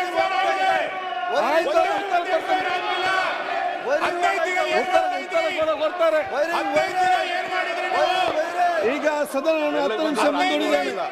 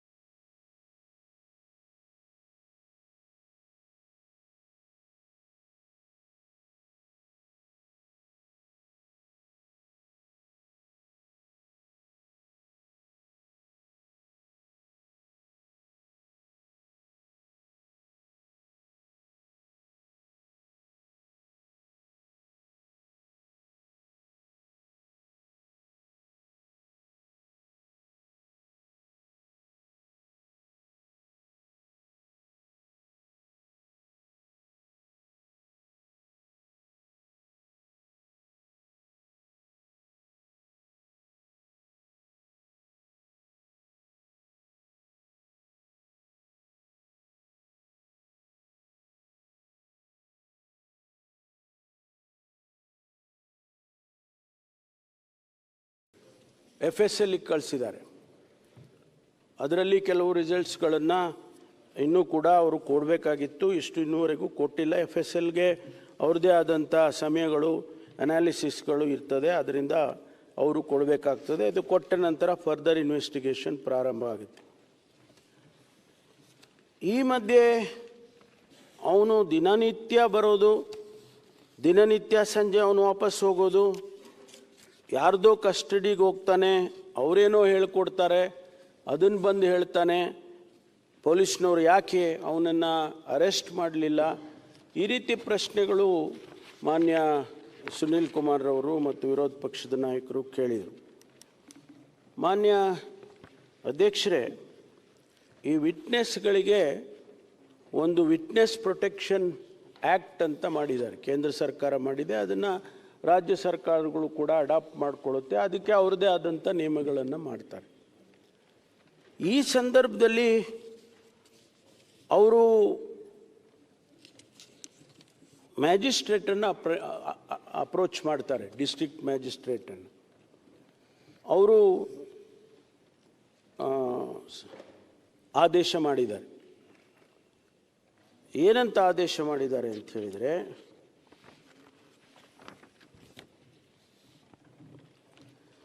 ಅದಕ್ಕೊಂದು ಸಮಿತಿ ಇದೆ, ಪ್ರಿನ್ಸಿಪಲ್ ಡಿಸ್ಟ್ರಿಕ್ಟ್ ಕೋರ್ಟ್ ಅಧ್ಯಕ್ಷತೆಯಲ್ಲಿ ಒಂದು ಸಮಿತಿ ಮಾಡಿದ್ದಾರೆ. ಆ ಸಮಿತಿ ಪೊಲೀಸ್ ಸೂಪರಿಂಟೆಂಡೆಂಟ್ ಇರ್ತಾರೆ, ಮೆಂಬರ್ ಸೆಕ್ರೆಟರಿ ಆಗಿ ಒಬ್ಬ ಪಬ್ಲಿಕ್ ಪ್ರಾಸಿಕ್ಯೂಟರ್ ಇರ್ತಾರೆ, ಅವರು ಆದೇಶ ಮಾಡ್ತಾರೆ. ಜೊತೆಗೆ ಈ ಕೇಸ್ SIT ತನಿಖೆ ಯಾವ ಹಂತದಲ್ಲಿದೆ ಅನ್ನುವಂಥದ್ರ ಬಗ್ಗೆ ಈಗಾಗಲೇ ಗೃಹ ಸಚಿವ ಪರಮೇಶ್ವರ್ ಅವರು ಉತ್ತರವನ್ನ ಕೊಡ್ತಾ ಇದ್ರು. ಜೊತೆಗೆ ಆ ಒಂದು ಕೇಸ್ ಹೇಗೆ ಬಂತು, ಆ ಮುಸುಕುದಾರಿ ಬಂದಿದ್ದು ಹೇಗೆ, ಆತ ಏನು ವಿಕ್ಟಿಮ್ ಪ್ರೊಟೆಕ್ಷನ್ ಸ್ಕೀಮ್ ಅಥವಾ ಕಾಯ್ದೆ ಅಡಿಯಲ್ಲಿ ಹೇಗೆ ಬಂದ ಅನ್ನುವಂಥದ್ದನ್ನೆಲ್ಲವನ್ನ ಹೇಳ್ತಾ ಹೋದರು. ಅದರ ಜೊತೆಗೆ ಈ ಕೇಸಿಗೆ SIT ರಚನೆ ಆಗಲಿಕ್ಕೆ ಕಾರಣ ಏನು ಅನ್ನುವಂಥದ್ದು, ಜೊತೆಗೆ SIT ರಚನೆ ಆದ ನಂತರ ತನಿಖೆ ಯಾವ ಹಂತಕ್ಕೆ ಹೋಗ್ತಾ ಇದೆ, ಯಾವ ರೀತಿಯಾಗಿ ತನಿಖೆ ನಡೀತಾ ಇದೆ, ತನಿಖೆ ನಡೀತಾ ಇರುವಂತಹ ಸಂದರ್ಭದಲ್ಲಿ SITಯ ತನಿಖೆಯ ಬಗ್ಗೆ ನೀವು ಪ್ರಶ್ನೆ ಎತ್ತಿದ್ದೀರಿ ಅನ್ನುವಂಥದ್ದನ್ನು ಕೂಡ ವಿರೋಧ ಪಕ್ಷಗಳ ನಾಯಕರುಗಳಿಗೆ ಹೇಳಿದರು. ಸದಸ್ಯರಿಗೆ ಇರ್ಬೋದು ಅಥವಾ ವಿರೋಧ ಪಕ್ಷದವರಿಗೆ ಇರ್ಬೋದು, ಒಂದಂತೂ ನಿಜ ಏನು ಅಂತಂದರೆ, ಧರ್ಮಸ್ಥಳದ ಬಗ್ಗೆ ಒಂದು ಕ್ಲಾರಿಫಿಕೇಶನ್ ಸಿಗುವಂಥ ನಿಟ್ಟಿನಲ್ಲಿ ಈ SIT ತನಿಖೆ ಮಾಡ್ತಾ ಇದೆ. ಈ SIT ತನಿಖೆ ಮಾಡುವಂಥ ಸಂದರ್ಭದಲ್ಲಿ ಯಾವುದೇ ರೀತಿಯಂಥ ಇಂಟರ್ವೆನ್ಷನ್ ನಾವು ಮಾಡೋದಿಲ್ಲ. SITಗೆ ಸಂಪೂರ್ಣವಾದಂಥ ಸ್ವಾತಂತ್ರ್ಯವನ್ನು ನಾವು ಕೊಟ್ಟಿದ್ದೇವೆ. SITಯ ತನಿಖೆ ಹೇಗಾಗ್ತಾ ಇದೆ ಅನ್ನುವಂಥದ್ದನ್ನು ಸಂಪೂರ್ಣವಾಗಿ ನಾವು ತಿಳಿಸಿದ್ದೇವೆ. ಅದನ್ನು ನಿಮಗೆ ಕೊಡಲಿಕ್ಕೆ ಹೊರಡ್ತೀವಿ ಅನ್ನುವಂಥದ್ದು. ಈ ಎಲ್ಲ ಒಂದು ರಿಸಲ್ಟನ್ನು ಅವರು ಹೇಳಿದರು. ಇಲ್ಲಿಯ ತನಕ ಏನಾಗಿದೆ ಅನ್ನುವಂಥದ್ದು, ಇಲ್ಲಿಯ ತನಕ ಆಗಿದ್ದು ಒಂದು ಕಡೆಗೆ ಒಂದು ಮಾನವನ ಅವಶೇಷದ ಕಳೇಬರ ಪತ್ತೆಯಾಗಿದೆ, 2 ಕಡೆ ಪತ್ತೆಯಾಗಿದೆ ಅನ್ನುವಂಥದ್ದನ್ನು ಹೇಳಿದರು. ಆ 2 ಕಡೆ ನಾವು ಈ ಹಿಂದೆ ವರದಿ ಮಾಡಿದಂತೆ 2 ಸ್ಥಳವೇ ಅಂತ ನಾವು ಅಂದುಕೊಂಡಿದ್ದೇವೆ. ಯಾಕಂತಂದರೆ ಒಂದು ಸ್ಥಳದಲ್ಲಿ ಮೇಲ್ಮೈಯಲ್ಲಿ ಸಿಕ್ಕಿರುವಂಥದ್ದನ್ನು ಗೃಹ ಸಚಿವರು ಹೇಳಲಿಲ್ಲ, ಆದರೆ ಅದು ಮೇಲ್ಮೈಯಲ್ಲಿ ಸಿಕ್ಕಿರುವಂಥದ್ದು ಅನ್ನುವಂಥದ್ದನ್ನು ದಕ್ಷಿಣ ಕನ್ನಡದ SP ಅರುಣ್ ಅವರು ಕೂಡ ಹೇಳಿದರು. ಈ 2 ಕೇಸನ್ನು 2 ನಿದರ್ಶನಗಳನ್ನು ಹೊರತುಪಡಿಸಿ ಬೇರೆ ಯಾವುದೇ ಗುಂಡಿಗಳಲ್ಲಿ ಇಂತಹ ನಿದರ್ಶನಗಳು ಕಂಡು ಬಂದಿಲ್ಲ ಅನ್ನುವಂಥದ್ದು. ಅದರ ಜೊತೆಗೆ ಅವರು ಇನ್ನೊಂದು ಮಾತು ಹೇಳಿದರು, ಆ ದಕ್ಷಿಣ ಕನ್ನಡದ ಮಣ್ಣು ಏನಿದೆ ಅದು ಆಸಿಡಿಕ್ ಮಣ್ಣು, ಆ ಕೆಂಪು ಮಣ್ಣು, ಅಲ್ಲಿ ನಿಮಗೆ ಯಾವ ಮೂಳೆಯೂ ಕೂಡ ಉಳಿಯೋದಿಲ್ಲ. ಈ ಹಿನ್ನೆಲೆಯಲ್ಲಿ ಆ ಮಣ್ಣನ್ನು ಕೂಡ ತನಿಖೆಗೆ ಒಳಪಡಿಸ್ತೇವೆ. ಅಂದರೆ ಏನಾದರೂ ಅಲ್ಲಿ ಇತ್ತ ಅನ್ನುವಂಥದ್ದು, DNA ಇರ್ಬೋದು, ಅಲ್ಲಿ ಏನಾದರೂ ಬೋನು ಅಥವಾ ಹೂತಿರುವಂತಹ ಅಂಶಗಳೇನಾದರೂ ಪತ್ತೆ ಆಗುತ್ತಾ ಅನ್ನುವಂಥ ನಿಟ್ಟಿನಲ್ಲಿ ನಾವು ತನಿಖೆಗೆ ಒಳಪಡಿಸಿದ್ದೀವಿ. ಯಾವ ತನಿಖೆಯ ರಿಸಲ್ಟ್ ಕೂಡ ಬಂದಿಲ್ಲ ಅನ್ನುವಂಥದ್ದನ್ನು ಹೇಳಿದರು. FSLಗೆ ಕಳುಹಿಸಲಾಗಿದೆ ಅನ್ನುವಂಥದ್ದು. ಈ ಸಂದರ್ಭದಲ್ಲಿ ವಿರೋಧ ಪಕ್ಷದ ನಾಯಕ R ಅಶೋಕ್ ಅವರು ಮಾತನಾಡ್ತಾ ಹೇಳಿದರು, SIT ಅವರು ಒಂದು ರೀತಿಯಲ್ಲಿ ಕಿಂದರಿ ಜೋಗಿ ಮುಸುಕುದಾರಿ ಆದರೆ SITಯವರು ಇಳಿಗಲ್ ಥರ ಮಾಡ್ತಾರೆ. ಅಂದರೆ ಆ ಮುಸುಕುದಾರಿ ನೇತ್ರಾವತಿಯಲ್ಲಿ ಬಿದ್ದೋದ್ರೆ SIT ಅವರು ನೇತ್ರಾವತಿಯಲ್ಲಿ ಬಿದ್ದೋಗ್ತಾರ ಅನ್ನುವಂಥ ಪ್ರಶ್ನೆಗಳನ್ನು ಕೇಳಿದರು. ಅದರ ಜೊತೆಗೆ ಒಂದಂತೂ ಕ್ಲಾರಿಫಿಕೇಶನ್ ಸಿಕ್ತು. ಈಗ ಏನು ಅಂತಂದರೆ, SITಯ ತನಿಖೆಯಲ್ಲಿ ಇದೀಗ ಪ್ರಾಥಮಿಕ ತನಿಖೆ ಅನ್ನುವಂಥದ್ದು ನಾವು ಆಗಾಗ ಹೇಳ್ತಾ ಇದ್ದೀವಿ. ಇದೇ ಉತ್ತರವನ್ನು ಗೃಹ ಸಚಿವರು ಕೂಡ ಕೊಟ್ಟಿರುವಂಥದ್ದು. ಆದರೆ ಈಗ ಪರಮೇಶ್ವರ್ ಅವರು ಹೇಳಿದಂತಹ ಮಾತಿನ ಪ್ರಕಾರ ಈಗ ಏನು ಉತ್ಖನನ ಆಗಿದೆ, ಸದ್ಯಕ್ಕೆ ಇನ್ನೂ ಉಳಿದ ಉತ್ಖನನ ಕಾರ್ಯ ಆಗೋದಿಲ್ಲ. ಇಲ್ಲಿಯ ತನಕದ ಉತ್ಖನನ ಆಗಿರುವಂತಹದ ಔಟ್ಕಮ್ ಏನು ಬರುತ್ತೆ, ಅದರ ತನಿಖೆಯಲ್ಲಿ ಏನೇನು ಹೊರ ಬರುತ್ತೆ, ಆ ನಂತರವೇ ಉತ್ಖನನ ನಡೆಯುತ್ತೆ. ಸದ್ಯಕ್ಕೆ ಉತ್ಖನನಕ್ಕೆ ಬ್ರೇಕ್ ಅಂತ ಅಂದುಕೊಳ್ಬೋದು ಅನ್ನುವಂಥದ್ದು ನಾವು ಅರ್ಥ ಮಾಡ್ಕೊಂಡಿರುವಂಥದ್ದು. ಅದರ ಜೊತೆಗೆ ವಿರೋಧ ಪಕ್ಷದವರು ಒಂದಷ್ಟು ಮಾತಾಡ್ತಾ ಹೇಳಿದರು.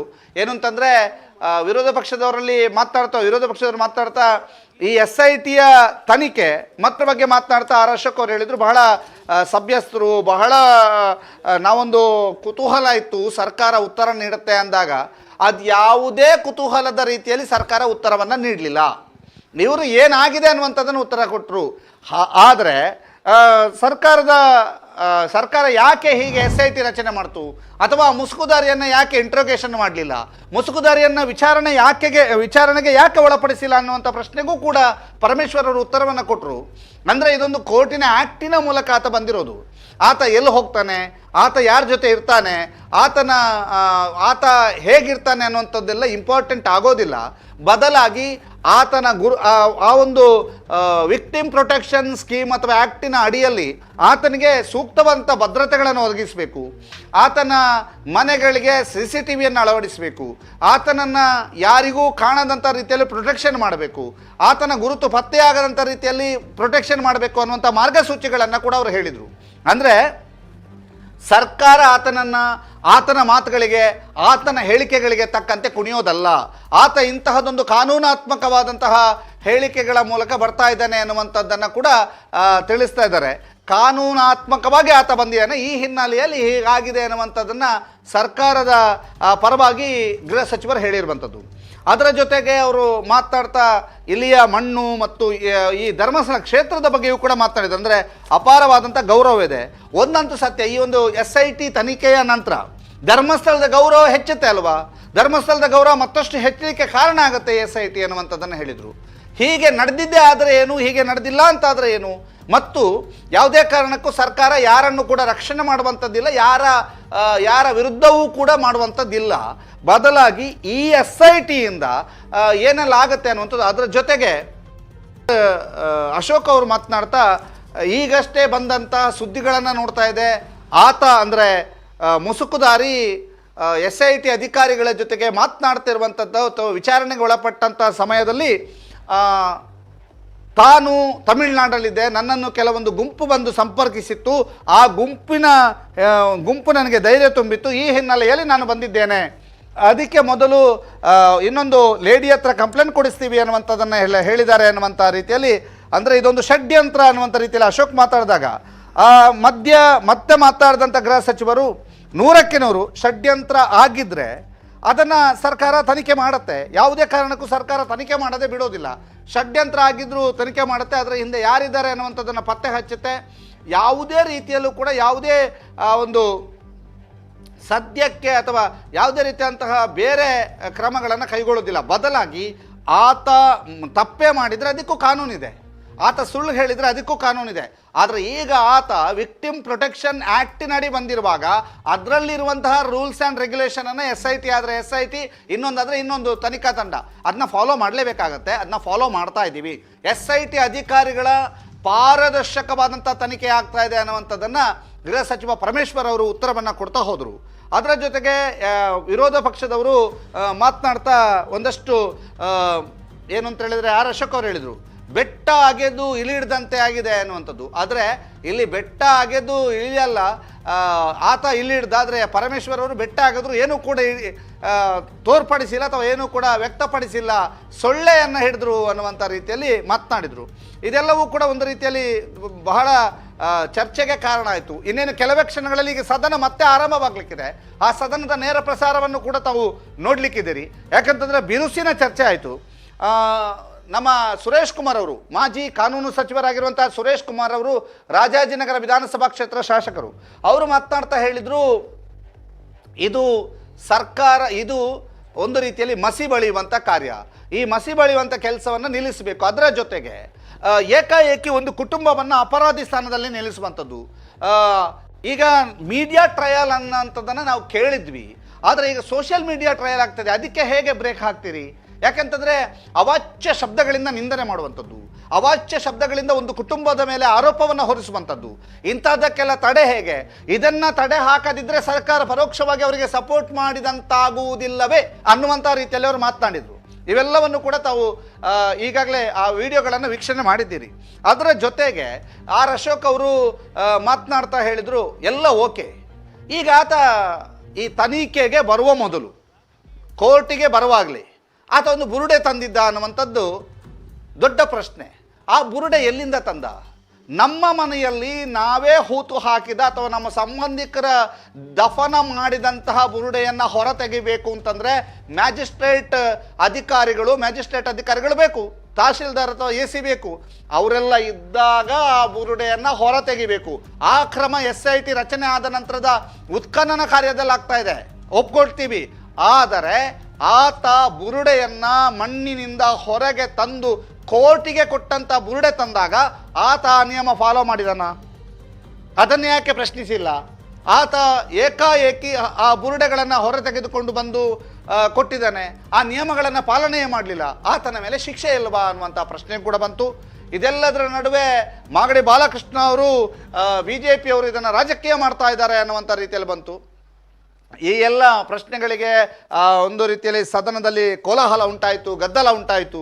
ಇದರ ಜೊತೆಗೆ ಸುನೀಲ್ ಕುಮಾರ್ ಅವರು ಮಾತನಾಡ್ತಾ ಯೂಟ್ಯೂಬರ್ಸ್ನ ಬಗ್ಗೆ ಮಾತನಾಡಿದರು. ಯೂಟ್ಯೂಬ್ನಲ್ಲಿ ಸಂಪೂರ್ಣವಾಗಿ ಅವಹೇಳನಕಾರಿಯಾಗಿ ಮಾತನಾಡುವಂಥದ್ದು, ಅವಹೇಳನಕಾರಿಯಾಗಿ ಹೇಳುವಂಥದ್ದು, ಇಂಥದ್ದೆಲ್ಲ ನಡೀತಾ ಇದೆ. ಇದಕ್ಕೆ ಸರ್ಕಾರ ಹೊಣೆ, ಇದರ ಹಿಂದೆ ಸರ್ಕಾರ ಇದೆ ಅನ್ನುವಂಥ ಟೋನ್ನಲ್ಲಿ ಮಾತಾಡಿದರು. ಈ ವೇಳೆ ಅಲ್ಲಿ ಗದ್ದಲ ಜಾಸ್ತಿ ಆಯ್ತು. ಯಾಕೆ ಅಂತಂದರೆ ಸರ್ಕಾರದ ಸದಸ್ಯರು ಅಥವಾ ಆಡಳಿತ ಪಕ್ಷದ ಸದಸ್ಯರು ಇದಕ್ಕೆ ವಿರೋಧವನ್ನು ವ್ಯಕ್ತಪಡಿಸಿದರು. ಆದರೆ ಮತ್ತೆ ಅದನ್ನು ಸಮರ್ಥಿಸಿಕೊಂಡಂಥ ಸುನೀಲ್ ಕುಮಾರ್ ಇಂತಹ ಸೋಷಿಯಲ್ ಮೀಡಿಯಾ ಟ್ರಯಲ್ಗೆ ಯಾವುದೇ ರೀತಿಯಂಥ ಕ್ರಮ ಇಲ್ಲ ಅಂತಾದರೆ ಸರ್ಕಾರ ಅವರಿಗೆ ಸಪೋರ್ಟ್ ಮಾಡಿದಂತ ಆಗೋದಿಲ್ವಾ ಅನ್ನುವಂಥದ್ದು. ಈ ವೇಳೆ ಸದನದ ಸದಸ್ಯರು ಕೂಡ ಬಹಳಷ್ಟು ಜೋರಾಗಿ ಮಾತಾಡಿದರು. ಉಭಯ ಸದಸ್ಯರು, ವಿರೋಧ ಪಕ್ಷದವರು ಇರ್ಬೋದು, ಆಡಳಿತ ಪಕ್ಷದವರು ಇರ್ಬೋದು, ನಿರಂತರವಾದಂಥ ಚರ್ಚೆಗಳು ನಡೀತು. ಚರ್ಚೆ ತಾರಕಕ್ಕೇರ್ತು, ಗದ್ದಲ ಕೋಲಾಹಲ ಉಂಟಾಯಿತು. ಗದ್ದಲ ಕೋಲಾಹಲದ ನಡುವೆ ಈ ಸ್ಪೀಕರ್ ಅವರು ಒಂದು ಮನವಿಯನ್ನು ಮಾಡ್ತಾ ಇದ್ರು. ಸಕಾರಾತ್ಮಕವಾದ ಧನಾತ್ಮಕ ಚಿಂತನೆಯುಳ್ಳ ಈ ಒಂದು ಕೇಸಿನ ಬಗ್ಗೆ ಒಂದು ವಿಸ್ತೃತವಾದಂಥ ಚರ್ಚೆ ಆಗಲಿ. ಸಚಿವರು ಉತ್ತರವನ್ನು ಕೊಟ್ಟಿದ್ದಾರೆ. ಸಚಿವರು ಕೊಟ್ಟಂತಹ ಉತ್ತರಕ್ಕೆ ಯಾವುದಾದರೂ ಕ್ಲಾರಿಫಿಕೇಶನ್ ಬೇಕಾ ಕೇಳಿ. ಎಲ್ಲರಿಗೂ ಕೂಡ ಅವಕಾಶವನ್ನು ಕೊಡ್ತೇನೆ. ಕ್ಲಾರಿಫಿಕೇಶನ್ ಕೇಳೋದಕ್ಕೆ ಎಲ್ಲರಿಗೂ ಕೂಡ ಅವಕಾಶವನ್ನು ಕೊಡ್ತೇನೆ. ಶಿವಲಿಂಗೇಗೌಡರು ಹೇಳಿದರು, ಮುಂದಿನ 15 ದಿನಗಳಲ್ಲಿ ಸಂಪೂರ್ಣ ಕ್ಲಿಯರ್ ಆಗುತ್ತೆ. ಪರಮ ಪವಿತ್ರವಾದಂತಹ ಧರ್ಮಸ್ಥಳ ಕ್ಷೇತ್ರ ಮತ್ತಷ್ಟು ಪಾವಿತ್ರ್ಯತೆಯಿಂದ ಕಂಗೊಳಿಸುತ್ತೆ ಅನ್ನುವಂಥದ್ದನ್ನು ಹೇಳಿದರು. ಹೀಗೆ ಸದನದಲ್ಲಿ ಎಲ್ಲರ ಅಭಿಪ್ರಾಯಗಳನ್ನು ಕೂಡ ಕೇಳಲಾಯಿತು. ಈ ಸಂದರ್ಭದಲ್ಲಿ ಸುನೀಲ್ ಕುಮಾರ್ ಅವರ ಒಂದು ಹೇಳಿಕೆಯಿಂದ ಸದನದಲ್ಲಿ ಗದ್ದಲ ಕೋಲಾಹಲ ಉಂಟಾಯಿತು. ಇದಕ್ಕೂ ಮೊದಲು ಇನ್ನೊಂದು ವಿಚಾರದ ಬಗ್ಗೆ ಚರ್ಚೆ ಆಯಿತು. ಸಿದ್ದರಾಮಯ್ಯನವರು 24 ಕೊಲೆಗಳನ್ನು ಮಾಡಿದ್ದಾರೆ, ಅವರನ್ನು ಬಂಧನಕ್ಕೊಳಪಡಿಸಿ ಅನ್ನುವಂತಹ ರೀತಿಯಲ್ಲಿ ಮಾತನಾಡಿದ್ದಾರೆ ಒಬ್ಬ ವ್ಯಕ್ತಿ ಅನ್ನುವಂಥದ್ದು. ಆ ವಿಡಿಯೋ ವೈರಲ್ ಆಗಿರುವಂಥದ್ದು ಮಹೇಶ್ ಶೆಟ್ಟಿ ತಿಮರೋಡಿ ಅವರ ವಿಡಿಯೋ. ಇದೀಗ ಆ ವಿಡಿಯೋದ ಬಗ್ಗೆ ಮಾಧ್ಯಮಗಳಲ್ಲಿ ಕ್ಲಾರಿಫಿಕೇಶನ್ ಬರ್ತಾ ಇದೆ. ಮಹೇಶ್ ಶೆಟ್ಟಿ ತಿಮರೋಡಿ ಅವರು ಕ್ಲಾರಿಫಿಕೇಶನ್ ಕೊಟ್ಟಿರುವಂಥದ್ದು, ನಾವು ನಮ್ಮ ಶಾಸಕ ಮಾತನಾಡಿದ್ರ ಬಗ್ಗೆ ನಾವು ಮಾತಾಡಿದ್ದು, ನನ್ನ ಹೇಳಿಕೆ ಅಲ್ಲ ಅನ್ನುವಂಥದ್ದನ್ನು ಅವರು ಹೇಳಿದರೆ ಅದರ ಬಗ್ಗೆಯೂ ಕೂಡ ರಾಜ್ಯದ ಮಾಧ್ಯಮಗಳಲ್ಲಿ ಈಗ ಸುದ್ದಿ ಆಗ್ತಾ ಇದೆ. ಇದರ ಜೊತೆಗೆ ಸದನದಲ್ಲಿ ಸರ್ಕಾರದ ಉತ್ತರ ಈಗಾಗಲೇ ಕೊಟ್ಟಾಗಿದೆ. ಆ ಸರ್ಕಾರ ಉತ್ತರ ಕೊಟ್ಟ ನಂತರ ಕ್ಲಾರಿಫಿಕೇಶನ್ ಕೇಳುವ ಸಮಯದಲ್ಲಿ ಗದ್ದಲ ಕೋಲಾಹಲ ಉಂಟಾಗಿದೆ. ಕೆಲ ಕಾಲ ಸದನವನ್ನು ಮುಂದೂಡಿದ್ದಾರೆ, ಅಂದರೆ ಕೆಲ ಕಾಲದ ಬ್ರೇಕನ್ನು ತೆಗೆದುಕೊಂಡಿದ್ದಾರೆ ಸ್ಪೀಕರ್ UT ಖಾದರ್ ಅವರು. ಇನ್ನೇನು ಕೆಲವೇ ಕ್ಷಣಗಳಲ್ಲಿ ಸದನ ಆರಂಭ ಆಗುವಂಥ ಸಾಧ್ಯತೆಗಳಿದ್ದಾವೆ. ಸದನ ಆರಂಭ ಆಗುವಂಥ ಸಾಧ್ಯತೆಗಳು ಕೆಲವೇ ಕ್ಷಣಗಳಲ್ಲಿ ಆರಂಭ ಆಗುವಂಥ ಸಾಧ್ಯತೆಗಳಿದ್ದಾವೆ. ಅಲ್ಲಿಯ ತನಕ ಪರಮೇಶ್ವರ್ ಅವರು ಕೊಟ್ಟ ಉತ್ತರದಲ್ಲಿ ಏನಿದೆ, ಅವರ ಉತ್ತರವನ್ನು ಕೇಳ್ತಾ ಇರೋಣ. ಸದನ ಆರಂಭವಾದ ಕೂಡಲೇ ಮತ್ತೆ ನೇರ ಪ್ರಸಾರದಲ್ಲಿ ಸದನವನ್ನು ವೀಕ್ಷಣೆ ಮಾಡಲಿಕ್ಕಿದ್ದೀರಿ. ಉತ್ತರ ಯಾರ್ಯಾರು ಈಗ ಕೇಳಲಿಲ್ವೋ ಆ ಉತ್ತರವನ್ನು ಮತ್ತೊಮ್ಮೆ ಕೇಳುತ್ತೇವೆ, ತೋರಿಸ್ತೇವೆ. ಪರಮೇಶ್ವರ್ ಅವರು ಕೊಟ್ಟ ಉತ್ತರ ಏನು ನೋಡಿ. ಯಾರದು ಒತ್ತಡಕ್ಕೆ ಮಣಿದಿದ್ದಾರೆ. SIT ಹ್ಯಾಗ್ ಫಾರಂ ಆಯಿತು ಅಂತ ನಾನು ಹೇಳಿದೆ. SIT ಯಾರೋ ಒತ್ತಡಕ್ಕೆ ಮಣಿದೆ SIT ಮಾಡಲಿಲ್ಲ ನಾವು. SIT ಅಲ್ಲಿನ ಪರಿಸ್ಥಿತಿ, ಆ ಸ್ಥಳೀಯ ಪೊಲೀಸರು ಧರ್ಮಸ್ಥಳದ ಪೊಲೀಸ್ ಸ್ಟೇಷನ್ನಲ್ಲಿ ಇನ್ವೆಸ್ಟಿಗೇಷನ್ ಮಾಡೋದಕ್ಕೆ ಸಾಮರ್ಥ್ಯ ಇರೋದಿಲ್ಲ. ಭಾಳಷ್ಟು ಟೆಕ್ನಾಲಜಿ ಇನ್ವಾಲ್ವ್ ಆಗಿದೆ. DNA ಅನಾಲಿಸಿಸ್ ಮಾಡಬೇಕು, ಸಾಯಿಲ್ ಅನಾಲಿಸಿಸ್ ಮಾಡಬೇಕು, ತದನಂತರ ಬರುವಂಥ ಇನ್ವೆಸ್ಟಿಗೇಷನ್ನು. ಅನಾಲಿಸಿಸ್ ಅಲ್ಲಿಗೆ ಮುಗ್ದೋಗೋದಿಲ್ಲ ಮಾನ್ಯ ಅಧ್ಯಕ್ಷರೇ. ಅನಾಲಿಸಿಸ್ ಆದಮೇಲೆ ಬರುತ್ತೆ ಇನ್ವೆಸ್ಟಿಗೇಷನ್. ಒಂದು ವೇಳೆ ಅಲ್ಲಿ ಒಂದು ಜಾಗದಲ್ಲಿ ಈಗ ಬೋನ್ ಸಿಕ್ಕಿದೆ ಅಂತ ಹೇಳಿದೆ ನಾನು, ಆ ಬೋನ್ ಯಾರ್ದು? ಎಲ್ಲಿಂದ ಬಂತು ಅಬೋನು? ಆ ಅಸ್ಥಿ ಪಂಜರ ಯಾವ ಸ್ಥಿತಿಯಲ್ಲಿ ಅವರು ಹೂತು ಹಾಕಿದ್ರು? ಅದು ಮರ್ಡರ್ ಆಗಿತ್ತಾ, ನ್ಯಾಚುರಲ್ ಆಗಿತ್ತಾ, ಹೂತವ್ರು ಯಾರು? ಇಷ್ಟು ಬೇರೆ ಬೇರೆ ವಿಚಾರಗಳೆಲ್ಲ ಇನ್ವೆಸ್ಟಿಗೇಷನ್ಗೆ ಶುರುವಾಗ್ತವೆ ಈ ಅನಾಲಿಸಿಸ್ ಬಂದ ಮೇಲೆ. ಆದ್ದರಿಂದ ನಾವು ಯಾವುದೇ ಒತ್ತಡಕ್ಕೆ ಮಣದಿಲ್ಲ. ಆ ಕಾರಣಕ್ಕಾಗಿ SIT ಮಾಡಬೇಕಾಯ್ತು ವಿನಃ ಆ ಪೊಲೀಸ್ ಸ್ಟೇಷನ್ನಲ್ಲಿ ಅವರು ಹ್ಯಾಂಡಲ್ ಮಾಡೋದಕ್ಕಾಗೋದಿಲ್ಲ ಅಂತೇಳಿ. ಜೊತೆಗೆ ಮಹಿಳಾ ಆಯೋಗದವರು ರಿಕ್ವೆಸ್ಟ್ ಮಾಡಿದರು, ಅದನ್ನು ನಾನು ಪ್ರಸ್ತಾಪ ಮಾಡಿದ್ದೇನೆ. ಆದ್ದರಿಂದ ಯಾವುದೇ ಕಾರಣಕ್ಕೂ ಕೂಡ ಇದರಲ್ಲಿ ಯಾವ ಕಾಂಪ್ರಮೈಸು ಕೂಡ ನಾವು ಮಾಡಿಕೊಳ್ಳೋದಿಲ್ಲ. ಸತ್ಯವನ್ನು ಹೊರಗೆ ತರ್ತೇವೆ. ಸತ್ಯ ಹೇಳಿದೆ 164 ಸ್ಟೇಟ್ಮೆಂಟಲ್ಲಿ ಅವರು ಏನು ಹೇಳಿದ್ದಾರೆ ಅವೆಲ್ಲವನ್ನು ವೆರಿಫೈ ಮಾಡ್ತಾ ಇದ್ದೇವೆ. ಒಂದೊಂದಾಗಿ ಅವರು ಹೇಳಿದ ಪ್ರತಿಯೊಂದು ವಿಚಾರವನ್ನು ಕೂಡ ಇವತ್ತು ನಾವು ಅದನ್ನು ಇನ್ವೆಸ್ಟಿಗೇಷನ್ ಮಾಡ್ತಕ್ಕಂಥ ಕೆಲಸವನ್ನು ನಾವು ಮಾಡ್ತೇವೆ ಅಂತಕ್ಕಂಥ ಮಾತನ್ನು ಹೇಳಿ ಸಮಯ ಕೊಟ್ಟಿದ್ದಕ್ಕಾಗಿ ನಮಗೆ ಧನ್ಯವಾದಗಳನ್ನು ಹೇಳಿ ನಾನು ಮಾತು ಮುಗಿಸ್ತೇನೆ. ಪ್ರತಿಪಕ್ಷ ಅಧ್ಯಕ್ಷರೇ, ನಾನು ಭಾಳ ಉತ್ತೇಜಿತನಾಗಿ ಊಟ ಮಾಡೋದು ಬಿಟ್ಟು ಬಂದೆ. ಯಾಕಂದರೆ ಮಾಧ್ಯಮದಲ್ಲೆಲ್ಲ ಇವತ್ತು ಪರಮೇಶ್ವರ್ ಅವರು ಬಹಿರಂಗಪಡಿಸ್ತಾರೆ ಅಂಥೇಳಿ ಭಾಳ ಒಂದು ದೊಡ್ಡ ಸುದ್ದಿಯಾಗಿತ್ತು. ನಾನು ಅಂತಲ್ಲ, ಇಡೀ ಕರ್ನಾಟಕದ 7 ಕೋಟಿ ಜನನೂ ನೋಡ್ತಾ ಇದ್ರು. ಏನೋ ಇವತ್ತು ಪರಮೇಶ್ವರ್ ಅವರು ಬಹಿರಂಗಪಡಿಸ್ತಾರೆ ಅಂಥೇಳಿ. ಅದು ಯಾವುದೋ ಒಂದು ಹಾಡಿತ್ತು, ಯಾವುದಪ್ಪ ಅದು, ಯಾವುದು, ಯಾರು ತಿಳಿಯರು ನಿನ್ನ ಭುಜಬಲದ ಪರಾಕ್ರಮ, ಸಮರದೋಳ್ ಬಾಣ ಹೂಡು ಅಂತೇಳಿ. ಇಲ್ಲಿ ಅವನು ನೋಡಿದ್ರೆ ಆ ಮಾಸ್ಕ್ ಮ್ಯಾನು ಬೆಟ್ಟ ಆಗಿದ್ಬಿಟ್ಟು ಇಲಿನೂ ಸಿಕ್ಕಲಿಲ್ಲ. ಇಲ್ಲಿ ನಮ್ಮ ಪರಮೇಶ್ವರ್ ಅವರು ಒಂದು ಸೊಳ್ಳೆನೂ ಸಿಕ್ಕಲಿಲ್ಲ ಅವ್ರು ಹೇಳಿರೋದ್ರಲ್ಲಿ. ಏನೂ ಇಲ್ಲ. ಏನೋ ಪಾಪ ಬರ್ಕೊಟ್ಟಿದ್ರು, ಯಥಾವತ್ತಾಗಿ ಓದ್ಬಿಟ್ಟಿದ್ದಾರೆ. ಇಲ್ಲಿ ನನಗೆ ಅನಿಸೋವಂಥದ್ದು, ಒಂದು ಕ್ಯಾಬಿನೆಟ್ ಅಂದರೆ ಎಲ್ಲ ಒಗ್ಗಟ್ಟಾಗಿರಬೇಕು. ನಮ್ಮ ಒಬ್ಬ ಸ್ನೇಹಿತರು ಹೇಳ್ತಾರೆ, ಈ ಧರ್ಮಸ್ಥಳ ಇದೆಯಲ್ಲ, ಈ ಧರ್ಮಸ್ಥಳದ ಈ ವಿಚಾರದಲ್ಲಿ, ಈ ಧರ್ಮಸ್ಥಳದ ಅನ್ಯಾಯ, ಮೋಸ, ಇಷ್ಟೆಲ್ಲ ಅನಾಹುತ ಆಗಿದೆಯಲ್ಲ, ಅದರಿಂದ ಷಡ್ಯಂತ್ರ ಇದೆ ಅಂತ ಪದೇ ಹೇಳ್ತಾರೆ. ಇಲ್ಲಿ ನಮ್ಮ ಪರಮೇಶ್ವರ್ ಅವರು ಏನೂ ಇಲ್ಲ, ಅದನ್ನು ಟೆಸ್ಟ್ ಮಾಡ್ತಾ ಇದ್ದೀರಿ, ರಿಪೋರ್ಟ್ ಕಳಿಸಿದ್ದೀರಿ, ಅದು ಸದನದಲ್ಲಿ ಪ್ರಶ್ನೆಗೆ ಉತ್ತರ ಕೊಡ್ತಾರಲ್ಲ ಹಂಗೆ ಅಷ್ಟೇ. ಇಲ್ಲಿ ನಾವು ಪ್ರಮುಖವಾಗಿ ಕೇಳಿರ್ತಕ್ಕಂಥದ್ದು, ನೀವು SIT ರಚನೆ ಮಾಡಿದ್ರಲ್ಲ, ಯಾರು ಒತ್ತಡದಲ್ಲಿ ಮಾಡಿದ್ರಿ ಹೇಳಲೇ ಇಲ್ಲ. ಎಲ್ಲ ಅವ್ರು ಹೇಳ್ತಾರೆ, ಅಲ್ಲ ಒಂದು ನಿಮಿಷ, ನೀವು ಸಮಾಧಾನ. ಒತ್ತಡ ಅಂತ ಹೇಳಿಲ್ಲ ಅಂತ ಹೇಳಿದ್ರೆ ದಯವಿಟ್ಟು ಅವತ್ತಿನ ಪತ್ರಿಕೆ ತೆಗೆದು ನೋಡಿ, ಒಂದು ವಾರದ ಪತ್ರಿಕೆ. CM ಮನೆಗೆ ಯಾರ್ಯಾರು ಪ್ರಗತಿಪರರು, ಈ ನಗರ ನಕ್ಸಲರು, ಯಾರ್ಯಾರು ಏನೇನು ಹೋಗಿದ್ರು ಆ ಫೋಟೋಗಳೆಲ್ಲ ಹಾಕಿ ಅವ್ರ ಮನವಿ ಕೊಟ್ಟಿದ್ದಾರೆ ಎಲ್ಲರೂ. ಯಾರು ಹೋಗಿದ್ದವರು? ಏನು ನಾವು ಹೋಗಿದ್ರಾ? ನಾವೆಲ್ಲ ಹೋಗಿದ್ದೀರನಪ್ಪ SIT ಮಾಡಿ ಅಂತ? ನಾವ್ಯಾರು ಹೋಗಿಲ್ಲ. ಒತ್ತಡ ಮಾಡಿದವ್ರ ಹೆಸರೆಲ್ಲ ಇದೆ, ಅವ್ರ ಫೋಟೋನು ಪತ್ರಿಕೆಯಲ್ಲಿ ಬಂದಿದೆ, ಅವ್ರು ಏನು ಒತ್ತಡ ಹಾಕಿದ್ರು ಬಂದಿದೆ. ಇಷ್ಟಿದ್ರು ನನಗೆ ಯಾರೋ ಹೇಳಿದ್ರು, ಒಂದು ಪತ್ರಿಕೆಯಲ್ಲಿ ಬಂದಿತ್ತು, ಕಾಂಗ್ರೆಸ್ನ ಹೈಕಮಾಂಡ್ ಹೇಳ್ತು, ಅದಕ್ಕೋಸ್ಕರ SIT ಮಾಡಿದ್ರಿ. ಈಗೇನು ಹೇಳ್ತಾ ಇದ್ದಾರೆ, ಸತ್ಯ ಹೊರಬರಲಿ ಅಂತೇಳಿ ಮಾಡ್ತಾ ಇದ್ದೀರಿ ಅಂತ. ಅವ್ರು ಒಪ್ಕೊತೀನಿ, ಧರ್ಮಸ್ಥಳದ ಏನೋ ಒಂದು ತಪ್ಪುಗಳೇನಾಗಿದೆ, ಸರಿ ಏನಾಗಿದೆ, ಅದು ಜಗತ್ತಿಗೆ ಬಂದ್ಬಿಡ್ಲಿ, ಅವರು ಪವಿತ್ರರಾಗೋತಾರೆ ಅಂತ. ಆಗೋ ಅನಾಚಾರ ಎಲ್ಲ ಆಗೋಗ್ಬಿಟ್ಟಿದೆ. ಈಗ ಕೋಟ್ಯಾಂತರ ಜನ ನೋಡ್ಬಿಟ್ಟಿದ್ದಾರೆ. ಧರ್ಮಸ್ಥಳದಲ್ಲಿ ರೇಪು, ಧರ್ಮಸ್ಥಳದಲ್ಲಿ ಕೊಲೆ, ರೇಪು ಎಲ್ಲ ನೋಡಿದ್ದಾರೆ. ನೀವು ಹೇಳಿದಿಲ್ಲ ಸ್ಟೇಟ್ಮೆಂಟ್, ಎಷ್ಟು ಜನ ನೋಡ್ತಾರೆ? ಎಲ್ಲರೂ ನೋಡ್ತಾರ? ನೀವು SIT ರಚನೆ ಮಾಡಿದ್ರಲ್ಲ, ನಾನು ಬೆಳಗ್ಗೆನೂ ಪ್ರಸ್ತಾವ ಮಾಡಿದೆ. ಅವನ ತಲೆ ತೆಗೆದಾಕಿದನ್ನ ಪದನ. ಅವನು ಹೇಳ್ದ, ಮುಖ್ಯಮಂತ್ರಿಗಳು 28 ಕೊಲೆ ಮಾಡಿದ್ದಾರೆ, ಅವ್ರನ್ನ ಜೈಲಿಗೆ ಹಾಕಿ. ನಾನು ಇವಾಗ ಮತ್ತೆ ಒಂದ್ಸರಿ ನೋಡ್ಕೊಂಬಂದೆ, ಜೈಲಿಗೆ ಹಾಕಿ ಹೇಳಿದ್ದಾರೆ. ನಾನು ನೋಡಿದ್ದೀನಿ, ರಾಜೀನಾಮೆ ಕೊಡಬೇಕು ಅಂತ ಹೇಳಿದ್ದಾರೆ. ನೀವು ಅದನ್ನು ಹೇಳಿದ್ದೀರಾ, ಅದು ಮೇನಲ್ಲಾಗಿರೋದು ಅಂತ. ಮೇನಲ್ಲಿ ನಿಮ್ಮದೇ ಸರ್ಕಾರ, 13ನೇ ತಾರೀಕು ಚುನಾವಣೆ ನಡೆದಿರೋದು, 29ನೇ ತಾರೀಕು ಅವ್ರು ಸ್ಟೇಟ್ಮೆಂಟ್ ಕೊಟ್ಟಿರೋದು, ನಿಮ್ಮದೇ ಸರ್ಕಾರ. ಹಾಗಾದ್ರೆ SIT ರಚನೆ ಮಾಡಿ. ಮುಖ್ಯಮಂತ್ರಿಗಳು ಆ 28 ಹಣ ಎಲ್ಲೆಲ್ಲಿ ಉಣಿದ್ದಾರೆ ತೆಗಿರಿ, ತೆಗಿರಿ. ನಾವು ಮುಖ್ಯಮಂತ್ರಿಗಳ ವಿರುದ್ಧ ಅಲ್ಲ.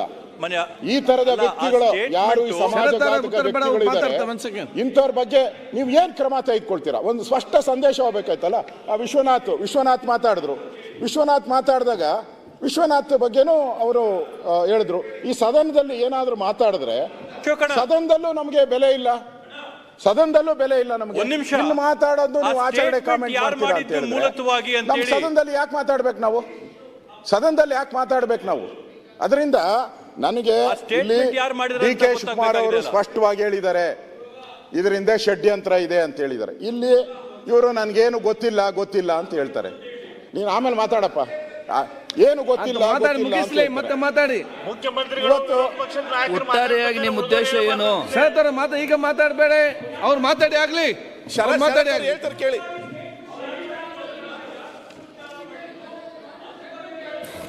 ಅವ್ರು ಮಾತಾಡ್ತಾರೆ, ಹೋಮ್ ಮಿನಿಸ್ಟರ್ ಉತ್ತರ ಕೊಡ್ತಾರೆ.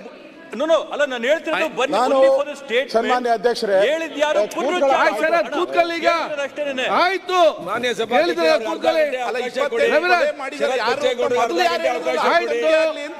ಅಧ್ಯಕ್ಷರೇ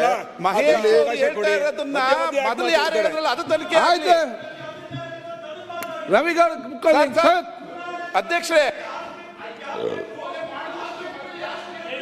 ಸನ್ಮಾನ್ಯ ಅಧ್ಯಕ್ಷರೇ ಇಲ್ಲಿ ನಮಗಿರುವಂಥ ಪ್ರಶ್ನೆ, ಅವನು ಫಸ್ಟ್ನೇ ದಿನನೇ ಬರೋವಾಗ ಒಳ್ಳೆ ಏನೋ ಎಂಟ್ರಿ ಅಂತಾರಲ್ಲ, ಸಿನಿಮಾ ಬರ್ಬೇಕಾದ ಅದೇನೋ ತೋರಿಸ್ತಾರಲ್ಲ, ಏನಪ್ಪ ಟ್ರೇಲರ್ ತರ ಬುರುಡೆ ಹಿಡ್ಕೊಂಬಂದ. ಬುರುಡೆ ಬಂದ ತಕ್ಷಣ ಎಲ್ಲ ದಂಗಾಗೋಗ್ಬಿಟ್ರು. ಏನೋ ಇರಬೇಕು ಬುರುಡೆನೆ ತಂದವನೇ ಅಂದ್ರೆ ಇನ್ನೆಷ್ಟು ಹಣ ತೋರಿಸ್ಬೋದು ಇವನು ಅಂತ. ಅವ್ನು ಬುರುಡೆ ತಂದಲ್ಲ, ಎಲ್ಲಿಂದ ತಂದ? ನಿಮಗೂ ಗೊತ್ತಿದೆ, ಕಾನೂನು ಪ್ರಕಾರ ಗೃಹ ಸಚಿವರಿಗೂ ಗೊತ್ತಿದೆ, ನೀವು ಹಣ ಉಣಿದ ಮೇಲೆ ತೆಗಿಯೋಕ್ಕೆ ನಿಮ್ಗೆ ಅಧಿಕಾರ ಇಲ್ಲ. ನಿಮಗೆ ಕಾನೂನು ಪ್ರಕಾರ ಅಧಿಕಾರನೇ ಇಲ್ಲ. ಇದೆಯಾ? ತಹಸೀಲ್ದಾರ್ ಹೋಗ್ಬೇಕು, ಕೋರ್ಟ್ ಆದೇಶ ಮಾಡಬೇಕು. ಯಾವ್ದಾನ ತೆಗಿಬೇಕಾದ್ರೆ ಕೋರ್ಟ್ ಆದೇಶ ಮಾಡಬೇಕು, ಕ್ಯಾಮ್ರಾ ಹಾಕಬೇಕು, CCTV ಕ್ಯಾಮ್ರಾಗಳನ್ನೆಲ್ಲ ಹಾಕಿ ಆಮೇಲೆ ತೆಗಿಬೇಕು. ಇವನ್ ಹೆಂಗ್ ತಗೊಂಡ? ಯಾಕೆ ಕೇಳಲಿಲ್ಲ ನೀವು? ಈ ಸರ್ಕಾರ ಜವಾಬ್ದಾರಿಯುತ ಸರ್ಕಾರ ಆಗಿದ್ರೆ ಈ ಸರ್ಕಾರ ಯಾಕೆ ಕೇಳಲಿಲ್ಲ? ಅವನ್ ಅರೆಸ್ಟ್ ಮಾಡ್ಬೇಕಾಯ್ತು. ಈ ಬುರುಡೆ ಫಸ್ಟ್ ಆ ಬುರುಡೆ ಎಲ್ಲಿತ್ತು ಅಂತ ಚೆಕ್ ಮಾಡ್ಬೇಕಾಯ್ತು ಈ SIT ಅವರು. ಏನ್ ಕರೆದಿದ ಅವನ್ ಹಿಂದೆ ಎಲ್ಲೋದ್ರೆ ಹಂಗೆ ದಡದಡ ಅಂತ ಓಡೋತಾರೆ, ದಡದಡ ಅಂತ ಬರ್ತಾರೆ. ಅವ್ನ್ ಬುರುಡೆನ ಹಿಡಿದ್ಬಿಟ್ಟಿದ್ರೆ ಅವ್ನ್ ಬುರುಡೆ ಬಿಡ್ತಾನ ಇಲ್ಲ ಅಂತ ಕ್ಲೀನಾಗಿ ಗೊತ್ತಾಗ್ಬಿಡ್ತಾ ಇತ್ತು. ಬುರುಡೆ ಬಿಟ್ಬಿಟ್ರಿ ನೀವು.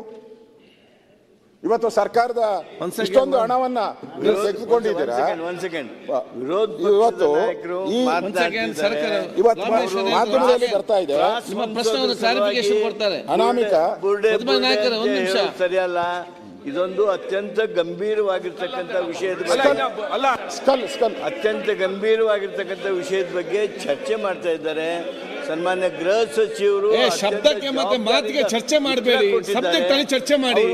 ಶಬ್ದ ಮಾತಾಡೋದಕ್ಕೆ ಒಂದು ಮಾತು, ಅದಕ್ಕೆ ಚರ್ಚೆ ಮಾಡಿ. ಎಕ್ಸೂಮ್ ಮಾಡಬೇಕಾದ್ರೆ ಸಬ್ ಡಿವಿಷನಲ್ ಮ್ಯಾಜಿಸ್ಟ್ರೇಟ್ ಹತ್ರ ಅವ ಮಾತ್ರ ಮಾಡ್ಬೋದು, ನಮಗೂ ಅಧಿಕಾರ ಇಲ್ಲ. ಇದನ್ನೆಲ್ಲ ಸ್ಪಷ್ಟಗೊಳಿಸಿದ್ದಾರೆ.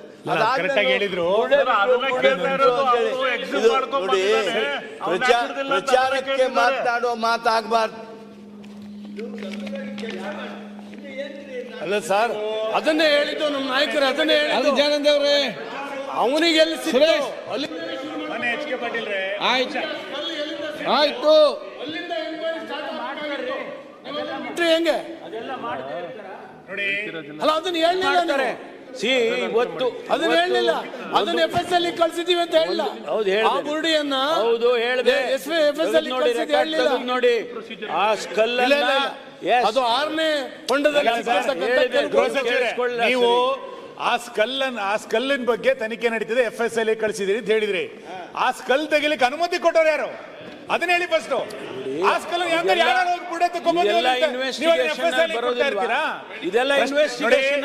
ನೀವೀಗ SIT ತನಿಖೆನಲ್ಲಿ, ಒಂದ್ ನಿಮಿಷ ಸರ್, SIT ತನಿಖೆನಲ್ಲಿ 17 ಗುಂಡಿಗಳನ್ನ ಏನ್ ತೆಗೆದ್ರಿ, ಅದರಲ್ಲಿ ಏನೇನ್ ಸಿಕ್ತು ಅದನ್ನ ಪರ್ಸ್ಯೂ ಮಾಡ್ಲಿಕ್ಕೆ ಒಬ್ರು ಮ್ಯಾಜಿಸ್ಟ್ರೇಟ್ ಇಟ್ಟಿದೀವಿ. ಸರಿ, ಆ ವಾದ ನಾನು ಒಪ್ಕೊಂಡೆ.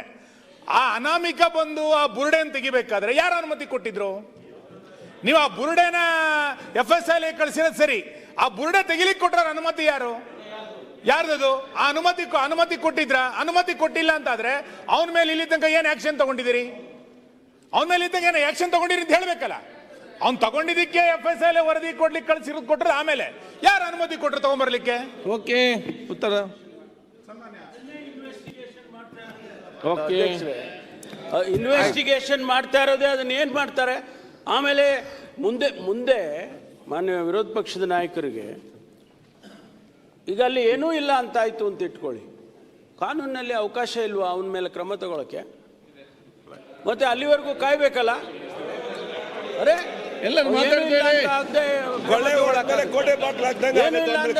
ಕ್ರಮ ತಗೊಳಕ್ಕಾಗುತ್ತಾ? ನೀವು ಸದನದಲ್ಲಿ ಇಲ್ಲಿ ಹೇಳಿದ್ರಿ ಅಂತ ಹೇಳಿ ಹೋಗಿ ಅವ್ರ ಮೇಲೆ ಕ್ರಮ ತಗೊಂಡಕ್ಕಾಗತ್ತಾ? ಏನ್ ಮಾತಾಡ್ತಾರೆ? ಗೃಹ ಸಚಿವರು ಒಳ್ಳೆ ಪಾಯಿಂಟ್ ಹೇಳವ್ರೆ. ನಾನು ಮರ್ತೋಗ್ಬಿಟ್ಟಿದ್ದೆ, ಅದು ಬರ್ಕೊಂಡಿರ್ಲಿಲ್ಲ. ಅಕಸ್ಮಾತ್ ಅಲ್ಲಿ ಏನು ಇಲ್ಲ ಅಂತ ಹೇಳಿದ್ರೆ, ಇಲ್ಲ ಅಂದಿದ್ರೆ ಅವನ ಮೇಲೆ ಆಕ್ಷನ್ನು ತಗೊಬೋದಲ್ಲ ನಾವು ಅಂತ ಸೆಕ್ಷನ್ನು ಕೂಡ ಹೇಳಿದ್ದಾರೆ. ಈಗ ಬಂದ ಸುದ್ದಿ. ಓಕೆ, ಈಗ ಅವನು ಹೇಳಿದಾನಂತೆ, ನಾನು ತಮಿಳ್ನಾಡಲ್ಲಿದ್ದೆ, ನನಗೇನು ಗೊತ್ತಿಲ್ಲ, ನಾನು ಮನೆ ಕಟ್ಸ್ಕೊಡ್ತೀನಿ ಅಂತ ಹೇಳಿದ್ರು, ನನಗೆ ದುಡ್ಡು ಕೊಡ್ತೀನಿ ಅಂತ ಹೇಳಿದ್ರು.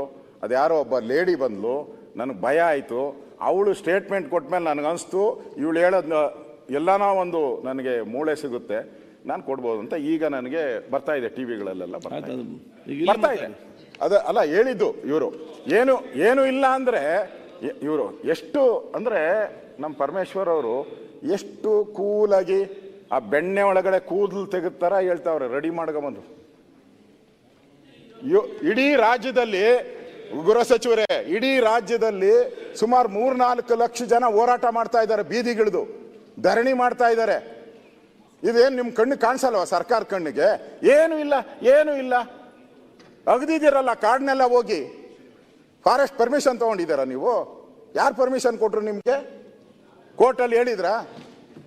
ನಾನು ಕೇಳ್ತಾ ಇದ್ದೀನಿ, ಕಂಪ್ಲೇಂಟು ಕೊಟ್ಟಾಗ ಪೊಲೀಸರು ಹೋಗಿ ಕೋರ್ಟಲ್ಲಿ ನನಗಿರೋ ಮಾಹಿತಿ ಪ್ರಕಾರ ಪೊಲೀಸರು ಈ ಕೇಸನ್ನು ಈ ಸೆಕ್ಷನ್ ಪ್ರಕಾರ ನಾವು ಮಾಡಕ್ಕೆ ಬರಲ್ಲ, ನೀವು ಅನುಮತಿ ಕೊಟ್ಟರೆ ಮಾಡ್ತೀನಿ ಅಂತ ಕೇಳಿದ್ದಾರೆ ಪೊಲೀಸರು. ಕೋರ್ಟು ಪರ್ಮಿಷನ್ ಕೊಟ್ಟಿದೆ, ನೀವು ತನಿಖೆ ಮಾಡಿ ಅಂತ ಕೊಟ್ಟಿದ್ದಾರೆ. SIT ಮಾಡಿ ಅಂತ ಕೊಟ್ಟಿದ್ದಾರಾ? ನನ್ನ ಪ್ರಶ್ನೆ, SIT ಮಾಡಿಕೊಟ್ಟಿದ್ದಾರಾ? ಹಾಗಾದ್ರೆ ಇಡೀ ರಾಜ್ಯದಲ್ಲಿ ನಾನು ಗೃಹ ಸಚಿವನಾಗಿದ್ದೆ, ಇಡೀ ರಾಜ್ಯದಲ್ಲಿ 1,000 ದಿನ 1,000 ಕಂಪ್ಲೇಂಟ್ ಬರ್ತದೆ. ನೀವ್ಯಾಕೆ ಎಲ್ಲಿ ಮಾತಾಡ್ತೀರಿ? ಸರ್ಕಾರಿ ಉತ್ತರ 1,000 ಕಂಪ್ಲೇಂಟ್ ಬರ್ತದೆ ಡೈಲಿ. ಗೃಹ ಸಚಿವರಿಗೆ, ಮುಖ್ಯಮಂತ್ರಿಗೆ 1,000 ಕಂಪ್ಲೇಂಟ್ ಬರ್ತದೆ. ನನ್ನ ಮಗನ್ನ ಹೊಡೆದಾಕಿದ್ರು, ನನ್ನ ಮಗ ಕೊಲೆ ಮಾಡಿದ್ರು, 1000 ಬರ್ತೈತೆ. ಹಂಗಾರೆ 1000ಕ್ಕೂ SIT ಮಾಡಿದ್ದೀರಾ? ಇದಕ್ಕೆ ಯಾಕೆ ಮಾಡಿದ್ರಿ? ಇವತ್ತು ಧರ್ಮಸ್ಥಳದ ಮಾನ ಹರಾಜ್ ಆಯ್ತಲ್ಲ, ಕಟ್ಕೊಡ್ತೀರಾ ನೀವು? ಈ ಸರ್ಕಾರ ಕಟ್ಕೊಡ್ತೀರಾ ಹೇಳಿ? ಧರ್ಮಸ್ಥಳದ ಮಾನ ಹರಾಜ್ ಆಗಿದೆ, ಇವತ್ತು ಕಟ್ಕೊಡ್ತೀರಾ ನೀವು ಸರ್ಕಾರ? ಇದರಿಂದ ಯಾರಿದ್ದಾರೆ ನಮಗೆ? ಯಾರೋ ಬಿಟ್ಬಿಡಿ, ಇವನೆಲ್ಲ ಮುಖ್ಯ. ಇದರಿಂದ ಇರುವಂತ ಕುತಂತ್ರ ಯಾವುದು? ಇದರಿಂದ ಇರೋ ಕುತಂತ್ರ ಯಾವುದು? ಇದರಿಂದ ಇರೋ ಗ್ಯಾಂಗ್ ಯಾವುದು? ಅದು ಬೇಕು ನಮಗೆ. ಷಡ್ಯಂತ್ರ. ಈಗ DK ಶಿವಕುಮಾರ್ ಅವರು ಹೇಳಿದ್ದಾರೆ, ನಾನು ಅವ್ರಿಗೆ ಬೆಂಬಲ ಕೊಡ್ತೀನಿ. DK ಶಿವಕುಮಾರ್ ಅವರಿಗೆ ಹೇಳಿದ್ದಾರೆ, ಬೆಂಬಲ ಕೊಡ್ತೀನಿ ನಾನು. ಷಡ್ಯಂತ್ರ ಇದೆ ಅಂತ ಅವರು ಷಡ್ಯಂತ್ರ ಯಾರು ಹೇಳ್ಬೇಕು? ಬಹಿರಂಗ DK ಶಿವಕುಮಾರ್ ಅವರು ಷಡ್ಯಂತ್ರನ ಬಹಿರಂಗ ಇಲ್ಲ, ನಾವು ಅವರು ಈ ಷಡ್ಯಂತ್ರ ಯಾಕೆ ಹೇಳಿದ್ರು? ಈ ವಿಷಯ ಬಗ್ಗೆ ಚರ್ಚೆ ಮಾಡಿ ಅವ್ರು ಉತ್ತರ ಕೊಡ್ತಾರೆ. ಅವ್ರು ಯಾಕೆ ಹೇಳಿದ್ರು? DK ಶಿವಕುಮಾರ್ ಅವರು ಷಡ್ಯಂತ್ರ ಅಂತ ಹೇಳಿದ್ರಲ್ಲ, ಬಹಿರಂಗಪಡಿಸಿ. ಸದನದಲ್ಲಿ ಇದ್ದಾರೆ, ಬಹಿರಂಗಪಡಿಸಿ ಹೇಳಿ ಯಾರು ಷಡ್ಯಂತ್ರ ಮಾಡಿದ್ದಾರೆ. ನಾನು 100 ಶಿವಕುಮಾರ್ ಧರ್ಮಸ್ಥಳದ ಪರವಾಗಿದ್ದಾರೆ ಅಂತ, ಆ 101ನೇ ಶಿವಕುಮಾರ್ ಇವಾಗ ಹೇಳಿ ಯಾರ ಷಡ್ಯಂತ್ರ ಇದ್ದಾರೆ ಅಂತ ಧೈರ್ಯವಾಗಿ ಹೇಳಿ. ಈಗ SIT ರಚನೆ ಮಾಡಿದ್ಮೇಲೆ ಅಧ್ಯಕ್ಷರೇ, ನಾನು ಮುಖ್ಯಮಂತ್ರಿಗಳು ಮನೆಗೆ ಹೋಗಿದ್ದೆ. ಅವರ ಕುಟುಂಬದವರು, ಬಹುಶಃ ಅವರ ಸೋದರ ಅಂತ ಕಾಣಿಸ್ತದೆ, ಅವರು ಅವ್ರ ಮನೆಗೆ ಬಂದು ಧನ್ಯವಾದ ಹೇಳಿದ್ರು ಮುಖ್ಯಮಂತ್ರಿಗಳಿಗೆ. SIT ರಚನೆ ಮಾಡಿದ್ದೀರಾ, ಇದರಿಂದ ಸತ್ಯಾಸತ್ಯತೆ ಆಚೆ ಬರ್ತದೆ, ದಯಮಾಡಿ ತನಿಖೆನ ಮಾಡಿ ನೀವು ಶೀಘ್ರವಾಗಿ ಅದನ್ನ ಬಹಿರಂಗಪಡಿಸಿ ಅಂತ ಹೇಳಿ ಹೇಳ್ಬಿಟ್ಟು ಹೋದ್ರು ನಮ್ಮ ಮುಂದೆನೆ. ಅವರೇ ಒಪ್ಕೊಳ್ಳೋದು, ಅವ್ರ ಸೋದರ ಇರ್ಬೋದು, ಅವ್ರು ಬಂದಿದ್ದವರು, ನಾನಿದ್ದೆ ಅವತ್ತಲ್ಲಿ. ಅವ್ರ CCTV ಧರ್ಮಾಧಿಕಾರಿ ಹೆಗಡೆ ಅವರ ಸೋದರ ಇರ್ಬೋದು ಅವರು. ಆ CCTV ತೆಗೆಸಿ ನೋಡಿ, ಮುಖ್ಯಮಂತ್ರಿಗಳ ಮನೆಗೆ ಬಂದು ಅವರು ಸ್ವಾಗತ ಬಯಸಿದ್ದಾರೆ. ಯಾರು ಬಂದಿದ್ರು ಅಂತ ನೋಡಿ ನಾವೆಲ್ಲ ಹೋದಾಗ ಓಕೆ ಡೇಟ್ ಸಮೇತ ಕೊಡ್ತೀವಿ. ಇವ್ರಿಗೆ ಯಾಕೆ ಬಂದೈತೆ ಗೊತ್ತಿಲ್ಲಪ್ಪ ನಮ್ಗೆ. ಇವ್ರು ಇದ್ರೂ ರಾಜಕೀಯ ಮಾಡಕ್ ಹೊರಟವ್ರೆ. SIT ತನಿಖೆ ನಡಿಬೇಕಾದ್ರೆ ಇವ್ರು ಯಾರು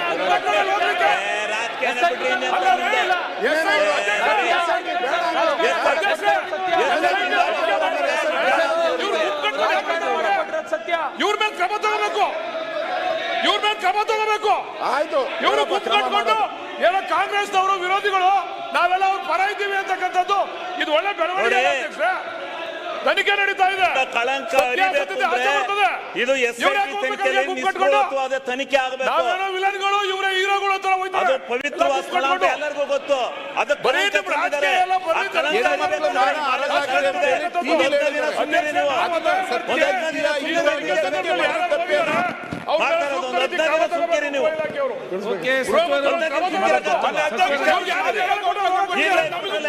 ತನಿಖೆ ನಡೀತಾ ಇದೆ. ಒಂದು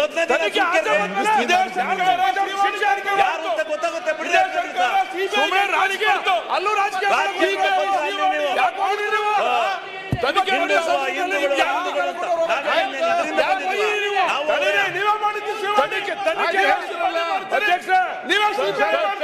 ದಿಕ್ಕನ್ನು ತಪ್ಪಿಸ್ತಾ ಇದ್ದಾರೆ. ಅವ್ರ ಮೇಲೆ ಕ್ರಮ ತಗೋಬೇಕು. ಮತ್ತೆ ಬಿಜೆಪಿ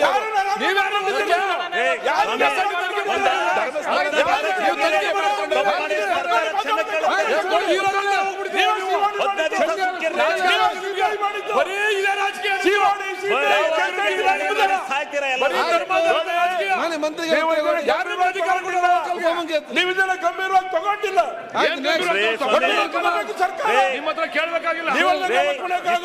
ತಡ್ಕೊಂಡಿದ್ರಿ. ಇನ್ನೊಂದು 15 ದಿವಸ 20 ದಿವಸ ಸುಮ್ಕಿರ್ರಿ. ಎಲ್ಲ ಬರುತ್ತೆ.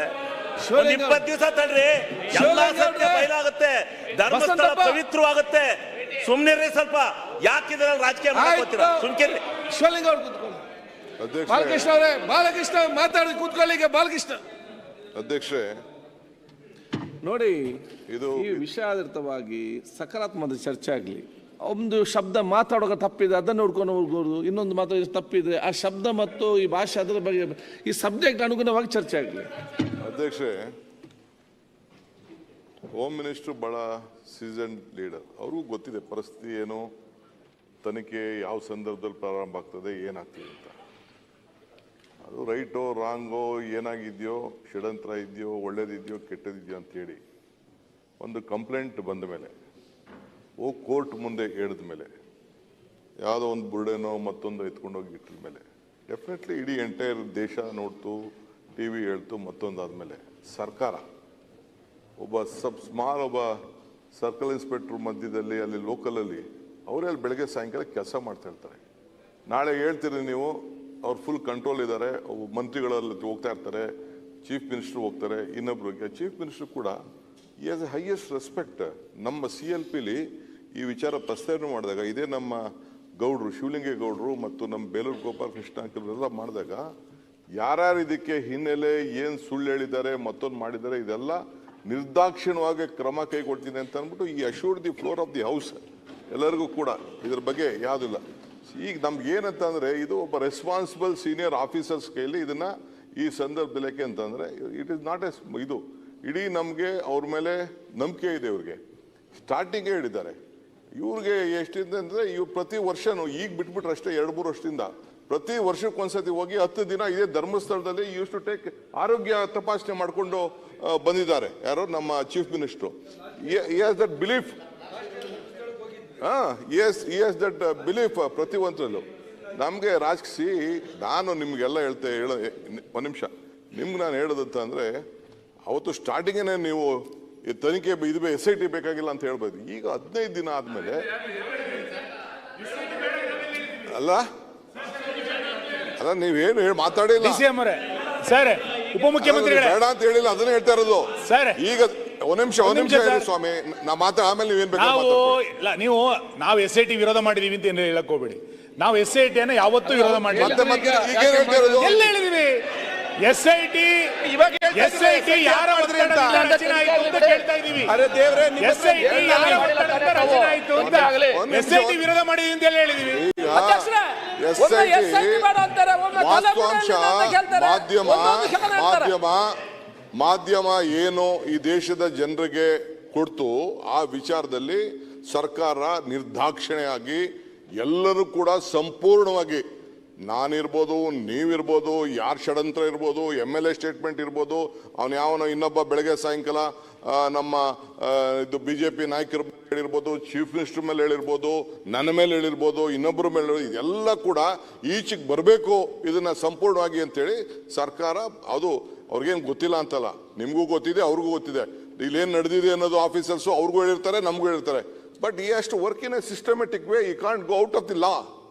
ನಾಳೆ ಬೆಳಗ್ಗೆ ಇಲ್ಲಿ ಮಾಡೋಂಥ ಸ್ಟೇಟ್ಮೆಂಟ್ನ ತಿರ್ಗಾ ಇದನ್ನೇ ನೀವೇನೋ ಲೀಕ್ ಮಾಡಿಬಿಟ್ರಿ, ಇಲ್ಲಿ ಪ್ರಮಾಣ ವಚನ ತಗೊಂಡಿದ್ದಾರೆ, ನಾನು ಸತ್ಯನೇ ಹೇಳ್ತೀನಿ, ನಾನು ಯಾರಿಗೂ ಡಿಸ್ಕ್ಲೋಸ್ ಮಾಡೋದಿಲ್ಲ, ಕೆಲವು ಆಂತರಿಕವಾಗಿ ವಿಚಾರ ಮಾಡೋದಿಲ್ಲ ಅಂತೇಳಿ ಹೋಮ್ ಮಿನಿಸ್ಟ್ರು ಎಷ್ಟೇಕನೇ ಓತ್.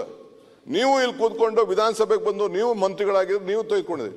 ಕೆಲವು ಸಂದರ್ಭದಲ್ಲಿ you please wait, be patience. ನೀವು ಹೋಗ್ತಾ ಇದ್ದೀರಿ, ಆಯ್ತು, ನೀವು ಧರ್ಮಸ್ಥಳದ ಬಗ್ಗೆ ನಿಮ್ಗೆ ಅಭಿಮಾನ ಇದೆ, ನೀವು ಹೋಗಿದ್ರಿ, ಪೂಜೆ ಮಾಡಿದ್ರಿ, ಆಶೀರ್ವಾದ ಕೇಳಿದ್ರಿ.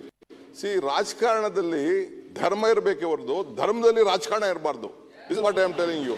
Don't do politics in this, don't do politics. We are there. ನಮ್ಗೆ ನ್ಯಾಯ ಕೊಡಿಸ್ಬೇಕು, ನಿಮ್ಗೆ ನ್ಯಾಯ ಕೊಡಿಸ್ಬೇಕು, ಸಮಾಜಕ್ಕೆ ನ್ಯಾಯ ಕೊಡಿಸ್ಬೇಕು. ಧರ್ಮಸ್ಥಳದ ಕ್ಷೇತ್ರದ ಗೌರವ ತಪ್ಪು ಮಾಡಿದ್ರೆ ಎಲ್ಲರೂ ಶಿಕ್ಷೆ ಆಗಬೇಕು ಅಂತ ನೀವು ಹೇಳಿದ್ರಿ. ಸೌಜನ್ಯನ ಕೇಸಲ್ಲಿ ಲೆಟ್ ಎನಿ ಇನ್ವೆಸ್ಟಿಗೇಷನ್ಗೆ we all respected it. Ultimately CBI ಹೇಳ್ತು, ಕೋರ್ಟ್ ಹೇಳ್ತು, ನಥಿಂಗ್ ಇಸ್ ದೇರ್ ಅಂತ ಅಂದ್ಬಿಟ್ಟು ಯಾರಿಲ್ಲ ಅಂತ ಹೇಳಿದ್ರು. ಏನೇನು ಸ್ಟೇಟ್ಮೆಂಟ್ಗಳಾಗಿದೆ, ನಾವು ಯಾರು ಅವ್ರ ಸ್ಟೇಟ್ಮೆಂಟ್ಗಳನ್ನ ಆವತ್ತೇ ನೀವೇನೋ ಇವತ್ತು ಬೆಳಗ್ಗೆ ಪ್ರಸ್ತಾವನೆ ಮಾಡಿದ್ರಲ್ಲ, ಇದನ್ನು ಶಿವಲಿಂಗೇಗೌಡರು ಅಸೆಂಬ್ಲಿಲಿ ವಿತ್ ನೇಮ್ ತಗೊಂಡ್ರು, ನಾನಿಲ್ಲಿ ನೇಮ್ ತಗೊಳಕ್ಕೆ ಇಷ್ಟ ಇಲ್ಲ ನನಗೆ. We are at it. Already home minister is given a direction, chief minister ಹೇಳಿದ್ದಾರೆ, ನಿರ್ದಾಕ್ಷಿಣ್ಯವಾಗಿ ಯಾರಿಗೆ ಯಾವ ರೀತಿ ಬಲಿ ತಗೋಬೇಕು, ಯಾವ ಕಾನೂನು ಉಪಯೋಗಿಸ್ಬಿಟ್ಟು ಯಾರಿಗೆ ಯಾವ ವಾಸ್ತಲ್ಲಿ ಕಳಿಸ್ಬೇಕು ಆ ಕೆಲಸನ my home minister is competent, you will do the job. Have confidence, be patient. ಒಂದು 3-4 ದಿನ ಸ್ವಲ್ಪ ಸುಮ್ಮನೆ. ಅಲ್ಲ, ನಾನು ಒಂದೇ ಪ್ರಶ್ನೆ ನಮ್ಮನ್ನು ಕೇಳಿದ್ದು, ತಾವೊಬ್ಬ ಮಂತ್ರಿಯಾಗಿ ಪ್ರಮಾಣ ವಚನ ಸ್ವೀಕಾರ ಮಾಡಿ ಸತ್ಯವನ್ನೇ ಹೇಳುತ್ತೇನೆ, ಸತ್ಯವನ್ನಲ್ಲದೆ ಬೇರೆ ಹೇಳುವುದಿಲ್ಲ ಅಂತೇಳಿ ಷಡ್ಯಂತರ ಅಂತ ಅವರಂತೂ ಹಾಕಿ ಅದನ್ನೇ ತೋರಿಸ್ತಾ ಇದ್ರು. ಯಾರು ಆ ಷಡ್ಯಂತ್ರ ಮಾಡಿರೋರು ಹೇಳ್ಬೇಕಲ್ಲ. ನಾನು ಹೇಳ್ತೀನಿ ಅಂತ ಹೇಳಿದ್ರೆ ಬೇರೆ ಹೇಳಿ, ಹೇಳ್ಬೇಕು ನೀವು. ಈಗ ಆಚೆ ಒಂದು ಸ್ಟೇಟ್ಮೆಂಟ್, ಒಳಗಡೆ ಒಂದು ಸ್ಟೇಟ್ಮೆಂಟ್ ಕೊಡಕ್ಕಾಗಲ್ಲ. You are a deputy CM, ಎಲ್ಲ ಬರ್ತದೆ, ಎಲ್ಲ ಬರುತ್ತೆ. ತನಿಖೆ ಆಗ್ಲಿ. ಸಭಾಧ್ಯಕ್ಷರೇ, ಸಭಾಧ್ಯಕ್ಷರೇ ಅಲ್ಲ,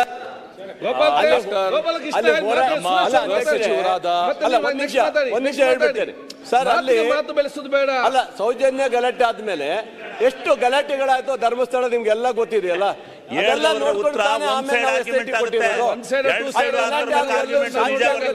ಕೊಟ್ಟಿರೋದಲ್ವಾ, ಅದನ್ನೇ ಇವತ್ತು SIT ಕೊಟ್ಟಿರೋದಂತ ಇವತ್ತು ಸಾಕ್ಷಿಯಾಗಿರೋದು. ಆದ್ರೆ ಗಲಾಟೆ ಆಗದವ್ರು ಯಾರು ಕೊಡಕ್ ಹೋಗ್ತಿರಲ್ಲ. ಹೊಡೆದಾಟ ಆಯ್ತು, ಅಲ್ಲಿ ಬೇರೆ ಬೇರೆ ಗಲಾಟೆ ಆಯ್ತು, ಅಲ್ಲಿ ಹೋರಾಟ ಮಾಡಿದ್ದಾರೆ, ಇವೆಲ್ಲವ ನೋಡ್ಕೊಂಡೆ ತಾನೇ ಕೊಟ್ಟಿರೋದು. ಓಕೆ, ಸುರೇಶ್ ಕುಮಾರ್. ಮಾನ್ಯ ಸಭಾಧ್ಯಕ್ಷರೇ, ಗೃಹ ಸಚಿವರಾಗಿ ಸದನಕ್ಕೆ ಏನು ಸ್ಟೇಟ್ಮೆಂಟ್ ಮಾಡಬೇಕೋ ಮಾಡಿದ್ದೀರಾ. ತಾವು SM ಕೃಷ್ಣ ಅವರು, ಅಲ್ಲ ಹೇಳ್ತೀನಿ ಒಂದು ನಿಮಿಷ, SM ಕೃಷ್ಣ ಅವರು ಮುಖ್ಯಮಂತ್ರಿಗಳಾಗಿದ್ದಾಗ ನೀವು ಹೈಯರ್ ಎಜುಕೇಷನ್ ಮಿನಿಸ್ಟರ್ ಆಗಿದ್ರಿ. ಒಂದು ಯೂನಿವರ್ಸಿಟೀಸ್ ಬಿಲ್ ತಂದಿದ್ರಿ. ಭಾಳಷ್ಟು ಚರ್ಚೆ ಆದಾಗ ಅದನ್ನು ಸದನ ಸಮಿತಿಗೆ ಹೋಗ್ಮೇಲೆ ನೀವು ಉತ್ತರ ಕೊಟ್ಟಿದ್ರಿ. It was one of the wonderful replies that has been given by a minister. ನಾನು ಆ ರೀತಿ ಉತ್ತರನ ಇವತ್ತು ಎಕ್ಸ್ಪೆಕ್ಟ್ ಮಾಡ್ತಾ ಇದ್ದೆ. ಅನ್ಫಾರ್ಚುನೇಟ್ಲಿ ನೀವು ಹೇಳಿದ್ ಬಿಟ್ಟು ಬೇರೆ ಯಾವುದೋ ಅಂಶಕ್ಕೆ ಹೋಗಲ್ಲ. ಇವತ್ತು ನೀವು ಹೇಳಿದಕ್ಕಿಂತ ಮುಚ್ಚಿಟ್ಟಿದ್ದೇ ಜಾಸ್ತಿ. ತಾವು ಹೇಳ್ತೀರಾ 15 ದಿವಸ ನೀವು ಸುಮ್ಮನೆ ಇದ್ರಿ, 15 ದಿವಸ ಆದ್ಮೇಲೆ ಏನಾಯ್ತು ನಿಮಗೆ ಇದ್ದಕ್ಕಿದ್ದಂಗೆ ಅಂತ ಒಂದು ಮಾತು ಹೇಳಿದ್ರಿ. 15 ದಿವಸ ಸುಮ್ಮನೆ ಇರಲಿಲ್ಲ. ಮೊದಲನೇ ದಿವಸದಿಂದನೇ ಯಾವ ಸಂದರ್ಭದಲ್ಲಿ ನಮ್ಮ ಅಭಿಪ್ರಾಯ ವ್ಯಕ್ತಪಡಿಸ್ಬೇಕೋ ಪಡಿಸ್ತಾ ಬಂದಿದ್ದೀವಿ. ನೀವು ಹೇಳಿದ್ರಿ 19ನೇ ತಾರೀಕು SIT ಮಾಡಿದ್ವು ಅಂತ, 19th ಆಫ್ ಜುಲೈ. ಇಮಿಡಿಯೇಟ್ ಆಗಿ ಅದನ್ನ ಸ್ವಾಗತ ಮಾಡಿದವ್ರು ನಾವು. ಇದು ಆಗ್ಬೇಕು, ಸತ್ಯ ಬರಬೇಕು ಅಂತ ನಾವು ಹೇಳಿದ್ದು ನಾವು. ಇವತ್ತು ನಾವು SITಗೆ ವಿರೋಧಿಸ್ತಾ ಇಲ್ಲ. ಆದರೆ ಇದೇ ಗೃಹ ಸಚಿವರು ನಾರಾಯಣಸ್ವಾಮಿ, ಇದೇ ಮುಖ್ಯಮಂತ್ರಿಗಳು ನಾರಾಯಣಸ್ವಾಮಿ ಅವರು ಹಿಂದಿನ ದಿವಸ ಹೇಳಿದ್ರೆ ದಕ್ಷಿಣ ಕನ್ನಡದ ಪೊಲೀಸವರು ಅವ್ರಿಗೆ ಕ್ಷಮತೆ ಇದೆ, ಅವ್ರಿಗೆ ಕೆಪಾಸಿಟಿ ಇದೆ, ಅವ್ರು ಸರಿಯಾಗಿ ಇನ್ವೆಸ್ಟಿಗೇಟ್ ಮಾಡ್ತಾರೆ ಅಂತ ನಮ್ಗೆ ವಿಶ್ವಾಸ ಇದೆ, SIT ಮಾಡೋ ಅಗತ್ಯ ಇಲ್ಲ ಅಂತ ಒಂದು ಮಾತನ್ನ ಹೇಳಿದ್ರಿ. ಮುಂದುವರೆದು ಮುಖ್ಯಮಂತ್ರಿಗಳು ಹೇಳಿದ್ರು, ಮುಖ್ಯಮಂತ್ರಿಗಳು ಅಥವಾ ನೀವು, ಪೊಲೀಸ್ ಅವರಿಂದ ಮನವಿ ಬಂದ್ರೆ ನಾವು SIT ರಚಿಸ್ತೀವಿ ಅಂತ ಹೇಳಿದ್ವಿ.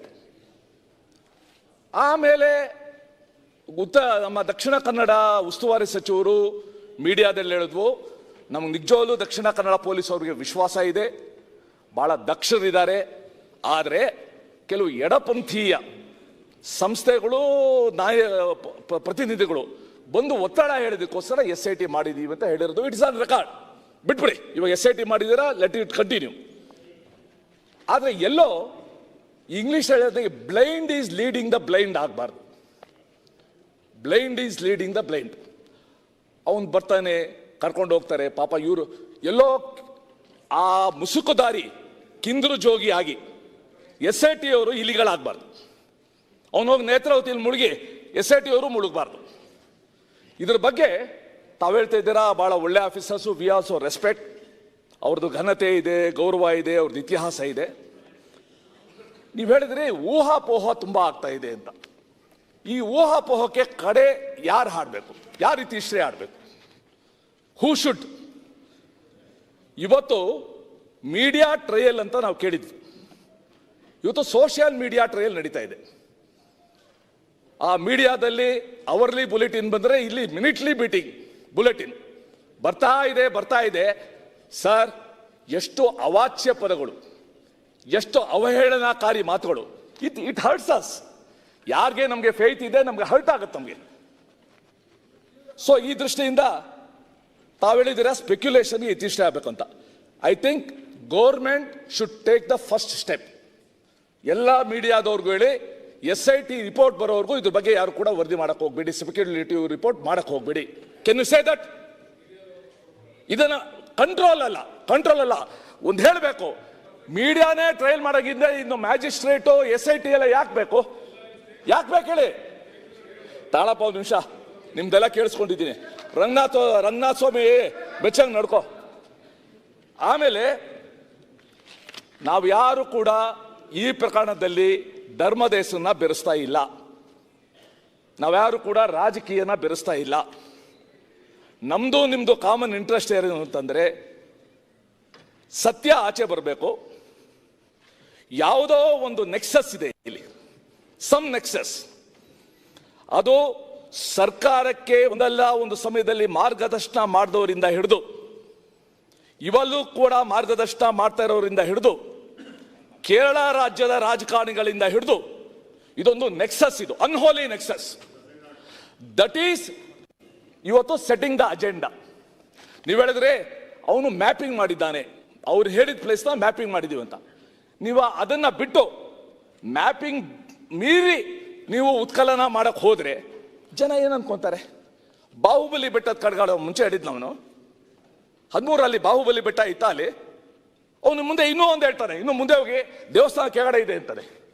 ಸೊ ಅದಕ್ಕೋಸ್ಕರ ಮಾನ್ಯ ಅಧ್ಯಕ್ಷರೇ, ದಯವಿಟ್ಟು ಸದನ ರಾಜ್ಯದ ಸಾಮಾನ್ಯ ಜನತೆಯ ಭಾವನೆನ ಅರ್ಥ ಮಾಡ್ಕೊಳ್ಳಿ. Let us not allow this speculation to continue. ಇವರಾಗಲೇ ಅಪರಾಧಿ ಅಂತ ಘೋಷಿಸ್ಬಿಟ್ಟಿದ್ದಾರೆ. ಫಸ್ಟು ತೀರ್ಪು ಕೊಟ್ಬಿಡೋದು, ಆಮೇಲೆ ಎವಿಡೆನ್ಸ್ ಹುಡ್ಕೋದು. ಕೋರ್ಟಲ್ಲಿ ಫಸ್ಟ್ ಎವಿಡೆನ್ಸು, ಆಮೇಲೆ ಜಡ್ಜ್ಮೆಂಟು. ಇಲ್ಲಿ ನಡೀತಾ ಇರೋದು ಫಸ್ಟ್ ಜಡ್ಜ್ಮೆಂಟ್ ಕೊಟ್ಬಿಟ್ಟಿದ್ದಾರೆ, ಇವರೇ ಅಪರಾಧಿ, ಈ ಕುಟುಂಬನೇ ಅಪರಾಧಿ ಅಂತ. ಇದು ಸಮಾಜದ ಸ್ವಾಸ್ಥ್ಯ ದೃಷ್ಟಿಯಿಂದ ಇದು ಒಳ್ಳೇದಲ್ಲ. ಮತ್ತೆ ತಾಳಪ್ಪ ಒಂದು ವಿಷಯ ಅಲ್ಲ,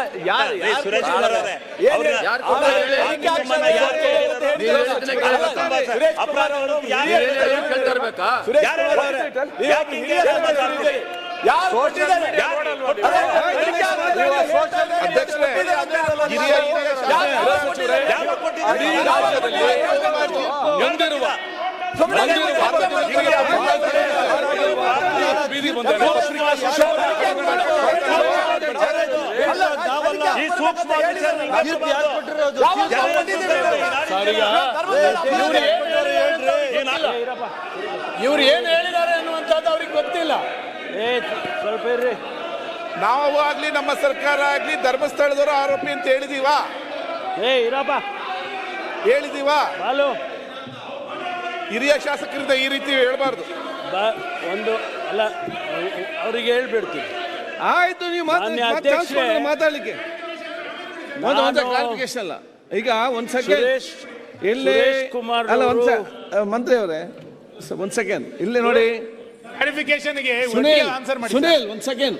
ಇಲ್ಲಿ ಗಂಭೀರವಾಗಿ ಚರ್ಚೆ ನಡೀತಾ ಇದೆ. ಚರ್ಚಾ ಸಂದರ್ಭ ಸದಸ್ಯರು ಮಾತಾಡುವಾಗ ಒಂದು ನೀವೆಲ್ಲರೂ ಕೂಡ ಕಿವಿಗೆ ಇಯರ್ಫೋನ್ ಒಂದು ಹಾಕೊಳ್ಳಿ ಫಸ್ಟಿಗೆ. ಇಲ್ಲದೆ ಮಾತಾಡುವಾಗ ಕರೆಕ್ಟ್ ಒಂದೊಂದು ಕೇಳೋದಿಲ್ಲ. ಅದರ ಮೇಲೆ ಈಗ ತಾವು ಏನು ನಮ್ಗೆ ಕೂಡ ಅದೇ ರೀತಿ ಹೇಳಿದ್ದು ಆಲ್ರೆಡಿ ಅಪರಾಧಿ ಅಂತ ಹೇಳಿ ನೀವು ಬಿಂಬಿಸಿದ್ರಿ. ಯಾರು ಬಿಂಬಿಸ ನೀವು ಹೇಳಿಲ್ಲ, ಅದನ್ನ ಹೇಳ್ಬೇಕಲ್ಲ, ನೀವು ಅದನ್ನ ಹೇಳಿಲ್ಲ, ಅದೇ ಹೇಳಿಲ್ಲ. ಅದು ತಪ್ಪಾಗಿ ಆಗಿದೆ. ಓಕೆ, ಅದು ಏನಾಗಿದೆ ತಪ್ಪಾಗಿ ಅವ್ರಿಗೆ ಸರ್ಕಾರ ಮಂತ್ರಿ ಮಾತಾಡಲಿ. ಅಧ್ಯಕ್ಷರೇ, ಸುರೇಶ್ ಕುಮಾರ್ ಅವರು ನನಗೆ ಭಾಳ ಅಪಾರವಾದ ಗೌರವ ಇದೆ ನಿಮ್ಮ ಮೇಲೆ. ಕಾನೂನು ಸಚಿವರಾಗಿದ್ದವ್ರು ನೀವು. ನಮ್ಮ ಕಾನೂನು ಸಚಿವರು ಇದ್ದಾರೆ. ಅಲ್ಲ, ಹೇಳ್ತೀನಿ, ಮುಂದಕ್ಕೆ ಹೇಳೋ ತನಕ ನೀವು ತಡ್ಕೊಳ್ಳೋದಿಲ್ಲ ಅಂದ್ರೆ ಏನು ಮಾಡೋದು? ಸ್ವಲ್ಪ ಕೇಳಿ. ಕಾನೂನು ಈ ದೇಶದಲ್ಲಿ ಇರಬೇಕಾ ಬೇಡವಾ? ಅದಕ್ಕಾಗಿ ಹೇಳ್ತಾ ಇದ್ದೀನಿ, ಕಾನೂನಿನ ಚೌಕಟ್ಟಿನಲ್ಲಿ ತನಿಖೆಯನ್ನ ಮಾಡ್ತಾ ಇದ್ದೇವೆ. ನಿಮಗದು ಸಹಿಸೋಕ್ಕಾಗೋದಿಲ್ವಾ? ಅಥವಾ ಕಾನೂನು ಹೊರತುಪಡಿಸಿ ನಾವೇನಾದರೂ ತನಿಖೆ ಮಾಡ್ತಾ ಇದ್ದೀವಿ ಅಂತ ನಿಮ್ಗೆ ಅನ್ಸಿದ್ರೆ ಹೇಳಿ, ನಾನು ಉತ್ತರ ಕೊಡ್ತೀನಿ. ನನ್ನ ಬಾಯಿಂದ ಮಾಡೋದು ನಾನು ಹೇಳಿದ ಇಷ್ಟನೇ. ನಾವು SIT ನ ಸ್ವಾಗತಿಸಿದೀವಿ. ಸತ್ಯ ಬರಬೇಕು, ಒಳ್ಳೆ ಅಧಿಕಾರಿಗಳನ್ನೇ ನೀವು ಹಾಕಿದ್ದೀರಾ. ಆದ್ರೆ ಆ ಒಂದೇನೋ ಟರ್ಮ್ಸ್ ಆಫ್ ರೆಫರೆನ್ಸ್ ನೀವೇನು ಕೊಟ್ಟಿದ್ದೀರಾ, ಅದನ್ನ ಮೀರಿ ಯಾವುದೋ ಎಕ್ಸ್ಟ್ರಾ ಕಾನ್ಸ್ಟಿಟ್ಯೂಷನಲ್ ಅಥಾರಿಟಿ ಇದ್ದಂಗೆ extra government authority should not guide. Okay, ಆಮೇಲೆ ದಯವಿಟ್ಟು ಪುಟ್ಟ ಸ್ಪೆಕ್ಯುಲೇಷನ್ಸ್. ಸುರೇಶ್ ಸುರೇಶ್ ಕುಮಾರ್ ಅವರೇ, 164 ಸ್ಟೇಟ್ಮೆಂಟ್ ಹೊರತುಪಡಿಸಿ ನನಗೂ ಗೊತ್ತಿಲ್ಲ 164 ಸ್ಟೇಟ್ಮೆಂಟ್ ಅಲ್ಲಿ ಏನ್ ಬಂದಿದ್ದೀನಿ ಹೇಳಿದ್ದಾನೆ ಅವನು ಮ್ಯಾಜಿಸ್ಟ್ರೇಟ್ ಮುಂದೆ ಅಂತ ಹೇಳಿ. ಆ ಕೆಲಸ, ಆ ಇನ್ವೆಸ್ಟಿಗೇಷನ್ ನಡೀತಾ ಇದ್ದೇವನ, ಬೇರೆ ಯಾವುದು ಇನ್ವೆಸ್ಟಿಗೇಷನ್ ನೀವು ಹೇಳಿದ್ರಲ್ಲ, ಎಕ್ಸ್ಟ್ರಾ ಕಾನ್ಸ್ಟಿಟ್ಯೂಷನಲ್ಲು ಅಥವಾ ಎಕ್ಸ್ಟ್ರಾ ಏನೋ ತೀರ್ಮಾನ ತಗೊಂಡಿದ್ದಾರೆ, nothing of that nature. Okay, nothing, absolutely nothing of that nature. Sunil ದಯಮಾಡಿ ಅರ್ಥ ಮಾಡ್ಕೊಳ್ಳಿ. ಆಯ್ತು ಸುರೇಶ್ ಕುಮಾರ್ ಅವರೇ, respects to you, with due respects to you.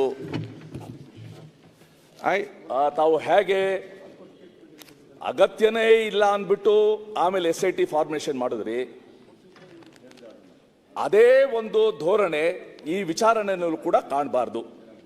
So ನಾನು ಮುಖ್ಯಮಂತ್ರಿಗಳಲ್ಲಿ ಕೇಳ್ಕೊಳ್ಳೋದು, ಸುರೇಶ್ ಕುಮಾರ್ ನಿಮಗೂ ಇಷ್ಟ ಇರೋದು ಮಾತಾಡ್ಲಿ, ಸುರೇಶ್ ಕುಮಾರ್ ಅವರೇ, ನಿಮಗೂ ನ್ಯಾಯ, ನನಗೂ ನ್ಯಾಯ ಬರ್ಬೇಕು, ನ್ಯಾಯ ಬರ್ಬೇಕು. ಸುರೇಶ್ ಕುಮಾರ್, ಅಲ್ಲಿವರೆಗೂ ಈ ಸ್ಪೆಕ್ಯುಲೇಟಿವ್ ಟ್ರಯಲ್, ಸೋಷಿಯಲ್ ಮೀಡಿಯಾ ನಿಲ್ಲಿಸಲಿಕ್ಕೆ ಕ್ರಮ ತಗೋಬೇಕು. ಶಿವಲಿಂಗ ಅವರೇ ಮಾತಾಡಿ. ಕ್ಲಾರಿಫಿಕೇಶನ್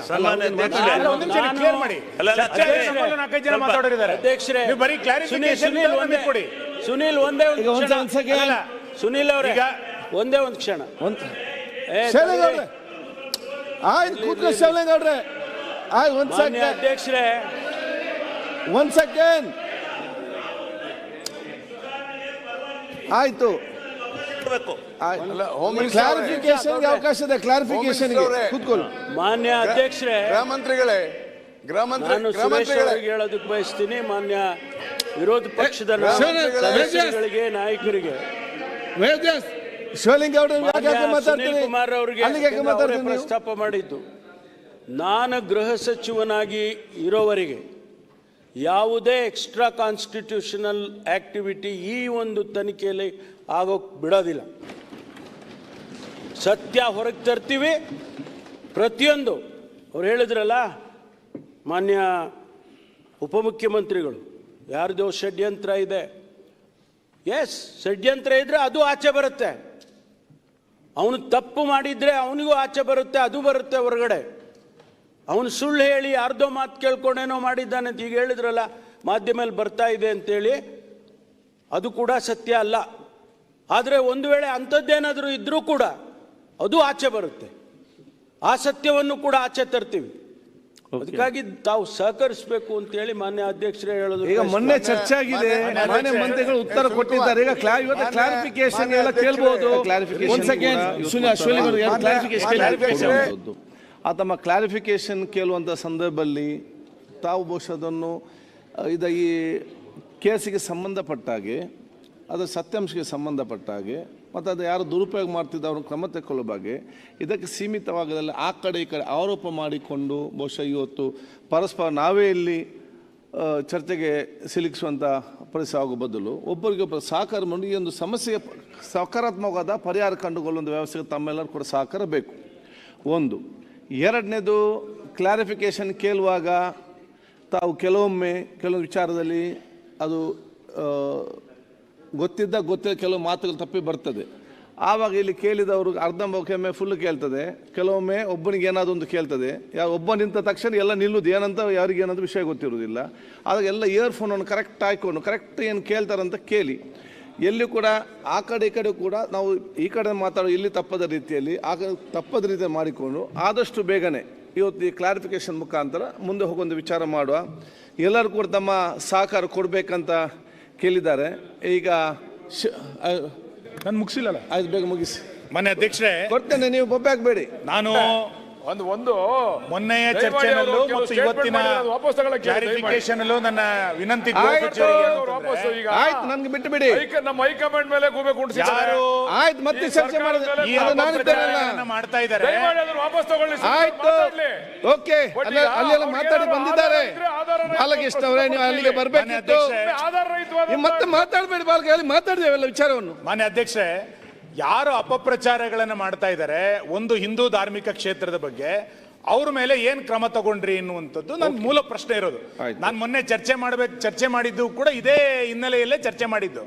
ಮಾನ್ಯ ಗೃಹ ಸಚಿವರು ಉತ್ತರ ಕೊಡ್ಬೇಕಾದ್ರೆ ಆ ಹಿನ್ನೆಲೆಯಲ್ಲಿ ಉತ್ತರ ಕೊಡ್ತಾರೆ ಅಂತ ನಾನು ಕೇಳಿದ್ದೆ. ಇವತ್ತು ಈ ಕ್ಷಣ ತನಕ ನೀವು ಅದು ಉತ್ತರ ಕೊಡ್ಲಿಲ್ಲ. ಹಾಗಾಗಿ ನಾನು ಕೇಳೋದು, ಇದರ ಹಿಂದೆ ಇರುವಂತ ಪಿತೂರಿ, ದೊಡ್ಡ ಪ್ರಮಾಣದ ಒಂದು ಪಿತೂರಿ ನಡೆದಿದೆ. ಅದನ್ನ ಉಪಮುಖ್ಯಮಂತ್ರಿಗಳೇ ಒಪ್ಕೊಂಡಿದ್ದಾರೆ. ಆ ಪಿತೂರಿ ಏನು ಅನ್ನೋದನ್ನ ಹೇಳಿ. ಎರಡನೇದು, ಇಷ್ಟು ದೊಡ್ಡ ಪ್ರಮಾಣದಲ್ಲಿ ಅಪಪ್ರಚಾರಗಳನ್ನ ಧಾರ್ಮಿಕ ಕ್ಷೇತ್ರದ ಬಗ್ಗೆ ಮಾಡಿದಾಗ ಅವ್ರ ಮೇಲೆ ಒಂದೇ ಒಂದು FIR ಹಾಕಿಲ್ಲ ಅಂತಂದ್ರೆ ಯಾವಾಗ ಈ ಆಕ್ಷನ್ ಯಾವಾಗಿಂದ ಶುರು ಮಾಡ್ತೀರಿ?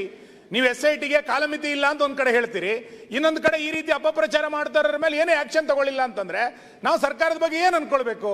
ಆ ಹಿನ್ನೆಲೆಯಲ್ಲಿ ಸ್ವಲ್ಪ ಉತ್ತರ ಕೊಡಿ ಅಂತ ನನ್ನ ವಾದ ಇರೋದು. ಓಕೆ, ಶಿವಲಿಂಗೌಡ್ರೆ, ಕ್ಲಾರಿಫಿಕೇಶನ್. ಈಗ ಧರ್ಮಸ್ಥಳದಲ್ಲಿ ನಡೆದಂಥ ಘಟನೆಯ ಬಗ್ಗೆ ಚರ್ಚೆಯನ್ನು ನಡೆದಿದೆ, ಉತ್ತರ ಏನು ಕೊಡ್ತಾ ಇದ್ದಾರೆ. ಅದರಲ್ಲಿ ಧರ್ಮಸ್ಥಳ ಪವಿತ್ರವಾದಂಥ ಕ್ಷೇತ್ರ, ಪ್ರತಿಯೊಬ್ಬರೂ ಹೋಗಿ ದೇವರ ಮರೆಯನ್ನು ಹೋಗ್ತಕ್ಕಂಥವ್ರು. ನಾವು ದೇವರ ಧರ್ಮಸ್ಥಳದ ಭಕ್ತರು. ಓಕೆ, ಧರ್ಮಸ್ಥಳಕ್ಕೆ ಇವತ್ತಿನಿಂದ ಕಳಂಕ ತರ್ತಕ್ಕಂಥ ಕೆಲಸ ನಡೆದಿಲ್ಲ. ಸುಮಾರು ವರ್ಷಗಳಿಂದ, ಸುಮಾರು 13 ಅದು ಯಾಕೆ ಏನು ಅನ್ನೋದು ಚರ್ಚೆ ಆಗಬೇಕಾಗಿದೆ. ಧರ್ಮಸ್ಥಳಕ್ಕೆ ಕಳಂಕ ತರ್ತಕ್ಕಂಥ ಕೆಲಸವನ್ನು ಯಾವ ವಿಚಾರದಲ್ಲಿ ಆ ಧರ್ಮಸ್ಥಳವನ್ನು ಒಂದು ಅಪವಿತ್ರತೆಗೊಳಿಸ್ತಕ್ಕಂಥ, ಅಲ್ಲಿಯ ಮ್ಯಾನೇಜ್ಮೆಂಟನ್ನು ಅಪವಿತ್ರಗೊಳಿಸ್ತಕ್ಕಂಥ ಕೆಲಸ ಇವತ್ತಿನಿಂದ ನಡೆದಿರೋದಲ್ಲ, ಭಾಳ ವರ್ಷಗಳಿಂದ ನಡ್ಕೊಂಬಂದಿದೆ. ಸುಮಾರು ವರ್ಷಗಳಿಂದ ನಡ್ಕೊಂಬಂದಿದೆ. ಆ ನಡ್ಕೊಂಬಂದಿರ್ತಕ್ಕಂಥ ಅಪವಿತ್ರತೆಯನ್ನು ಹಾಳು ಮಾಡ್ತಕ್ಕಂಥ ಪ್ರವೃತ್ತಿಯನ್ನು ಇವತ್ತು ಮತ್ತೆ ಶುರು ಮಾಡಿದ್ದಾರೆ ಅಂತಕ್ಕಂಥದ್ದು ಒಂದು ಸಮಸ್ಯೆಯಾಗಿ ಪರಿಣಮಿಸಿದೆ. ಅದನ್ನು ಆ ಧರ್ಮಸ್ಥಳದ ಆ ಪವಿತ್ರವಾದಂಥ ಸ್ಥಳಕ್ಕೆ ಬಂದಿರತಕ್ಕಂಥ ಕಳಂಕವನ್ನು ಬೇರು ಸಹಿತ ಕಿತ್ತೊಗಿಬೇಕು ಅನ್ನೋದೇ ನಮ್ಮ ಸರ್ಕಾರದ ಸಿದ್ಧಾಂತ. ನಮ್ಮ ಸರ್ಕಾರದ ಸಿದ್ಧಾಂತ ಆ ಧರ್ಮಸ್ಥಳಕ್ಕೆ ಯಾವ ಪವಿತ್ರತೆಯನ್ನು ಹಾಳು ಮಾಡ್ತಕ್ಕಂಥ, ಅದಕ್ಕಿರ್ತಕ್ಕಂಥ ಘನತೆ, ಗೌರವ, ಆ ಭಕ್ತಿ ಭಾವ ಎಲ್ಲವನ್ನ ಏನು ಹಾಳು ಮಾಡಕ್ಕೆ ಹೊಂಟಿದ್ದಾರೆ ಕೆಲವರು, ಆ ಪಟ್ಟಭದ್ರ ಶಕ್ತಿ ಹಿತಾಶಕ್ತಿಗಳನ್ನು ಎಳೆದು ಅವರಿಗೆ ಶಿಕ್ಷೆ ಕೊಡಿಸ್ಬೇಕು, ಆ ಪವಿತ್ರತೆಯನ್ನು ಕಂಡುಹಿಡಿಬೇಕು. ಧರ್ಮಸ್ಥಳಕ್ಕೆ ಇರತಕ್ಕಂಥ ಕಳಂಕವನ್ನ ಏನು ಬಿಟ್ಕೊಂಡು ಹೋಗಬಾರ್ದು ಅಂತಕ್ಕಂಥ ದೃಷ್ಟಿಯಿಂದಲೇ ನಮ್ಮ ಹೇಳ್ತಾರೆ ನೇಮ 164 ಪ್ರಕಾರ ಮ್ಯಾಜಿಸ್ಟ್ರೇಟ್ರ ಮುಂದೆ ಹೇಳಿಕೆ ಆದಮೇಲೆ ಅವರು ತನಿಖೆ ಮಾಡಿ ಅಂತ ಹೇಳಿದ ಮೇಲೆ ನಾವೇನು ಇದು ಏನು ಮಾಡ್ತಾರೆ ತನಿಖೆ ಅಂತಿದ್ದೋ, ಗುಂಡೂರಾಯರದು ಬಂತು, ದಿನೇಶ್ ಗುಂಡೂರಾವ್ರದ್ದು ಹೇಳಿಕೆ ಬಂತು. ಆದರೆ ಒಂದು ಹಂತದಲ್ಲಿ ಇಲ್ಲ, ಈ ಧರ್ಮಸ್ಥಳಕ್ಕೆ ತಗಲಿರ್ತಕ್ಕಂಥ ಪಾವಿತ್ರತೆಯನ್ನು ಉಳಿಸ್ಬೇಕು, ಇದನ್ನ ಅಪಚಾರನ ತೆಗೆದುಹಾಕಬೇಕು, ಪಾವಿತ್ರತೆ ಉಳಿಸ್ಬೇಕು ಅಂತೇಳಿ SITನ ರಚನೆ ಮಾಡಿರ್ತಕ್ಕಂಥದ್ದು ನಿಜವಾಗಲೂ ಇಡೀ ಕರ್ನಾಟಕದ ಜನ ಒಪ್ಕೊಂಡಿದೆ. ಹೌದು, ಇದು ಯಾವುದೇ ಕಾರಣದಿಂದ ಇದು ಆಗಬೇಕು, ಇದಾಗಲೇಬೇಕು ಅಂತಕ್ಕಂಥ ದೃಷ್ಟಿ.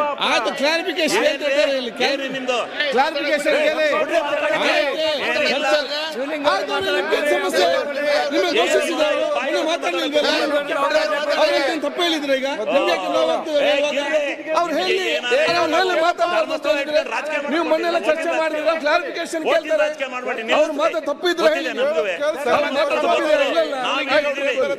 ಮಾತಾಡಕ್ ಬಿಡ್ರಿ. ನಾವು ಧರ್ಮಸ್ಥಳಕ್ಕೆ ಬಂದಿರತಕ್ಕಂಥ ಕಪ್ಪು ಚುಕ್ಕಿನ ತೆಗಿಬೇಕು ಅಂತ ಹೊಂಟಿರಕ್ಕಂತ ಶಿವಲಿಂಗೌಡ್ರೆ, ನಾವು ಕಪ್ಪು ಚುಕ್ಕಿ ಉಳಿಸೋದಲ್ಲ, ಬೇರು ಸಹಿತ ಕಿತ್ತೆಸಬೇಕು, ಬೇರು ಸಹಿತ ಕಿತ್ತೆಸಬೇಕು ಅಂತ ಹೇಳಿ SIT ರಚನೆ ಮಾಡಿ ನಡೀತಾ ಇದೆ. ಒಂದು ಸಂಸ್ಥೆ, ಜವಾಬ್ದಾರಿಯುತವಾದಂಥ ಸಂಸ್ಥೆ ಅಲ್ಲಿ ತನಿಖೆ ನಡೆಸ್ತಾ ಇರುವಾಗ ಈಗ ಮಧ್ಯದಲ್ಲಿ ಪ್ರವೇಶ ಮಾಡಿದ್ರೆ ಇಲ್ಲ, ಅವನ್ಯಾರು ಅನಾಮಧೇಯ, ಅವನ್ಯಾವನ, ಅವನೇನು ನಾವು ಇವನು ಅಂತೇಳಿ ಒಪ್ಕೊಂಡಿಲ್ಲ, ಅವನಿಗೆ ಶಾಬಾಷ್ಗಿರಿ ಕೊಡ್ತಾ ಇಲ್ಲ, ಅವನ ಅನಾಮಧೇಯನ್ ಯಾವನ್ ಕಳಿಸ ಜುಟ್ಟು ಹಿಡ್ಕೊಂಡು ಹಳಕ ಬರಂತಡ್ರಿ, ಅಲ್ಲಿವರೆಗೂ ಯಾಕ್ರಿ ತಡೆಯಕ್ಕಲ್ಲ ನೀವು? ಆಯ್ತು, ನೀವು ಕ್ಲಾರಿಫಿಕೇಶನ್ ಮಂತ್ರಿಗೆ ಅವ್ರಿಗೆ ಯಾಕೆ ಮಾತಾಡ್ತೀರಿ? ಜುಟ್ಟು ಹಿಡ್ಕೊಂಡು ಹಳಕ ಬರ, ಯಾರು ಅನಾಮಧೇಯನ್ ಕಳಿಸಿರೋನು, ಅವನ್ ಯಾರು ಅನಾಮಧೇಯ, ಎಲ್ಲಿಂದ ಬಂದಾನೆ, ಅವನೇನ್ ನಾಟಕ ಮಾಡ್ತಾವನೆ, ಯಾರ್ಯಾರ ನಾಟಕ ಇಲ್ಲಿ ಎಲ್ಲೆಲ್ಲಿ ನಡೀತಾ ಇದೆ? ಮಂಜು ಮಾತಾಡೋದು ಹೇಳಿ ಮಾರ, ಏನಂದು ಮಾತಾಡ್ತಾ ಇದಾರೆ. ತೆಗಿತೀವಿ ತಡ್ರಿ, ತೆಗಿಯಕ್ಕೋಸ್ಕರಲೇ ಪರಮೇಶ್ವರ್ ಅವರು ಬಹಳ ಸಾಹಸ ಪಡ್ತಾ ಇದಾರೆ. ಮುಖ್ಯಮಂತ್ರಿಗಳು ಅವರನ್ನು ಬೈದಿದ್ದಾರೆ. ಏನ್ ಮುಖ್ಯಮಂತ್ರಿಗಳು ಬಿಟ್ರ ಅವರು ಯಾವ ಷಂಡತಂತ್ರ ಮಾಡ್ತಾ ಇದಾರೋ ಅವ್ರು ಯಾರ್ಯಾರು ಮುಖ್ಯಮಂತ್ರಿಗಳನ್ನು 24 ಕೊಲೆ ಮಾಡಿದ್ದಾರೆ ಅಂತೇಳಿ ಟಿವಿನಲ್ಲಿ ಹೇಳ್ತಾ ಇದ್ದಾರೆ. ಅವ್ರೇನ್ ಕಡಿಮೆ ಅಲ್ಲ, ಅವ್ರು ಯಾರು, ಅವ್ರು ಎಲ್ಲಿದ್ದಾರೆ, ಅವ್ರನ್ನ ತರೋವರ್ಗಾರು ನೀವು ಆಯ್ತು. ಶಿವಲಿಂಗೌಡ್ರೆ, ಉತ್ತರ ಕರೆಕ್ಟ್ ಇದೆ ಕೊಟ್ಟದ್ದು. ನಾವೇನ್ ತಪ್ಪು ಮಾಡಿದೆ ಸರ್ಕಾರ ಅಂತ ಹೇಳಿ ಸಂದು ಸರ್ಕಾರದ ಮೇಲೆ ಮುಗಿ ಬೀಳ್ತೀರ ನೀವು? ಏನೋ ಮಾಡ್ಬಿಟ್ಟು ಪರಮೇಶ್ವರ್ ಅವರು ಇದು ಶಿವಲಿಂಗೌಡ್ರೆ, ಯಾಕೆ ಇದು ಶಿವಲಿಂಗೌಡ್ರೆ ಅಧ್ಯಕ್ಷರೇ, ನಾನು ಅಲ್ಲ ಉತ್ತರ ಕೊಟ್ಟು ದ್ವೇಷ ಮಾಡ್ತಾ ಅಲ್ಲ, ಮಂತ್ರಿಗಳು ಉತ್ತರ ಕೊಟ್ಟು ಕರೆಕ್ಟ್ ಇದೆ. ಜನತೆಗೆ, ಮುಗ್ಧ ಜನತೆಗೆ ಹೋಗ್ಬೇಕು ಸಂದೇಶ. ಕಾಂಗ್ರೆಸ್ ಪಕ್ಷದವರು ಧರ್ಮಸ್ಥಳದ ಪರವಾಗಿದ್ದಾರೆ, ಯಾವುದೇ ಕಾರಣದಿಂದ ವಿರೋಧವಾಗಿಲ್ಲ ಅಂತಕ್ಕಂಥದ್ದು ಹೋಗ್ಬೇಕು. ಅದು ಈ ರಾಜ್ಯದ ಜನಕ್ಕೆ ಗೊತ್ತಾಗಬೇಕು. ಆಯ್ತು, ನಮ್ಮನ್ನು ಸ್ವಾಗತ 500 ಸಂಘಗಳನ್ನು ಕಟ್ಟಿದ್ದಾರೆ, ಹಣಕಾಸಿನ ಸಹಾಯ ಮಾಡಿದ್ದಾರೆ. ಶಿವಲಿಂಗೌಡ್ರೆ, ಚರ್ಚೆ ಬೇಡ. ಶಿವಲಿಂಗೌಡ್ರೆ, ಸ್ಥಳ ಬಂದಿರತಕ್ಕಂಥ ಕಳಂಕವನ್ನ ತೆಗಿಲಿಕ್ಕೆ ಹೊಂಟ್ರೆ ಶಿವಲಿಂಗೌಡ್ರೆ ಹಂಗೆ ಮಾಡ್ಬೇಕು ಅಂತ ದಿವಸ ಹೋಗಿ ಮುಖ್ಯಮಂತ್ರಿ ಶಿವಲಿಂಗೌಡ್ರೆ ಹೋಮ್ ಮಿನಿಸ್ಟರ್ ಹೋಗಿ ಕುತ್ಕೊಂಡು ಹೇಳ್ಕೊಡಕ ಆಯ್ತು. ಶಿವಲಿಂಗ ಹೋಮ್ ಮಿನಿಸ್ಟರ್ ಉತ್ತರ ಕರೆಕ್ಟ್ ಇದೆ ಇಲ್ವಾ? ವಹಿಸಿದೀವಿ, ರಿಸಲ್ಟ್ ಕೊಡೋವರೆಗೂ ಅವ್ರು ವರದಿ ಕೊಡೋವರೆಗೂ ಇರ್ರಿ, ಸರಿ ನೋಡೋಣ ಏನಾಗುತ್ತೆ ಅಂತ. ಆದ್ರಿಂದ ದಯಮಾಡಿ ಅಧ್ಯಕ್ಷರೇ, ಯಾಕೆ ಅವಸರ ಮಾಡ್ತೀರಿ ಅಧ್ಯಕ್ಷರೇ? ಈ ರಾಜ್ಯ ಜನಕ್ಕೆ ಬೇಕಾಗಿದೆ ಮೆಸೇಜು. ಜನ ಹೇಳಿದಿರಲ್ಲ, ಅಷ್ಟೊಂದು ತಪ್ಪು ಮಾಡ್ತಾವ್ರ, ಹೌದು, ತಪ್ಪು ಮಾಡಿ ಧರ್ಮಸ್ಥಳಕ್ಕೆ ಶಿಕ್ಷೆ ಕೊಡಿಸ್ತಾವ್ರ ಅನ್ನೋ ರೀತಿನೇ ಯಾಕ್ರಿ ನಾವು ಹೌದು ಅಂತ ಯಾಕೆ ಮಾತಾಡ್ತೀರಿ ಅಲ್ಲಿ ಕೂತ್ಕೊಂಡು? ತಪ್ಪು ಮಾತಾಡ್ತಾರೆ, ಮಾಡಿದೀವಿ ಅದ್ರ ರಿಪೋರ್ಟ್ ಆಯ್ತು, ತಪ್ಪು ಮಾತಾಡ್ರಿ ಇಲ್ಲ ಬರೋವರ್ಗಿರ್ರಿ.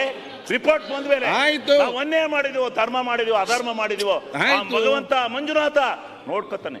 ಮಂಜುನಾಥ ಶಿವಲಿಂಗೌಡ್ರೆ, ಯಾರ ನಾಟಕಕ್ಕೆ ಇದ್ರ ಪರವಾಗಿ ಮಾತಾಡ್ತಾ ಇದಾರೆ, ಈಗ ನಾಟಕ ಬಿಟ್ಟು ಮಾತಾಡ್ತಾ ಈಗ ಗೃಹ ಸಚಿವರ ಉತ್ತರ ಕರೆಕ್ಟ್ ಇದೆ. ಹೌದು, ಯೂಟ್ಯೂಬ್ನರು ಸ್ವಲ್ಪ ಇದನ್ನ ಮಾಡ್ತಾ ಇದಾರೆ. ಶಿವಲಿಂಗೌಡ್ರೆ, ವರದಿ ಸರಿ ಇಲ್ಲ.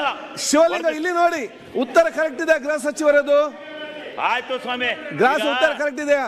ಈಗ ನಾನು ಏನು ಗಲಾಟೆ ಅಲ್ಲ, ಉತ್ತರ ಕರೆಕ್ಟ್ ಇದೆಯಾ? ಗಲಾಟೆ ಹಚ್ಚಲ್ಲ, ಉತ್ತರ ಆದ್ರೆ ಈ ಮೆಸೇಜ್ ಯಾಕೆಂದ್ರೆ ನನಗೆ ನಮ್ಮ ಕ್ಷೇತ್ರದ ಜನ ಕೇಳ್ತಾರೆ, ತಾಲೂಕಿನ ಜನ ಕೇಳ್ತಾರೆ.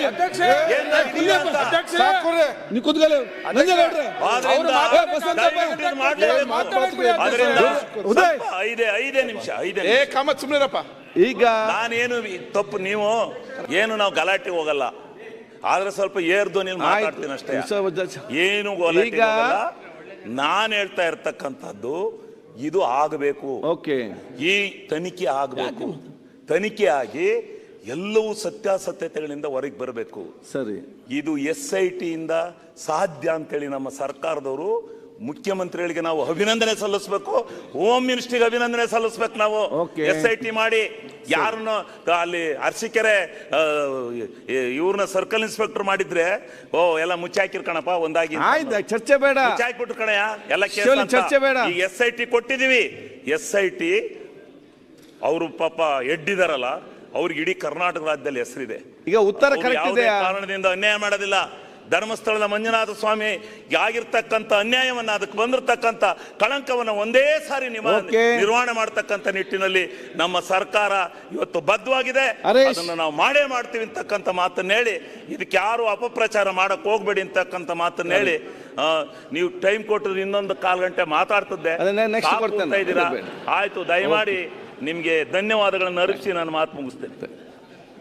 ಸನ್ಮಾನ್ಯ ಲೋಕಲ್ MLA ಹರೀಶ್ ಮಾತಾಡ್ತಾ ನೆಕ್ಸ್ಟ್ ಕೊಡ್ತಾನೆ, ಸುರೇಶ್ ಕೊಡ್ತಾನೆ. ವಿಶ್ವಣ್ಣ ನನಗೆ ಹೇಳಿದ್ದಾರೆ. ಸನ್ಮಾನ್ಯ ಲೋಕಲ್ ಮಾತಾಡ್ಲಿ. ಸನ್ಮಾನ್ಯ ಸಭಾಧ್ಯಕ್ಷರೇ, ಇವತ್ತು ಧರ್ಮಸ್ಥಳದ ಈ ಪ್ರಕರಣಕ್ಕೆ SIT ತನಿಖೆ ಪ್ರಕರಣಕ್ಕೆ ಸಂಬಂಧಪಟ್ಟಂತೆ ಮಾನ್ಯ ಗೃಹ ಸಚಿವರು ಉತ್ತರವನ್ನು ಈಗಾಗಲೇ ಸದನದ ಮುಂದೆ ಇಟ್ಟಿದ್ದಾರೆ. ನಾನು ಸ್ಪಷ್ಟವಾಗಿ ಈ ಮೂಲಕ ಸದನದ ಮೂಲಕ ಹೇಳಲಿಕ್ಕೆ ಇಷ್ಟಪಡ್ತೇನೆ. ಏನು ಮಾನ್ಯ ಸರ್ಕಾರ, ಗೃಹ ಸಚಿವರು ಏನು ಈ ಪ್ರಕರಣವನ್ನು SIT ತನಿಖೆ ಮಾಡಬೇಕೆನ್ನುವಂಥ ಆದೇಶವನ್ನು ಮಾಡಿರ್ತಕ್ಕಂಥ ಆದೇಶವನ್ನು ಮತ್ತೊಮ್ಮೆ ಹೇಳ್ತೇನೆ, ಒಬ್ಬ ಭಾರತೀಯ ಜನತಾ ಪಾರ್ಟಿಯ ಶಾಸಕನಾಗಿ ಭಾರತೀಯ ಜನತಾ ಪಾರ್ಟಿಯ ಪರವಾಗಿ ಹೇಳ್ತೇನೆ, ಇದನ್ನು ಖಂಡಿತವಾಗಿ ನಾವು ಸ್ವಾಗತ ಮಾಡಿದ್ದೇವೆ, ಇವತ್ತು ಸ್ವಾಗತ ಮಾಡ್ತಾ ಇದ್ದೇವೆ. ಇದರಲ್ಲಿ ಯಾವುದೇ ರೀತಿಯಾಗಿ ಗೊಂದಲಗಳು ಇಲ್ಲ. ಇವತ್ತು ನನ್ನ ಒಂದೆರಡು ಕ್ಲಾರಿಫಿಕೇಶನ್ಗಳು ಸನ್ಮಾನ್ಯ ಗೃಹ ಸಚಿವರ ಹತ್ರ. ಈ SIT ತನಿಖೆ ನಡಿಬೇಕಾದಂಥ ಸಂದರ್ಭದಲ್ಲಿ ಸುಮಾರು 10, 15, 20 ದಿವಸಗಳ ಕಾಲ ವಿರೋಧ ಪಕ್ಷವಾಗಿ ಮತ್ತು ಒಬ್ಬ ಕ್ಷೇತ್ರದ ಜನಪ್ರತಿನಿಧಿಯಾಗಿ ಯಾವುದೇ ರೀತಿಯಾಗಿರ್ತಕ್ಕಂಥ ಹೇಳಿಕೆಗಳನ್ನು ಮಾಧ್ಯಮದ ಮುಂದೆ ಕೊಟ್ಟಿಲ್ಲ ಸನ್ಮಾನ್ಯ ಗೃಹ ಸಚಿವರೇ. ಯಾಕೆ ಅಂತ ಹೇಳಿದರೆ, ಒಂದು SIT ತನಿಖೆ ಮಾಡಬೇಕು, ಸದುದ್ದೇಶದಿಂದ ತನಿಖೆ ಮಾಡಬೇಕೆನ್ನುವಂಥ ಆದೇಶವನ್ನು ಮಾಡಿದಾಗ ಆ ತನಿಖೆಯ ಹಾದಿ ತಪ್ಪಿಸಬಾರ್ದು ಅಥವಾ ಆ ತನಿಖೆಗೆ ಯಾವುದೇ ರೀತಿಯಾಗಿರ್ತಕ್ಕಂಥ ಡಿಸ್ಟರ್ಬ್ ಆಗಬಾರ್ದು ಎನ್ನುವ ಕಾರಣಕ್ಕೋಸ್ಕರ ಯಾವುದೇ ಹೇಳಿಕೆಗಳನ್ನು ಕೊಟ್ಟಿಲ್ಲ. ಆದರೆ ನಮ್ಮದು ಮೂಲಭೂತವಾಗಿರ್ತಕ್ಕಂಥ ಪ್ರಶ್ನೆ ಇರ್ತಕ್ಕಂಥದ್ದು, ಇವತ್ತು ದೃಶ್ಯ ಮಾಧ್ಯಮಗಳು, ಅದರಲ್ಲೂ ಸ್ಯಾಟಲೈಟ್ ಚಾನೆಲ್ಗಳು ಅಥವಾ ಪತ್ರಿಕಾ ಮಾಧ್ಯಮಗಳು ವಸ್ತುನಿಷ್ಠವಾಗಿರ್ತಕ್ಕಂಥ ವರದಿಗಳನ್ನು ಕೊಡ್ತಾ ಇದೆ, ಅದನ್ನು ಸಹ ನಾನು ಸ್ವಾಗತ ಮಾಡ್ತೇನೆ. ಆದರೆ ಇವತ್ತು ಯೂಟ್ಯೂಬ್ಗಳು ಮತ್ತು ಸೋಷಿಯಲ್ ಮೀಡಿಯಾದಲ್ಲಿ ಧರ್ಮಸ್ಥಳದ ದೇವರ ಪಾವಿತ್ರ್ಯತೆಯನ್ನು ಹಾಳು ಮಾಡತಕ್ಕಂಥ, SIT ತನಿಖೆ ಬಗ್ಗೆ ಹಾದಿ ತಪ್ಪಿಸ್ತಕ್ಕಂಥ ಅನೇಕ ಅಂಶಗಳನ್ನು ಸಮಾಜದ ಮುಂದೆ ಇಡ್ತಕ್ಕಂಥ ಕೆಲಸ ಕಾರ್ಯಗಳನ್ನು ಮಾಡಿದಾಗ ಅವರಿಗೆ ಯಾವ ರೀತಿಯಾಗಿರ್ತಕ್ಕಂಥ ಕಾನೂನಿನ ಚೌಕಟ್ಟಿನಲ್ಲಿ ಕ್ರಮ ಕೈಗೊಳ್ತೇವೆ ಎನ್ನುವಂಥದ್ದನ್ನು ತಾವು ಹೇಳಲಿಲ್ಲ. ನಾನು ಮತ್ತೆ ಅವತ್ತು ಮಾತಾಡುವಾಗಲೂ ಹೇಳಿದ್ದೇನೆ ಸನ್ಮಾನ್ಯ ಅಧ್ಯಕ್ಷರೇ, ಈ ಎಲ್ಲ ಪ್ರಕರಣಗಳು ಬೆಳಕಿಗೆ ಬರಲಿಕ್ಕೆ ಮೂಲಭೂತವಾಗಿರ್ತಕ್ಕಂಥ ವ್ಯವಸ್ಥೆ ಯಾವುದು ಕೇಳಿದರೆ ಸೌಜನ್ಯ ಪ್ರಕರಣ. ಸೌಜನ್ಯ ಪ್ರಕರಣದಲ್ಲಿ ಕೋರ್ಟು ಆದೇಶ ಬಂದ ನಂತರ ಅನೇಕ ಸಂಘಟನೆಗಳು ಹೋರಾಟ ಮಾಡಿದ್ವಿ, ಭಾರತೀಯ ಜನತಾ ಪಾರ್ಟಿಯು ಸಹ ಹೋರಾಟ ಮಾಡಿತ್ತು. ನಾವು ಆಗ್ರಹ ಮಾಡಿದ್ವಿ, ಈ ತನಿಖೆ ಸೌಜನ್ಯ ಪ್ರಕರಣವನ್ನು ಮರು ತನಿಖೆ ಮಾಡಬೇಕೆನ್ನುವಂತ ಆಗ್ರಹ ಮಾಡಿದ್ವಿ. ಇವತ್ತು ಸನ್ಮಾನ್ಯ ಗೃಹ ಸಚಿವರೇ, ಈ ಹೋರಾಟಗಾರರು ಹಾದಿ ಬೀದಿಯಲ್ಲಿ ಎಲ್ಲ ಹೋರಾಟಗಳಲ್ಲಿ ಯೂಟ್ಯೂಬ್ಗಳಲ್ಲಿ ಬಂದು ಹೇಳ್ತಾರೆ ನಮ್ಮ ಹತ್ರ ಸಾಕ್ಷಿ ಇದೆ ಅಂತೇಳಿ, ನಮ್ಮ ಹತ್ರ ಸಾಕ್ಷಿ ಇದೆ ಅಂತ ಹೇಳ್ತಾರೆ. ದಯವಿಟ್ಟು ಸರ್ಕಾರದ ಹತ್ರ ವಿನಮ್ರವಾಗಿ ವಿನಂತಿ ಮಾಡ್ತೇನೆ, ರಾಜ್ಯದ ಕೋಟ್ಯಾಂತರ ಜನ ಭಕ್ತರು, ರಾಜ್ಯದ ಜನ ಆ ಸೌಜನ್ಯ ಎನ್ನುವಂಥ ಹೆಣ್ಣು ಮಗಳಿಗೆ ನ್ಯಾಯ ಸಿಗಬೇಕೆನ್ನುವಂಥ ಮನಸ್ಸನ್ನು ಇಟ್ಟುಕೊಂಡಿರ್ತಕ್ಕಂಥವರು. ಸರ್ಕಾರ ಈ ಸದನದ ಮೂಲಕ ಆ ರಾಜ್ಯದ ಜನರಿಗೆ ಉತ್ತರವನ್ನು ಕೊಡಬೇಕು. ಈ ಪ್ರಕರಣವನ್ನು ಯಾಕೆ ನೀವು ಇಲ್ಲಿವರೆಗೆ ಮರು ತನಿಖೆ ಮಾಡಲಿಲ್ಲ, ಯಾಕೆ ಮಾಡಲಿಲ್ಲ ಎನ್ನುವಂಥ, ಯಾಕೆಂತ ಹೇಳಿದ್ರೆ ಕೋಟ್ಯಾಂತರ ಭಕ್ತರ ಭಾವನೆಗೆ ಪೂರಕವಾಗಿ ಸರ್ಕಾರ ಸ್ಪಂದನೆ ಮಾಡಬೇಕಾದಂಥದ್ದು. ಅಲ್ಲಿಂದ ಪ್ರಾರಂಭ ಆಗಿರ್ತಕ್ಕಂಥದ್ದು ಈ ಎಲ್ಲ ಎಪಿಸೋಡ್ಗಳು. ಪ್ರಾಯಶಃ ಈ ಪ್ರಕರಣಕ್ಕೆ ತಾರ್ಕಿಕವಾಗಿರ್ತಕ್ಕಂಥ ಒಂದು ನೀವು ಸ್ಟೇಟ್ಮೆಂಟನ್ನು ಮಾಡಿದರೆ ಖಂಡಿತ ಒಂದಷ್ಟು ಈ ಪ್ರಕರಣಗಳಿಗೆ ಶುಭಾಂತ್ಯ ಆಡಲಿಕ್ಕೆ ಸಾಧ್ಯ ಆಗ್ತದೆ. ನಾನು ಮಾಧ್ಯಮದ ಟಿವಿ ಮಾಧ್ಯಮ ಇದು ಯೂಟ್ಯೂಬ್ಗಳ ಬಗ್ಗೆ ಹೇಳಿದೆ. ಇವತ್ತು ಯೂಟ್ಯೂಬ್ಗಳಿಂದಾಗಿ ಎಷ್ಟು ಗೊಂದಲ ಆಗಿದೆ ಅಂತ ಹೇಳಿದ್ರೆ ಸನ್ಮಾನ್ಯ ಸಭಾಧ್ಯಕ್ಷರೇ, ಮೊನ್ನೆ 2 ವರ್ಷದ ಹಿಂದೆ ಆಗಿರ್ತಕ್ಕಂಥ ಒಂದು ಪ್ರಕರಣದ ವಿಡಿಯೋವನ್ನು ಕಟ್ ಆ್ಯಂಡ್ ಪೇಸ್ಟ್ ಮಾಡಿ ಸೋಷಿಯಲ್ ಮೀಡಿಯಾದಲ್ಲಿ ಬಂತು. ಪಾಪ ನಮ್ಮ ಉಪಮುಖ್ಯಮಂತ್ರಿಗಳು ಅದಕ್ಕೆ ಸ್ಟೇಟ್ಮೆಂಟ್ ಮಾಡಿದ್ರು, ಅದು ನಿನ್ನೆ ಬಂದಿದೆ ಅಂತ ಹೇಳುವಂಥ ಕಾರಣಕ್ಕೋಸ್ಕರ. ಆ ಸ್ಟೇಟ್ಮೆಂಟನ್ನು ಆಧರಿಸಿ ವಿಪಕ್ಷ ನಾಯಕರು ಸಹ ಸ್ಟೇಟ್ಮೆಂಟ್ ಮಾಡಿದರು. ಇವತ್ತದು ಸದನದಲ್ಲೂ ಸಹ ಚರ್ಚೆ ಆಯಿತು. ಇವತ್ತು ಎಲ್ಲಿವರೆಗೆ ಮಿಸ್ಲೀಡ್ ಆಗ್ತಾ ಇದೆ ಸಾಮಾಜಿಕ ಜಾಲತಾಣಗಳು, ಈ ರೀತಿಯ ಸಾಮಾಜಿಕ ಜಾಲತಾಣಗಳು, ಈ ರೀತಿಯ ಯೂಟ್ಯೂಬ್ಗಳು ಇವತ್ತು ಪ್ರತಿಯೊಂದು ವ್ಯವಸ್ಥೆಯನ್ನು ದಾರಿ ತಪ್ಪಿಸ್ತಕ್ಕಂಥ ಸಂದರ್ಭದಲ್ಲಿ ಘನ ಸರ್ಕಾರ ಇದಕ್ಕೆ ಒಂದು ಕಾನೂನಿನ ಚೌಕಟ್ಟಿನಲ್ಲಿ, ಒಂದು ಕಾನೂನಿನ ಪ್ರಕ್ರಿಯೆಯಲ್ಲಿ ಅದನ್ನು ಹದ್ದುಬಸ್ತಿಗೆ ತರತಕ್ಕಂಥ ಕೆಲಸವನ್ನು ಮಾಡಬೇಕಾದಂಥ ಅನಿವಾರ್ಯತೆ ಇದೆ. ಈ ಪ್ರಕರಣದಲ್ಲೂ ನಂದು ವಿನಂತಿ ಇಷ್ಟೇ, ಸನ್ಮಾನ್ಯ ಗೃಹ ಸಚಿವರ ಹತ್ರ ಸೌಜನ್ಯ ಪ್ರಕರಣವನ್ನು ಮರುತನಿಖೆ ಮಾಡ್ತಕ್ಕಂಥ ನಿಟ್ಟಿನಲ್ಲಿ ಏನು ತಮ್ಮ ನಿಲುವು ಎನ್ನುವಂಥದ್ದನ್ನು ವ್ಯಕ್ತಪಡಿಸಬೇಕು.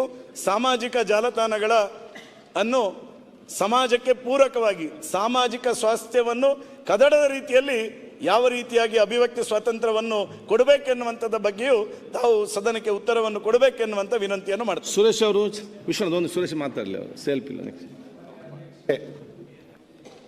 ಏನು ಧಾರ್ಮಿಕವಾಗಿ ನಾವೆಲ್ಲರೂ ಕೂಡ ಎಲ್ಲ ಧರ್ಮಗಳು ಕೂಡ ಒಂದೇ ಅಂತಕ್ಕಂಥ ಭಾವನೆ ಇಟ್ಕೊಂಡು ಅದರದೇ ಆದಂಥ ಒಂದು ಸಂಪ್ರದಾಯಗಳನ್ನ ಉಳಿಸ್ಕೊಂಡು ಹೋಗುವಂಥ ಕೆಲಸ ಇಡೀ ನಾಡಿನಲ್ಲಿ ನಡೀತಾ ಇದೆ.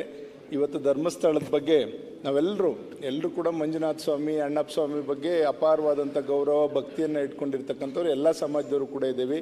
ಅಲ್ಲಿ ಏನು ಈ ಒಂದು ಗೊಂದಲ ಸೃಷ್ಟಿಯಾಗಿದೆ, ಸೃಷ್ಟಿ ಮಾಡಿದಂಥವ್ರು ಯಾರು, ಈ CITಗೆ ಕೊಡಬೇಕಾದ್ರೆ SITಗೆ ಇವತ್ತು ವಹಿಸಬೇಕಾದ್ರೆ ಕೂಡ ಒಂದು ನಾವು ಆಲೋಚನೆ ಮಾಡಬೇಕು. ಇವತ್ತು ಗೃಹ ಇಲಾಖೆ ಇಂಟೆಲಿಜೆನ್ಸಿನಲ್ಲಿ ಏನು ಅಲ್ಲಿ ಮೊದಲಿಂದ ಏನೇನಾಗಿದೆ ಅದೆಲ್ಲದನ್ನು ತೊಗೊಂಡು ಅದನ್ನು ವಹಿಸ್ಕೊಟ್ರೆ ಸರಿ ಅಂತ. ಯಾಕೆಂದರೆ ನಾಳೆ ಇನ್ನೊಬ್ಬರು ಮತ್ತೊಂದು ಆಪಾದನೆ ಮಾಡ್ತಾರೆ. ಯಾರಾದರೂ ಕೂಡ ಸುಮ್ಮನೆ ಬೇರೆಯವ್ರ ಬಗ್ಗೆ ಹಗುರವಾಗಿ ಮಾತಾಡೋವಂಥದ್ದು, ಹಗುರವಾಗಿ ಒಂದು ಏನು ಪಿಟಿಷನ್ ಹಾಕೋವಂಥದ್ದು ಕೆಲಸ ಮಾಡಿದಾಗೆಲ್ಲ ಈ ಥರ ಎನ್ಕ್ವೈರಿ ಮಾಡಿದ್ರೆ ನಮ್ಮ ಇಲಾಖೆಗಳು ಅದಕ್ಕೆ ವ್ಯರ್ಥ ಪ್ರಯತ್ನಗಳು ಮಾಡ್ತಕ್ಕಂಥದ್ದು ಇದೆಲ್ಲ ಸರಿಯಲ್ಲ ಅಂತಕ್ಕಂಥದ್ದು ಒಂದು ಕಡೆ. ಜೊತೆಯಲ್ಲಿ ಈ ಧರ್ಮಸ್ಥಳದಲ್ಲಿ ಯಾರ್ಯಾರು ಇದಕ್ಕೆ ಕುಮ್ಮಕ್ಕು ಕೊಟ್ಟು ಈ ರೀತಿ ಅಪಪ್ರಚಾರಗಳನ್ನ ಮಾಡ್ತಾ ಇದ್ದಾರೆ ಅಂಥವ್ರನ್ನ ಜೊತೆನಲ್ಲೇ ಇದ್ದಾರೆ. ಶಿವಲಿಂಗೇಗೌಡರು ಅವ್ರು ಎಲ್ಲಿದ್ರು ಜುಟ್ಟು ಹಿಡ್ಕೊಂಡು ಎಳ್ಕೊಂಬನ್ನಿ ಅಂದರು. ಯಾರನ್ನೂ ಎಳ್ಕೊಂಬರ್ಬೇಕಾಗಿಲ್ಲ, SIT ಜೊತೆನಲ್ಲೇ ಇದ್ದಾರೆ. ಅವ್ರನ್ನೇನು ಎಳ್ಕೊಂಬರ್ಬೇಕಾಗಿಲ್ಲ, ಕರ್ಕೊಂಡು ಅವ್ರನ್ನ ಒಳಗೆ ಕೂರಿಸ್ಕೊಂಡು ಎನ್ಕ್ವೈರಿ ಮಾಡಿ ಯಾರು ಅವ್ರಿಗೆ ಇದೆಲ್ಲ ಪಿತೂರಿ ಮಾಡಿದವರು ಅಂತಕ್ಕಂಥದ್ದನ್ನ ಬಾಯಿ ಬಿಡಿಸಿದ್ರೆ ಖಂಡಿತ ಇದರಲ್ಲಿರ್ತಕ್ಕಂಥ ಜಾಲ ಯಾವುದು. ಯಾಕೆಂದರೆ ಇಲ್ಲಿಂದ ದುಬೈ ಎಲ್ಲ ಕಡೆನೂ ಕೂಡ ಇದು ಹರಡಿರ್ತಕ್ಕಂಥದ್ದನ್ನ ನಾವು ನೋಡಿದಾಗ ಖಂಡಿತ ಇದು ವಿದೇಶಗಳಲ್ಲಿ ಎಲ್ಲ ಕೂಡ ಇದೊಂದು ಅಪಪ್ರಚಾರ ಧರ್ಮಸ್ಥಳದ ಬಗ್ಗೆ ನಡೀತಾ ಇರ್ತಕ್ಕಂಥದ್ದನ್ನ ಇದಕ್ಕೇನಾದ್ರು ಕಡಿವಾಣ ಹಾಕಬೇಕು ಅಂದರೆ ಖಂಡಿತ ಈಗ ಯಾರವನು ಅಮಾನ ಯಾರು ಇದೇನೆ ಗುಪ್ತಗಾಮಿ ಥರ ಯಾರು ಓಡಾಡ್ತಾ ಇದ್ದಾನಲ್ಲ ಆತನ ಅನಾಮಿಕನ್ನ ಹಿಡ್ಕೊಂಡು ಬಾಯಿ ಬಿಡಿಸೋವಂಥ ಕೆಲಸ ಇವತ್ತು ಗೃಹ ಇಲಾಖೆ ಮಾಡಿದ್ರೆ ಖಂಡಿತ ಇದಕ್ಕೆ ಪರಿಹಾರ ಸಿಗ್ತದೆ. ಮುಂದೆ ಯಾರು ಕೂಡ ಈ ಥರ ಒಂದು ಧಾರ್ಮಿಕ ಸಂಸ್ಥೆಗಳಿಗೆ ಧಕ್ಕೆ ಬರೋದ ರೀತಿಯಲ್ಲಿ ನಡ್ಕೊಳ್ಳಲ್ಲ. ಇದ್ರ ಬಗ್ಗೆ ಸೂಕ್ತ ಕ್ರಮ ತಗೋಬೇಕು ಅಂತ ಗೃಹ ಸಚಿವರನ್ನ ನಾನು ಒತ್ತಾಯ ಮಾಡ್ಲಿಕ್ಕೆ ಇಷ್ಟಪಡ್ತೀನಿ. ವಿಶ್ವನಾಥ್ ಅವರು ಸಭಾಧ್ಯಕ್ಷರೇ, ನೀವು ಹೋಗುದಿಲ್ಲ, ಗೃಹ ಸಚಿವರು ಇವತ್ತು ಧರ್ಮಸ್ಥಳದ ವಿಚಾರವಾಗಿ ಸ್ಟೇಟ್ಮೆಂಟನ್ನು ಮಾಡಿದ್ದಾರೆ. ನಮ್ಮದೊಂದು 2-3 ಕ್ಲಾರಿಫಿಕೇಷನ್ನು. ಇವತ್ತು SIT ತನಿಖೆ ಅದು 1 ತಿಂಗಳಾಗ್ಬೋದು, ಅಂತಿಮ ವರದಿ ಬರೋದಕ್ಕೆ 2 ತಿಂಗಳಾಗ್ಬೋದು, 3 ತಿಂಗಳಾಗ್ಬೋದು, FSL ಎಲ್ಲ ವರದಿ ಬರಬೇಕು ಅಂತಕ್ಕಂಥ ಮಾತನ್ನು ಹೇಳಿದ್ದಾರೆ. ಮೊನ್ನೆ ಗುಜರಾತಲ್ಲಿ ಒಂದು ಫ್ಲೈಟ್ ಆಗಿ ಅಲ್ಲಿ 200ಕ್ಕೂ ಹೆಚ್ಚು ಜನ ಸತ್ತೋಗಿ ಎಲ್ಲ ಬೂದಿ ಆದಾಗಲೂ ಕೂಡ 1 ವಾರದೊಳಗಡೆಗೆ DNA ಚೆಕ್ ಮಾಡಿ ಅವರವ್ರ ಶವಗಳನ್ನು, ಅಸ್ಥಿಯನ್ನು, ಬೂದಿಯನ್ನೆಲ್ಲ ಕೊಡ್ತಕ್ಕಂಥದ್ದು ನಾವು ನೋಡಿದ್ದೀವಿ. ಇರ್ತಕ್ಕಂಥ ಲೇಟೆಸ್ಟ್ ಟೆಕ್ನಾಲಜಿನಲ್ಲಿ ನಮ್ಮ ದೇಶದಲ್ಲಿ ಎಲ್ಲಿದೆಯೋ ಅದನ್ನು ತರಿಸಿ, ಯಾಕೆಂದರೆ ಅಲ್ಲೂ ಕೊಳೆಯೋದಿಲ್ಲ ಸರ್, ಅದು ಮೂಳೆ ಪುಡಿ ಆಗ್ಬೋದು. ಅಲ್ಲಿದೆಯಲ್ಲ, ಅಲ್ಲೂ ಯಾವತ್ತೂ ಕೂಡ ನನಗೆ ಗೊತ್ತಿರೋ ಹಾಗೆ ಅದು ಏನೂ ಆಗೋದಿಲ್ಲ, ದಂತಪಂಥಿ ಹಂಗೆ ಇರ್ತದೆ. ಅಲ್ಲ ಎಲ್ಲೇ ಇಲ್ವಲ್ಲ, ಗುಂಡಿಯಲ್ಲಿ ಏನು ಸಿಗ್ಲಿಲ್ವಲ್ಲ. ನಾನು ಹೇಳೋದು ಈ ಗುಂಡಿಯಲ್ಲಿ 15 ಗುಂಡಿಯಲ್ಲಿ ತೆಗೆದಾಗ ಒಂದು ಅಲ್ಲಾದರೂ ಸಿಗಬೇಕಲ್ವ. ಆಯಿತು ಮಾಡಿ, ಅದರಲ್ಲಿ ಎಲ್ಲೋ ಒಂದು ಔತ್ಕೊಂಡಿರ್ಬೋದು ಅಂತೇಳಿ ಮಾಡಿ. ಈ 3 ತಿಂಗಳು ಅಂದಾಗ ಏನಾಗ್ತದಣ್ಣ, ನಾವು ಮೊನ್ನೆ ಧರ್ಮಸ್ಥಳಕ್ಕೆ ಹೋಗಿದ್ದೆ ನಾನು. ನಾವು ಯಾವುದೋ ರಾಜಕೀಯ ಘೋಷಣೆ ಹಾಕ್ಕೊಂಡು ಹೋಗಿಲ್ಲ, ಫ್ಲಾಗ್ ಕಟ್ಕೊಂಡು ಹೋಗಿಲ್ಲ, ಕೇಸರಿ ಧ್ವಜ ಕಟ್ಕೊಂಡು ಕೇಸರಿ ಶಾಲ್ ಹಾಕ್ಕೊಂಡು ಹೋಗಿದ್ವಿ. ಅಲ್ಲಿ ಭಗವಂತನ ಘೋಷಣೆ ಬಿಟ್ಟು ನಾವೇನು ಕೂಡ ಮಾಡಲಿಲ್ಲ. ಆದರೂ ಕೂಡ ಕೆಲವು ಟೀಕೆ ಟಿಪ್ಪಣಿಗಳು ಬಂತು. ಅಲ್ಲಿ ಹೋದಾಗ ಆ ಅಂಗಡಿಯವರು ಹೇಳಿರೋದು, ಯಾವಾಗಿದ್ರು ತನಿಖೆ ಶುರುವಾಯಿತು ಆವತ್ತಿಂದ ಭಕ್ತರು ಬರೋದೇ ಕಡಿಮೆ ಆಗೋಗವ್ರೆ, ಖಾಲಿ ಐತೆ, ಭಯಭೀತರಾಗವ್ರೆ. ಇದು ಅಲ್ಲಿ ಮಾತಾಡಿರ್ತಕ್ಕಂಥದ್ದು. ಸೊ ಅದಕ್ಕೋಸ್ಕರ ನನ್ನದೊಂದು ಸಲಹೆ ಇರ್ತಕ್ಕಂಥದ್ದು, ಈ 3 ತಿಂಗಳು ಏನು ಹೇಳಿದ್ರಲ್ಲ, ಆದಷ್ಟು ಶೀಘ್ರದಲ್ಲಿ 15 ದಿನ 1 ತಿಂಗಳು ಟೈಮ್ ಬೌಂಡ್ ಕೊಟ್ಕೊಂಡು ಹಗಲು ರಾತ್ರಿ ಮಾಡಿ. ಯಾಕಂದರೆ ಇನ್ನು 3 ತಿಂಗಳು ಜನ ಆತಂಕದಲ್ಲಿ ಕಾಯೋಂಥದ್ದು ಬೇಡ. ಯಾಕಂದರೆ ಇದು ಭಾಳ ಸೂಕ್ಷ್ಮವಾದಂಥ ವಿಚಾರ. ಗೃಹ ಸಚಿವರು ಅದನ್ನು ಸ್ವಲ್ಪ ಬೇಗ ಮಾಡಬೇಕು. ಆಮೇಲೆ SITಯಲ್ಲಿ ಆಯಿತು, ಅದರಲ್ಲಿ ತಪ್ಪಿತಸ್ಥರು ನಿರಾಪರಾಧಿಗಳು ಅಂತ ಆದಮೇಲೆ ಅಲ್ಲಿಗೆ ಕೊನೆ ಮಾಡ್ತೀರಾ, ಇಲ್ಲ ಅಂತಂದರೆ ತಿರುಗಿ ಇನ್ಯಾರೋ ಏನು ಹೇಳಿದ್ರು ಅಂತೇಳಿ ಅದನ್ನು ಮುಂದುವರ್ಸೋಕೊಂಡ ಹೋಗ್ತಕ್ಕಂಥದ್ದನ್ನ ದಯವಿಟ್ಟು ಮಾಡಬೇಡ್ರಿ. ಇದಕ್ಕೇನಾದರೂ ಅಂತಾರಾಷ್ಟ್ರೀಯ ಜಾಲ ಇದ್ದರೆ ನಿಮ್ಮ ತನಿಖೆಯಲ್ಲಿ ಗೊತ್ತಾದರೆ ಆಮೇಲೆ ಯಾವುದು ಕೊಡಬೇಕೋ ಅದನ್ನು ಮುಂದಿನ ತಿಂಗಳಲ್ಲಿ ಹೆಚ್ಚಿನ ತನಿಖೆ ಕೊಡೋದು ನಮ್ಮದೇನು ಅಭ್ಯಂತರ ಇಲ್ಲ. 3ನೇದು, ಇವತ್ತು BJPನವರು ಅಲ್ಲಿ ಹೋಗಿ ರಾಜಕೀಯ ಮಾಡಿದ್ರು, ಇದೆಲ್ಲ ಹೇಳಿದ್ರಿ. ಇವತ್ತು ಆ ಕಡೆ ಭಾಗದಲ್ಲಿ, ನಾನು ಆ ಕಡೆ ಈ ಕಡೆ ಅಂತ ಹೇಳಲ್ಲಿ ಯಾರು ತಪ್ಪು ತಿಳ್ಕೊಳೋದು ಬೇಡ, ಈ 10-12 ದಿನದಲ್ಲಿ ಯಾರಾದರೂ ಆ ಕಡೆ ಭಾಗದ ಶಾಸಕರು ಧರ್ಮಸ್ಥಳಕ್ಕೆ ಹೋಗಿದ್ದಾರಾ? ಇಲ್ಲ ಅಂದರೆ ಇದು ಜನಗಳಿಗೆ ನಂಬಿಕೆ ಬರಬೇಕು. ಅಲ್ಲಿ ಮಂಜುನಾಥ ಸ್ವಾಮಿ ಕೊಲೆ ಮಾಡಿಲ್ಲ, ದೇವರೇನು ಅಪಚಾರ ಮಾಡಿಲ್ಲ, ವ್ಯಕ್ತಿಗಳ ಮೇಲೆ ಏನೋ ಐತೆ ಅದರಲ್ಲಿ. ಆದರೆ ದೇವಸ್ಥಾನಕ್ಕೆ ಹೋಗಿ ಏನು ಸಮಸ್ಯೆ? ದಯವಿಟ್ಟು ನಮ್ಮ ಮುಖ್ಯಮಂತ್ರಿಗಳು ಉಪಮುಖ್ಯಮಂತ್ರಿಗಳು ಶನಿವಾರ ಬಸ್ ಮಾಡಿಕೊಂಡು ಎಲ್ಲರನ್ನೂ ಕರ್ಕೊಂಡು ಒಂದ್ಸರಿ ದೇವಸ್ಥಾನಕ್ಕೆ ಹೋಗಿ ಪೂಜೆ ಮಾಡ್ಕೊಂಡು ನಮಸ್ಕಾರ ಹಾಕಿ ಬನ್ನಿರಿ. ಜನಗಳ ನಂಬಿಕೆ ಬರ್ತದೆ, ಜನಗಳ ನಂಬಿಕೆ ಬರ್ತದೆ. ಅಲ್ಲ ಹೇಳಿದೆ ನಾನು,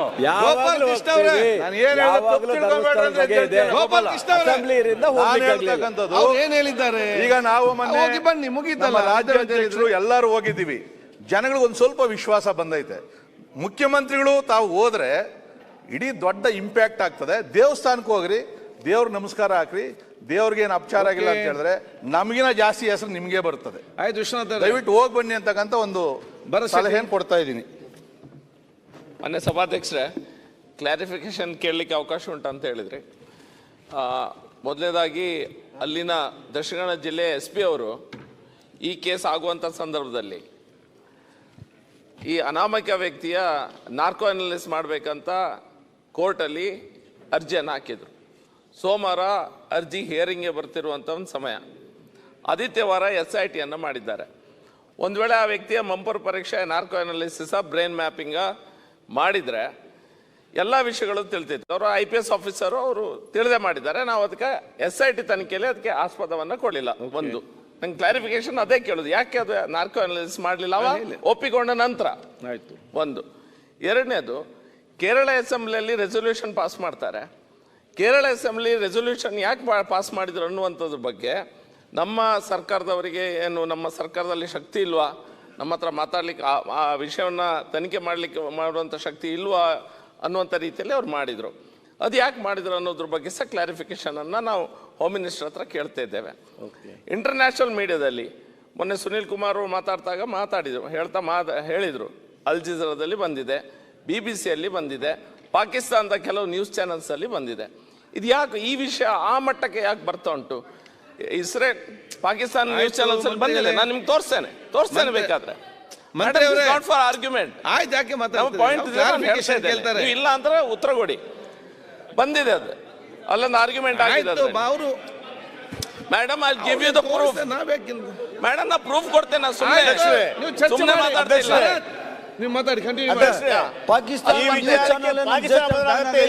ಎಲ್ಲಿಂದ ಬಂತು? ಪಾಕಿಸ್ತಾನ ನ್ಯೂಸ್ ಚಾನಲ್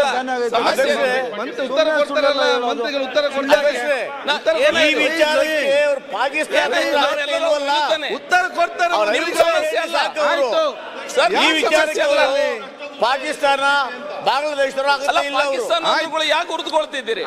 ನಾವೆಲ್ಲರೂ ಒಂದೇ ಸೈಡ್. ಆಯ್ತು, ಮುಗಿದ ಸರ್. ಈ ವಿಷಯ ಬಂದಾಗ ನಾವೆಲ್ಲರೂ ಒಂದೇ ಸೈಡ್.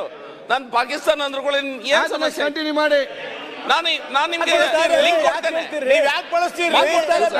ಸಮಸ್ಯೆ ನೀವು ಯಾಕೆ? ಗೋಪಾಲ್ ನಾರಾಯಣ ಸ್ವಾಮಿ,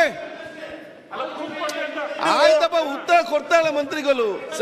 ಅಲ್ಲ ಸರ್, ಪಾಕಿಸ್ತಾನ ಬಗ್ಗೆ ಯಾಕೆ ಹೇಳ್ತೀರಿ ಸರ್? ಅಲ್ಲ ನಿಮ್ಗೇನ್ ಪ್ರಾಬ್ಲಮ್? ಏನ್ ಸಂಬಂಧ? ಗೋಪಾಲ್ ಕೃಷ್ಣ ಅವರೇ, ಮಂತ್ರಿಗಳು ಉತ್ತರ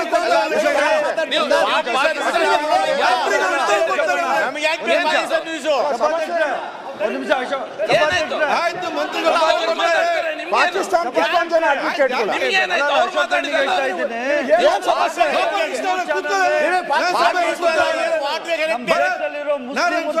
ಪಾಕಿಸ್ತಾನ ಪಾಕಿಸ್ತಾನ ಏನ್ ಸಂಬಂಧ? ಯಾಕೊಂದು ಮಾತ್ರ ಚರ್ಚೆ ಮಾಡ್ತೀನಿ.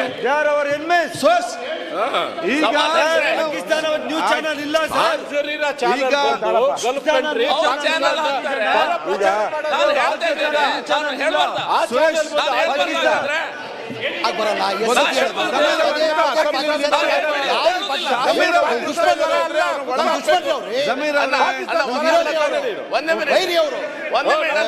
ಅಧ್ಯಕ್ಷರೇ, ಪಾಕಿಸ್ತಾನ ಅಂತ ಹೇಳಿದ್ರೆ ಏನ್ ಪ್ರಾಬ್ಲಮ್ ಏನು?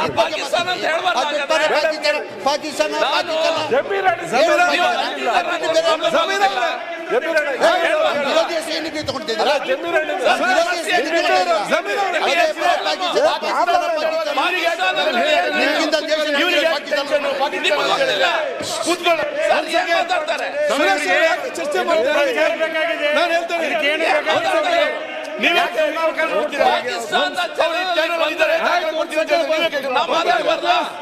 ಪಾಕಿಸ್ತಾನ ಅಂತ ಮೆನ್ಷನ್ ಮಾಡಬಾರ್ದು ಅಧ್ಯಕ್ಷರೇ. ಈಗ ಏನಾಗಿದೆ ಅಂತ ನಾನೀಗ ಹೇಳಿದ್ದೇನೆ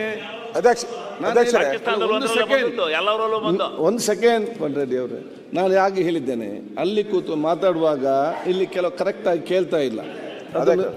ಇದರಲ್ಲಿ ಅದು ಏನೋ ಒಂದು ಎನಿಸಿಕೊಂಡದಕ್ಕೆ ಮಾತಾಡ ಇಲ್ಲಿ ನನಗೇನು ಅನಿಸ್ತದೆ ಅಂತ ಹೇಳಿದ್ರೆ, ನನಗೇನು ಅನಿಸ್ತದೆ, ನೀವು ಹೇಳಿದ್ರೆ ಬೇರೆ ಬೇರೆ ಚಾನಲ್ ಬರುವಾಗ ಪಾಕಿಸ್ತಾನ ಟಿವಿ ಚಾನಲ್ ಕೂಡ ಬಂದಿದೆ ಅಂತ ಹೇಳಿ ಅಷ್ಟೇ. ಒಂದು ಸೆಕೆಂಡ್, ಇವರು ಅದಕ್ಕೇನು ಉತ್ತರ ಕೊಟ್ಟಿದ್ದಾರೆ, ನೀವು ತಪ್ಪಂತ ಹೇಳುದಲ್ಲ.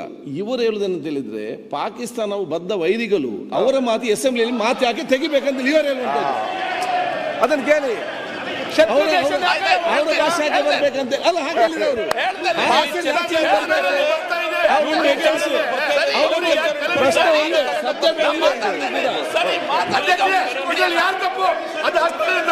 ಆಯ್ತು. ಅದಕ್ಕೆ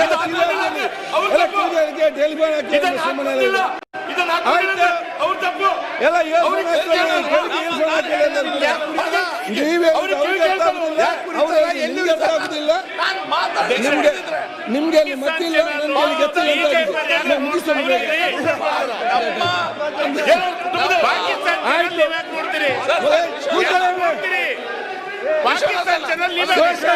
ನೀವೆಲ್ಲ ರಾಜಕೀಯ ಮಾಡ್ರಿ, ಕಾಂಪಿಟೇಷನ್ ಮೇಲೆ ಹೋಗಿ ಬಂದ್ರಿ. ಯಾವುದು ನಿಮ್ ಕಾಂಪಿಟೇಷನ್ ನಿಖಲೆ ಮತ್ತೆ ಹೆಂಗೆ ಗತ್ತಿಜಿನ ಚಾನಲ್ ನ ಬಿಜೆಪಿ ಅಧ್ಯಕ್ಷರೇ,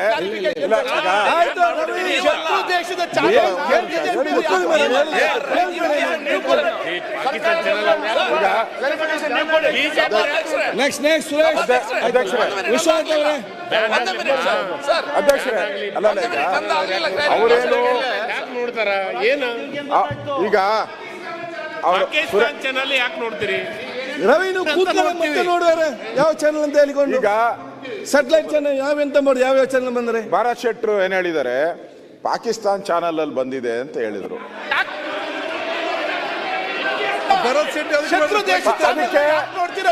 ದಾಖಲೆನೂ ಕೊಡ್ತೀನಿ ಅಂತ ಹೇಳಿದ್ದಾರೆ, ದಾಖಲೆನೂ ಕೊಡ್ತೀನಿ ಅಂತ ಹೇಳಿದ್ದಾರೆ. ಅಲ್ಲ, ದಾಖಲೆನೂ ಕೊಡ್ತೀನಿ ಅಂತ ಹೇಳಿದ್ದಾರೆ. ನಮ್ಮ ಜಮೀರ್ ಏನ್ ಹೇಳಿದ್ರು, ನಾನು ಬಾಂಬ್ ಕಟ್ಕೊಂಡು ಪಾಕಿಸ್ತಾನಕ್ಕೆ ಹೋಗ್ತೀನಿ, ಸಿಡಿಸ್ಬಿಡ್ತೀನಿ ಅಂತ. ಪಾಕಿಸ್ತಾನ ಹೆಸರು ಅವ್ರು ಹೇಳ್ಬೋದು, ಪಾಕಿಸ್ತಾನ ಹೆಸರು ನಾವ್ ಹೇಳ್ಬಾರ್ದಾ? ಈಗ ಅವ್ರು ಹೇಳ್ಬೋದು, ಜಮೀರ್ ಅಹಮದ್ ಹೇಳ್ಬೋದು, ನಾನು ಬಾಂಬ್ ಕಟ್ಕೊಂಡು ಪಾಕಿಸ್ತಾನಕ್ಕೆ ಹೋಗಿ ಬಾಂಬ್ ಹಾಕ್ತೀನಿ ಅಂತ. ಪಾಕಿಸ್ತಾನ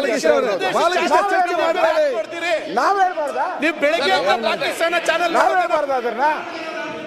ಇಷ್ಟೊಂದು ಜನ ಪಾಕಿಸ್ತಾನ ಪರವಾಗಿ ವಕಾಲತ್ ಪಾಕಿಸ್ತಾನ ಪರವಾಗಿ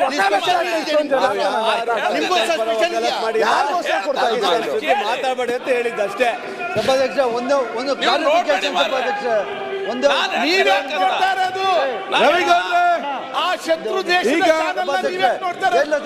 ಭರತ್ ಶೆಟ್ಟಿ ದೇಶದ ಪಾಕಿಸ್ತಾನಕ್ಕೆ ನಮ್ಮ ದೇಶದಲ್ಲಿರೋರು ಹಿಂದೂಗಳು ಮುಸ್ಲಿಮ್ಗಳು ನಾವು ಕ್ರಿಶ್ಚಿಯನ್ ಎಲ್ಲ ನಮ್ಮ ದುಶ್ಮನ್ ಪಾಕಿಸ್ತಾನ. ಇವ್ರಿಗೆ ಎಂತ ಪ್ರೀತಿ ಬಂತಲ್ಲ ಅವ್ರಿಗೆ ಅಂತ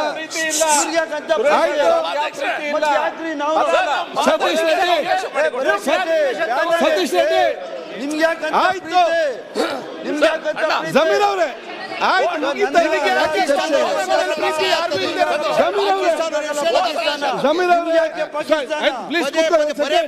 ಈಗ ನಿಮ್ಮ ಅಭಿಪ್ರಾಯ ಹೇಳಿದ್ದೀರಿ, ನಾನು ಅಭಿಪ್ರಾಯ ಹೇಳ್ತೇನೆ. ನೀವು ಆಡಳಿತ ಪಕ್ಷ ಒಂದ್ ಸೆಕೆಂಡ್, ನಾವು ಎಲ್ಲ ಚಾನೆಲ್ ಅಲ್ಲೂ ಬಂದಿದೆ ಅಂತ ಹೇಳಿ ಸತೀಶ್ ರೆಡ್ಡಿ ಚಾನೆಲ್ ಅಲ್ಲೂ ಬಂದಿದೆ. ಆಯ್ತು ತಪ್ಪಾಯ್ತು ಅಂತ ಅದನ್ನ ನಾನೀಗ ನೋಡಿ, ನಾನೀಗ ಏನ್ ಹೇಳ್ತೇನೆ, ಈಗ ಯಾವ ಚಾನೆಲ್ ಬಂದಿದೆ ಯಾವ ಚಾನೆಲ್ ಬಂದಿದೆ ನಾನು ಇಲ್ಲಿ ಹೇಳುವಂಥದ್ದು, ನಿಮ್ಮ ಆಡಳಿತ ಪಕ್ಷ ಮತ್ತು ಈ ಪ್ರತಿಪಕ್ಷ ನಮ್ಮ ವೈರಿಗಳ ಮಾತಿಗೋಸ್ಕರ ಅರ್ಧ ಗಂಟೆ ನನ್ನ ಟೈಮ್ ವೇಸ್ಟ್ ಮಾಡ್ತಿರಲ್ಲ, ನಾಚಿಕೆ ಆಗ್ಬೇಡ ನಮಗೆ. ಅದನ್ನ ಬಿಟ್ಟು ಬಿಡಿ, ಈಗ ಮುಂದೆ ಹೋಗಿ. ಯಾರಿಗಿನ ಇಬ್ಬರಿಗೆ ಕೂಡ ಅಷ್ಟೇ ಮುಟ್ಟೆ ಮುಂದೆ ಹೋಗಿ. ನೆಕ್ಸ್ಟ್ ಹೇಳಿ, ನೆಕ್ಸ್ಟ್ ಪಾಯಿಂಟ್ ಹೇಳಿ ಸರ್. ಆಯ್ತಮ್ಮ, ನೆಕ್ಸ್ಟ್ ಪಾಯಿಂಟ್ ಹೇಳಿ. ನೆಕ್ಸ್ಟ್ ಪಾಯಿಂಟ್ ಸುರೇಶ್ ಕೂತ್ಕೊಳ್ಳಿ. ನೆಕ್ಸ್ಟ್ ಪಾಯಿಂಟ್ ಹೇಳಿ ಈಗ. ಇಲ್ಲ ಆಯ್ತು, ಈಗ ಬಾಲಕೃಷ್ಣ ಅವರೇ. ಸಭಾಧ್ಯಕ್ಷರೇ ಒಂದು ಇಂಗ್ಲಿಷ್ನ ರಿಪಬ್ಲಿಕ್ ಟಿವಿ ಅನ್ನೋ ಚಾನಲ್ ಇದೆ, ಆಯ್ತು ಬಿಡು, ಎಕ್ಸ್ಪ್ಲೇಷನ್ ಕೊಡ್ತಾ ಇದ್ದೆ. ಅದಕ್ಕೆ ಇದಕ್ಕೆ ಮಾತಾಡಿ ಈಗ. ಸುರೇಶ್ ಅವರ ಅದಕ್ಕೆ ಮಾತಾಡಬೇಡಿ, ನೀವು ಅಡ್ಡ ಹಾಕದಿದ್ರೆ ನೀವು ಅಲ್ಲಿ ಮಾತಾಡಿ, ಮಂತ್ರಿಗೆ ಮಾತಾಡಿ. ಪಾಕಿಸ್ತಾನದ ವಿಷಯ ನಾನು ಯಾಕೆ ಹೇಳಿದೆ ಅಂತ ಬಿಟ್ಟು ಬಿಡಿ ಮಾರಿ, ಯಾಕೆ ಅದು ಬೇಡ ಬಿಡಿ, ಬಿಟ್ಟು ಬಿಡಿ. ಪಾಕಿಸ್ತಾನದ ವಿಷಯ ಮಾತಾಡಬಾರ್ದ ಯಾಕೆ? ಆಯ್ತು, ಪಾಕಿಸ್ತಾನ ನೀವು ಸಬ್ಜೆಕ್ಟ್ ಮಾತಾಡಿ ಕನೆಕ್ಷನ್ ಅಂತ ನನ್ನ ಪ್ರಶ್ನೆ. ಆಯ್ತು ಸರ್, ಸಭಾಧ್ಯಕ್ಷರೇ, ನಾನ್ ಮಾತನಾಡ್ತಿರೋದು ರೂಲಿಂಗ್ ಪಾರ್ಟಿಯ ವಿರುದ್ಧದ ವಿಷಯ ಅಲ್ಲ. ಆಯ್ತು, ಏನಾಗಿದೆ, ನಾನು ಒಂದು ಚಾನಲ್ ಅಲ್ಲಿ ಇರುವಾಗ ಅಲ್ಲಿಯ ಅರ್ನಬ್ ಗೋಸ್ವಾಮಿ ಅಂತವ್ರು ನನಗೆ ಅದನ್ನು ತೋರಿಸಿದ, ಅದಕ್ಕೆ ಹೇಳಿದೆ. ನಾನು ಔಟ್ ಆಫ್ ದ ಹ್ಯಾಟ್ ಮಾತಾಡ್ತಾ ಇಲ್ಲ. ಒಂದು ಮಿನಿಟ್, ಚರ್ಚೆ ಮಾಡ್ತೀವಿ ಈ ವಿಷಯದಲ್ಲಿ. ಒಂದು ಮಿನಿಟ್, ನೀವು ಪಾಕಿಸ್ತಾನ ಅಂದ್ರುಗಳು ಇರುವೆ ಬಂದಾಗ ಮಾಡ್ತಾರೆ, ನಿಮ್ಮ ವಿಷಯ ಅಲ್ಲ. ಆಯ್ತು ಹೇಳಿ ಈಗ. ಸರ್, ಮತ್ತೊಂದು ಕ್ಲಾರಿಫಿಕೇಶನ್ ಪೇಪರ್ನಲ್ಲಿ ಬಂತು, ಇಲೆಕ್ಟೆಡ್ ರೆಪ್ರೆಸೆಂಟೇಟಿವ್ MP ಲೆವೆಲ್ನ ಒಬ್ಬ ವ್ಯಕ್ತಿ ಇದರಿಂದ ಇದ್ದಾರೆ ಅನ್ನುವಂಥದ್ದು ಪೇಪರಲ್ಲಿ ಬರ್ತದೆ. ಹಿಂದೆ IS ಆಫೀಸರ್ ಆಗಿದ್ದವರು ಇದ್ರ ಹಿಂದೆ ಅವ್ರದ್ದು ಇದೆ ಅನ್ನುವಂಥದ್ದು ಬರ್ತದೆ, ಪೇಪರಲ್ಲಿ ಬರ್ತದೆ. ನಮಗೇನು ಪ್ರೂಫ್ ಏನಿಲ್ಲ ನಮ್ಮ ಹತ್ರ, ಪೇಪರಲ್ಲಿ ಬರ್ತದೆ, ಕರೆಕ್ಟಾಗಿ ಬಂದಿದೆ. ಅದು ಸಹ ನಾನು Kerala is interested in this, ಈ ವ್ಯಕ್ತಿಯ ಹೆಸರು ಬರ್ತದೆ. ಹಾಗಾಗಿ ನಮ್ಗೆ ಬೇರೆ ಬೇರೆ ಚಾನೆಲ್ಸ್ ಅಲ್ಲಿ ಬರ್ತದೆ. ಹಾಗಾಗಿ ನಮ್ಗೆ ಡೌಟ್, ಬೇರೆ ರೀತಿಯ ಒಂದು ಇಲ್ಲಿಯ ಒಂದು ಅಸ್ಥಿರತೆ ಮಾಡ್ಲಿಕ್ಕೆ ಬೇರೆಯವರ ಕೈವಾಡ ಇದೆ. ನಿಮ್ದಲ್ಲ. ಥರ್ಡ್ ಪಾಯಿಂಟ್ ಸರ್, ನೋಡಿ ಕ್ಲಾರಿಫಿಕೇಶನ್, ಯಾಕೆ ಉತ್ತರ ಕೊಡ್ಬೇಡಿ, ಮತ್ತೆ ನೀವು ಕೇಳಿ. ಉತ್ತರ ಕೊಡ್ತಾ ಇಲ್ಲ, ಇವರು ವಿಷಯಾಂತರ ಮಾಡ್ತಾ ಇದ್ದಾರೆ. ಇವರು ಮಾತಾಡೋ ಬರದಲ್ಲಿ ಯಾವ್ದಕ್ಕೆ ಯಾವ್ದು ಸೇರಿಸ್ತಾರೆ ಇವರು. ಮತ್ತೊಂದು ನಂಗೆ ಕ್ಲಾರಿಫಿಕೇಶನ್ ಏನ್ ಬೇಕಂತ ಹೇಳಿದ್ರೆ, ಕೇಳಿದ್ರು, ಎಲ್ಲರೂ ಕೇಳಿದ್ದಾರೆ ಅದೇ ಕ್ಲಾರಿಫಿಕೇಶನ್. ಪುನಃ ನಾನು ನೆನಪು ಮಾಡಿಸಿ ಇಚ್ಛಿಸ್ತಾ ಇದ್ದೇನೆ. ಮಂಗಳೂರಲ್ಲಿ ಸುಹಾಸ್ ಶೆಟ್ಟಿ ಮರ್ಡರ್ ಆದ ನಂತರ ಸೋಷಿಯಲ್ ಮೀಡಿಯಾದಲ್ಲಿ ಕೆಲವರೆಲ್ಲ ಪೋಸ್ಟ್ ಆಗ್ತಾ ಇದ್ರು. ಆಯ್ತು, ಹೇಳಿದ್ರೆ ಚರ್ಚೆ ಮಾಡೋ ಹೇಳಿದ್ರೆ ಒಂದಿನ 2 ದಿನ ಒಳಗೆ ಕೂರಿಸಿ ಇನ್ವೆಸ್ಟಿಗೇಷನ್ ಮಾಡಿದ್ರು. ಈ ವಿಷಯದಲ್ಲಿ ಇಷ್ಟು ಚಾನಲ್ಸ್ ಬೆಳಿಗ್ಗೆ ಆಗುವಾಗ ಹೇಳ್ತಾರೆ, ಆ ಗುಂಡಿಯಲ್ಲಿ ಚರ್ಚೆ ಮಾಡಿ ಹೇಳಿದಾರಲ್ಲ. ಆಯ್ತು, ಕ್ಲಾರಿಫಿಕೇಶನ್ ಸಿಕ್ಕಿದೆ, ಸಾಯಂಕಾಲ ಆದಾಗ ಇಲ್ಲ. ಆಯ್ತು, ಮುಗೀತೀಗ. ಅವ್ರ ಮೇಲೆ ಆಕ್ಷನ್ ಏಕೆ ಆಗ್ತಾ ಇಲ್ಲ? ಓಕೆ, ಬಾಲಕೃಷ್ಣ ಆಕ್ಷನ್ ಯಾರ ಮೇಲೆ ಸಹ ಆಗ್ತಾ ಇಲ್ಲ. ಓಕೆ, ಅದೇ ಆಗ್ತಾ ಇಲ್ಲ. ಇದೆಲ್ಲ ಕ್ಲಾರಿಫಿಕೇಶನ್ ನಾವು ಕೇಳಲಿಕ್ಕೆ ಬಾಲಕೃಷ್ಣ ಅವರೇ. ಮಾನ್ಯ ಸಭಾಧ್ಯಕ್ಷರೇ, ಧರ್ಮಸ್ಥಳದ ವಿಚಾರದಲ್ಲಿ ನೀವು ನಮ್ಮ ಪ್ರತಿಪಕ್ಷದ ನಾಯಕರು, ಹಲವಾರು ನಾಯಕರುಗಳು, ಶಾಸಕರುಗಳು ಕೂಡ ಪ್ರಸ್ತಾಪ ಮಾಡಿದ್ದಾರೆ. ಕ್ಲಾರಿಫಿಕೇಶನ್. ಮಾನ್ಯ ಸಭಾಧ್ಯಕ್ಷರೇ, ನಾವು ಶಾಸಕ ಅನ್ನೋದಕ್ಕಿಂತ ಆ ಕ್ಷೇತ್ರದ ಭಕ್ತನಾಗಿ ತಮ್ಮ ಮೂಲಕ ಮಾನ್ಯ ಗೃಹ ಸಚಿವರಿಗೆ ಸರ್ಕಾರಕ್ಕೆ ತಿಳಿಸ್ಲಿಕ್ಕೆ ಬಯಸ್ತಾ ಇದ್ದೇನೆ. ಏಕೆಂದರೆ ವಿಶ್ವಣ್ಣವರು ಕೂಡ ಎಲ್ಲ ಮಾತಾಡಿದರು. 3 ತಿಂಗಳು ಅನ್ನೋದು ತುಂಬ ವಿಳಂಬ ಆಗ್ತದೆ, ಅದು ಜರೂರಾಗಿ ಒಂದು ತೀರ್ಮಾನ ಆಗಬೇಕು ಅನ್ನೋದ್ರ ಬಗ್ಗೆ ಎಲ್ಲರೂ ಕೂಡ ಅಭಿಪ್ರಾಯ ವ್ಯಕ್ತ ಮಾಡಿದ್ದಾರೆ. ಒಂದು, ಅನಾಮಿಕನ ಹಿಂದೆ ಪ್ರೋತ್ಸಾಹಿಸಿರ್ತಕ್ಕಂಥವ್ರು ಯಾರು 10 ವರ್ಷದ ವ್ಯಾಪ್ತಿನಲ್ಲಿ ಇದುವರೆಗೆ ಅವ್ನಿಗೆ ಯಾವತ್ತೂ ಶಕ್ತಿ ಬಂದಿಲ್ಲ. ಈಗ ಯಾವ ರೀತಿ ಶಕ್ತಿ ಬಂತು ಇದನ್ನು ಪ್ರಸ್ತಾಪ ಮಾಡಲಿಕ್ಕೆ, ಇದನ್ನು ಇದು ಮಾಡಲಿಕ್ಕೆ ಏನಾದರೂ ಕೂಡ ಚರ್ಚೆ ಆಗಬೇಕು. ಅದ್ರ ಹಿಂದೆ ಇರ್ತಕ್ಕಂಥವ್ರಿಗೂ ಕೂಡ ಶಿಕ್ಷೆ ಆಗಬೇಕು ಅನ್ನೋದು ನಮ್ಮ ಅಭಿಪ್ರಾಯ. ಮಾನ್ಯ ಸಭಾಧ್ಯಕ್ಷ, ಒಟ್ಟಾರೆ ಆ ಕ್ಷೇತ್ರದ ಪಾವಿತ್ರ್ಯತೆಗೆ ಈಗಾಗಲೇ ಎಲ್ಲ ಒಂಥರ ಆತಂಕ ಮೂಡಿದೆ. ಆತಂಕದಿಂದ ಅದಕ್ಕೆ ಅತಿ ಜರೂರಾಗಿ ತಮ್ಮ ಮೂಲಕ ಸರ್ಕಾರಕ್ಕೆ ಮನವಿ ಮಾಡ್ತಕ್ಕಂಥದ್ದು, ಅನಾಮಿಕನ ಹಿಂದೆ ಪ್ರೋತ್ಸಾಹಿಸಿರ್ತಕ್ಕಂಥವ್ರು ಯಾರು, ಅವ್ರಿಗೆ ಶಕ್ತಿ ತುಂಬಿರ್ತಕ್ಕಂಥವ್ರು ಯಾರು, ಆ ಕ್ಷೇತ್ರವನ್ನ ಹಿಂದೂಗಳ ಭಾವನೆಗಳಿಗೆ ವಿರುದ್ಧವಾದಂಥ ಒಂದು ತೀರ್ಮಾನ ಆಗಬೇಕು ಅನ್ನೋ ಒಂದು ಭಾವನೆಗೆ ಏನು ಚರ್ಚೆಗಳಾಗ್ತಿದೆ, ಅದಕ್ಕೆ ವಿರಾಮ ಹಾಕಿ ಆ ಕ್ಷೇತ್ರದ ಪಾವಿತ್ರ್ಯತೆಯನ್ನ, ಗೌರವವನ್ನ ಎತ್ತಿಡಿತಕ್ಕಂಥದ್ದು ಪ್ರತಿಯೊಬ್ಬರ ಜವಾಬ್ದಾರಿ, ಅದಕ್ಕೆ ಅವಕಾಶ ಮಾಡಿಕೊಡ್ಬೇಕು ಅಂತ ಮಾನ್ಯ ಗೃಹ ಸಚಿವರಲ್ಲಿ ವಿನಂತಿ ಮಾಡ್ತೇನೆ. ಲಾಸ್ಟ್ ಎಲ್ಲರಿಗಾಗುದಿಲ್ಲ. ಆಯ್ತು, ಕೂತ್ಕೊಳ್ಳಿಗಲ್ಲಿ ಆಯ್ತು. ಮಾತ್ರ ಲಕ್ಷ್ಮಣ್ ಸವದಿ, ವೈಟ್. ಆಯ್ತು, ಲಕ್ಷ್ಮಣ್ ಸವದಿ. ಧರ್ಮಸ್ಥಳದ ಒಂದು ಜಾಗೃತ ದೇವಸ್ಥಾನದ ಬಗ್ಗೆ ಒಂದು ವಿಷಯವನ್ನು ಇಟ್ಕೊಂಡು ತನಿಖೆ ಆಗಲಿ, ಮತ್ತು ಇಲ್ಲಿವರೆಗೆ ಸಾಕಷ್ಟು ಜನ ಎಲ್ಲ ಹಿರಿಯ ಶಾಸಕರು ಮತ್ತು ಅನುಭವಿ ಶಾಸಕರು ಸಾಕಷ್ಟು ಚರ್ಚೆಗಳನ್ನು ಮಾಡಿದ್ದಾರೆ. ಅದಕ್ಕೆ ತನಿಖೆ ಬಗ್ಗೆ ಸೂಕ್ಷ್ಮವಾಗಿರ್ತಕ್ಕಂಥ ವಿಷಯಗಳ ಬಗ್ಗೆನೂ ಕೂಡ ಗೃಹ ಸಚಿವರು ಒಂದು ಒಳ್ಳೆಯ ಹೇಳಿಕೆಗಳನ್ನು ಕೂಡ ಇಲ್ಲಿ ಮಂಡನೆಯನ್ನು ಮಾಡಿದ್ದಾರೆ. ನಮಗೆಲ್ಲರಿಗೂ ಕೂಡ ಗೌರವ ಇದೆ. ಯಾವುದೇ ಪಕ್ಷ, ಪಂಥ, ಜಾತಿ, ಮತ ಯಾವುದನ್ನು ಬದಿಗಿಟ್ಕೊಂಡು ಇಡೀ ಸದನ ನಾವೆಲ್ಲರೂ ಕೂಡ ಆ ಧರ್ಮಸ್ಥಳದ ಬಗ್ಗೆ ಅತ್ಯಂತ ಗೌರವವನ್ನು ಇಟ್ಕೊಂಡು ನಾವೆಲ್ಲರೂ ಕೂಡ ನಡ್ತಕ್ಕಂಥ ಒಂದು ಕ್ಲಾರಿಫಿಕೇಶನ್ ಪರಂಪರೆಯಲ್ಲಿ ನಾವು ಹೋಗ್ತಾ ಇದ್ದೀವಿ. ನನ್ನ ಕಳಕಳಿ ಏನಂದರೆ, ಇದನ್ನು ಜಾಸ್ತಿ ನೀವು ಚರ್ಚೆ ಮಾಡ್ಲಿಕ್ಕೆ ಬಿಟ್ಟರೆ, ನಮ್ಮ ಸ್ನೇಹಿತರು ಹೇಳಿದ್ರಲ್ಲ, ಅನೇಕ ಬೇರೆ ಬೇರೆ ದೇಶದ ಚಾನಲ್ಗಳಲ್ಲಿ ಪ್ರಚಾರ ಆಗ್ತಾ ಇದೆ, ಅಲ್ಲಿ ಜನ ಬರ್ತಕ್ಕಂಥದ್ದು ಕಡಿಮೆ ಆಗ್ತಾ ಇದೆ. ಇನ್ನು 2 ದಿವಸ ಇಲ್ಲೇ ಇದನ್ನು ಚರ್ಚೆ ಮಾಡ್ಕೋತ ಕೂತ್ರೆ ಯಾವ ದೇಶನೂ ಕೂಡ ಇದನ್ನು ಬಿಡೋದಿಲ್ಲ, ಎಲ್ಲರೂ ಚರ್ಚೆ ಮಾಡ್ತಾರೆ. ನಮಗೇನಾದ್ರೂ ನಿಜವಾದ ಗೌರವ ಇದ್ದರೆ, ಆ ದೇವಸ್ಥಾನದ ಬಗ್ಗೆ ನಮಗೆ ಕಳಕಳಿ ಇದ್ದರೆ ಚರ್ಚೆ ಇದನ್ನು ಮುಗಿಸಿ. ಈ ಚರ್ಚೆ ಮುಗಿಸ್ಕೊಂಡು ಸರ್ಕಾರದ ಮೇಲೆ, ನಮ್ಮ ಗೃಹ ಸಚಿವರ ಮೇಲೆ ಒಂದು ವಿಶ್ವಾಸ ಇಡೋಣ. ಅವರು 15 ದಿವಸ ತಿಂಗಳದಲ್ಲೋ ಏನು ವರದಿ ತರ್ತಾರೋ, ಆ ವರದಿ ತಂದ ಮೇಲೆ ನಾನು ಗೃಹ ಸಚಿವರಿಗೆ ಇಷ್ಟೇ ವಿನಂತಿ ಮಾಡ್ತೀನಿ, ಇವತ್ತು ನಾವು ನೋಡಲಿಕ್ಕೆ ಮೇಲ್ನೋಟಕ್ಕೆ ಇದು ಸುಳ್ಳ ಅಂತಕ್ಕಂಥದ್ದು ನಮಗೆಲ್ಲರಿಗೂ ಕೂಡ ಅರಿವಾಗಿದೆ.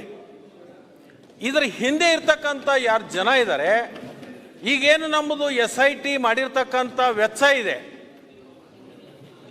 ಅಧಿಕಾರಿಗಳಿರ್ಬೋದು, ಅಲ್ಲಿ ಆಗಿರ್ತಕ್ಕಂಥ ವೆಚ್ಚ ಇದು, ಅದನ್ನ ಬರ್ಸ್ತಕ್ಕಂಥ ಕೆಲಸ ಅವ್ರ ಮುಖಾಂತರ ಮಾಡಿಸಿರೋದು. ಅಂದರೆ ಇಡೀ ದೇಶಕ್ಕೆ ಒಂದು ಸಂದೇಶ ಹೋಗುತ್ತೆ. ಯಾಕಂತಂದರೆ ಇಂಥ ಸಮಾಜಘಾತುಕ ಶಕ್ತಿಗಳ ವಿಚಾರಗಳನ್ನು ಇಟ್ಕೊಂಡು, ಇಂಥ ವಿಚಾರಗಳನ್ನು ಉದ್ಭವ ಮಾಡಿ ಅನೇಕ ಕಡೆ ಇಂಥ ವಿಷಯಗಳನ್ನು ಹುಟ್ಟುಹಾಕಿ ಸಮಾಜದಲ್ಲಿ ಅಶಾಂತಿಯನ್ನು ಬಿತ್ತತಕ್ಕಂಥ ಕಾರ್ಯಗಳಿಗೆ ನಿಲ್ಲಬೇಕಾದ್ರೆ ಯಾರು ಸುಳ್ಳು ಆರೋಪಗಳನ್ನು ಮಾಡಿ ಈ ಗೊಂದಲವನ್ನು ಸೃಷ್ಟಿ ಮಾಡಿದಾರೆ ಅವನ ಮೇಲೂ ಕೂಡ ಕ್ರಮ ತಗೊಳ್ತಕ್ಕಂಥದ್ದು ಸರ್ಕಾರ ಮುಖಾಂತರ ಆಗಲಿ ಅಂತೇಳಿ ನಾನು ಕೇಳ್ಕೊತೀನಿ. ಸೌದಿ ಅಲ್ಲ, ಅರಗ ಜನದ್ದು ಒಂದು ನಿಮಿಷ ಬೇಕು ಫಾಸ್ಟ್. ಮಾನ್ಯ ಅಧ್ಯಕ್ಷರೇ, ನಮ್ಮ ಗೃಹ ಸಚಿವರು ಉತ್ತರ ಕೊಟ್ಟಿದ್ದಾರೆ. ಇವತ್ತು ಇಡೀ ಕರ್ನಾಟಕ ಮಾತ್ರ ಅಲ್ಲ, ಇಡೀ ದೇಶದ ಧರ್ಮಸ್ಥಳದ ಭಕ್ತರು ಬಹಳ ಕುತೂಹಲದಿಂದ ಕಾಯ್ತಾ ಇದ್ರು. ನಮ್ಮ ಗೃಹ ಸಚಿವರ ಬಾಯಲ್ಲಿ ಏನೇನೋ ಇನ್ಫಾರ್ಮೇಷನ್ಗಳು ಬರ್ತದೆ, ಏನು ಸತ್ಯ ಇದೆ ತಿಳ್ಕೊಳ್ಳೋಣ ಅಂತ. ಆದರೆ ಗೃಹ ಸಚಿವರ ಒಂದು ಹೇಳಿಕೆ ಏನಿದೆ ಭಾಳ ಸಪ್ಪೆ ಆಗಿತ್ತು. ಕ್ಲಾರಿಫಿಕೇಶನ್ ಇದು ನಿರಾಶಾದಾಯಕ. ಈ ಸಂದರ್ಭದಲ್ಲಿ ಎಲ್ಲದನ್ನೂ ಹೇಳೋಕ್ಕಾಗ್ತದೆ ಅಂತ ಹೇಳೋಕ್ಕಾಗಲ್ಲ, ಯಾಕಂದ್ರೆ ನಾನು ಹೋಮ್ ಮಿನಿಸ್ಟರ್ ಆಗಿರ್ತಕ್ಕಂಥವ್ರು, ಎಲ್ಲವನ್ನೂ ಹೇಳೋಕ್ಕಾಗಲ್ಲ. ಆದರೆ ಒಂದಷ್ಟು ಸಂಗತಿಗಳನ್ನು ಬೆಳಕು ಚೆಲ್ಬೋದಾಗಿತ್ತು ಅಂತ ನನ್ನ ಅನಿಸಿಕೆ.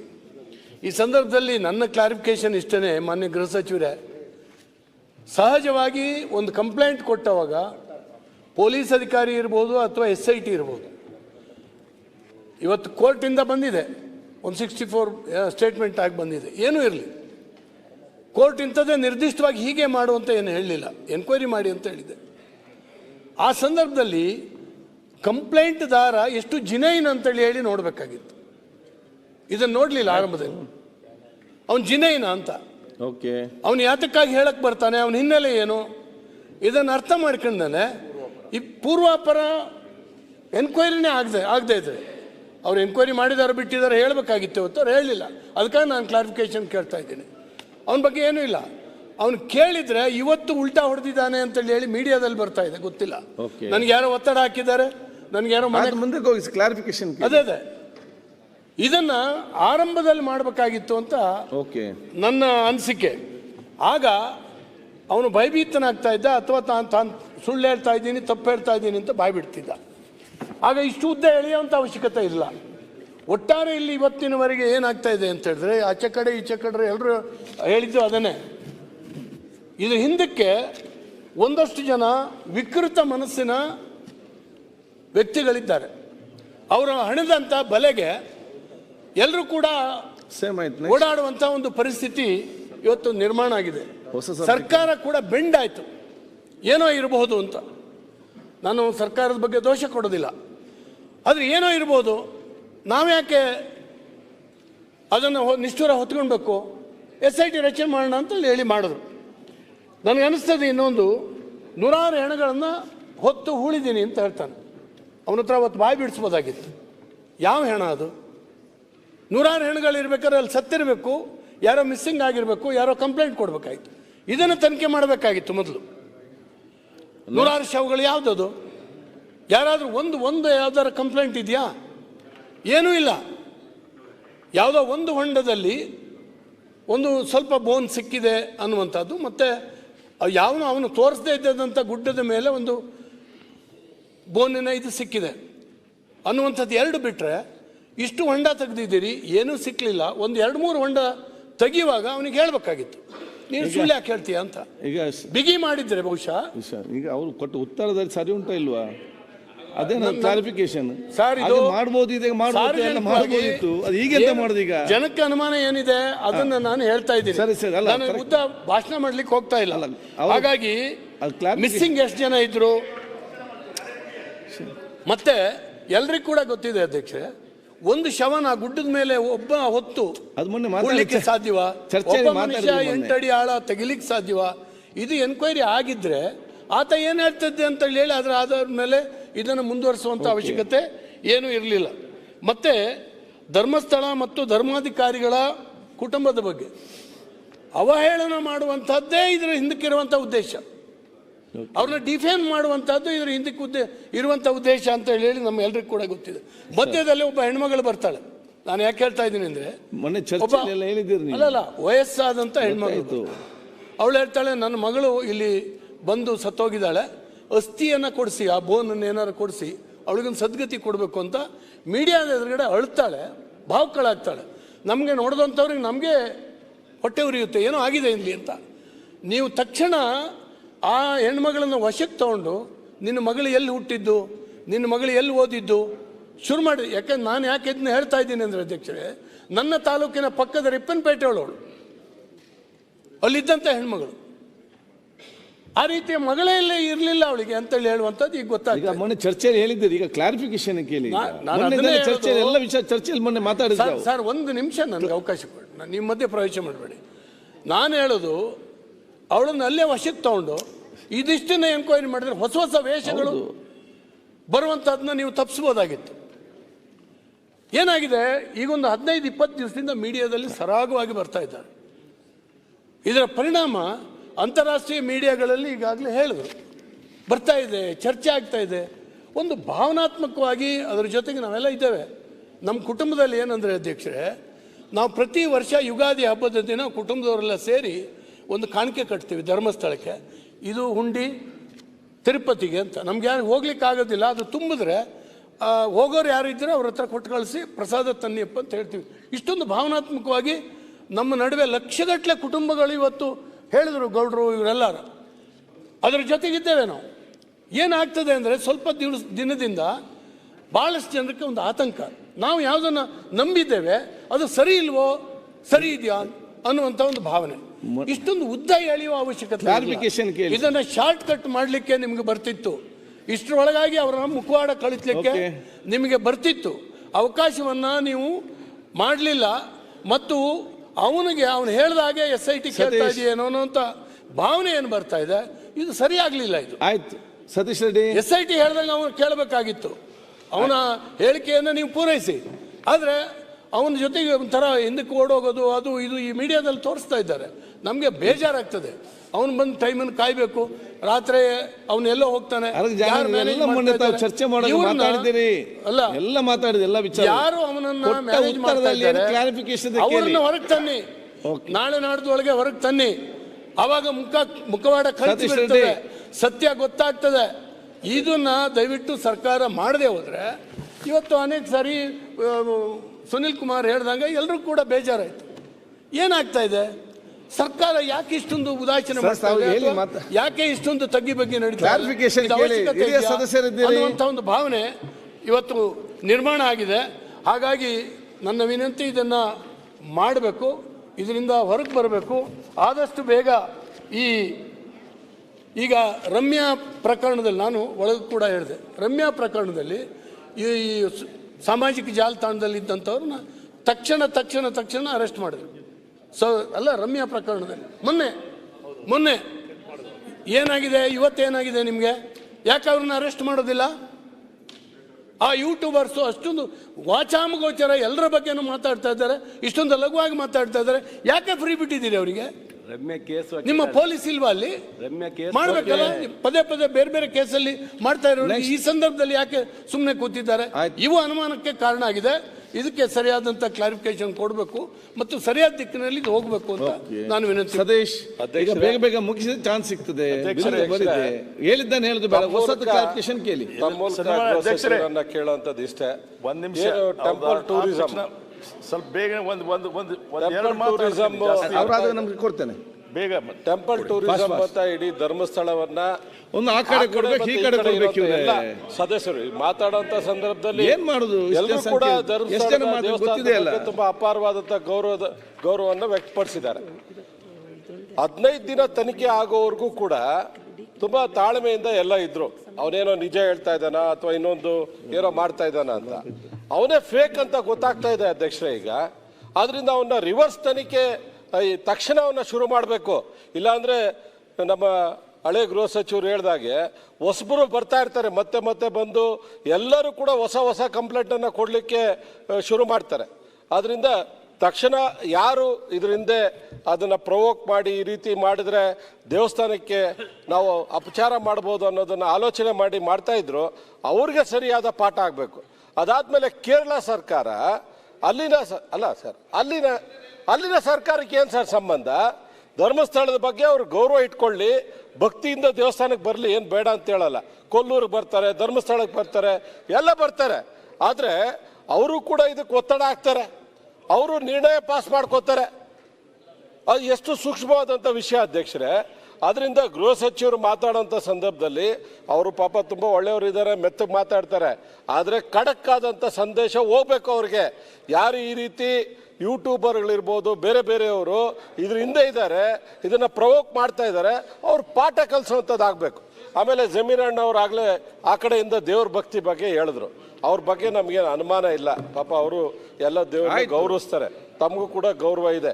ತಾವು ಎಲ್ಲ ದೇವರನ್ನು ಕೂಡ ಪೂಜೆ ಮಾಡ್ತೀರಾ, ಇಷ್ಟಪಡ್ತೀರಾ ಅಂತ ಕೂಡ ಗೊತ್ತಿದೆ.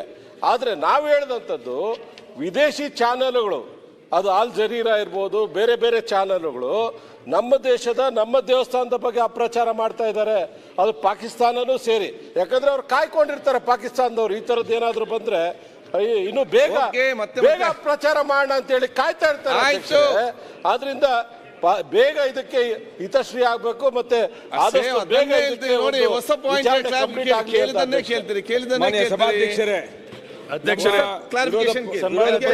ನಾಯಕರು ಪ್ರಸ್ತಾಪ ಮಾಡಿದಂತ ಧರ್ಮಸ್ಥಳ ಕ್ಷೇತ್ರದ ಅವಕಾಶ ಇದೇ ವಿಷಯಕ್ಕೆ ಮಾತಾಡ್ತೀನಿ. ಎರಡೇ ನಿಮಿಷ. ಮಾನ್ಯ ಸಭಾಧ್ಯಕ್ಷರೇ, ನಮ್ಮ ವಿರೋಧ ಪಕ್ಷದ ನಾಯಕರು ಧರ್ಮಸ್ಥಳದ ಬಗ್ಗೆ SIT ತನಿಖೆ ಆಗಿರೋದ್ರ ಬಗ್ಗೆ, ನಡೀತಿರುವಂತಹ ಷಡ್ಯಂತ್ರ ಬಗ್ಗೆ, ಆ ಕ್ಷೇತ್ರದ ಬಗ್ಗೆ ನಡೀತಿರುವಂತಹ ಅಪಪ್ರಚಾರದ ಬಗ್ಗೆ ವಿಸ್ತಾರವಾಗಿ ಗಮನವನ್ನ ಔಸಲಿ ಸೆಳೆದಂತಹ ಸಂದರ್ಭದಲ್ಲಿ ಮಾನ್ಯ ಗೃಹ ಸಚಿವರು ಕೊಟ್ಟಂತ ಉತ್ತರ ನಾವೆಲ್ಲ ಬಹಳ ನಿರೀಕ್ಷೆ ಇಟ್ಕೊಂಡಿದ್ದು. ನಾನು ಮತ್ತೆ ಇಲ್ಲಿರುವಂತ ಕಾಂಗ್ರೆಸ್ ಅಥವಾ JDS ಮತ್ತೆ ಎಲ್ಲ ಪಕ್ಷದವರು ಆ ಕ್ಷೇತ್ರಕ್ಕೆ ನನಗೆ ಕಾಂಗ್ರೆಸ್ ಅವ್ರ ಬಗ್ಗೆ ಮತ್ತೆ ಇಲ್ಲಿ ಇರುವಂತ ಶಾಸಕರ ಬಗ್ಗೆ ಅಪಾರವಾದ ಗೌರವ ಇದೆ. ನಾನು ಇದ್ರ ಒಂದೇ ಪ್ರಶ್ನೆ ಕೇಳೋದು ಗೃಹ ಸಚಿವರಿಗೆ. ಇವತ್ತು ಸುಮಾರು ಇದು ಒಂದು 10 ವರ್ಷ 12 ವರ್ಷದಿಂದ ಸತತವಾಗಿ ಆ ಸೌಜನ್ಯ ಕೊಲೆಯಾದ ಸಂದರ್ಭದಲ್ಲಿ ಪ್ರಾರಂಭ ಆದಂತ ಒಂದು ಘಟನೆ ಇಡೀ ಧರ್ಮಸ್ಥಳವನ್ನು 12 ವರ್ಷಗಳ ಕಾಲ ಜೀವಂತವಾಗಿ ಇಟ್ಕೊಂಡು ಆ ಕ್ಷೇತ್ರಕ್ಕೆ ಅಪಪ್ರಚಾರವನ್ನು ಮಾಡ್ತಿರುವಂಥ ಸಂದರ್ಭದಲ್ಲಿ ಮಾನ್ಯ ಮುಖ್ಯಮಂತ್ರಿಗಳಿಗೆ ಒಂದು ಮನವಿ ಬಂದಂಥ ಸಂದರ್ಭದಲ್ಲಿ SIT ತನಿಖೆಗೆ ಆದೇಶ ಮಾಡ್ತಾರೆ. ಇನ್ನೊಂದು ದಿನ ನಾನು ಮಾಡಲ್ಲ ಅಂತ ಹೇಳ್ತಾರೆ, ನೆಕ್ಸ್ಟ್ ಡೇ ಮಾಡ್ತಾರೆ. ಮಾಡಲಿ, ತನಿಖೆ ಆಗಬೇಕು ಅನ್ನೋದು ಎಲ್ಲರೂ ಇಲ್ಲಿರುವಂಥ ಹೌಸಲ್ಲಿ ಇರುವಂಥವ್ರು ಎಲ್ಲರೂ ಕೂಡ ಉದ್ದೇಶ. ತನಿಖೆ ಆಗಲಿ, ಅದು ಮುಕ್ತವಾಗಲಿ, ಅಪಪ್ರಚಾರದಿಂದ ಹೊರಗಡೆ ಬರಲಿ ಅಂತ. ಆದರೆ ತನಿಖೆ ಮಾಡಿದಂಥ ಕಾಂಗ್ರೆಸ್ ಸರ್ಕಾರ ಮಾನ್ಯ ಸಿದ್ದರಾಮಯ್ಯನವರು ತಗೊಂಡಿರೋಂಥ ನಿರ್ಧಾರ ಸರಿ ಇರ್ಬೋದು. ಆದರೆ ಈ ಸರ್ಕಾರಕ್ಕೆ ಇವತ್ತು ಸರ್ಕಾರದಲ್ಲಿ ಇವತ್ತು ಎಷ್ಟು ಸೂಕ್ಷ್ಮ ಆಗಿದೆ ಅಂತೇಳಿ ಮಾನ್ಯ ಹೋಮ್ ಮಿನಿಸ್ಟರ್ ಹೇಳಿದ್ರು. ಆದರೆ ಆ ರಿಪೋರ್ಟ್ನ ಮಧ್ಯಂತರ ವರದಿಯನ್ನು ಕೊಡ್ತಾರೆ ಅಂತ ಅನ್ಕೊಂಡಿದ್ದು. ಅದರಲ್ಲಿ ಏನಂತ ಹೇಳಿದ್ರು ಮಾನ್ಯ ಗೃಹ ಸಚಿವರು, ಅದು ಲ್ಯಾಟ್ರಲ್ ಸಾಯಿಲ್, ಅದು ಮೂಳೆನೇ ತಿಂದ್ಬಿಟ್ಟಿದೆ. ಎಲ್ಲಾದರೂ ಪ್ರಪಂಚದಲ್ಲಿ 20 ವರ್ಷ ಊತಿದ್ರು ಕೂಡ ಸ್ಕೆಲಿಟನ್ಗಳು ಸಿಗ್ತವೆ. ಆದರೆ ಮೂಳೆನೇ ಎಲ್ಲ ತಿಂದ್ಬಿಟ್ಟಿದೆ, ಮಣ್ಣನ್ನು ಪರೀಕ್ಷೆ ಮಾಡ್ತೀನಿ. ಜನಕ್ಕೆ ಏನು ಸಂದೇಶ ಹೋಗುತ್ತೆ ಇದರಲ್ಲಿ? ಅವ್ರೇನೋ ಅಧಿಕಾರಿಗಳು, ಪೊಲೀಸ್ ಆಫೀಸರ್ಸ್ಗಳು, ಅಲ್ಲಿ ಇರುವಂತ ಆಫೀಸರ್ಸ್ಗಳು ಬಹಳ ಬುದ್ಧಿವಂತರಿದ್ದಾರೆ. ಆದರೆ ಪೊಲೀಸ್ನವರು ಇವತ್ತು ಸರ್ಕಾರದಲ್ಲಿ ಸಿಗಾಕೊಂಡ್ಬಿಟ್ಟು ಒಂದು ಸ್ಪಷ್ಟವಾಗಿ ಮತ್ತೆ ಪ್ರಾಮಾಣಿಕವಾಗಿ ಕೊಡುವಂಥದ್ದು ಆಗ್ಬೇಕಾಯ್ತು. ನಾನು ಹೋಮ್ ಮಿನಿಸ್ಟ್ರಿಗೆ ಹೇಳೋದು ಇಷ್ಟೇ, ಅಂತ ಆತ್ಮಸಾಕ್ಷಿ ಅನ್ನೋದು ಎಲ್ಲಾ ವ್ಯಕ್ತಿಗಳಿಗೂ ಇರುತ್ತೆ.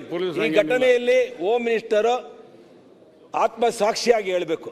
ಯಾಕೆಂದ್ರೆ ಈ ಘಟನೆಯಿಂದ ಇಡೀ ಧರ್ಮಸ್ಥಳಕ್ಕೆ ಇವತ್ತು SIT ತನಿಖೆ ಆದ್ಮೇಲೆ ಇಂಟರ್ನ್ಯಾಷನಲ್ ಮೀಡಿಯಾದವರು, ನ್ಯಾಷನಲ್ ಮೀಡಿಯಾದವರು ಎವ್ರಿ ಡೇ ಇದ್ರ ಬಗ್ಗೆ ಪ್ರಚಾರ ಮಾಡ್ತಿದ್ದಾರೆ.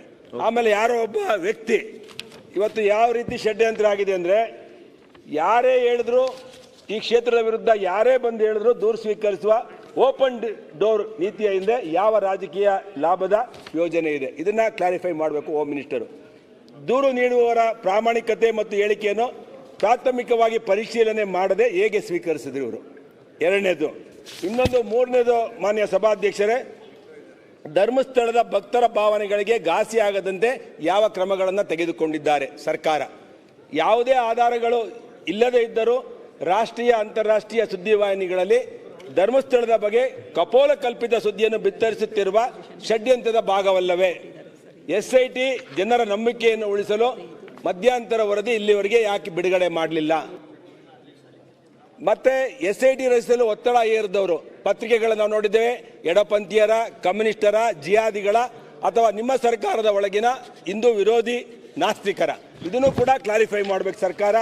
ಬಹಳ ಮುಖ್ಯವಾಗಿ ಹೇಳಬೇಕು ಅಂದರೆ ಮಾನ್ಯ ಸಭಾಧ್ಯಕ್ಷರೇ, ಒಬ್ಬ ಮುಸ್ಲಿಂ ಯೂಟ್ಯೂಬರ್ ಜೊತೆಗೆ ಹಲವು ಹಿಂದೂ ವಿರೋಧಿ ಯೂಟ್ಯೂಬ್ಗಳು SIT ತನಿಖೆಯ ಕುರಿತು ನಿರಂತರವಾಗಿ ನಿಖರ ಮಾಹಿತಿ ನೀಡುವ ವಿಡಿಯೋಗಳ ಸತ್ಯಾಸತ್ಯತೆ ಏನು? ಇದನ್ನ ಕ್ಲಾರಿಫೈ ಮಾಡಬೇಕು ಹೋಮ್ ಮಿನಿಸ್ಟರ್. SIT ಯಾವುದೇ ಅಧಿಕೃತ ಮಾಹಿತಿ ನೀಡದೆ ಸುಳ್ಳು ಸುದ್ದಿ ಹರಡುತ್ತಿರುವವರ ಸೋ ಕಾಲ್ಡ್ ಯೂಟ್ಯೂಬರ್ಗಳ ಮೇಲೆ SIT ಏನು ಕ್ರಮ ತೆಗೆದುಕೊಂಡಿದೆ? ಮೂರನೇದು, ಸನ್ಮಾನ್ಯ ಮುಖ್ಯಮಂತ್ರಿಗಳೇ, ಗೃಹ ಸಚಿವರೇ, ಸರ್ಕಾರ ಈ ಕೂಡಲೇ ನೂರಾರು ಆಸ್ತಿಕ ಬಂಧುಗಳ ಶ್ರೀ ಕ್ಷೇತ್ರ ಧರ್ಮಸ್ಥಳದ ಆರಾಧ್ಯ ದೈವ ಶ್ರೀ ಮಂಜುನಾಥ ಸ್ವಾಮಿಯ ಭಕ್ತರ ಮನದಲ್ಲಿರುವ ಮೇಲಿನ ಪ್ರಶ್ನೆಗಳಿಗೆ ಸಮರ್ಪಕವಾಗಿ ಉತ್ತರ ನೀಡಬೇಕು. ಈ ಕ್ಷೇತ್ರದ ಬಗ್ಗೆ, ಧರ್ಮಾಧಿಕಾರಿಗಳ ಬಗ್ಗೆ ಸುಳ್ಳು ಹಾಗೂ ಗೌರವಕ್ಕೆ ಚ್ಯುತಿ ತರುವಂತಹ ಸುದ್ದಿ ಹರಡುತ್ತಿರುವ ಯೂಟ್ಯೂಬರ್ಗಳ ವಿರುದ್ಧ ಏನು ಕ್ರಮ ತೆಗೆದುಕೊಂಡಿದೆ? ಒಂದು ಚಿಕ್ಕ ಘಟನೆ ಹೇಳಿ ಮುಗಿಸ್ಬಿಡ್ತೇನೆ. ಮೊನ್ನೆ 13ನೇ ತಾರೀಕು ಮಾನ್ಯ ಸಭಾಧ್ಯಕ್ಷರೇ, ಒಬ್ಬ ಹಿಂದೂ ಜಾಗರಣಿಕ ವೇದಿಕೆಯವನು, ಇಲ್ಲಿ ನಮ್ಮ ಜಯಚಂದ್ರ ಇದ್ದಾರಲ್ಲ ಶಾಸಕರು, ಅವ್ರ ಬಗ್ಗೆ ಒಂದು ಪೋಸ್ಟ್ ಹಾಕ್ತಾನೆ. ಆ ಪೋಸ್ಟ್ ಹಾಕಿದ್ದು ಒಂದು ಅರ್ಧ ಗಂಟೆಗೆ ಅರೆಸ್ಟ್ ಮಾಡ್ತಾರೆ. ಯಾರು ಕಂಪ್ಲೇಂಟರ್? ಯಾರು ಕಂಪ್ಲೇಂಟರ್? ಬಂದು ದಫೇದಾರ್. ಅಲ್ಲಿರುವಂಥ ಪೊಲೀಸ್ ಸ್ಟೇಷನ್ ಅವರೇ ಕಂಪ್ಲೇಂಟ್, ದಫೇದಾರೇ ಕಂಪ್ಲೇಂಟ್ ಕೊಟ್ಟು ಅವನ್ನ ಅರೆಸ್ಟ್ ಮಾಡಿ ಜೈಲಿಗೆ ಬಿಡ್ತಾರೆ. ಯಾರೋ ಒಬ್ಬ ಸೋಷಿಯಲ್ ಮೀಡಿಯಾದಲ್ಲಿ ಹಾಕೋದಕ್ಕೆ. ನಾನು ಹೋಮ್ ಮಿನಿಸ್ಟರು ಸಮರ್ಪಕವಾಗಿದ್ದಾರೆ, ಅವರ ಅಂತರ್ಸಾಕ್ಷಿ ಆತ್ಮಸಾಕ್ಷಿಯನ್ನು ಹಿಡ್ಕೊಂಡು ಕೆಲಸ ಮಾಡಬೇಕು. ಅದಕ್ಕೆ ಕೂಡಲೇ ಇದಕ್ಕೆ ಮುಕ್ತಿ ಆಡಬೇಕು. ಇದನ್ನ ತಿಂಗಳಗಟ್ಟಲೆ ತನಿಖೆ ಮಾಡ್ತೀನಿ, ನಾನು ಎನ್ಕ್ವೈರಿ ಮಾಡ್ತೀನಿ, ಇದೆಲ್ಲ ಬಿಟ್ಟು ಈಗ ಗೊತ್ತಾಗಿದೆ, ಸತ್ಯಾಸತ್ಯತೆ ಗೊತ್ತಾಗಿದೆ, ಇದನ್ನ ಅಂತ್ಯ ಆಡಬೇಕು ಇನ್ನೊಂದು ತಿಂಗಳೊಳಗಡೆ ಅಂತೇಳಿ ನಮ್ಮ ಮನವಿ. ಮತ್ತೆ ಆ ಯೂಟ್ಯೂಬರ್ಗಳನ್ನ ಬಂಧಿಸಬೇಕು, ಇದು ನಮ್ಮ ಆಗ್ರಹ. ಸಭಾಧ್ಯಕ್ಷರೇ, ತಮಗೆ ನಮ್ಮ ನಿಯಮಾವಳಿಗಳನ್ನು ನಾವೇ ಮಾಡ್ಕೊಂಡಿದ್ದೇವೆ. ಈಗ SIT ತನಿಖೆ ಬಗ್ಗೆ ಎಲ್ಲರೂ ವೆಲ್ಕಮ್ ಮಾಡಿದ್ದಾರೆ, ಯಾರೂ ವಿರೋಧವಂತಿಕೆ ಮಾಡಿಲ್ಲ. ಅದು ಈಗ ಎನ್ಕ್ವೈರಿ ಕಂಡಕ್ಟ್ ಆಗ್ತಾ ಇದೆ, ಆಮೇಲೆ ಇನ್ವೆಸ್ಟಿಗೇಷನ್ ಕೂಡ ಆಗ್ತಾ ಇದೆ. ನಿಯಮ 63 ಏನು ಹೇಳುತ್ತೆ ಸ್ವಲ್ಪ ಎಲ್ಲರೂ ನೋಡ್ಕೊಳ್ಳೋಣ. ಈಗ ಸಮರ್ಪಕವಾದಂಥ ಉತ್ತರವನ್ನು ನಮ್ಮ ಮಂತ್ರಿಗಳು ಕೊಟ್ಟಿದ್ದಾರೆ, ಹೋಮ್ ಮಿನಿಸ್ಟರ್ ಕೊಟ್ಟಿದ್ದಾರೆ. ನೀವು ಇದರ ಮಧ್ಯಂತರ ವರದಿ ಕೊಡಿ ಅಂತಂದ್ರೆ ಮಧ್ಯಂತರ ವರದಿ ಕೊಡಕ್ಕೆ ಬರೋದಿಲ್ಲ, ನಿಯಮಾವಳಿ ಪ್ರಕಾರ ಕೊಡ್ಲಿಕ್ಕೆ ಬರೋದಿಲ್ಲ. ಭಾಳ ಸ್ಪಷ್ಟವಾಗಿದೆ. ಇನ್ವೆಸ್ಟಿಗೇಷನ್ ಇನ್ನೂ ಕಂಪ್ಲೀಟ್ ಆಗಿಲ್ಲ, ಮಧ್ಯಂತರ ವರದಿ ಯಾಕೆ ಕೊಡೋದು? ಇದು ಒಂದು. ಆಮೇಲೆ ಅವ್ರು ಏನು ಎಲ್ಲ ಸಂಶಯಗಳನ್ನು ವ್ಯಕ್ತ ಮಾಡಿದ್ದಾರೆ ಎಲ್ಲದಕ್ಕೂ ಉತ್ತರ ಇನ್ವೆಸ್ಟಿಗೇಷನ್ ಕಂಪ್ಲೀಟ್ ಆಗಿ ಆ SIT ರಿಪೋರ್ಟ್ ಬಂದು ಪುನಃ ಮಂತ್ರಿಗಳ ಕೈ ಸೇರಿ, ಇದು ಮುಖ್ಯಮಂತ್ರಿಗಳ ಕೈಗೆ ಸೇರಿ ಇಲ್ಲಿ ಟೇಬಲ್ ಆದಾಗ ಮಾತ್ರ ಅದ್ರ ಮೇಲೆ ಮತ್ತೆ ಚರ್ಚೆ ಮಾಡ್ಲಿಕ್ಕೆ ಪ್ರಾರಂಭ ಆಗ್ತದೆ. ದಯವಿಟ್ಟು ಇದನ್ನು ಇಲ್ಲಿಗೆ ಮುಕ್ತಾಯ ಮಾಡ್ಬೇಕಂತ ನಿಮ್ಗೆ ಒತ್ತಾಯಪೂರ್ವಕ ಕೇಳ್ತೀನಿ. ಒಂದ್ಸಾಗಿ ಸಿಚ್ಚೋದು ಈಗ ಎಲ್ಲ ಫಸ್ಟ್ ಟೈಮರ ಪರವಾಗಿ ಚೆನ್ನಬಸಪ್ಪ ಮಾತಾಡಲಿಕ್ಕೆ ಎಲ್ಲರಿಗೂ ಕೂಡ ಇದೆ. ಮಾತಾಡ್ದನ್ನೇ ಮಾತಾಡೋದಲ್ಲದೆ ಹೊಸತಾಗಿ ಏನು ಕೂಡ ಬರ್ತಾ ಇಲ್ಲ. ಅದಕ್ಕೆ ನಾನು ಹೇಳಿಕೆ ನೆಕ್ಸ್ಟ್ ನಾಳೆ ನಿಮಗೆ ಬೇರೆ ಚಾನ್ಸ್ ಕೊಡುವ. ನಿಲ್ಲಿ ನೀವು ನಿಮ್ಮ ಮುಖಂಡರು ಹೇಳ್ತಾರೆ ಮುಗಿಸಬೇಕಂತ. ಮೊನ್ನೆ ಅಧ್ಯಕ್ಷರೇ ನಿಮಗೆ ಧನ್ಯವಾದಗಳು ಸಮರ್ಪಣೆ ಮಾಡ್ತೇನೆ. ಧರ್ಮಸ್ಥಳದ ಬಗ್ಗೆ ಬಹಳಷ್ಟು ದಿನಗಳಿಂದ ನಾವು ನೋವನ್ನು ಅನುಭವಿಸ್ತಾ ಇದ್ದೀವಿ. ನಾನು ಮಾತ್ರ ಅಲ್ಲ, ಈ ದೇಶದ ಪ್ರತಿಯೊಬ್ಬ ಹಿಂದೂನು ಕೂಡ ಇದ್ರ ಬಗ್ಗೆ ನೋವನ್ನು ವ್ಯಕ್ತಪಡಿಸ್ತಾ ಇದ್ದಾರೆ. ಆದರೆ ಇವತ್ತು ನಮ್ಮ ಸಚಿವರು, ಗೃಹ ಸಚಿವರು ಉತ್ತರ ಕೊಟ್ಟಂಥ ಸಂದರ್ಭವನ್ನು ಗಮನದಲ್ಲಿ ಇಟ್ಕೊಂಡ್ರೆ ಎಲ್ಲ ಒಂದು ಕಡೆ ಬಹಳ ನೋವು ತರುತ್ತೆ ನಮಗೆ. ಯಾವುದಕ್ಕೆ ಸರಿಯಾದಂಥ ರೀತಿಯೊಳಗಡೆ ಈ ರಾಜ್ಯದ ಜನಕ್ಕೆ ಒಂದು ಮೆಸೇಜನ್ನು ತಲುಪಿಸ್ಬೇಕಾಗಿತ್ತು, ಅದನ್ನು ತಲುಪಿಸಿಲ್ಲ ಅಂಥೇಳಿ ನಾನಂತೂ ಅಂದ್ಕೊಂಡಿದ್ದೇನೆ. ಯಾಕೆಂದರೆ ಅವರು SIT ಬಗ್ಗೆ ಮಾತ್ರ ಇಲ್ಲಿ ಪ್ರಸ್ತಾಪ ಮಾಡಿದ್ದಾರೆ. SITನ ಯಾರು ವಿರೋಧ ನಾವು ಮಾಡಲೇ ಇಲ್ಲ. ಮೊದಲಿಂದನೂ ಅದ್ರ ಬಗ್ಗೆ ನಾವು ಯಾವತ್ತೂ ಕೂಡ ಸಹಾನುಭೂತಿಯಿಂದ, ಯಾಕೆಂದರೆ 18-20 ದಿನಗಳ ಕಾಲ ನಾವು ಅದ್ರ ಬಗ್ಗೆ ನಾವು ಮಾತು ಆಡಿಲ್ಲ. ನಾವು ಮೊನ್ನೆಯಿಂದ ಮಾತಾಡ್ಲಿಕ್ಕೆ ಶುರು ಮಾಡಿದ್ದೇವೆ. ನಾವು ಮೊನ್ನೆಯಿಂದ ಮಾತಾಡ್ಲಿಕ್ಕೆ ಶುರು ಮಾಡಿದ ತಕ್ಷಣ ಪರಿಸ್ಥಿತಿ ಏನು ವ್ಯತ್ಯಾಸ ಆಗ್ತಿದೆ ಅಂತ ಹೇಳಿದ್ರೆ ನೀವು ರಾಜಕಾರಣ ಮಾಡ್ತಾ ಇದ್ದೀರಿ ಅಂತ ಹೇಳಿ. ನಾವು ರಾಜಕಾರಣ ಮಾಡೋಕ್ಕೋಸ್ಕರ ಬದುಕಿರೋರಲ್ಲ ನಾವು. ಅಲ್ಲಲ್ಲ, ಕ್ಲಾರಿಫಿಕೇಶನ್ ಕೇಳ್ತಾ ಇದ್ದೀರಿ. ನಾವು ಅದಕ್ಕೋಸ್ಕರ ಬದುಕಿಲ್ಲ ಸರ್. ನಾವು ನಮಗೆ ಸತ್ಯ ಸಂಗತಿ ಬೇಕಾಗಿರೋಂಥ ಸರಿಯಾದಂಥ ಮಾಹಿತಿಗಳು ಮತ್ತು ರಾಜ್ಯದ ಜನಕ್ಕೆ ಬೇಕಾಗಿರೋಂಥ ಒಳ್ಳೆಯ ಸಂಗತಿಗಳನ್ನು ನೀವು ಹೇಳ್ತೀರ ಅಂತ ನಾವು ಭಾವಿಸಿದ್ವಿ. ಪರಮೇಶ್ವರವರ 3ನೇ ಕಣ್ಣು ತೆರೆಯುತ್ತೆ ಅಂತ ನಾವು ಭಾವಿಸಿದ್ವಿ. ಯಾಕೆ ಅಂತ ಹೇಳಿದ್ರೆ SIT ಇಲ್ಲಿ ಇಡೀ ರಾಜ್ಯದೊಳಗಡೆ ವಾತಾವರಣ ಹಾಳು ಮಾಡ್ತಾ ಇಲ್ಲ. ಹಾಗಾಗಿ ಅದ್ರ ಬಗ್ಗೆ ನಿಮಗೆ ಅವಶ್ಯಕತೆ ಇಲ್ಲ, ಅದನ್ನ ಏನಾದ್ರು ಮಾಡ್ಕೊಳ್ಳಿ. ಆದರೆ SIT ತನಿಖೆ ನಡೀತಾ ಇರೋಂಥ ಈ ಒಂದು ಸಂದರ್ಭದೊಳಗಡೆ ಇಡೀ ರಾಜ್ಯದಲ್ಲಿರುವಂಥ ಪ್ರತಿಯೊಬ್ಬ ಹಿಂದುವಿನ ಭಾವನೆಗೆ ಧಕ್ಕೆ ತರ್ತಿರೋಂಥ ವ್ಯಕ್ತಿಗಳ ಬಗ್ಗೆ ನೀವೇನು ಹೇಳ್ತಾ ಇದ್ದೀರಿ? ಸರ್ಕಾರ ಏನು ಹೇಳಲೇ ಇಲ್ಲ. ಇದ್ರ ಬಗ್ಗೆ ನಮ್ದಿರುವಂಥದ್ದು. ಯಾಕೆಂದ್ರೆ ಒಂದು ಮಾತು ಹೇಳಿದ್ರು. ಏನು ಹೇಳಿದ್ರು ಅಂತ ಹೇಳಿದ್ರೆ, ಪಾಕಿಸ್ತಾನದ ಬಗ್ಗೆ ಚರ್ಚೆ ಮಾಡಿದಾಗ ಪಾಕಿಸ್ತಾನದಂಥ ಬೇರೆ ಬೇರೆ ರೀತಿಯ ಬೇರೆ ಬೇರೆ ದೇಶಗಳಲ್ಲಿ, ಒಂದು ನಿಮಿಷ ತಡೆಯೋಣ, ನಿಮ್ಮ ಬಗ್ಗೆ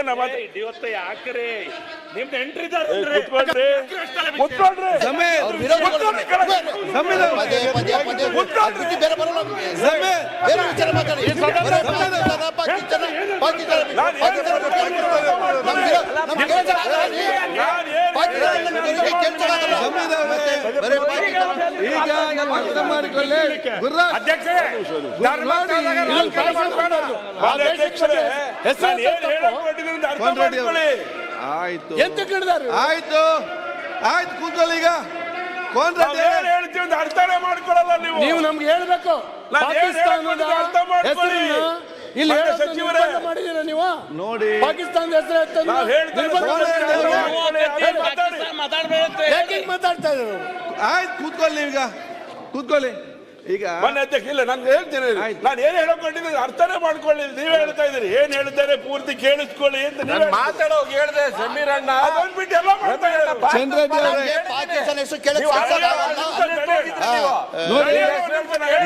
ಕೇಳಿ. ಚನ್ನಬಸಪ್ಪನವರೇ, ಯಾರು ಕೂಡ ತಪ್ಪಭಿಪ್ರಾಯ ಮಾಡ್ಕೊಳ್ಬೇಡಿ. ಭರತ್ ಅವ್ರೆ, 3 ಮಂದಿ ಕೊಟ್ರೆ ಇದೇನ್ ಸದನ ಅಂತಾರ? ಭರತ್ ಸರ್, ನಾವು ಪಾಕಿಸ್ತಾನ ಆಯ್ತಪ್ಪ, ನೋಡಿ ಆಯ್ತು, ಚರ್ಚೆ ಬೇಡ ಅವರಿಗೆ.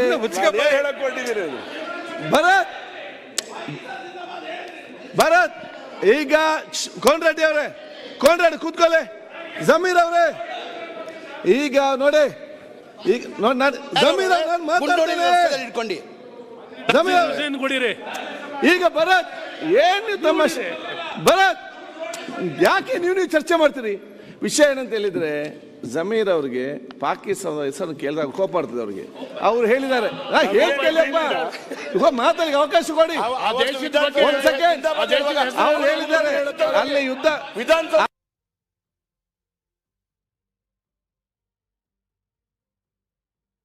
ಓಪನ್ ಆಗಿ ಹೇಳಿದ್ದಾರೆ, ಏನಾದ್ರು ಅಲ್ಲಿ ಯುದ್ಧ ಆಗೋದಾದ್ರೆ ನಾವು ಟೈಮ್ ಬಾಂಬ್ ಕಟ್ಟಿ ಹೋಗಿ ಅಲ್ಲಿ ಪಾಕಿಸ್ತಾನ ದುಮ್ಕಿ ಅವ್ರು ಸಾಯಿಸ್ತಾನೆ. ನೀವೇ ತಯಾರಿದ್ದಾರೆ ಅವ್ರ ಜೊತೆ ಹೋಗಿ? ನಾನು ನಿಮ್ಮ ಜೊತೆ ಕಳಿಸ್ತೇನೆ ಅಷ್ಟೇ. ಮತ್ತೆ ಈಗ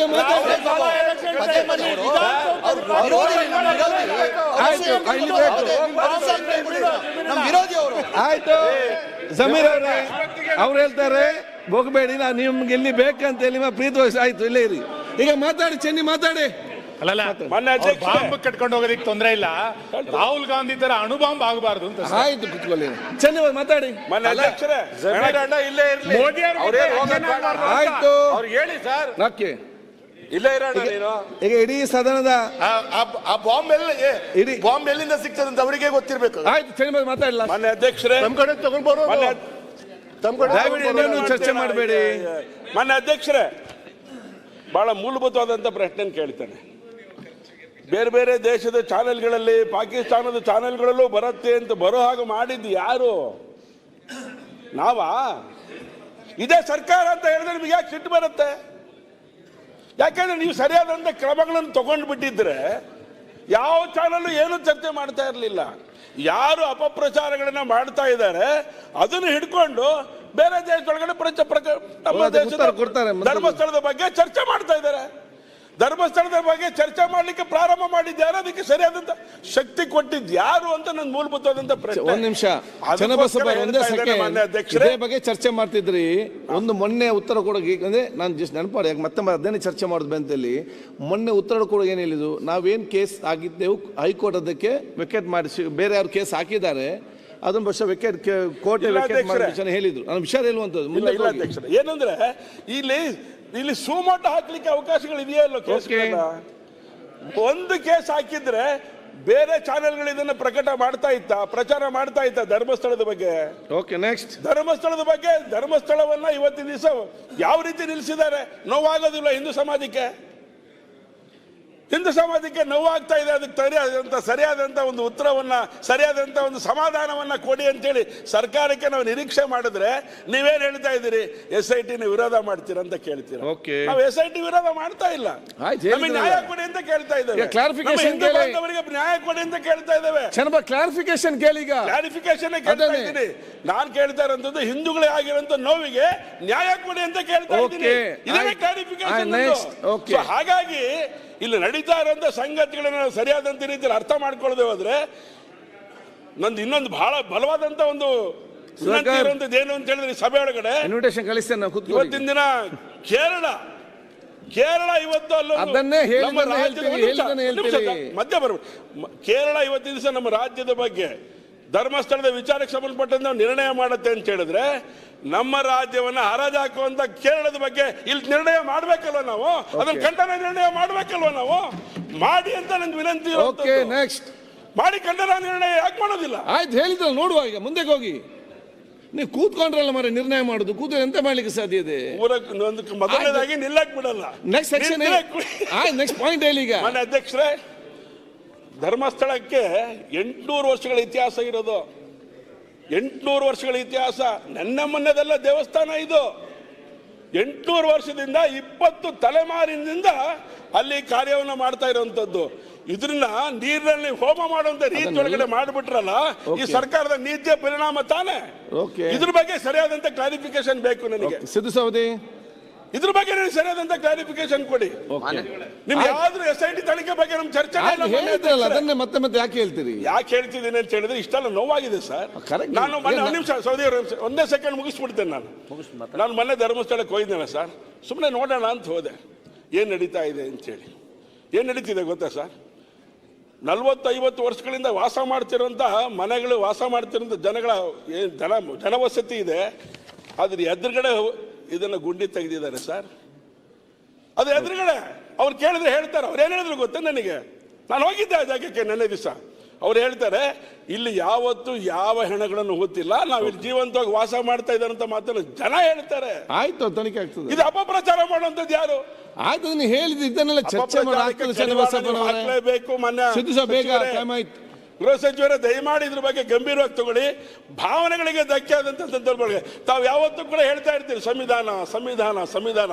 ಹಿಂದೂ ಧರ್ಮಕ್ಕೆ ಅಪಮಾನ ಆದ್ರೆ ಸಂವಿಧಾನಕ್ಕೆ ನ್ಯಾಯ ಹೇಳ್ತೇನೆ. ಹಿಂದೂ ಧರ್ಮಕ್ಕೆ ಅಪಮಾನ ಆದ್ರೆ ನಿಮಗೆ ಸಂವಿಧಾನಗಳಿಗೆ ಅವಕಾಶ ಇಲ್ಲ ಅಂತಂದ್ರೆ ನಾವಿಲ್ಲಿ ಹಿಂದೂ ಮುಸ್ಲಿಂ ಗಲಾಟೆ ಕಮ್ಯುನಿಸ್ಟ್ ಇದ್ದಾರೆ, ಕಮ್ಯುನಿಸ್ಟ್ ಇದ್ದಾರೆ.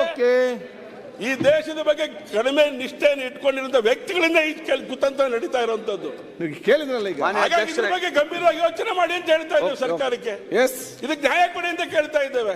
ದಯಮಾಡಿ ನ್ಯಾಯ ಸಿಕ್ಕಿಲ್ಲ ನಮಗೆ, ನಿಮ್ಮ ಉತ್ತರದಿಂದ ಸರಿಯಾದಂತ ನ್ಯಾಯ ಕೊಡಬೇಕು ಅಂತೇಳಿ ನಾನು ಆಗ್ರಹವನ್ನು ನಾನು ಮಾಡ್ತೇನೆ. ಮಾನ್ಯ ಅಧ್ಯಕ್ಷರೇ, ಅನಾಮಿಕ ಅನ್ನುವಂತ ವ್ಯಕ್ತಿ ಈಗ ಮತ್ತೆ ಚರ್ಚೆ ಬೇಡ, ಕ್ಲಾರಿಫಿಕೇಶನ್ ಕೇಳಿ. ಕ್ಲಾರಿಫಿಕೇಶನ್ ಮಾತ್ರ ಅಷ್ಟೇ.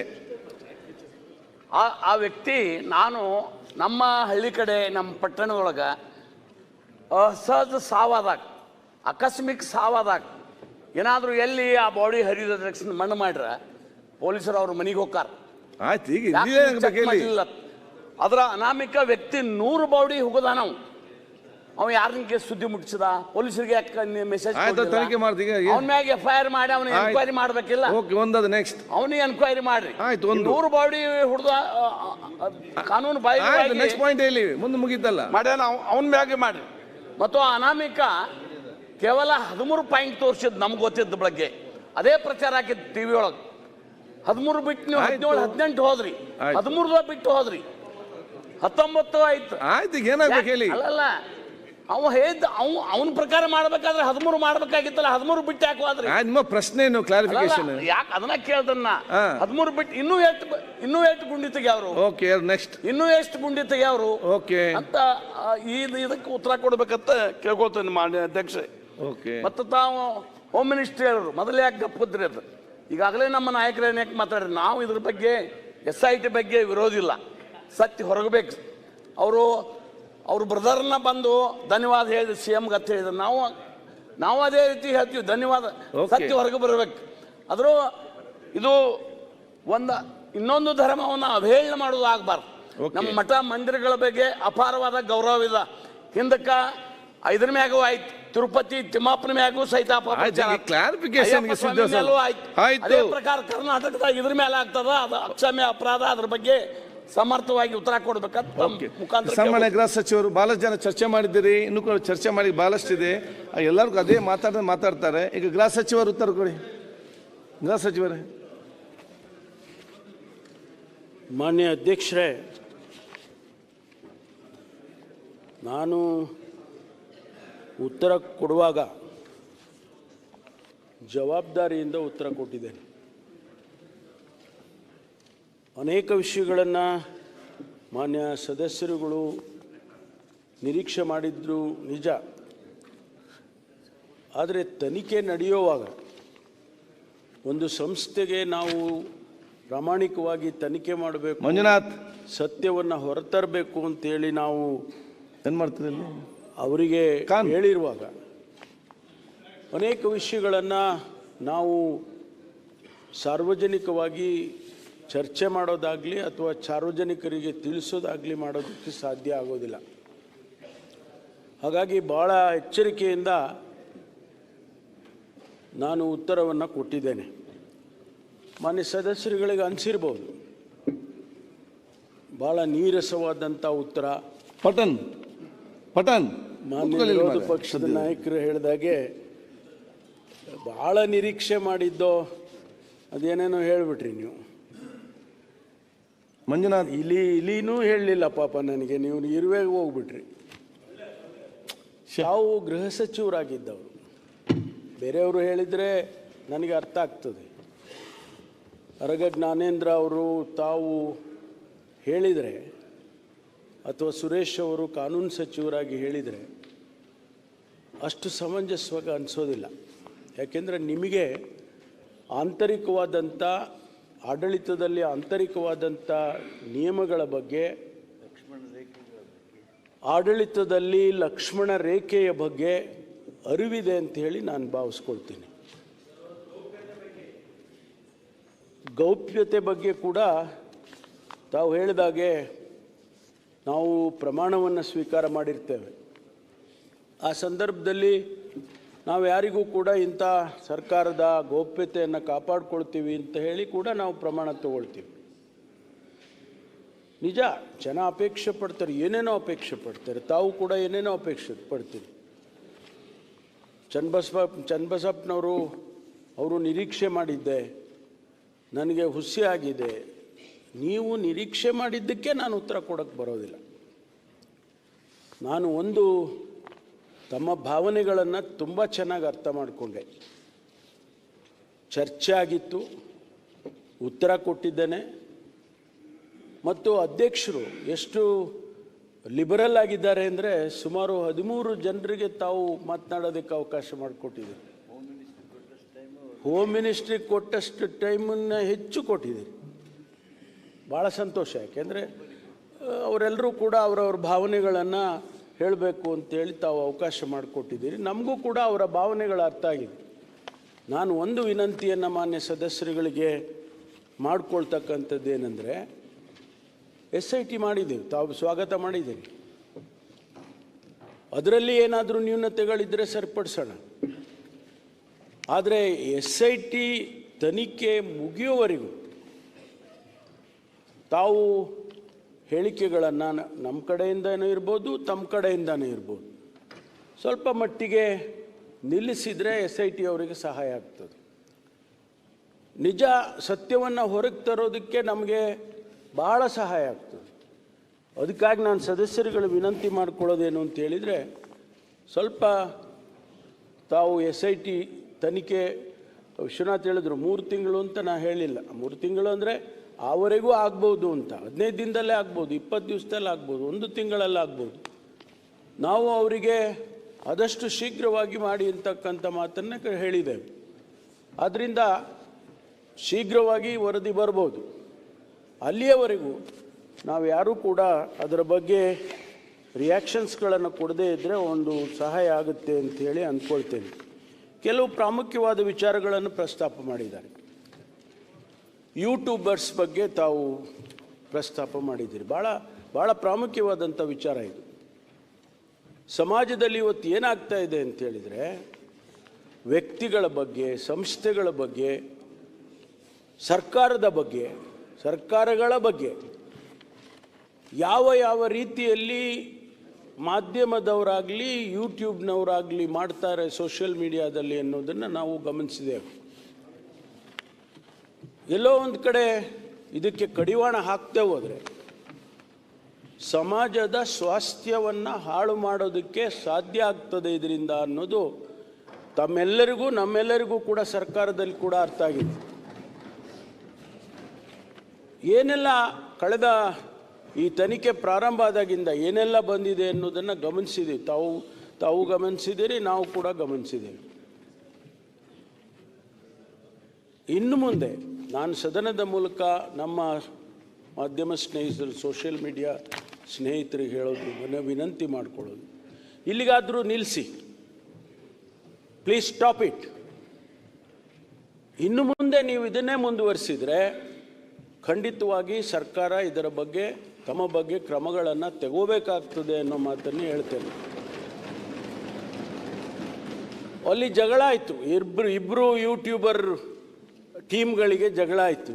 ಸುನೀಲ್ ಅವರೇ ತಮ್ಗೆ ಗೊತ್ತಿದೆ, ಹೊಡೆದಾಡ್ಕೊಂಡು ಅವ್ರ ಮೇಲೆ ಕೇಸ್ ಮಾಡಿ, ಅವ್ರನ್ನ ಅರೆಸ್ಟ್ ಮಾಡಿ, ಮತ್ತು ಅವ್ರ ಮೇಲೆ FIRಗಳೆಲ್ಲ ಮಾಡಿರ್ತಕ್ಕಂಥದ್ದು ಈ SIT ನಮ್ಮ ಸ್ಥಳೀಯ ಪೊಲೀಸ್ನಿಂದ ಮಾಡಿದ್ದಾರೆ. ಆದರೆ ಯಾವ ಕೆಲಸ ತಾವು ಮಾಡ್ತಾ ಇದ್ದೀರಿ? ಜನರ ಭಾವನೆಗಳನ್ನು ಕೆರಳಿಸುವಂಥ ಪೋಸ್ಟಿಂಗ್ಸನ್ನು ನೀವು ಮಾಡಿದರೆ, ಒಂದು ಪೋಸ್ಟಿಂಗ್, ಒಂದೇ ಒಂದು ಪೋಸ್ಟಿಂಗ್ ಮಾಡಿದ್ದು, ಅದರಿಂದ ಲಕ್ಷಾಂತರ ಜನರ ಭಾವನೆಗಳಿಗೆ ಧಕ್ಕೆ ಆಗೋದಿಲ್ವಾ? ನಾನು ಕಾಲೇಜಿನಲ್ಲಿ ಇರ್ತಕ್ಕಂಥ ಸಂದರ್ಭದಲ್ಲಿ ಒಂದು ಪತ್ರಿಕೆಯಲ್ಲಿ ಒಂದು ಲೇಖನ ಬರುತ್ತೆ. ನಾನು ಡೀಟೇಲ್ಸು ಹೆಸರು ಏನು ಹೇಳೋದಿಲ್ಲ. ಆ ಲೇಖನ ಬಂದಾಗ ಮಾರನೇ ಬೆಳಿಗ್ಗೆ MG ರೋಡಲ್ಲಿ ಇರ್ತಕ್ಕಂಥ ಪತ್ರಿಕಾ ಕಚೇರಿ ಏನಿದೆ ಅದನ್ನು ಸುಟ್ಟು ಹಾಕ್ತಾರೆ. ಕೇವಲ ಒಂದೇ ಒಂದು ಲೇಖನ, ಒಂದು ಪ್ಯಾರಾಗ್ರಾಫ್ ಇತ್ತೋ ಏನೋ ಗೊತ್ತಿಲ್ಲ. ಅದು ಅಂದರೆ ಒಂದು ಲೇಖನ ಅಥವಾ ನೀವು ತೋರಿಸ್ತಕ್ಕಂಥ ಒಂದು ಚಿತ್ರಣ ಸಮಾಜದಲ್ಲಿ ಏನು ಮಾಡ್ಬೋದು ಅನ್ನೋದಕ್ಕೆ ಅದು ನಿದರ್ಶನ. ಹಾಗಾಗಿ ನೀವು ಮಾಡ್ತಕ್ಕಂಥ ಪೋಸ್ಟಿಂಗ್ಸ್ ಏನಿದೆ ಅವುಗಳನ್ನು ನೀವೇ ನಿಯಂತ್ರಣ ಮಾಡಿಕೊಂಡ್ರೆ ಭಾಳ ಸೂಕ್ತ. ಇಲ್ಲದೇ ಇದ್ದರೆ ಸರ್ಕಾರ ನಿಮ್ಮನ್ನು ನಿಯಂತ್ರಣ ಮಾಡುತ್ತೆ. ಈಗಾಗಲೇ ನಾವು ಫೇಕ್ ನ್ಯೂಸಿಗೆ ಕಾನೂನು ತರಬೇಕು ಅಂತ ಮಾಡಿದ್ದೇವೆ. ಫೇಕ್ ನ್ಯೂಸ್ ಕಾನೂನನ್ನು ತರಬೇಕು ಅಂಥೇಳಿ ಬಹುಶಃ ಈ ಸದನದಲ್ಲಿ ತರಬೇಕಾಗಿತ್ತು. ಮುಂದಿನ ಅಧಿವೇಶನದಲ್ಲಿ ಖಂಡಿತವಾಗಿ ತರ್ತೇವೆ ಅಂತಕ್ಕಂಥದ್ದನ್ನು ಈ ಸಂದರ್ಭದಲ್ಲಿ ಹೇಳೋದಕ್ಕೆ ಬಯಸ್ತೇನೆ. ಭಾಳಷ್ಟು ಪ್ರಶ್ನೆಗಳನ್ನು ತಾವು ಕೇಳಿದ್ದೀವಿ, ಕೆಲವೆಲ್ಲ ರಿಪಿಟೇಷನ್ಸ್ ಆಗಿದೆ, ನಾನು ಹೇಳೋದಕ್ಕೆ ಹೋಗೋದಿಲ್ಲ. ಇದೆಲ್ಲದಕ್ಕೂ ಉತ್ತರ ಎಲ್ಲಿಂದ ಸಿಗುತ್ತೆ? ಇದೆಲ್ಲದಕ್ಕೂ ಉತ್ತರ ಸಿಕ್ಕೋದು ತನಿಖೆ ಆದಮೇಲೆ ಸಿಗುತ್ತೆ ವಿನಃ ತನಿಖೆಗೆ ಮುಂಚೆ ನಾನಾಗಲಿ ಮತ್ತು ಯಾರೇ ಆಗಲಿ, ಮುಖ್ಯಮಂತ್ರಿಗಳೇ ಆಗಲಿ ಉತ್ತರ ಕೊಡೋದಕ್ಕೆ ಸಾಧ್ಯ ಇಲ್ಲ. ಹಾಗಾಗಿ ಅನೇಕ ಪ್ರಶ್ನೆಗಳನ್ನು ನಾನು ಇವತ್ತು ಉತ್ತರ ಕೊಡೋದಕ್ಕೂ ಸಾಧ್ಯ ಆಗೋದಿಲ್ಲ. ಆದರೆ ತಮ್ಮ ಸಲಹೆ ಇದೆ. ವಿಶ್ವನಾಥ್ ಹೇಳಿದರು, ಟೆಕ್ನಾಲಜಿ ಯೂಸ್ ಮಾಡಿ, ನೀವು ಬೇಗ ತನಿಖೆಯನ್ನು ಮಾಡೋದಕ್ಕೆ ಟೆಕ್ನಾಲಜಿ ಯೂಸ್ ಮಾಡಿ.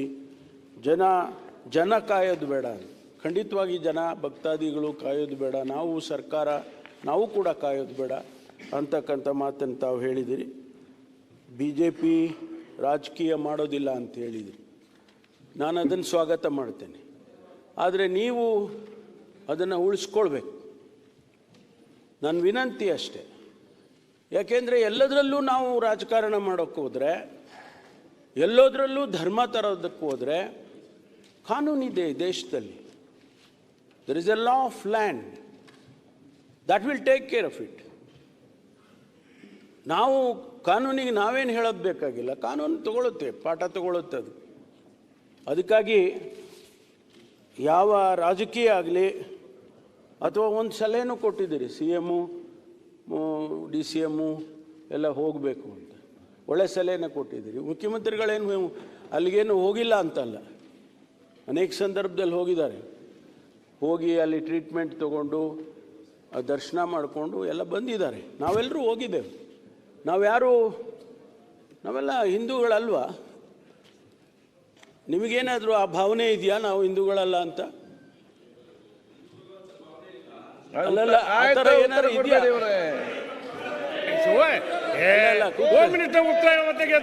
ಅಲ್ಲಪ್ಪ, ಕೇಳ್ರಿ ಸುರೇಶ್ ಗೌಡ, ಕೂತ್ಕೊಳ್ಳಿ. ಸರ್, ಮುಖ್ಯಮಂತ್ರಿ ಹೋಗ್ಯಾರತ್ತ, ಮುಖ್ಯಮಂತ್ರಿ ಆಗ್ಯಾರ, ಮಂಜುನಾಥ್ ಆಶೀರ್ವಾದ ಆಗಿದೆ. ನೀವು ಹೇಳಿದ್ದು ನಾನು ಸ್ವಾಗತ. ನಾವು ಹಿಂದೂಗಳು ಭಾವನೆ, ಹೌದಪ್ಪ, ನಾವು ಹಿಂದೂಗಳೇ.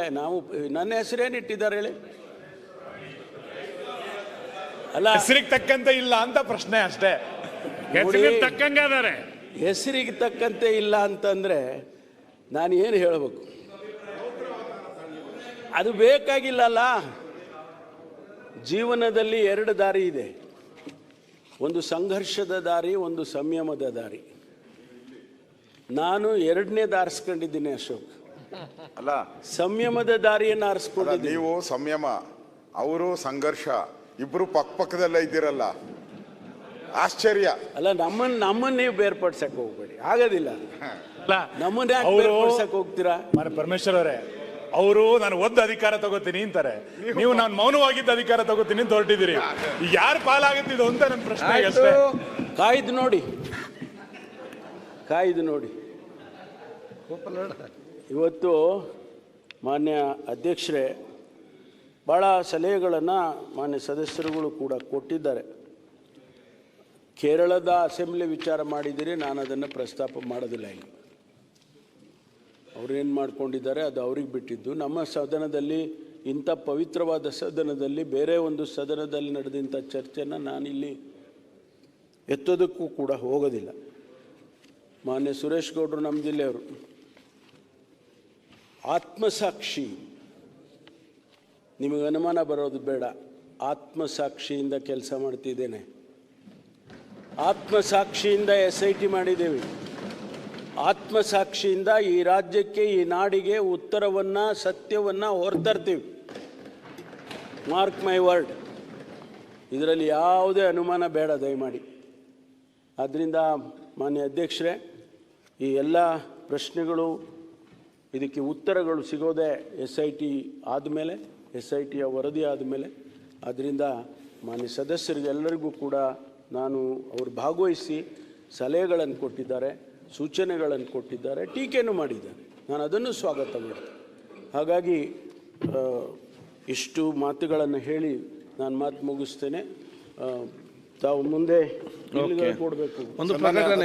ಇಲ್ಲ, ಈಗ ತಾವು, ನಾನು ಒಬ್ಬನೇ ಮಾತಾಡ್ತೇನೆ, ಏನೇನು ತಾವು ಆತ್ಮಸಾಕ್ಷಿ, ಧರ್ಮ ಇದೆಲ್ಲ ಹೇಳಿದ್ರಿ. ಸುರೇಶ್ ಗೌಡ ಕೇಳ್ದ ಅಂತೇಳಿ, ನಿಮ್ಗೆ ಆತ್ಮಸಾಕ್ಷಿ, ಧರ್ಮ ಎಲ್ಲ ಇದ್ದಿದ್ರೆ ಇದು 20 ದಿನ ಆಯ್ತಲ್ಲ ಈ ಧರ್ಮಸ್ಥಳದ ಬಗ್ಗೆ ಅಪಚಾರ ಮಾಡೋ ಅಂಥದ್ದು. ಧರ್ಮಸ್ಥಳ ಒಬ್ಬ ಯೂಟ್ಯೂಬರ್ ಮೇಲೆ ಒಂದು ಕೇಸ್ ಹಾಕಿದ್ದೀರಾ?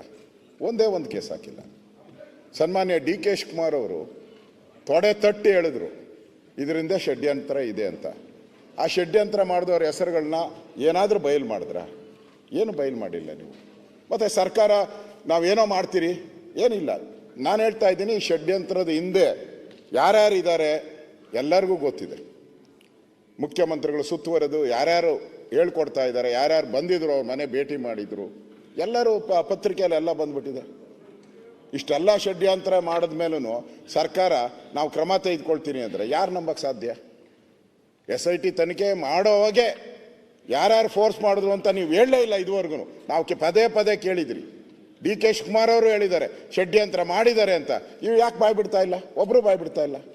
ಇದರಿಂದ ಸ್ಪಷ್ಟ ಆಗ್ತೈತೆ ಈ ಸರ್ಕಾರ ಇದಕ್ಕೆ ನ್ಯಾಯ ಕೊಡಲ್ಲ. ನಮಗೆ ನ್ಯಾಯ ಸಿಗಬೇಕು. ಅಪಪ್ರಚಾರ ನಿಂತಿಲ್ಲ, ನಾಳೆನೂ ನಿಲ್ಲಲ್ಲ. ನೀವು ಹೇಳ್ಬೇಕಾಯ್ತು, ನಾನು ಮಾಡಬೇಡಿ ಅಂತ ವಿನಂತಿ ಮಾಡ್ತೀರ ಎಲ್ಲರ ಹತ್ರ. ಯಾರು ಕೇಳ್ತಾರೆ ಈಗ ವಿನಂತಿಗೆ? ನೀವು ಖಡಕ್ಕಾಗಿ ಹೇಳ್ಬೇಕಾಯ್ತು. ಇವತ್ತಿಂದ ನಾಳೆಯಿಂದ ಯಾರಾದರೂ ಬಾಯಿ ಬಿಚ್ಚಿದ್ರೆ ಅವ್ರ ಮೇಲೆ ಪೊಲೀಸ್ ಸ್ಟೇಷನ್ಗೆ ಕಳಿಸ್ತೀರಿ, FIR ಹಾಕ್ತೀರಿ ಅಂತ ಹೇಳ್ಬೇಕಾಯ್ತು. ಉದಾಹರಣೆ ಕೊಟ್ಟರು, ಅವರ ಬೈದಿದ್ಕೆ 1 ಅವರಲ್ಲಿ ಸ್ಟೇಷನ್ಗೆ ಹಾಕಿ ಜೈಲ್ಗೆ ಹಾಕ್ಬಿಟ್ಟಿದ್ದೀರಾ. ಯಾರು ಜಯಚಂದ್ರ ಬೈದಿದ್ಕೆ 1 ಅವರಲ್ಲಿ ಅವ್ರನ್ನ ಸ್ಟೇಷನ್ಗೆ ಹಾಕಿ 20 ದಿನ ಜೈಲ್ಗೆ ಹಾಕಿದ್ದೀರಾ. ಇವ್ರು ದೇವ್ರನ್ನ ಬೈತಾವ್ರೆ. ದೇವ್ರ ಬೈದವ್ರಿಗೆ 20 ದಿನ ಆದ್ರೂ ನೀವೇನು ಮಾಡಿಲ್ಲ. ಅದರಿಂದ ಈ ಸರ್ಕಾರ ಈ ಷಡ್ಯಂತ್ರದಲ್ಲಿ ಭಾಗಿಯಾಗಿದ್ದಾರೆ, ಅವರಿಗೆ ಸಪೋರ್ಟ್ ಮಾಡ್ತಾರೆ.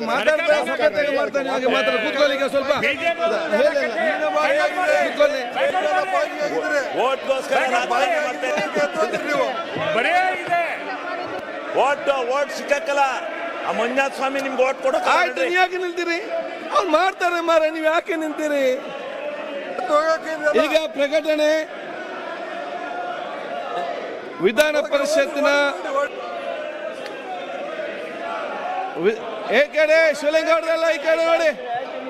ಅಧ್ಯಕ್ಷ, ವಿಧಾನ ಪರಿಷತ್ತಿನ ಮಾನ್ಯ ಸಭಾಪತಿಯವರಿಂದ ಬಂದಿರುವ ಸಂದೇಶದಲ್ಲಿ ಕರ್ನಾಟಕ ವಿಧಾನ ಪರಿಷತ್ತಿನ ಕಾರ್ಯವಿಧಾನ ಹಾಗೂ ನಡವಳಿಕೆಯ ನಿಯಮ 118ರ ಮೇರೆಗೆ ಈ ಕೆಳಕಂಡ ವಿಧೇಯಕಗಳನ್ನು ದಿನಾಂಕ 14/8/2025 ಯಾವುದೇ ತಿದ್ದುಪಡಿಗಳಿಲ್ಲದೆ ಅಂಗೀಕರಿಸಲಾಗಿದೆ ಎಂದು ತಿಳಿಸಿರುತ್ತಾರೆ. ಕರ್ನಾಟಕ ಸರಕು ಮತ್ತು ಸೇವೆಗಳ ತೆರಿಗೆ ತಿದ್ದುಪಡಿ ವಿಧೇಯಕ 2025, ಕರ್ನಾಟಕ ಭೂ ಸುಧಾರಣೆಗಳ ತಿದ್ದುಪಡಿ ವಿಧೇಯಕ 2025. ಈಗ ವಿಧೇಯಕ ಮಂಡಿಸುವುದು ಬಿಲ್ಗನ್ ಎಲ್ಲ ಸದಸ್ಯರು ಕೂತ್ಕೊಳ್ಳಿ. ಸನ್ಮಾನ್ಯ ಅಧ್ಯಕ್ಷರೇ, ಸನ್ಮಾನ್ಯ ಮುಖ್ಯಮಂತ್ರಿಗಳ ಪರವಾಗಿ ಯಾರು